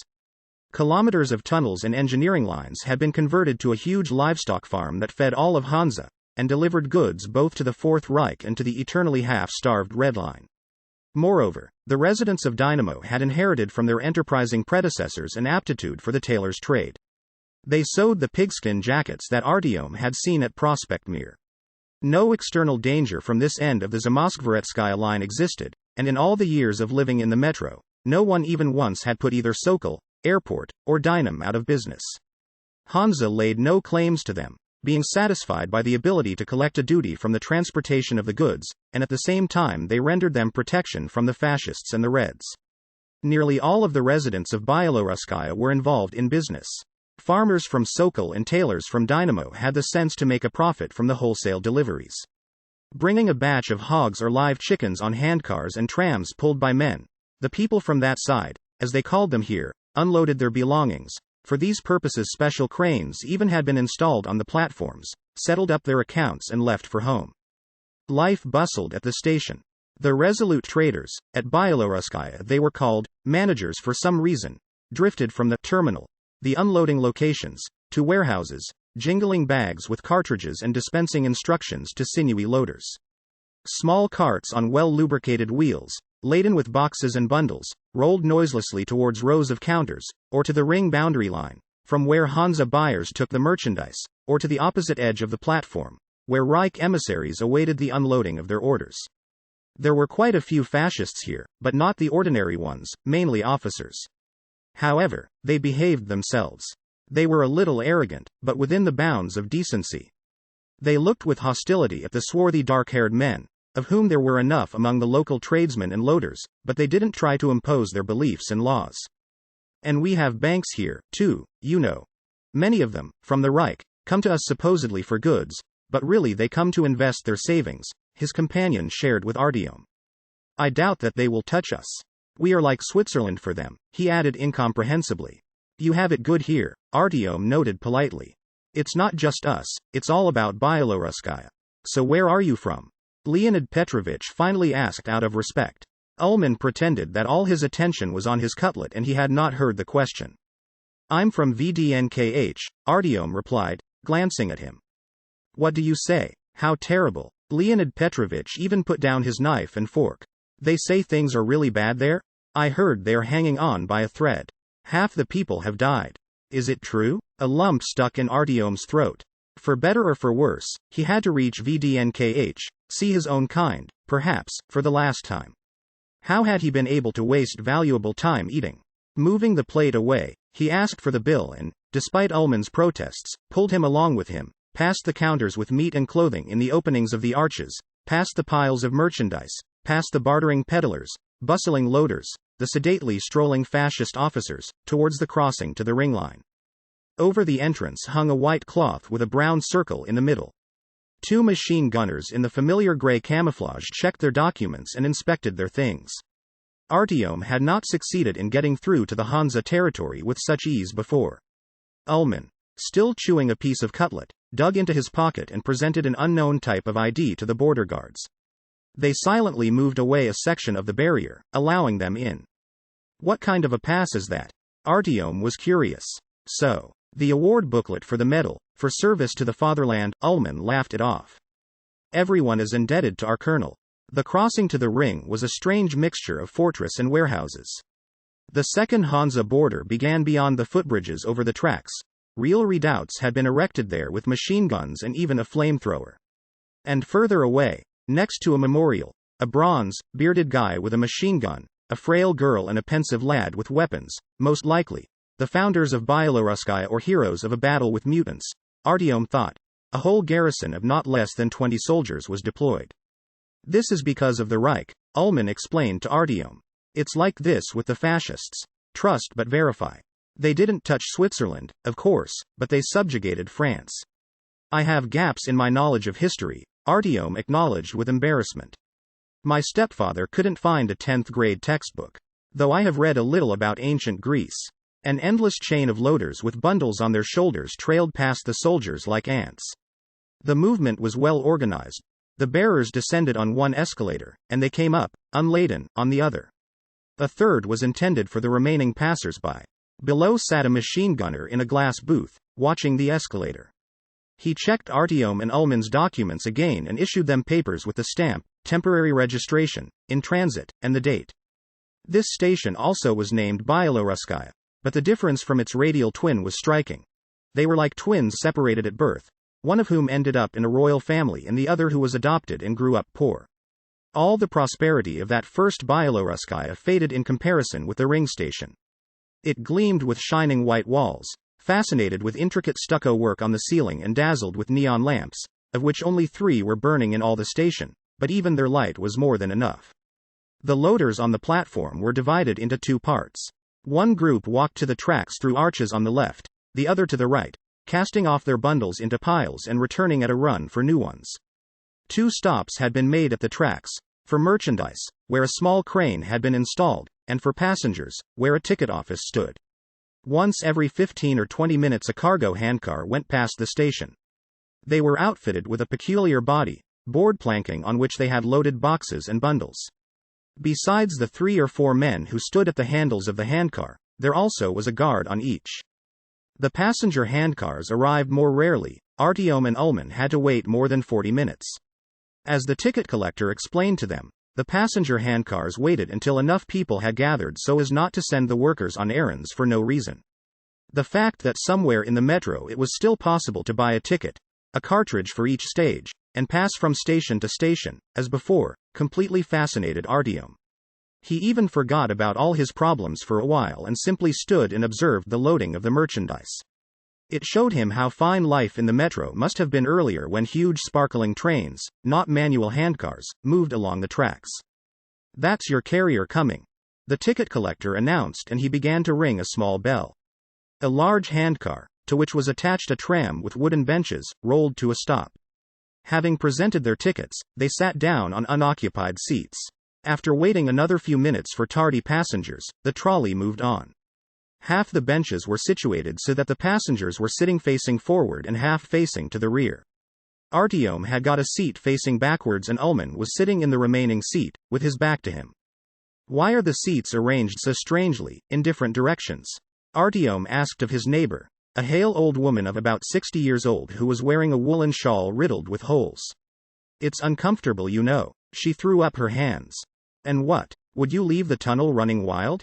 You young people are thoughtless. Didn't you hear what happened over there the other day? Well, such a rat. The old woman gestured in dismay, jumped out of an interline, and dragged away a passenger. It wasn't a rat. A man in a quilted jacket interrupted, turning round. It was a mutant. They have a lot of mutants running about at Kurskaya. And I say, a rat. Nina Prokofyevna, my neighbor, told me. Do you think I don't know? The old woman was indignant. They argued for a long time, but Artyom was no longer listening to their conversation.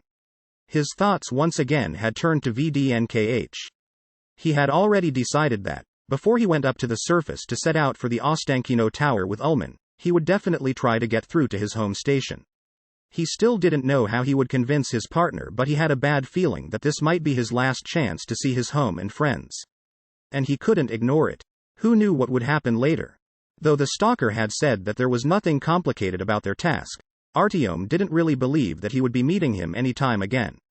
However, before starting his own, perhaps, final climb up, he had to at least return to VDNKH for a little while. How it sounded.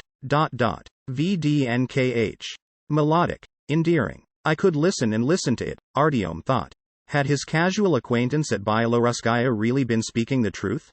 Was the station really on the point of falling to the onslaught of the Dark Ones? Were half its defenders already dead? How long had he been absent? 2 weeks? 3? He closed his eyes, trying to imagine his beloved arches, the elegant, but reserved lines of the domes, the delicate forging of the copper ventilation grids between them and rows of tents in the hall. The handcar gently swayed in time to the lulling chatter of the wheels, and Artyom didn't notice that it was putting him to sleep. He was dreaming about VDNKH again. Nothing surprised him anymore, he wasn't listening and not trying to understand. The goal of his dream was not at the station, but in the tunnel. Leaving the tent, Artyom went right to the tracks, jumped down and headed south, towards the botanical gardens. The darkness no longer frightened him, but something else did: the forthcoming meeting in the tunnel. Who awaited him there? What was the point of it? Why did his courage always fail him in the end? His twin finally appeared in the depths of the tunnel. Soft, confident steps gradually approached, as before, and Artyom felt his nerve failing. However, this time he comported himself better. His knees shook, but he was able to control himself and wait until he came right up to the unseen creature. He was covered in a cold, sticky sweat, but did not break into a run when the light ripple of the air told him that the mysterious being was just a few centimeters from his face. Don't run. Look into the eyes of your fate. A dry, rustling voice whispered into his ear. And here Artyom recalled, and just how had he been able to forget about it in his past nightmares, that he had a lighter in his pocket. Groping for it, he struck the flint, preparing to see who was speaking to him. And he immediately went numb, feeling only that his feet were taking root in the ground. A dark one stood next to him, not moving. Its dark eyes were without pupils and wide open, searching for his glance. Artyom cried as loudly as he could. Damnation! The old woman was holding her hand to her heart, breathing heavily. How you frightened me, you tyrant! Please forgive him. He's with me and... He's nervous, Ullman said, turning around. Just what did you see there, that you shouted out? The old woman shot him a curious glance from beneath half-closed, swollen eyelids. It was a dream. I had a nightmare, Artyom answered. Excuse me, a dream? Well, you young people are impressionable. She again started moaning and bickering. Actually, Artyom had slept for a rather long time. He even had slept through the stop at Novoslobodskaya. But he didn't have time to remember what he had understood at the end of his nightmare as the passenger handcar arrived at Prospect Mir. The situation here was strikingly different from the satisfying prosperity of Byelorusskaya. There was no business recovery at Prospect Mir, not even a sign of it, but on the other hand one immediately noticed a large number of military personnel, Spetsnaz and officers with the chevrons of the engineering troops. From the other edge of the platform, on the tracks, stood several guarded cargo motorized trolleys with mysterious boxes covered with tarpaulins. In the hall, nearly 50 poorly dressed people with huge trunks were sitting right on the floor, looking round hopelessly. What's going on here? Artyom asked Ullman. It's not what's happening here, it's what you have going on at VDNKH, the fighter replied. It's obvious they intend to blow up the tunnels. If the Dark Ones crawl through from Prospect Mir, Hansa will have to answer for it. Most likely, they are getting ready for a preemptive strike. While they were crossing to the Kaluzhka-Rivskaya line, Artyom grew convinced that Ullman's guess was most likely correct. The Hansa Spetsnaz was also active at a radial station where it wasn't supposed to be. Both entrances to the tunnels leading to the north, towards VDNKH and the Botanical Gardens, were fenced off. Someone had constructed some makeshift blockhouses here, where the Hansa border guards were on duty. There were no visitors in the marketplace, almost half the stands were empty, and people whispered nervously, as if inevitable misfortune was looming over the station. Several dozen people were crowded into one corner, whole families with bundles and bags. A chain had been strung around a table with the sign, Refugee Registration. Wait for me here, I'll go find our man. Ullman left him at the shopping area and disappeared. But Artyom had a few things he wanted to do himself. Climbing down onto the rails, he went up to a blockhouse and started talking with a sullen border guard. Can one still get to VDNKH? We are still letting them through, but I don't advise going there, the guard answered. Haven't you heard what's happening there? Some kind of vampires are getting in, so many that they can't be stopped. They've taken over nearly the whole station. Obviously it's really hot there. If our miserly leadership had decided to let them have some free ammo, if only to hold them off till tomorrow. What's happening tomorrow? Tomorrow we're going to blow everything to hell. We are placing dynamite 300 meters from Prospect in both tunnels and everything will be just a fond memory. But why don't you just help them? Certainly Hansa has the power? I told you, there are vampires there. It's swarming with them, there's not enough backup. But what about the people from Rizhskaya? And from VDNKH itself? Artyom couldn't believe his ears. We alerted them several days ago. They're trickling in. Hansa is taking them. We aren't animals.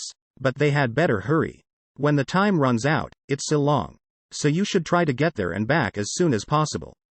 What do you have there? Business? Family? All of it, Artyom replied, and the border guard nodded knowingly. Ullman was standing in the arch, quietly speaking with a tall young man and a stern man in a machinist's coat and with the full regalia of the station chief. The vehicle is up above and the tank is full. In any event, I still have a radio and protective suits, and another Pechenig and a Dragunov sniper rifle. The youth pointed at 2 large black bags. We can go up at any time. When do you need us up there? We'll be monitoring the signal every 8 hours. We should already be in position by then, Ullman answered. Is the pressurized gate working? He addressed the chief. It's okay, the chief confirmed. When you give the word. Only we'll have to drive off the people so they aren't frightened. That's all I have. So, we'll rest for about 5 hours or so and then full speed ahead, Ullman summed up. So, Artyom, lights out? I can't, Artyom told him, pulling his partner aside. I have to get back to VDNKH. To say goodbye and just to look around.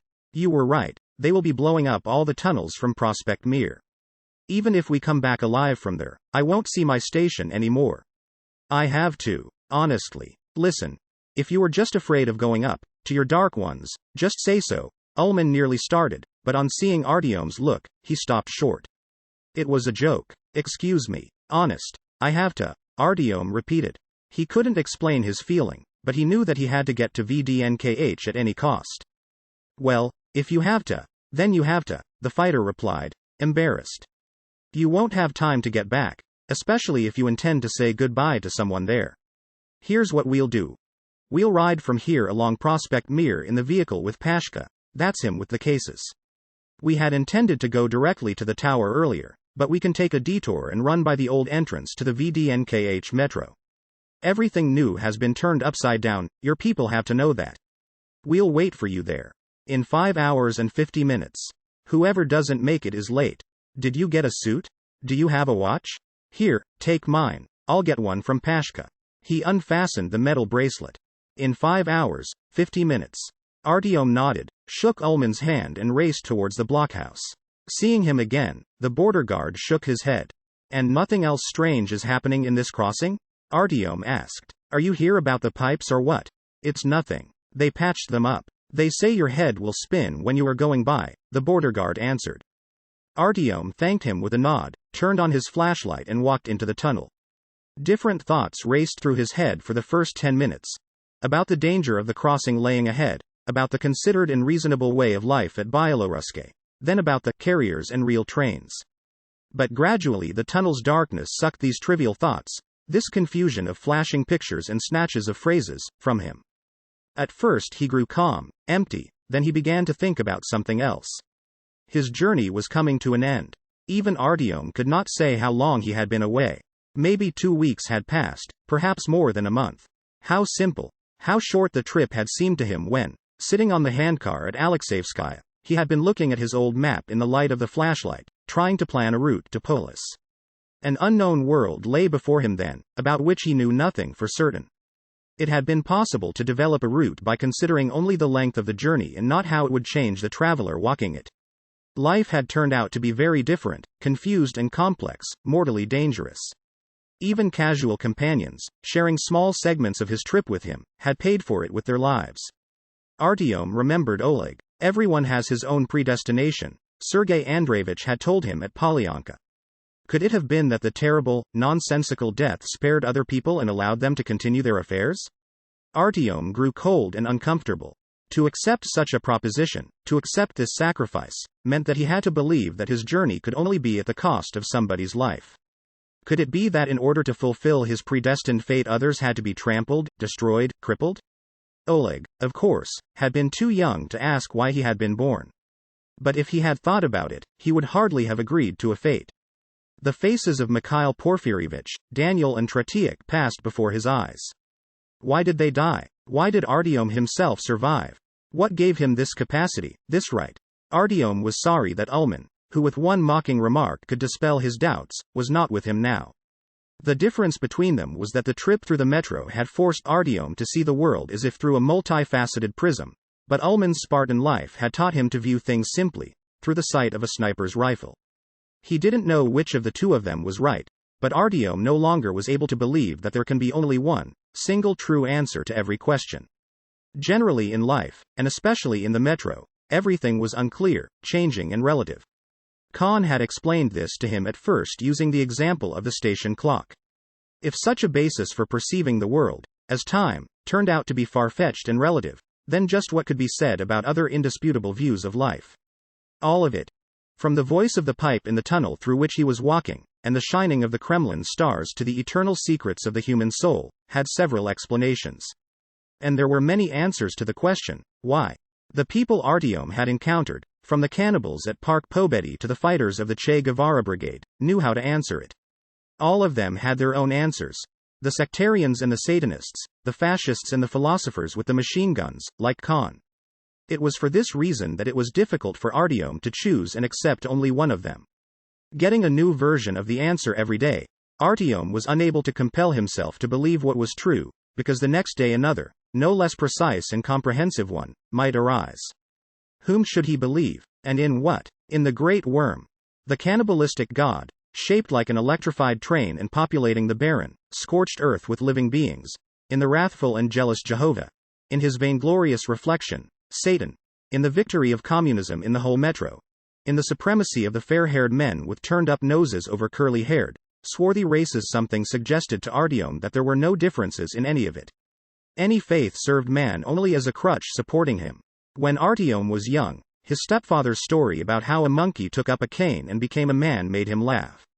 After that, apparently, the clever macaque no longer let the cane out of his hand because he couldn't straighten up. He understood why man needs this support. Without it, life would have become empty, like an abandoned tunnel. The desperate cry of the savage from Park Pobedi when he realized that the great worm was only a contrivance of his people's priests still resonated in Artyom's ears. Artyom felt something similar, finding out that the unseen observers did not exist. But for him, repudiation of the observers, the snake and other metro gods made life easier. Did that mean that he was stronger than the others? Artyom understood that was not true. The cane was in his hands, and he was supposed to become brave enough to recognize it. His awareness that he was carrying out an assignment of huge importance, that the survival of the whole metro was in his hands and that this mission hadn't been entrusted to him by chance, served as his support. Consciously or not, Artyom looked for proof in everything that he had chosen for carrying out this mission, but not like Hunter, but someone or something greater.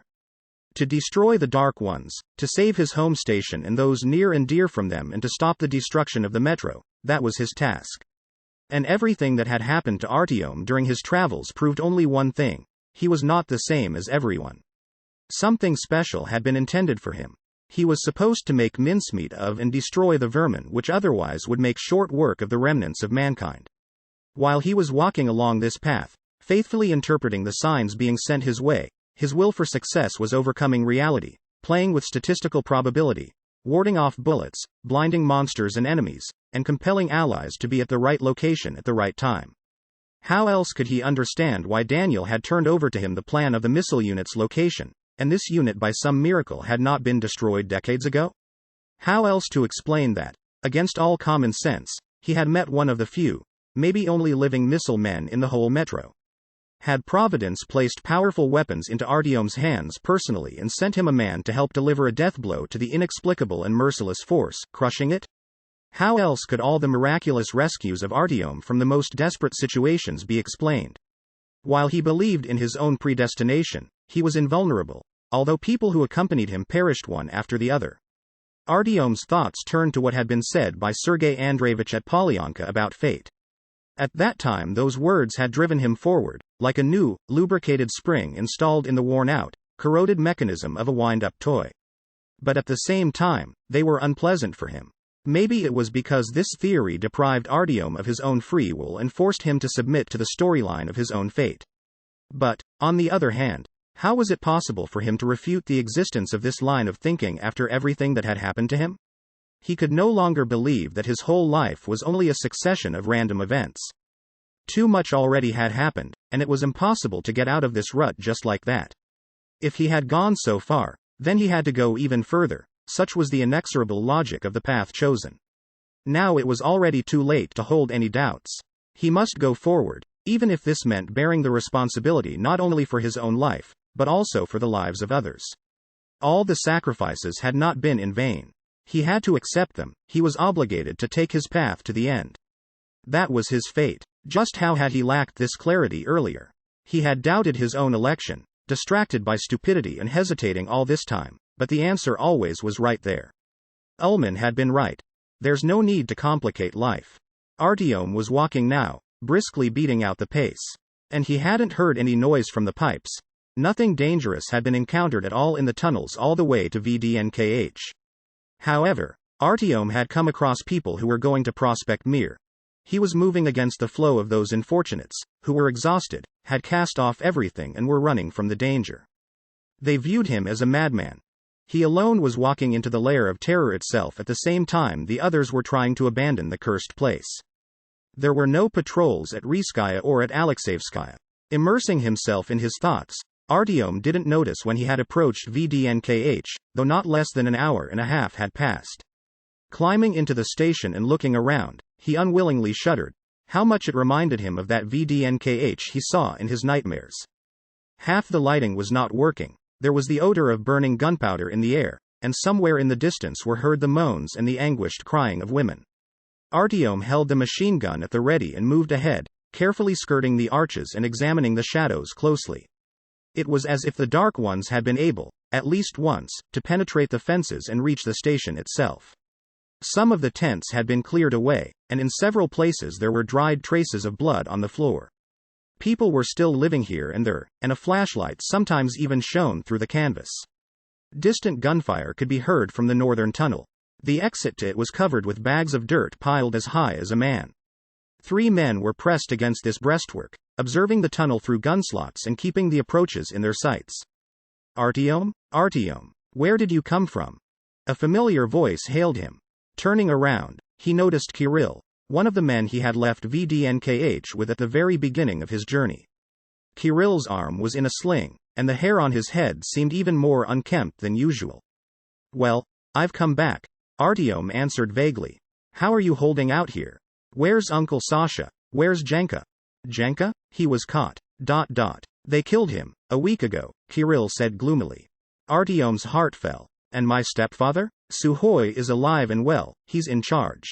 He's in the infirmary right now. Kirill waved a hand in the direction of the staircase leading to a new exit from the station.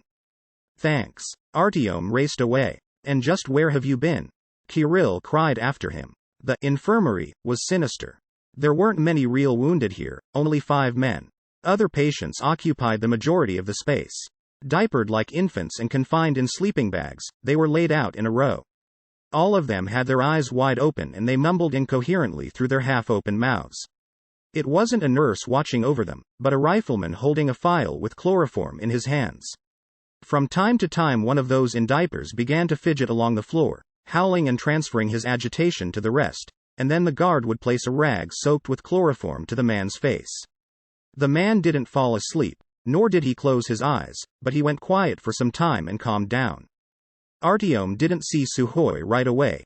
He was sitting in the office, discussing something with the station doctor. Leaving, he ran into Artyom and was stupefied. You're alive. Artyomka. Alive. Thank God. Artyom. He had begun to mutter, touching Artyom on the shoulder, as if wishing to convince himself that Artyom was indeed standing in front of him. Artyom embraced him, and he, like a child, was afraid in the depths of his soul that he would return to the station and his stepfather would begin to scold him. He would say, "Where did you disappear to? How irresponsible. How long were you going to behave like a little boy?" But instead, Sukhoi just held him close and didn't let go for a long time. When the fatherly embrace finally ended, Artyom saw that Sukhoi's eyes were filled with tears and he blushed. Briefly, he told his stepfather where he had disappeared to and what he had managed to do during that time, and he explained why he had returned. Sukhoi only shook his head and criticized Hunter. Then he came to his senses, saying that he would not speak ill of the dead. Though, he didn't know what had happened to Hunter. "Do you see what's going on here?" Sukhoi's voice again hardened. "Every night they pour in and there aren't enough bullets. A handcar arrived from Prospect Mir with supplies, but it's peanuts. They want to blow up the tunnel at Prospect Mir to cut off both VDNKH and the other stations completely," Artyom reported. "Yes. They are afraid of the groundwater. They aren't venturing close to VDNKH. But this won't help for long. The Dark Ones will find other entrances. When will you be leaving here? There's only a little time left. Less than a day. You have to get everything ready." His stepfather took a long look at him, as if checking him over. "No, Artyom, I only have one way out of here, and it's not to Prospect Mir. We have 30 wounded men here. What are we to do with them? Throw them away? And who will maintain the defenses while I am saving my hide? How can I go up to a man and say to him, 'Well, you are staying here so that you can hold them off and die, but I'm going'? No." He took a breath. "Let them blow it up. We'll hold out as long as we can. I have to die like a man. Then I'll stay with you," Artyom said. "They have the missiles and they will manage without me. What's my purpose anyway? At least I'll help you." No, you must go," Sukhoi interrupted him. "We have a fully operational pressurized gate and the escalator is working again. You can make your way to the exit quickly. You must go with the others. They don't even know what they're dealing with." Artyom suspected that his stepfather was sending him away from the station just to save his life. He tried to object, but Sukhoi didn't want to hear anything. "Only you alone in your group know how the Dark Ones are able to drive people mad." He pointed at the diapered wounded. "What's wrong with them? They were in the tunnels, they couldn't hold out. We managed to drag these out, and that's good. But the Dark Ones tore so many apart while they were alive. Incredible strength. The main thing is, when they approach and begin to howl, there are few who can stand it. You understand that. Our volunteers handcuffed themselves together so they wouldn't run away. But those who managed to get loose are lying here. There are only a few wounded because if the Dark Ones reach you, it's hard to get away." "Jenka? Did they get him?" Artyom asked, swallowing. Sukhoi nodded. Artyom decided not to get the details. "Let's go while there's a lull." Taking advantage of his silence, Sukhoi added, "We'll have a chat and drink some tea. We still have some left. Are you hungry?" His stepfather embraced him and moved into the command room. Artyom looked around in amazement. He could not believe that in the weeks since he had left that VDNKH had managed to change so much. The once comfortable, home-like station had now been cast into anguish and despair. He wanted to flee from here as soon as possible. A machine gun clattered behind them. Artyom gripped his weapon. "That's a warning," Sukhoi said. "The most terrible time will start in a few hours. I feel it already. The Dark Ones come in waves, and we have killed only one recently. Never fear, if something serious begins, our guys will use the siren, they sound a general alarm." Artyom pondered. His dream of walking into the tunnel. Now it was impossible, and a real meeting with a Dark One would hardly end just as harmlessly. There was no point in mentioning it when Sukhoi would never allow him to go into the tunnel alone. He had to reject such a mad idea. He had more important things to do. "I knew that you and I would see each other again, that you would come," Sukhoi said, pouring the tea once they were in the command room. "A man arrived here a week ago looking for you." "What man?" Artyom was put on his guard. "He said you and he are acquainted. Tall, skinny, with a small beard. He had a strange name, similar to Hunter's." "Khan?" Artyom was surprised. "That's it. He told me that you would come back here again, and was so certain that I was put at ease at once. And he also gave me something for you." Suhoy reached for the wallet in which he kept notes and objects known only to him and pulled out a sheet of paper folded a couple of times. Unfolding the paper, Artyom lifted it to his eyes. It was a short note. The words written in a sloppy, fleeting hand baffled him. He who is brave and patient enough to peer into the darkness his whole life will be first to see a flicker of light in it. And didn't he give you anything else? Artyom asked with a puzzled look. No, replied Suhoy. I thought it was a coded message. But the man had come here especially for this.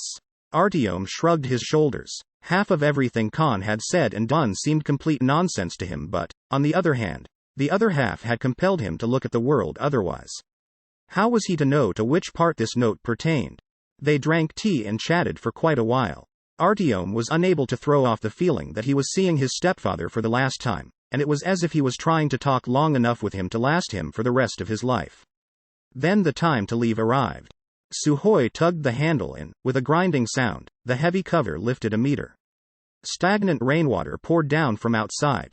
Standing in slime up to his ankles, Artyom smiled at Suhoy, though the tears were welling up in his eyes. He was on the point of saying goodbye when, at the last moment, he remembered the most important thing.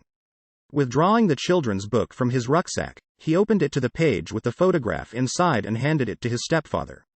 His heart began to beat anxiously. What is it? Suhoy was surprised. Do you recognize her? Artyom asked hopefully. Look closer. Isn't this my mother? You would have seen her when she gave me away to you. Artyom, Suhoy smiled sadly. I hardly saw her face. It was very dark there and I was looking at a rat. I don't remember her at all. I remember how you then grabbed my hand and didn't cry at all, and then she was gone. I'm sorry. Thank you. Bye. Artyom was on the verge of saying, Daddy, but a lump got caught in his throat. Maybe we'll meet again. He tightened his gas mask, bent over, slipped beneath the curtain and ran up along the rickety steps of the escalator, carefully pressing the crumpled photograph to his breast. The escalator seemed simply endless. One had to climb it slowly and very carefully. The steps creaked and chattered beneath his feet, and in one place they unexpectedly moved downwards, and Artyom barely managed to yank away his foot. Moss-covered remnants of huge branches and small saplings were scattered everywhere, carried here by the explosion, perhaps. The walls were overgrown with bindweed and moss and, through holes in the plastic covering of the side barriers, the rusty parts of the mechanism could be seen. He didn't once glance back. Everything was black up above. That was a bad sign.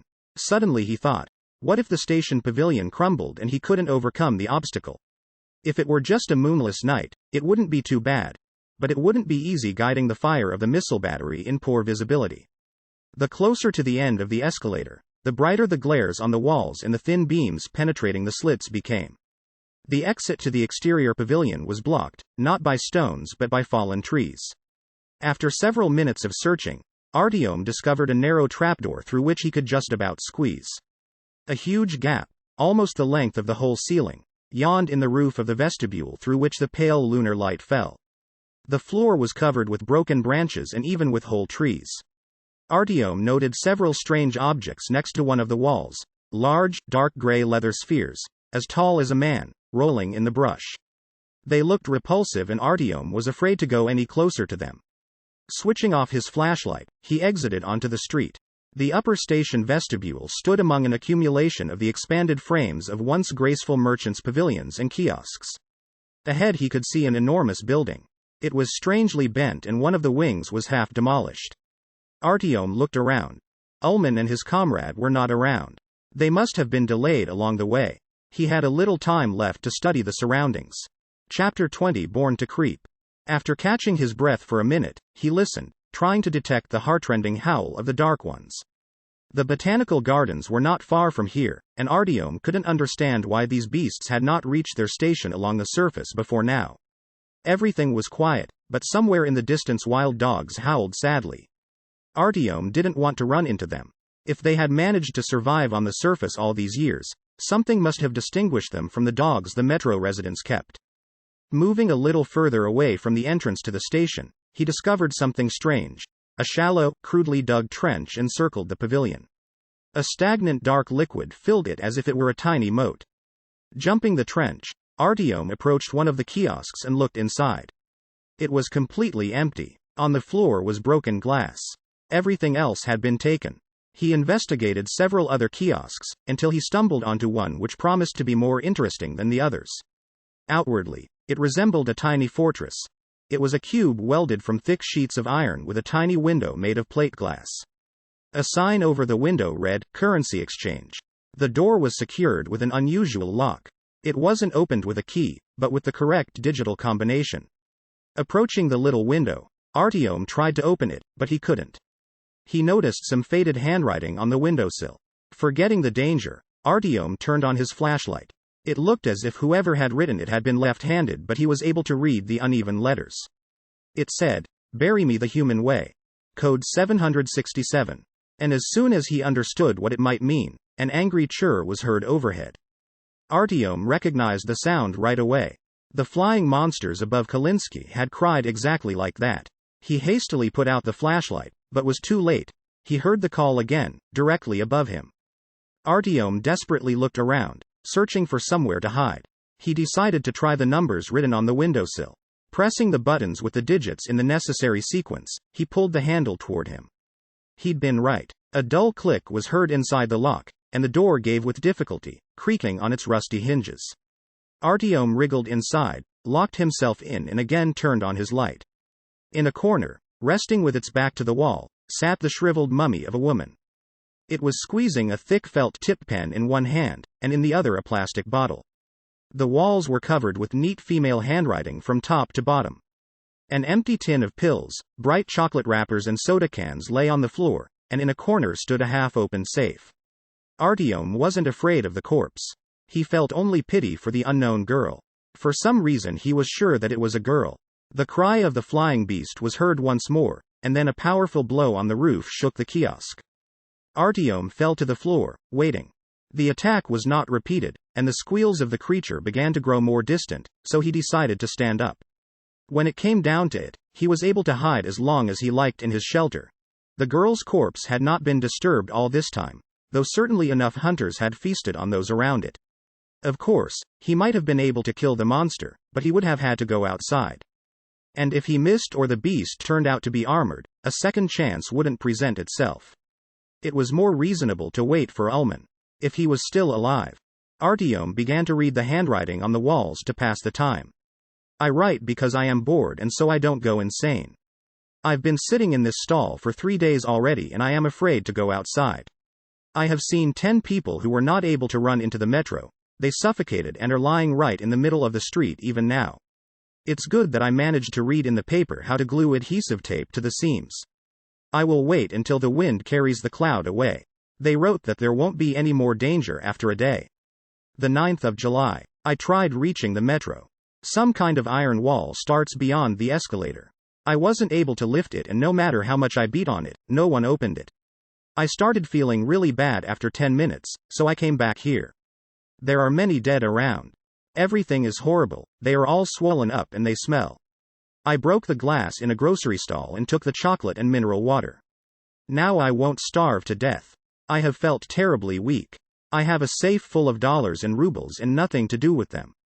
That's strange. It turns out they are only bits of paper.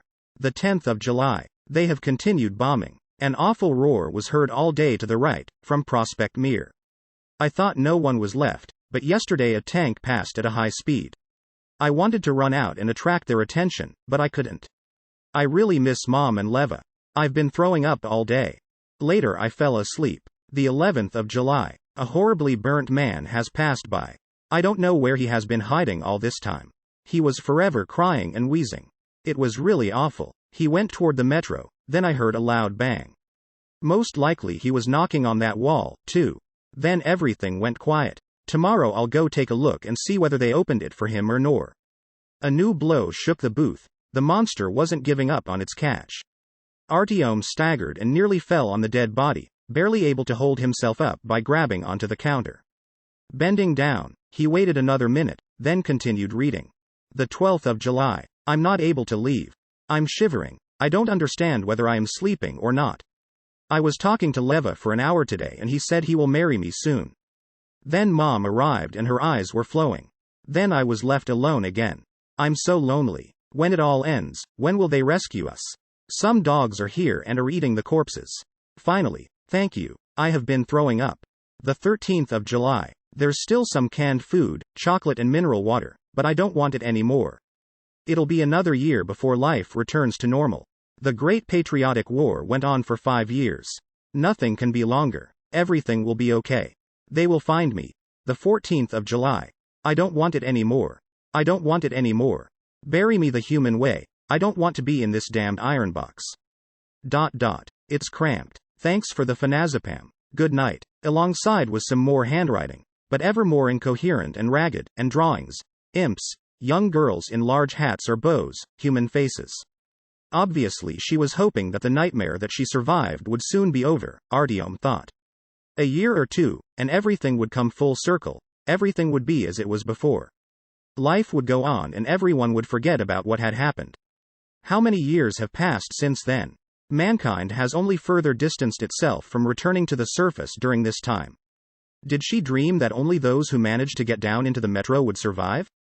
Artyom thought about himself. He had always wanted to believe that once people were able to get out of the metro in order to live again as they had before, they would be able to restore the majestic buildings erected by their ancestors, and settle down in them so as not to squint at the rising sun and to breathe not the tasteless mixture of oxygen and nitrogen filtered by gas masks, but to swallow with delight the air suffused with the fragrances of plants.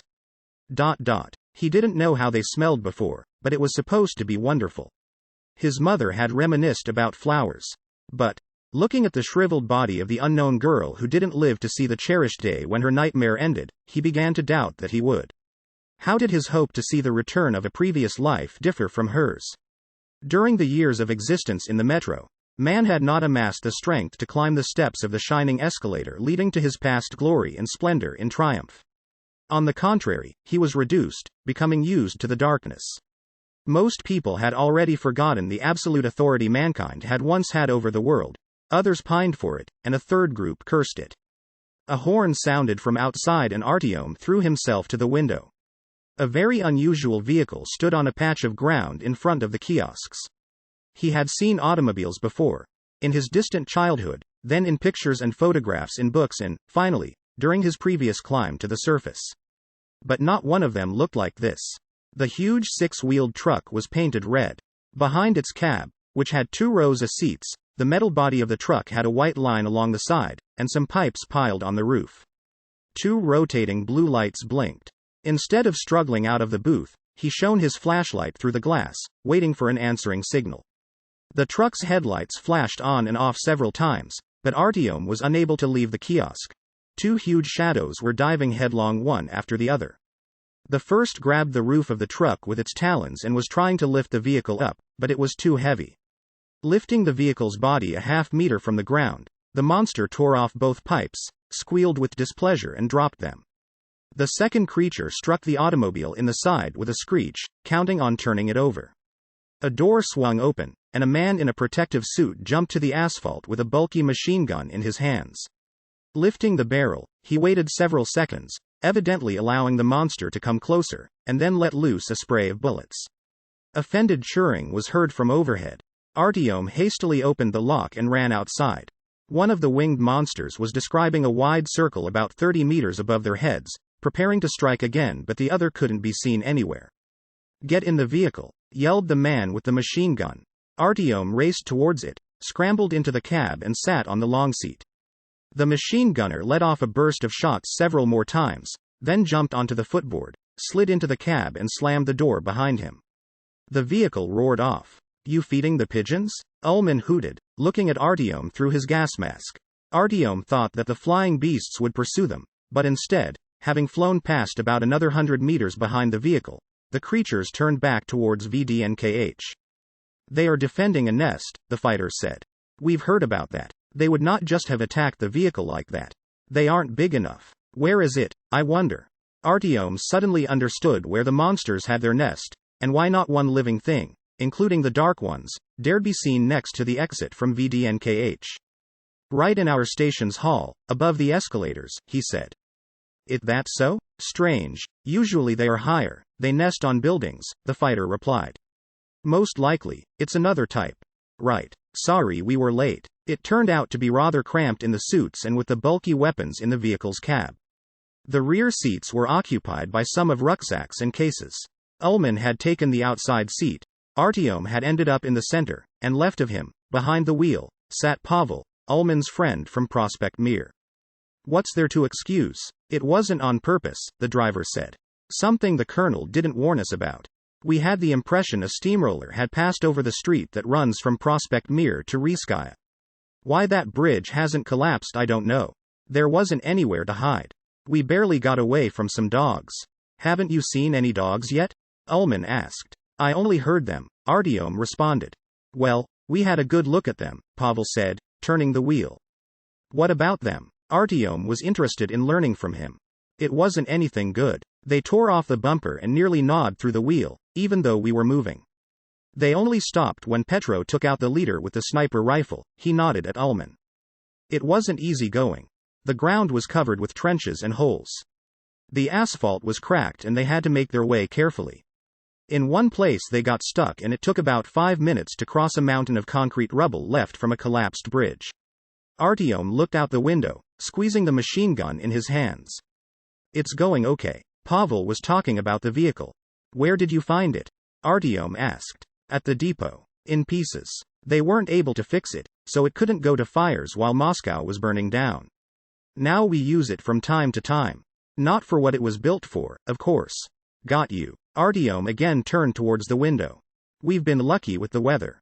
Pavel, it seemed, wanted to talk. There's not a cloud in the sky. That's good. We'll be able to see a long way from the tower. If it turns out we reach it. I'd rather be up there than walking from house to house, nodded Ullman. True. The colonel was saying that almost no one lives in them, but I don't like the word, almost. The vehicle turned left and rolled along a straight, broad street, divided in two by a plot of grass. On the left was a row of almost undamaged brick homes, on the right stretched a gloomy, black forest. Powerful roots covered the roadway in several places and they had to go around them. But Artyom managed to see all this only in passing. Look at it. What a beauty, Pavel said with admiration. Straight ahead of them the Ostankino Tower supported the sky, rising like a gigantic club threatening enemies brought down long ago. It was a perfectly fantastic structure. Artyom had never seen anything like it even in the pictures in books and magazines. His stepfather, of course, had told him about some cyclopean structure located only 2 kilometers from their station, but Artyom hadn't been able to imagine how it would astound him. For the rest of the way, his mouth was open in surprise and stared at the grandiose silhouette of the tower, devouring it with his eyes. His delight at seeing this creation of human hands was mixed with the bitterness of finally understanding that nothing like it ever would be created again. It has been so close all this time, and I didn't even know. He tried to express his feelings. If you don't come to the surface, there's much you will not understand in this life, Pavel responded. Do you at least know why your station is named what it is, VDNKH? It means great achievements of our economy, that's what. There was a huge park there with all kinds of animals and plants. And this is what I am telling you. You are really lucky that the birdies spun their nest right at the entrance to your station. Because some of these structures have been softened so much by the X-rays now they can't even sustain a direct hit from a grenade launcher. But they respect your feathered friends, Ullman added. It is, so to say, your roof. Both men began to laugh, and Artyom, who couldn't be bothered to set Pavel straight regarding the name of his station, stared once more at the tower. He noticed that the enormous structure had leaned a little, but it seemed to have attained a delicate balance and hadn't fallen. How in hell could something put here decades ago remain standing? Neighboring houses had been swept away, but the tower proudly rose among this devastation, as if it had been magically preserved from the enemy's bombs and missiles. It's interesting how it has survived, Artyom muttered. They didn't want to demolish it, most likely, Pavel said. Anyhow, it's a valuable infrastructure. It was 25% higher, and there was a pointed spire on top. But now, you see, it's broken off almost right at the observation deck. But why spare it? Didn't they really care anymore? Well, I suppose that it might not have gone well with the Kremlin. Ullman was doubtful. Sweeping through the gate behind the steel rods of the fence, the vehicle approached the very foundation of the television tower and stopped. Ullman took the night vision instrument and the machine gun and jumped to the ground. A minute later he gave the go-ahead. Everything was quiet. Pavel also crawled out of the cab and, having opened the rear door, undertook dragging out the rucksacks with the equipment. There should be a signal in 20 minutes, he said. We'll try to catch it from here. Ullman found the rucksack with the radio transmitter and began to assemble a long-field antenna from the multiple sections. Soon the radio antenna reached 6 meters in height and lazily swung to and fro in the slight breeze. Sitting at the transmitter, the fighter put the headset with the microphone to his head and began to listen for a transmission. Long minutes of waiting wore on. The shadow of a pterodactyl covered them for an instant, but after describing a few circles over their heads, the monster disappeared behind the houses. Apparently one encounter with armed people had been enough for it to remember a dangerous enemy. And what do they look like anyhow, these dark ones? You're our specialist on that, Pavel asked Artyom. They look very scary. Like people inside out, Ullman was trying to describe them. The complete opposite of a human. And it's clear from the name itself. The dark ones, they are black. You don't say. And where did they come from? No one even heard of them before, you know. What did they say about that? It doesn't matter what you never heard of in the metro. Artyom hastened to change the subject. Who from Park Pobedi knew anything about the cannibals? That's true, the driver brightened up. They found people with needles in their neck, but no one was able to say who had done it. What nonsense the great worm is. But this is where these dark ones of yours are from. I have seen him, Artyom interrupted him. The worm? Pavel asked, not believing him. Well, something like it. A train, maybe. Huge, it bellows so that you block your ears. I didn't manage to see what happened, it tore right past me. No, it couldn't be a train. What would power it? Mushrooms? Trains are driven by electricity. You know what it reminds me of? A drilling rig. Why? Artyom was taken aback. He had heard about drilling rigs, but the idea that the great worm who had gnawed the new passages about which Drawn had spoken may turn out to be such a machine hadn't occurred to him. And wasn't all belief in the worm built on denying machines? Don't say anything to Ullman about the drilling rig, and the colonel, too. They'll all think I'm nuts.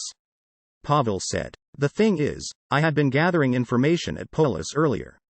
I tracked down every plainclothes detective, and in short, I was involved with subversives and the internal threat.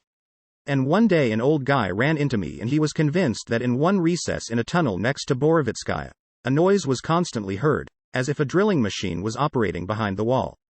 Of course, I would have immediately determined he was insane, but previously he had been a builder and knew a lot about such things. But who would need to dig there? No idea. The old man raved on that some miscreants wanted to dig a tunnel through to the river so that all Polis could bathe, and he had somehow overheard their plans. I immediately gave a warning, only no one believed me.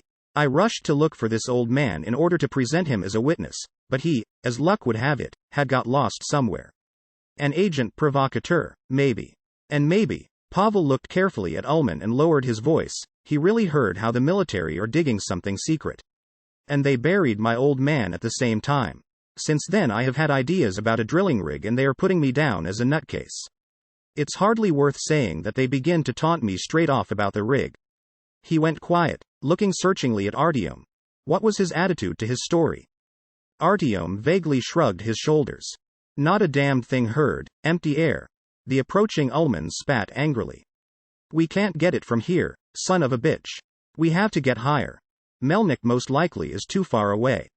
Artyom and Pavel immediately started picking up. No one wanted to think about other explanations for why the stalkers team hadn't made contact. Ullman folded the antenna into sections, put the radio into the rucksack, lifted his machine gun onto his shoulder and walked off first toward the glass vestibule that was concealed behind the television tower's mighty pillars. Pavel handed one case to Artyom, took the knapsack and rifle himself, cracked the vehicle's doors and they followed Ullman. Inside it was quiet, dirty and empty. People, apparently, once ran from here in a hurry and never returned again. The moon surprisingly shone through the broken, dusty glass onto overturned benches and the broken counter of the ticket office, onto the security post, with the remnants of a service cap forgotten in haste, and onto the broken turnstiles at the entrance, and illuminated stenciled instructions and cautions for visitors to the television tower.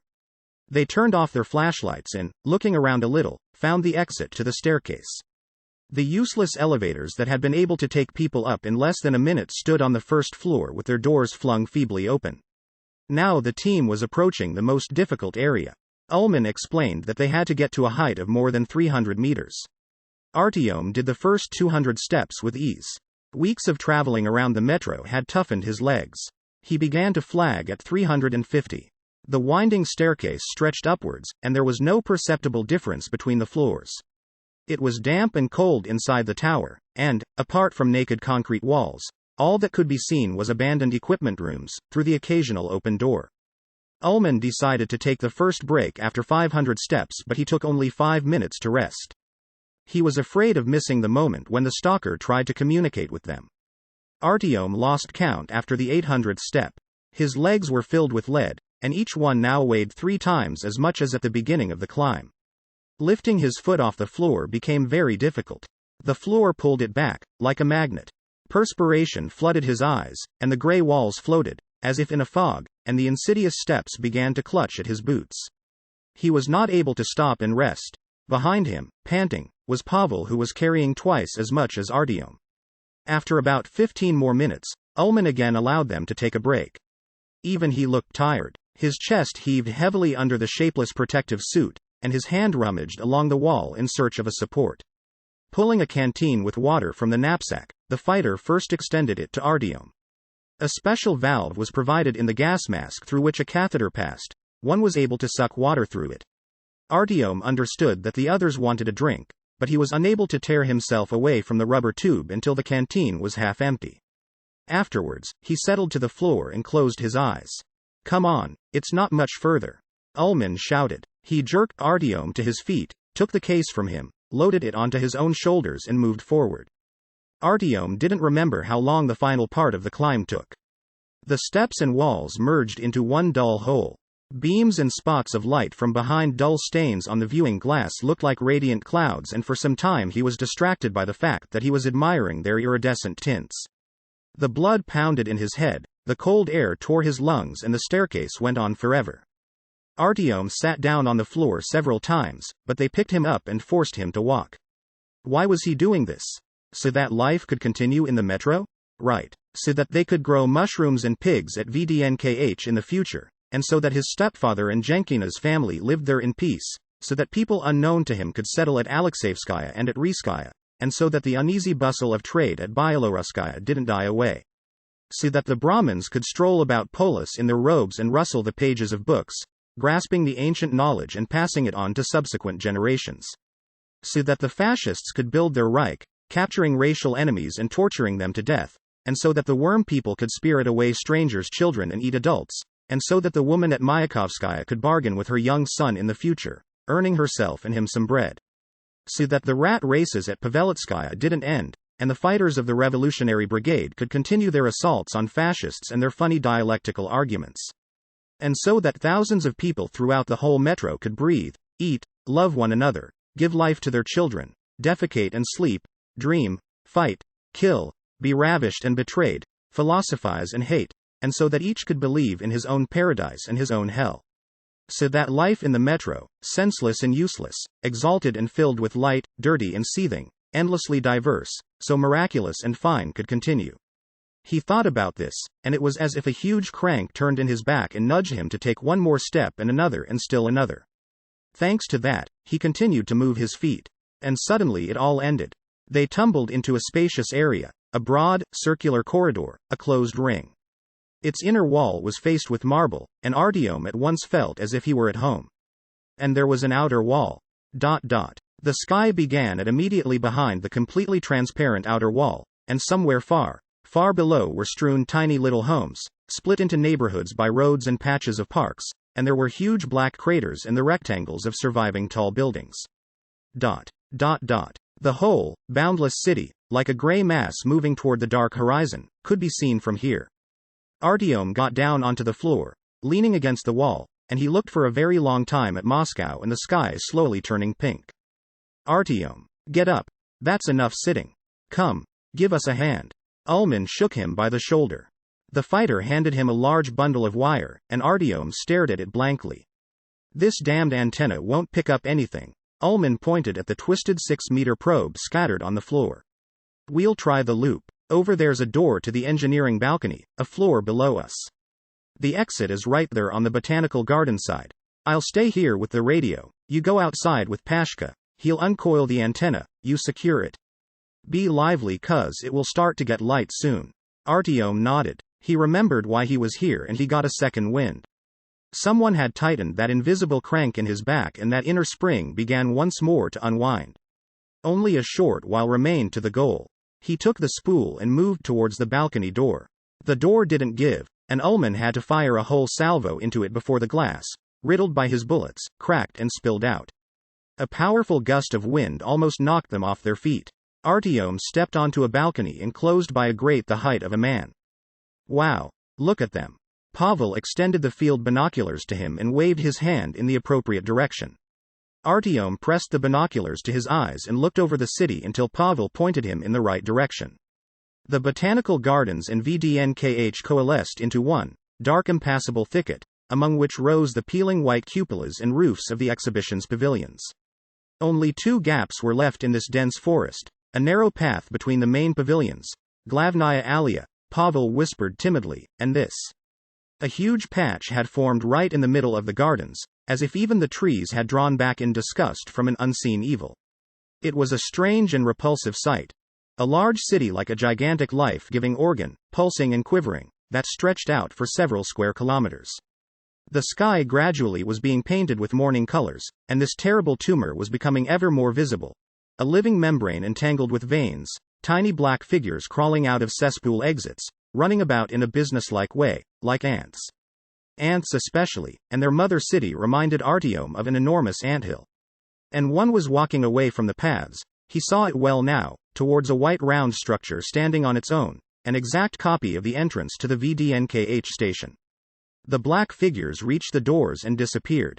Artyom knew the route all too well. They really were right next door, and hadn't come from some remote place. And it would be possible to really destroy them, simply destroy them. Now the main thing was that Melnik didn't fail. Artyom heaved a sigh of relief.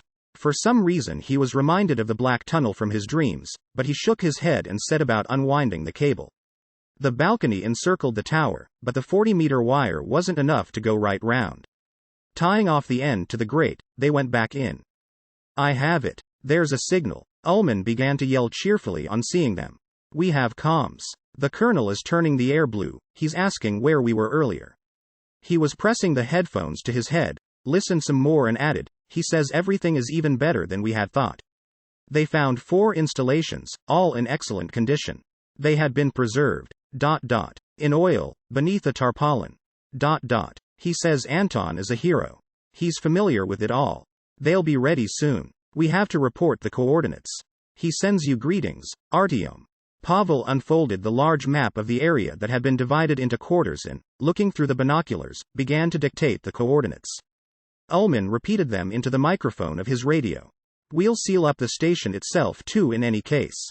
The fighter consulted the map and called out several more digits. That's all. They've got the coordinates, now they'll do the aiming. Ullman removed the earphones and rubbed his forehead. It'll still take some time. Your missile man there is the only one who knows how. But that's nothing, we'll wait. Artyom took the binoculars and again went out onto the balcony.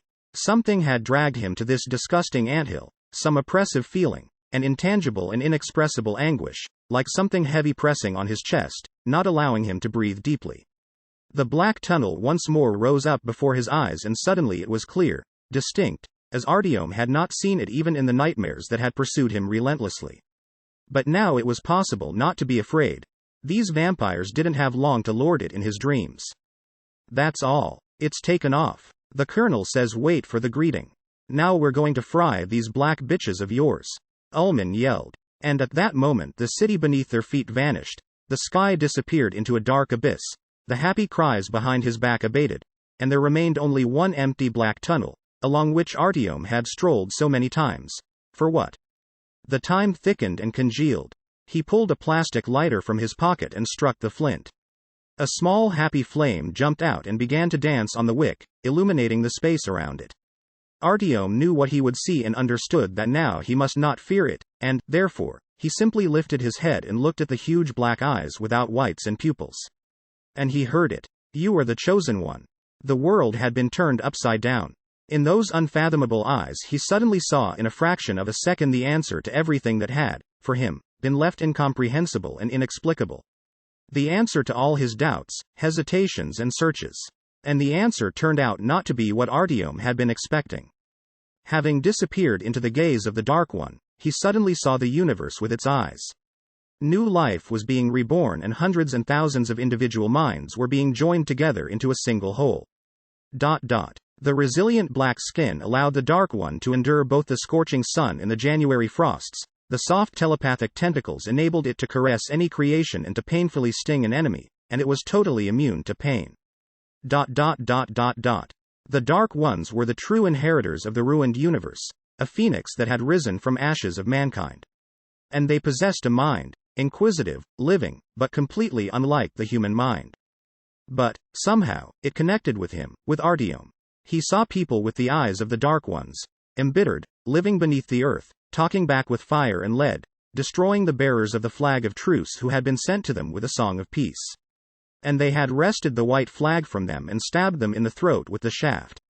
Artyom understood the growing despair at the inability to establish contact and to reach a mutual understanding, because, in the depths, in the lower passages, sat unreasonable, infuriated creatures who had destroyed their own world, who continued to bicker among themselves and who would die out soon if no one could re-educate them.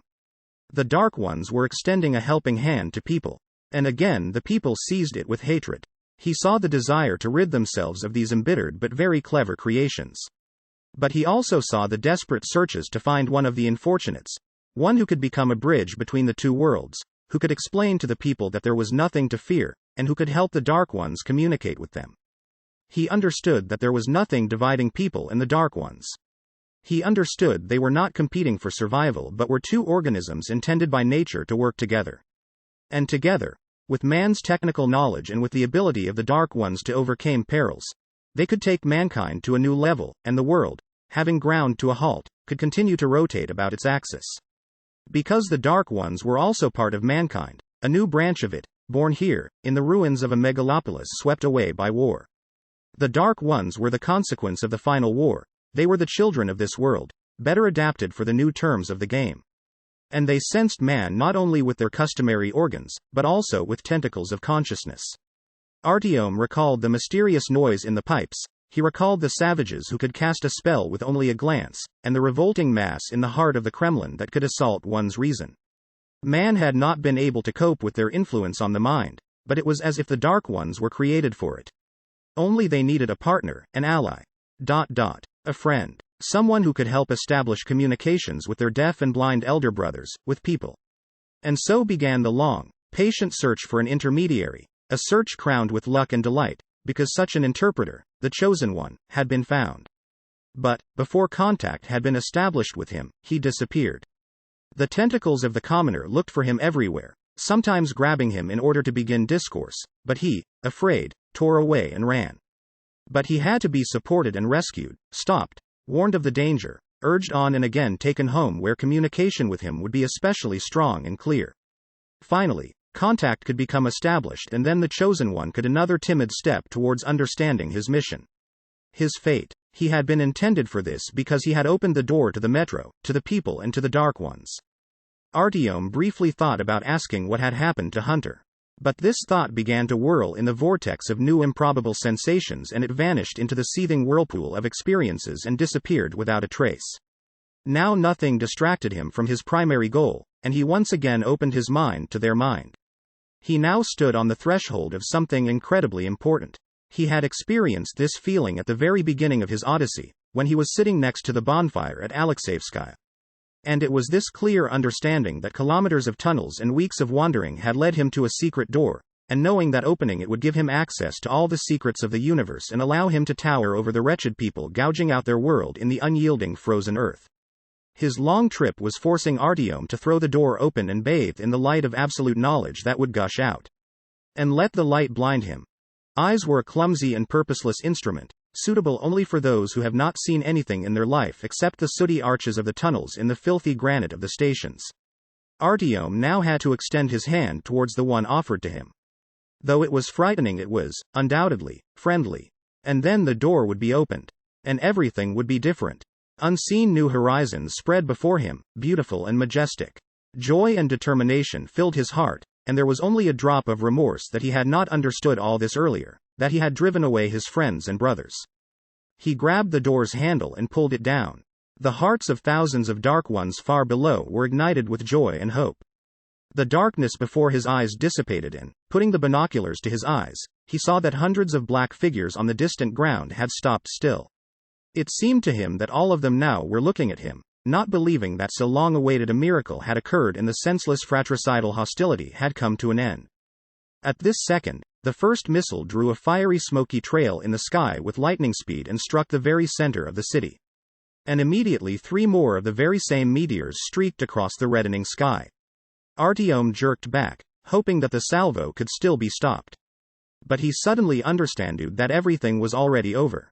An orange flame swept over the ant hill, a pitch-black cloud shot upwards, new explosions circled him from all sides and the city crashed down, emitting a tired, dying moan. It was clouded by the thick smoke of the burning forest. From the sky more missiles fell, and each death reverberated with a melancholy pain in Artyom's soul. He tried desperately to discover in his consciousness at least a trace of that presence which just had filled and warmed him, and which had promised salvation for him and all mankind, which had given meaning to his existence. But nothing was left of it. His consciousness was like a deserted metro tunnel. Artyom keenly felt that the light by which he would be able to illuminate his life and find his way would never appear again. We really gave it to them, hey? They'll know not to bother us. Ullman was rubbing his hands. Ah, Artyom? Artyom. The whole botanical gardens and VDNKH were turning into one fiery mass. Huge puffs of fatty black smoke lazily lifted into the autumn sky, and the crimson glow of the monstrous fire blended with the delicate rays of the rising sun. It had become unbearably stuffy and close. Artyom grabbed his gas mask, tore it off and, greedily, took a full breath of the bitter, cold air. Then he wiped his falling tears and, not paying any attention to the cries, began to descend the staircase. He was returning to the metro. He was going home.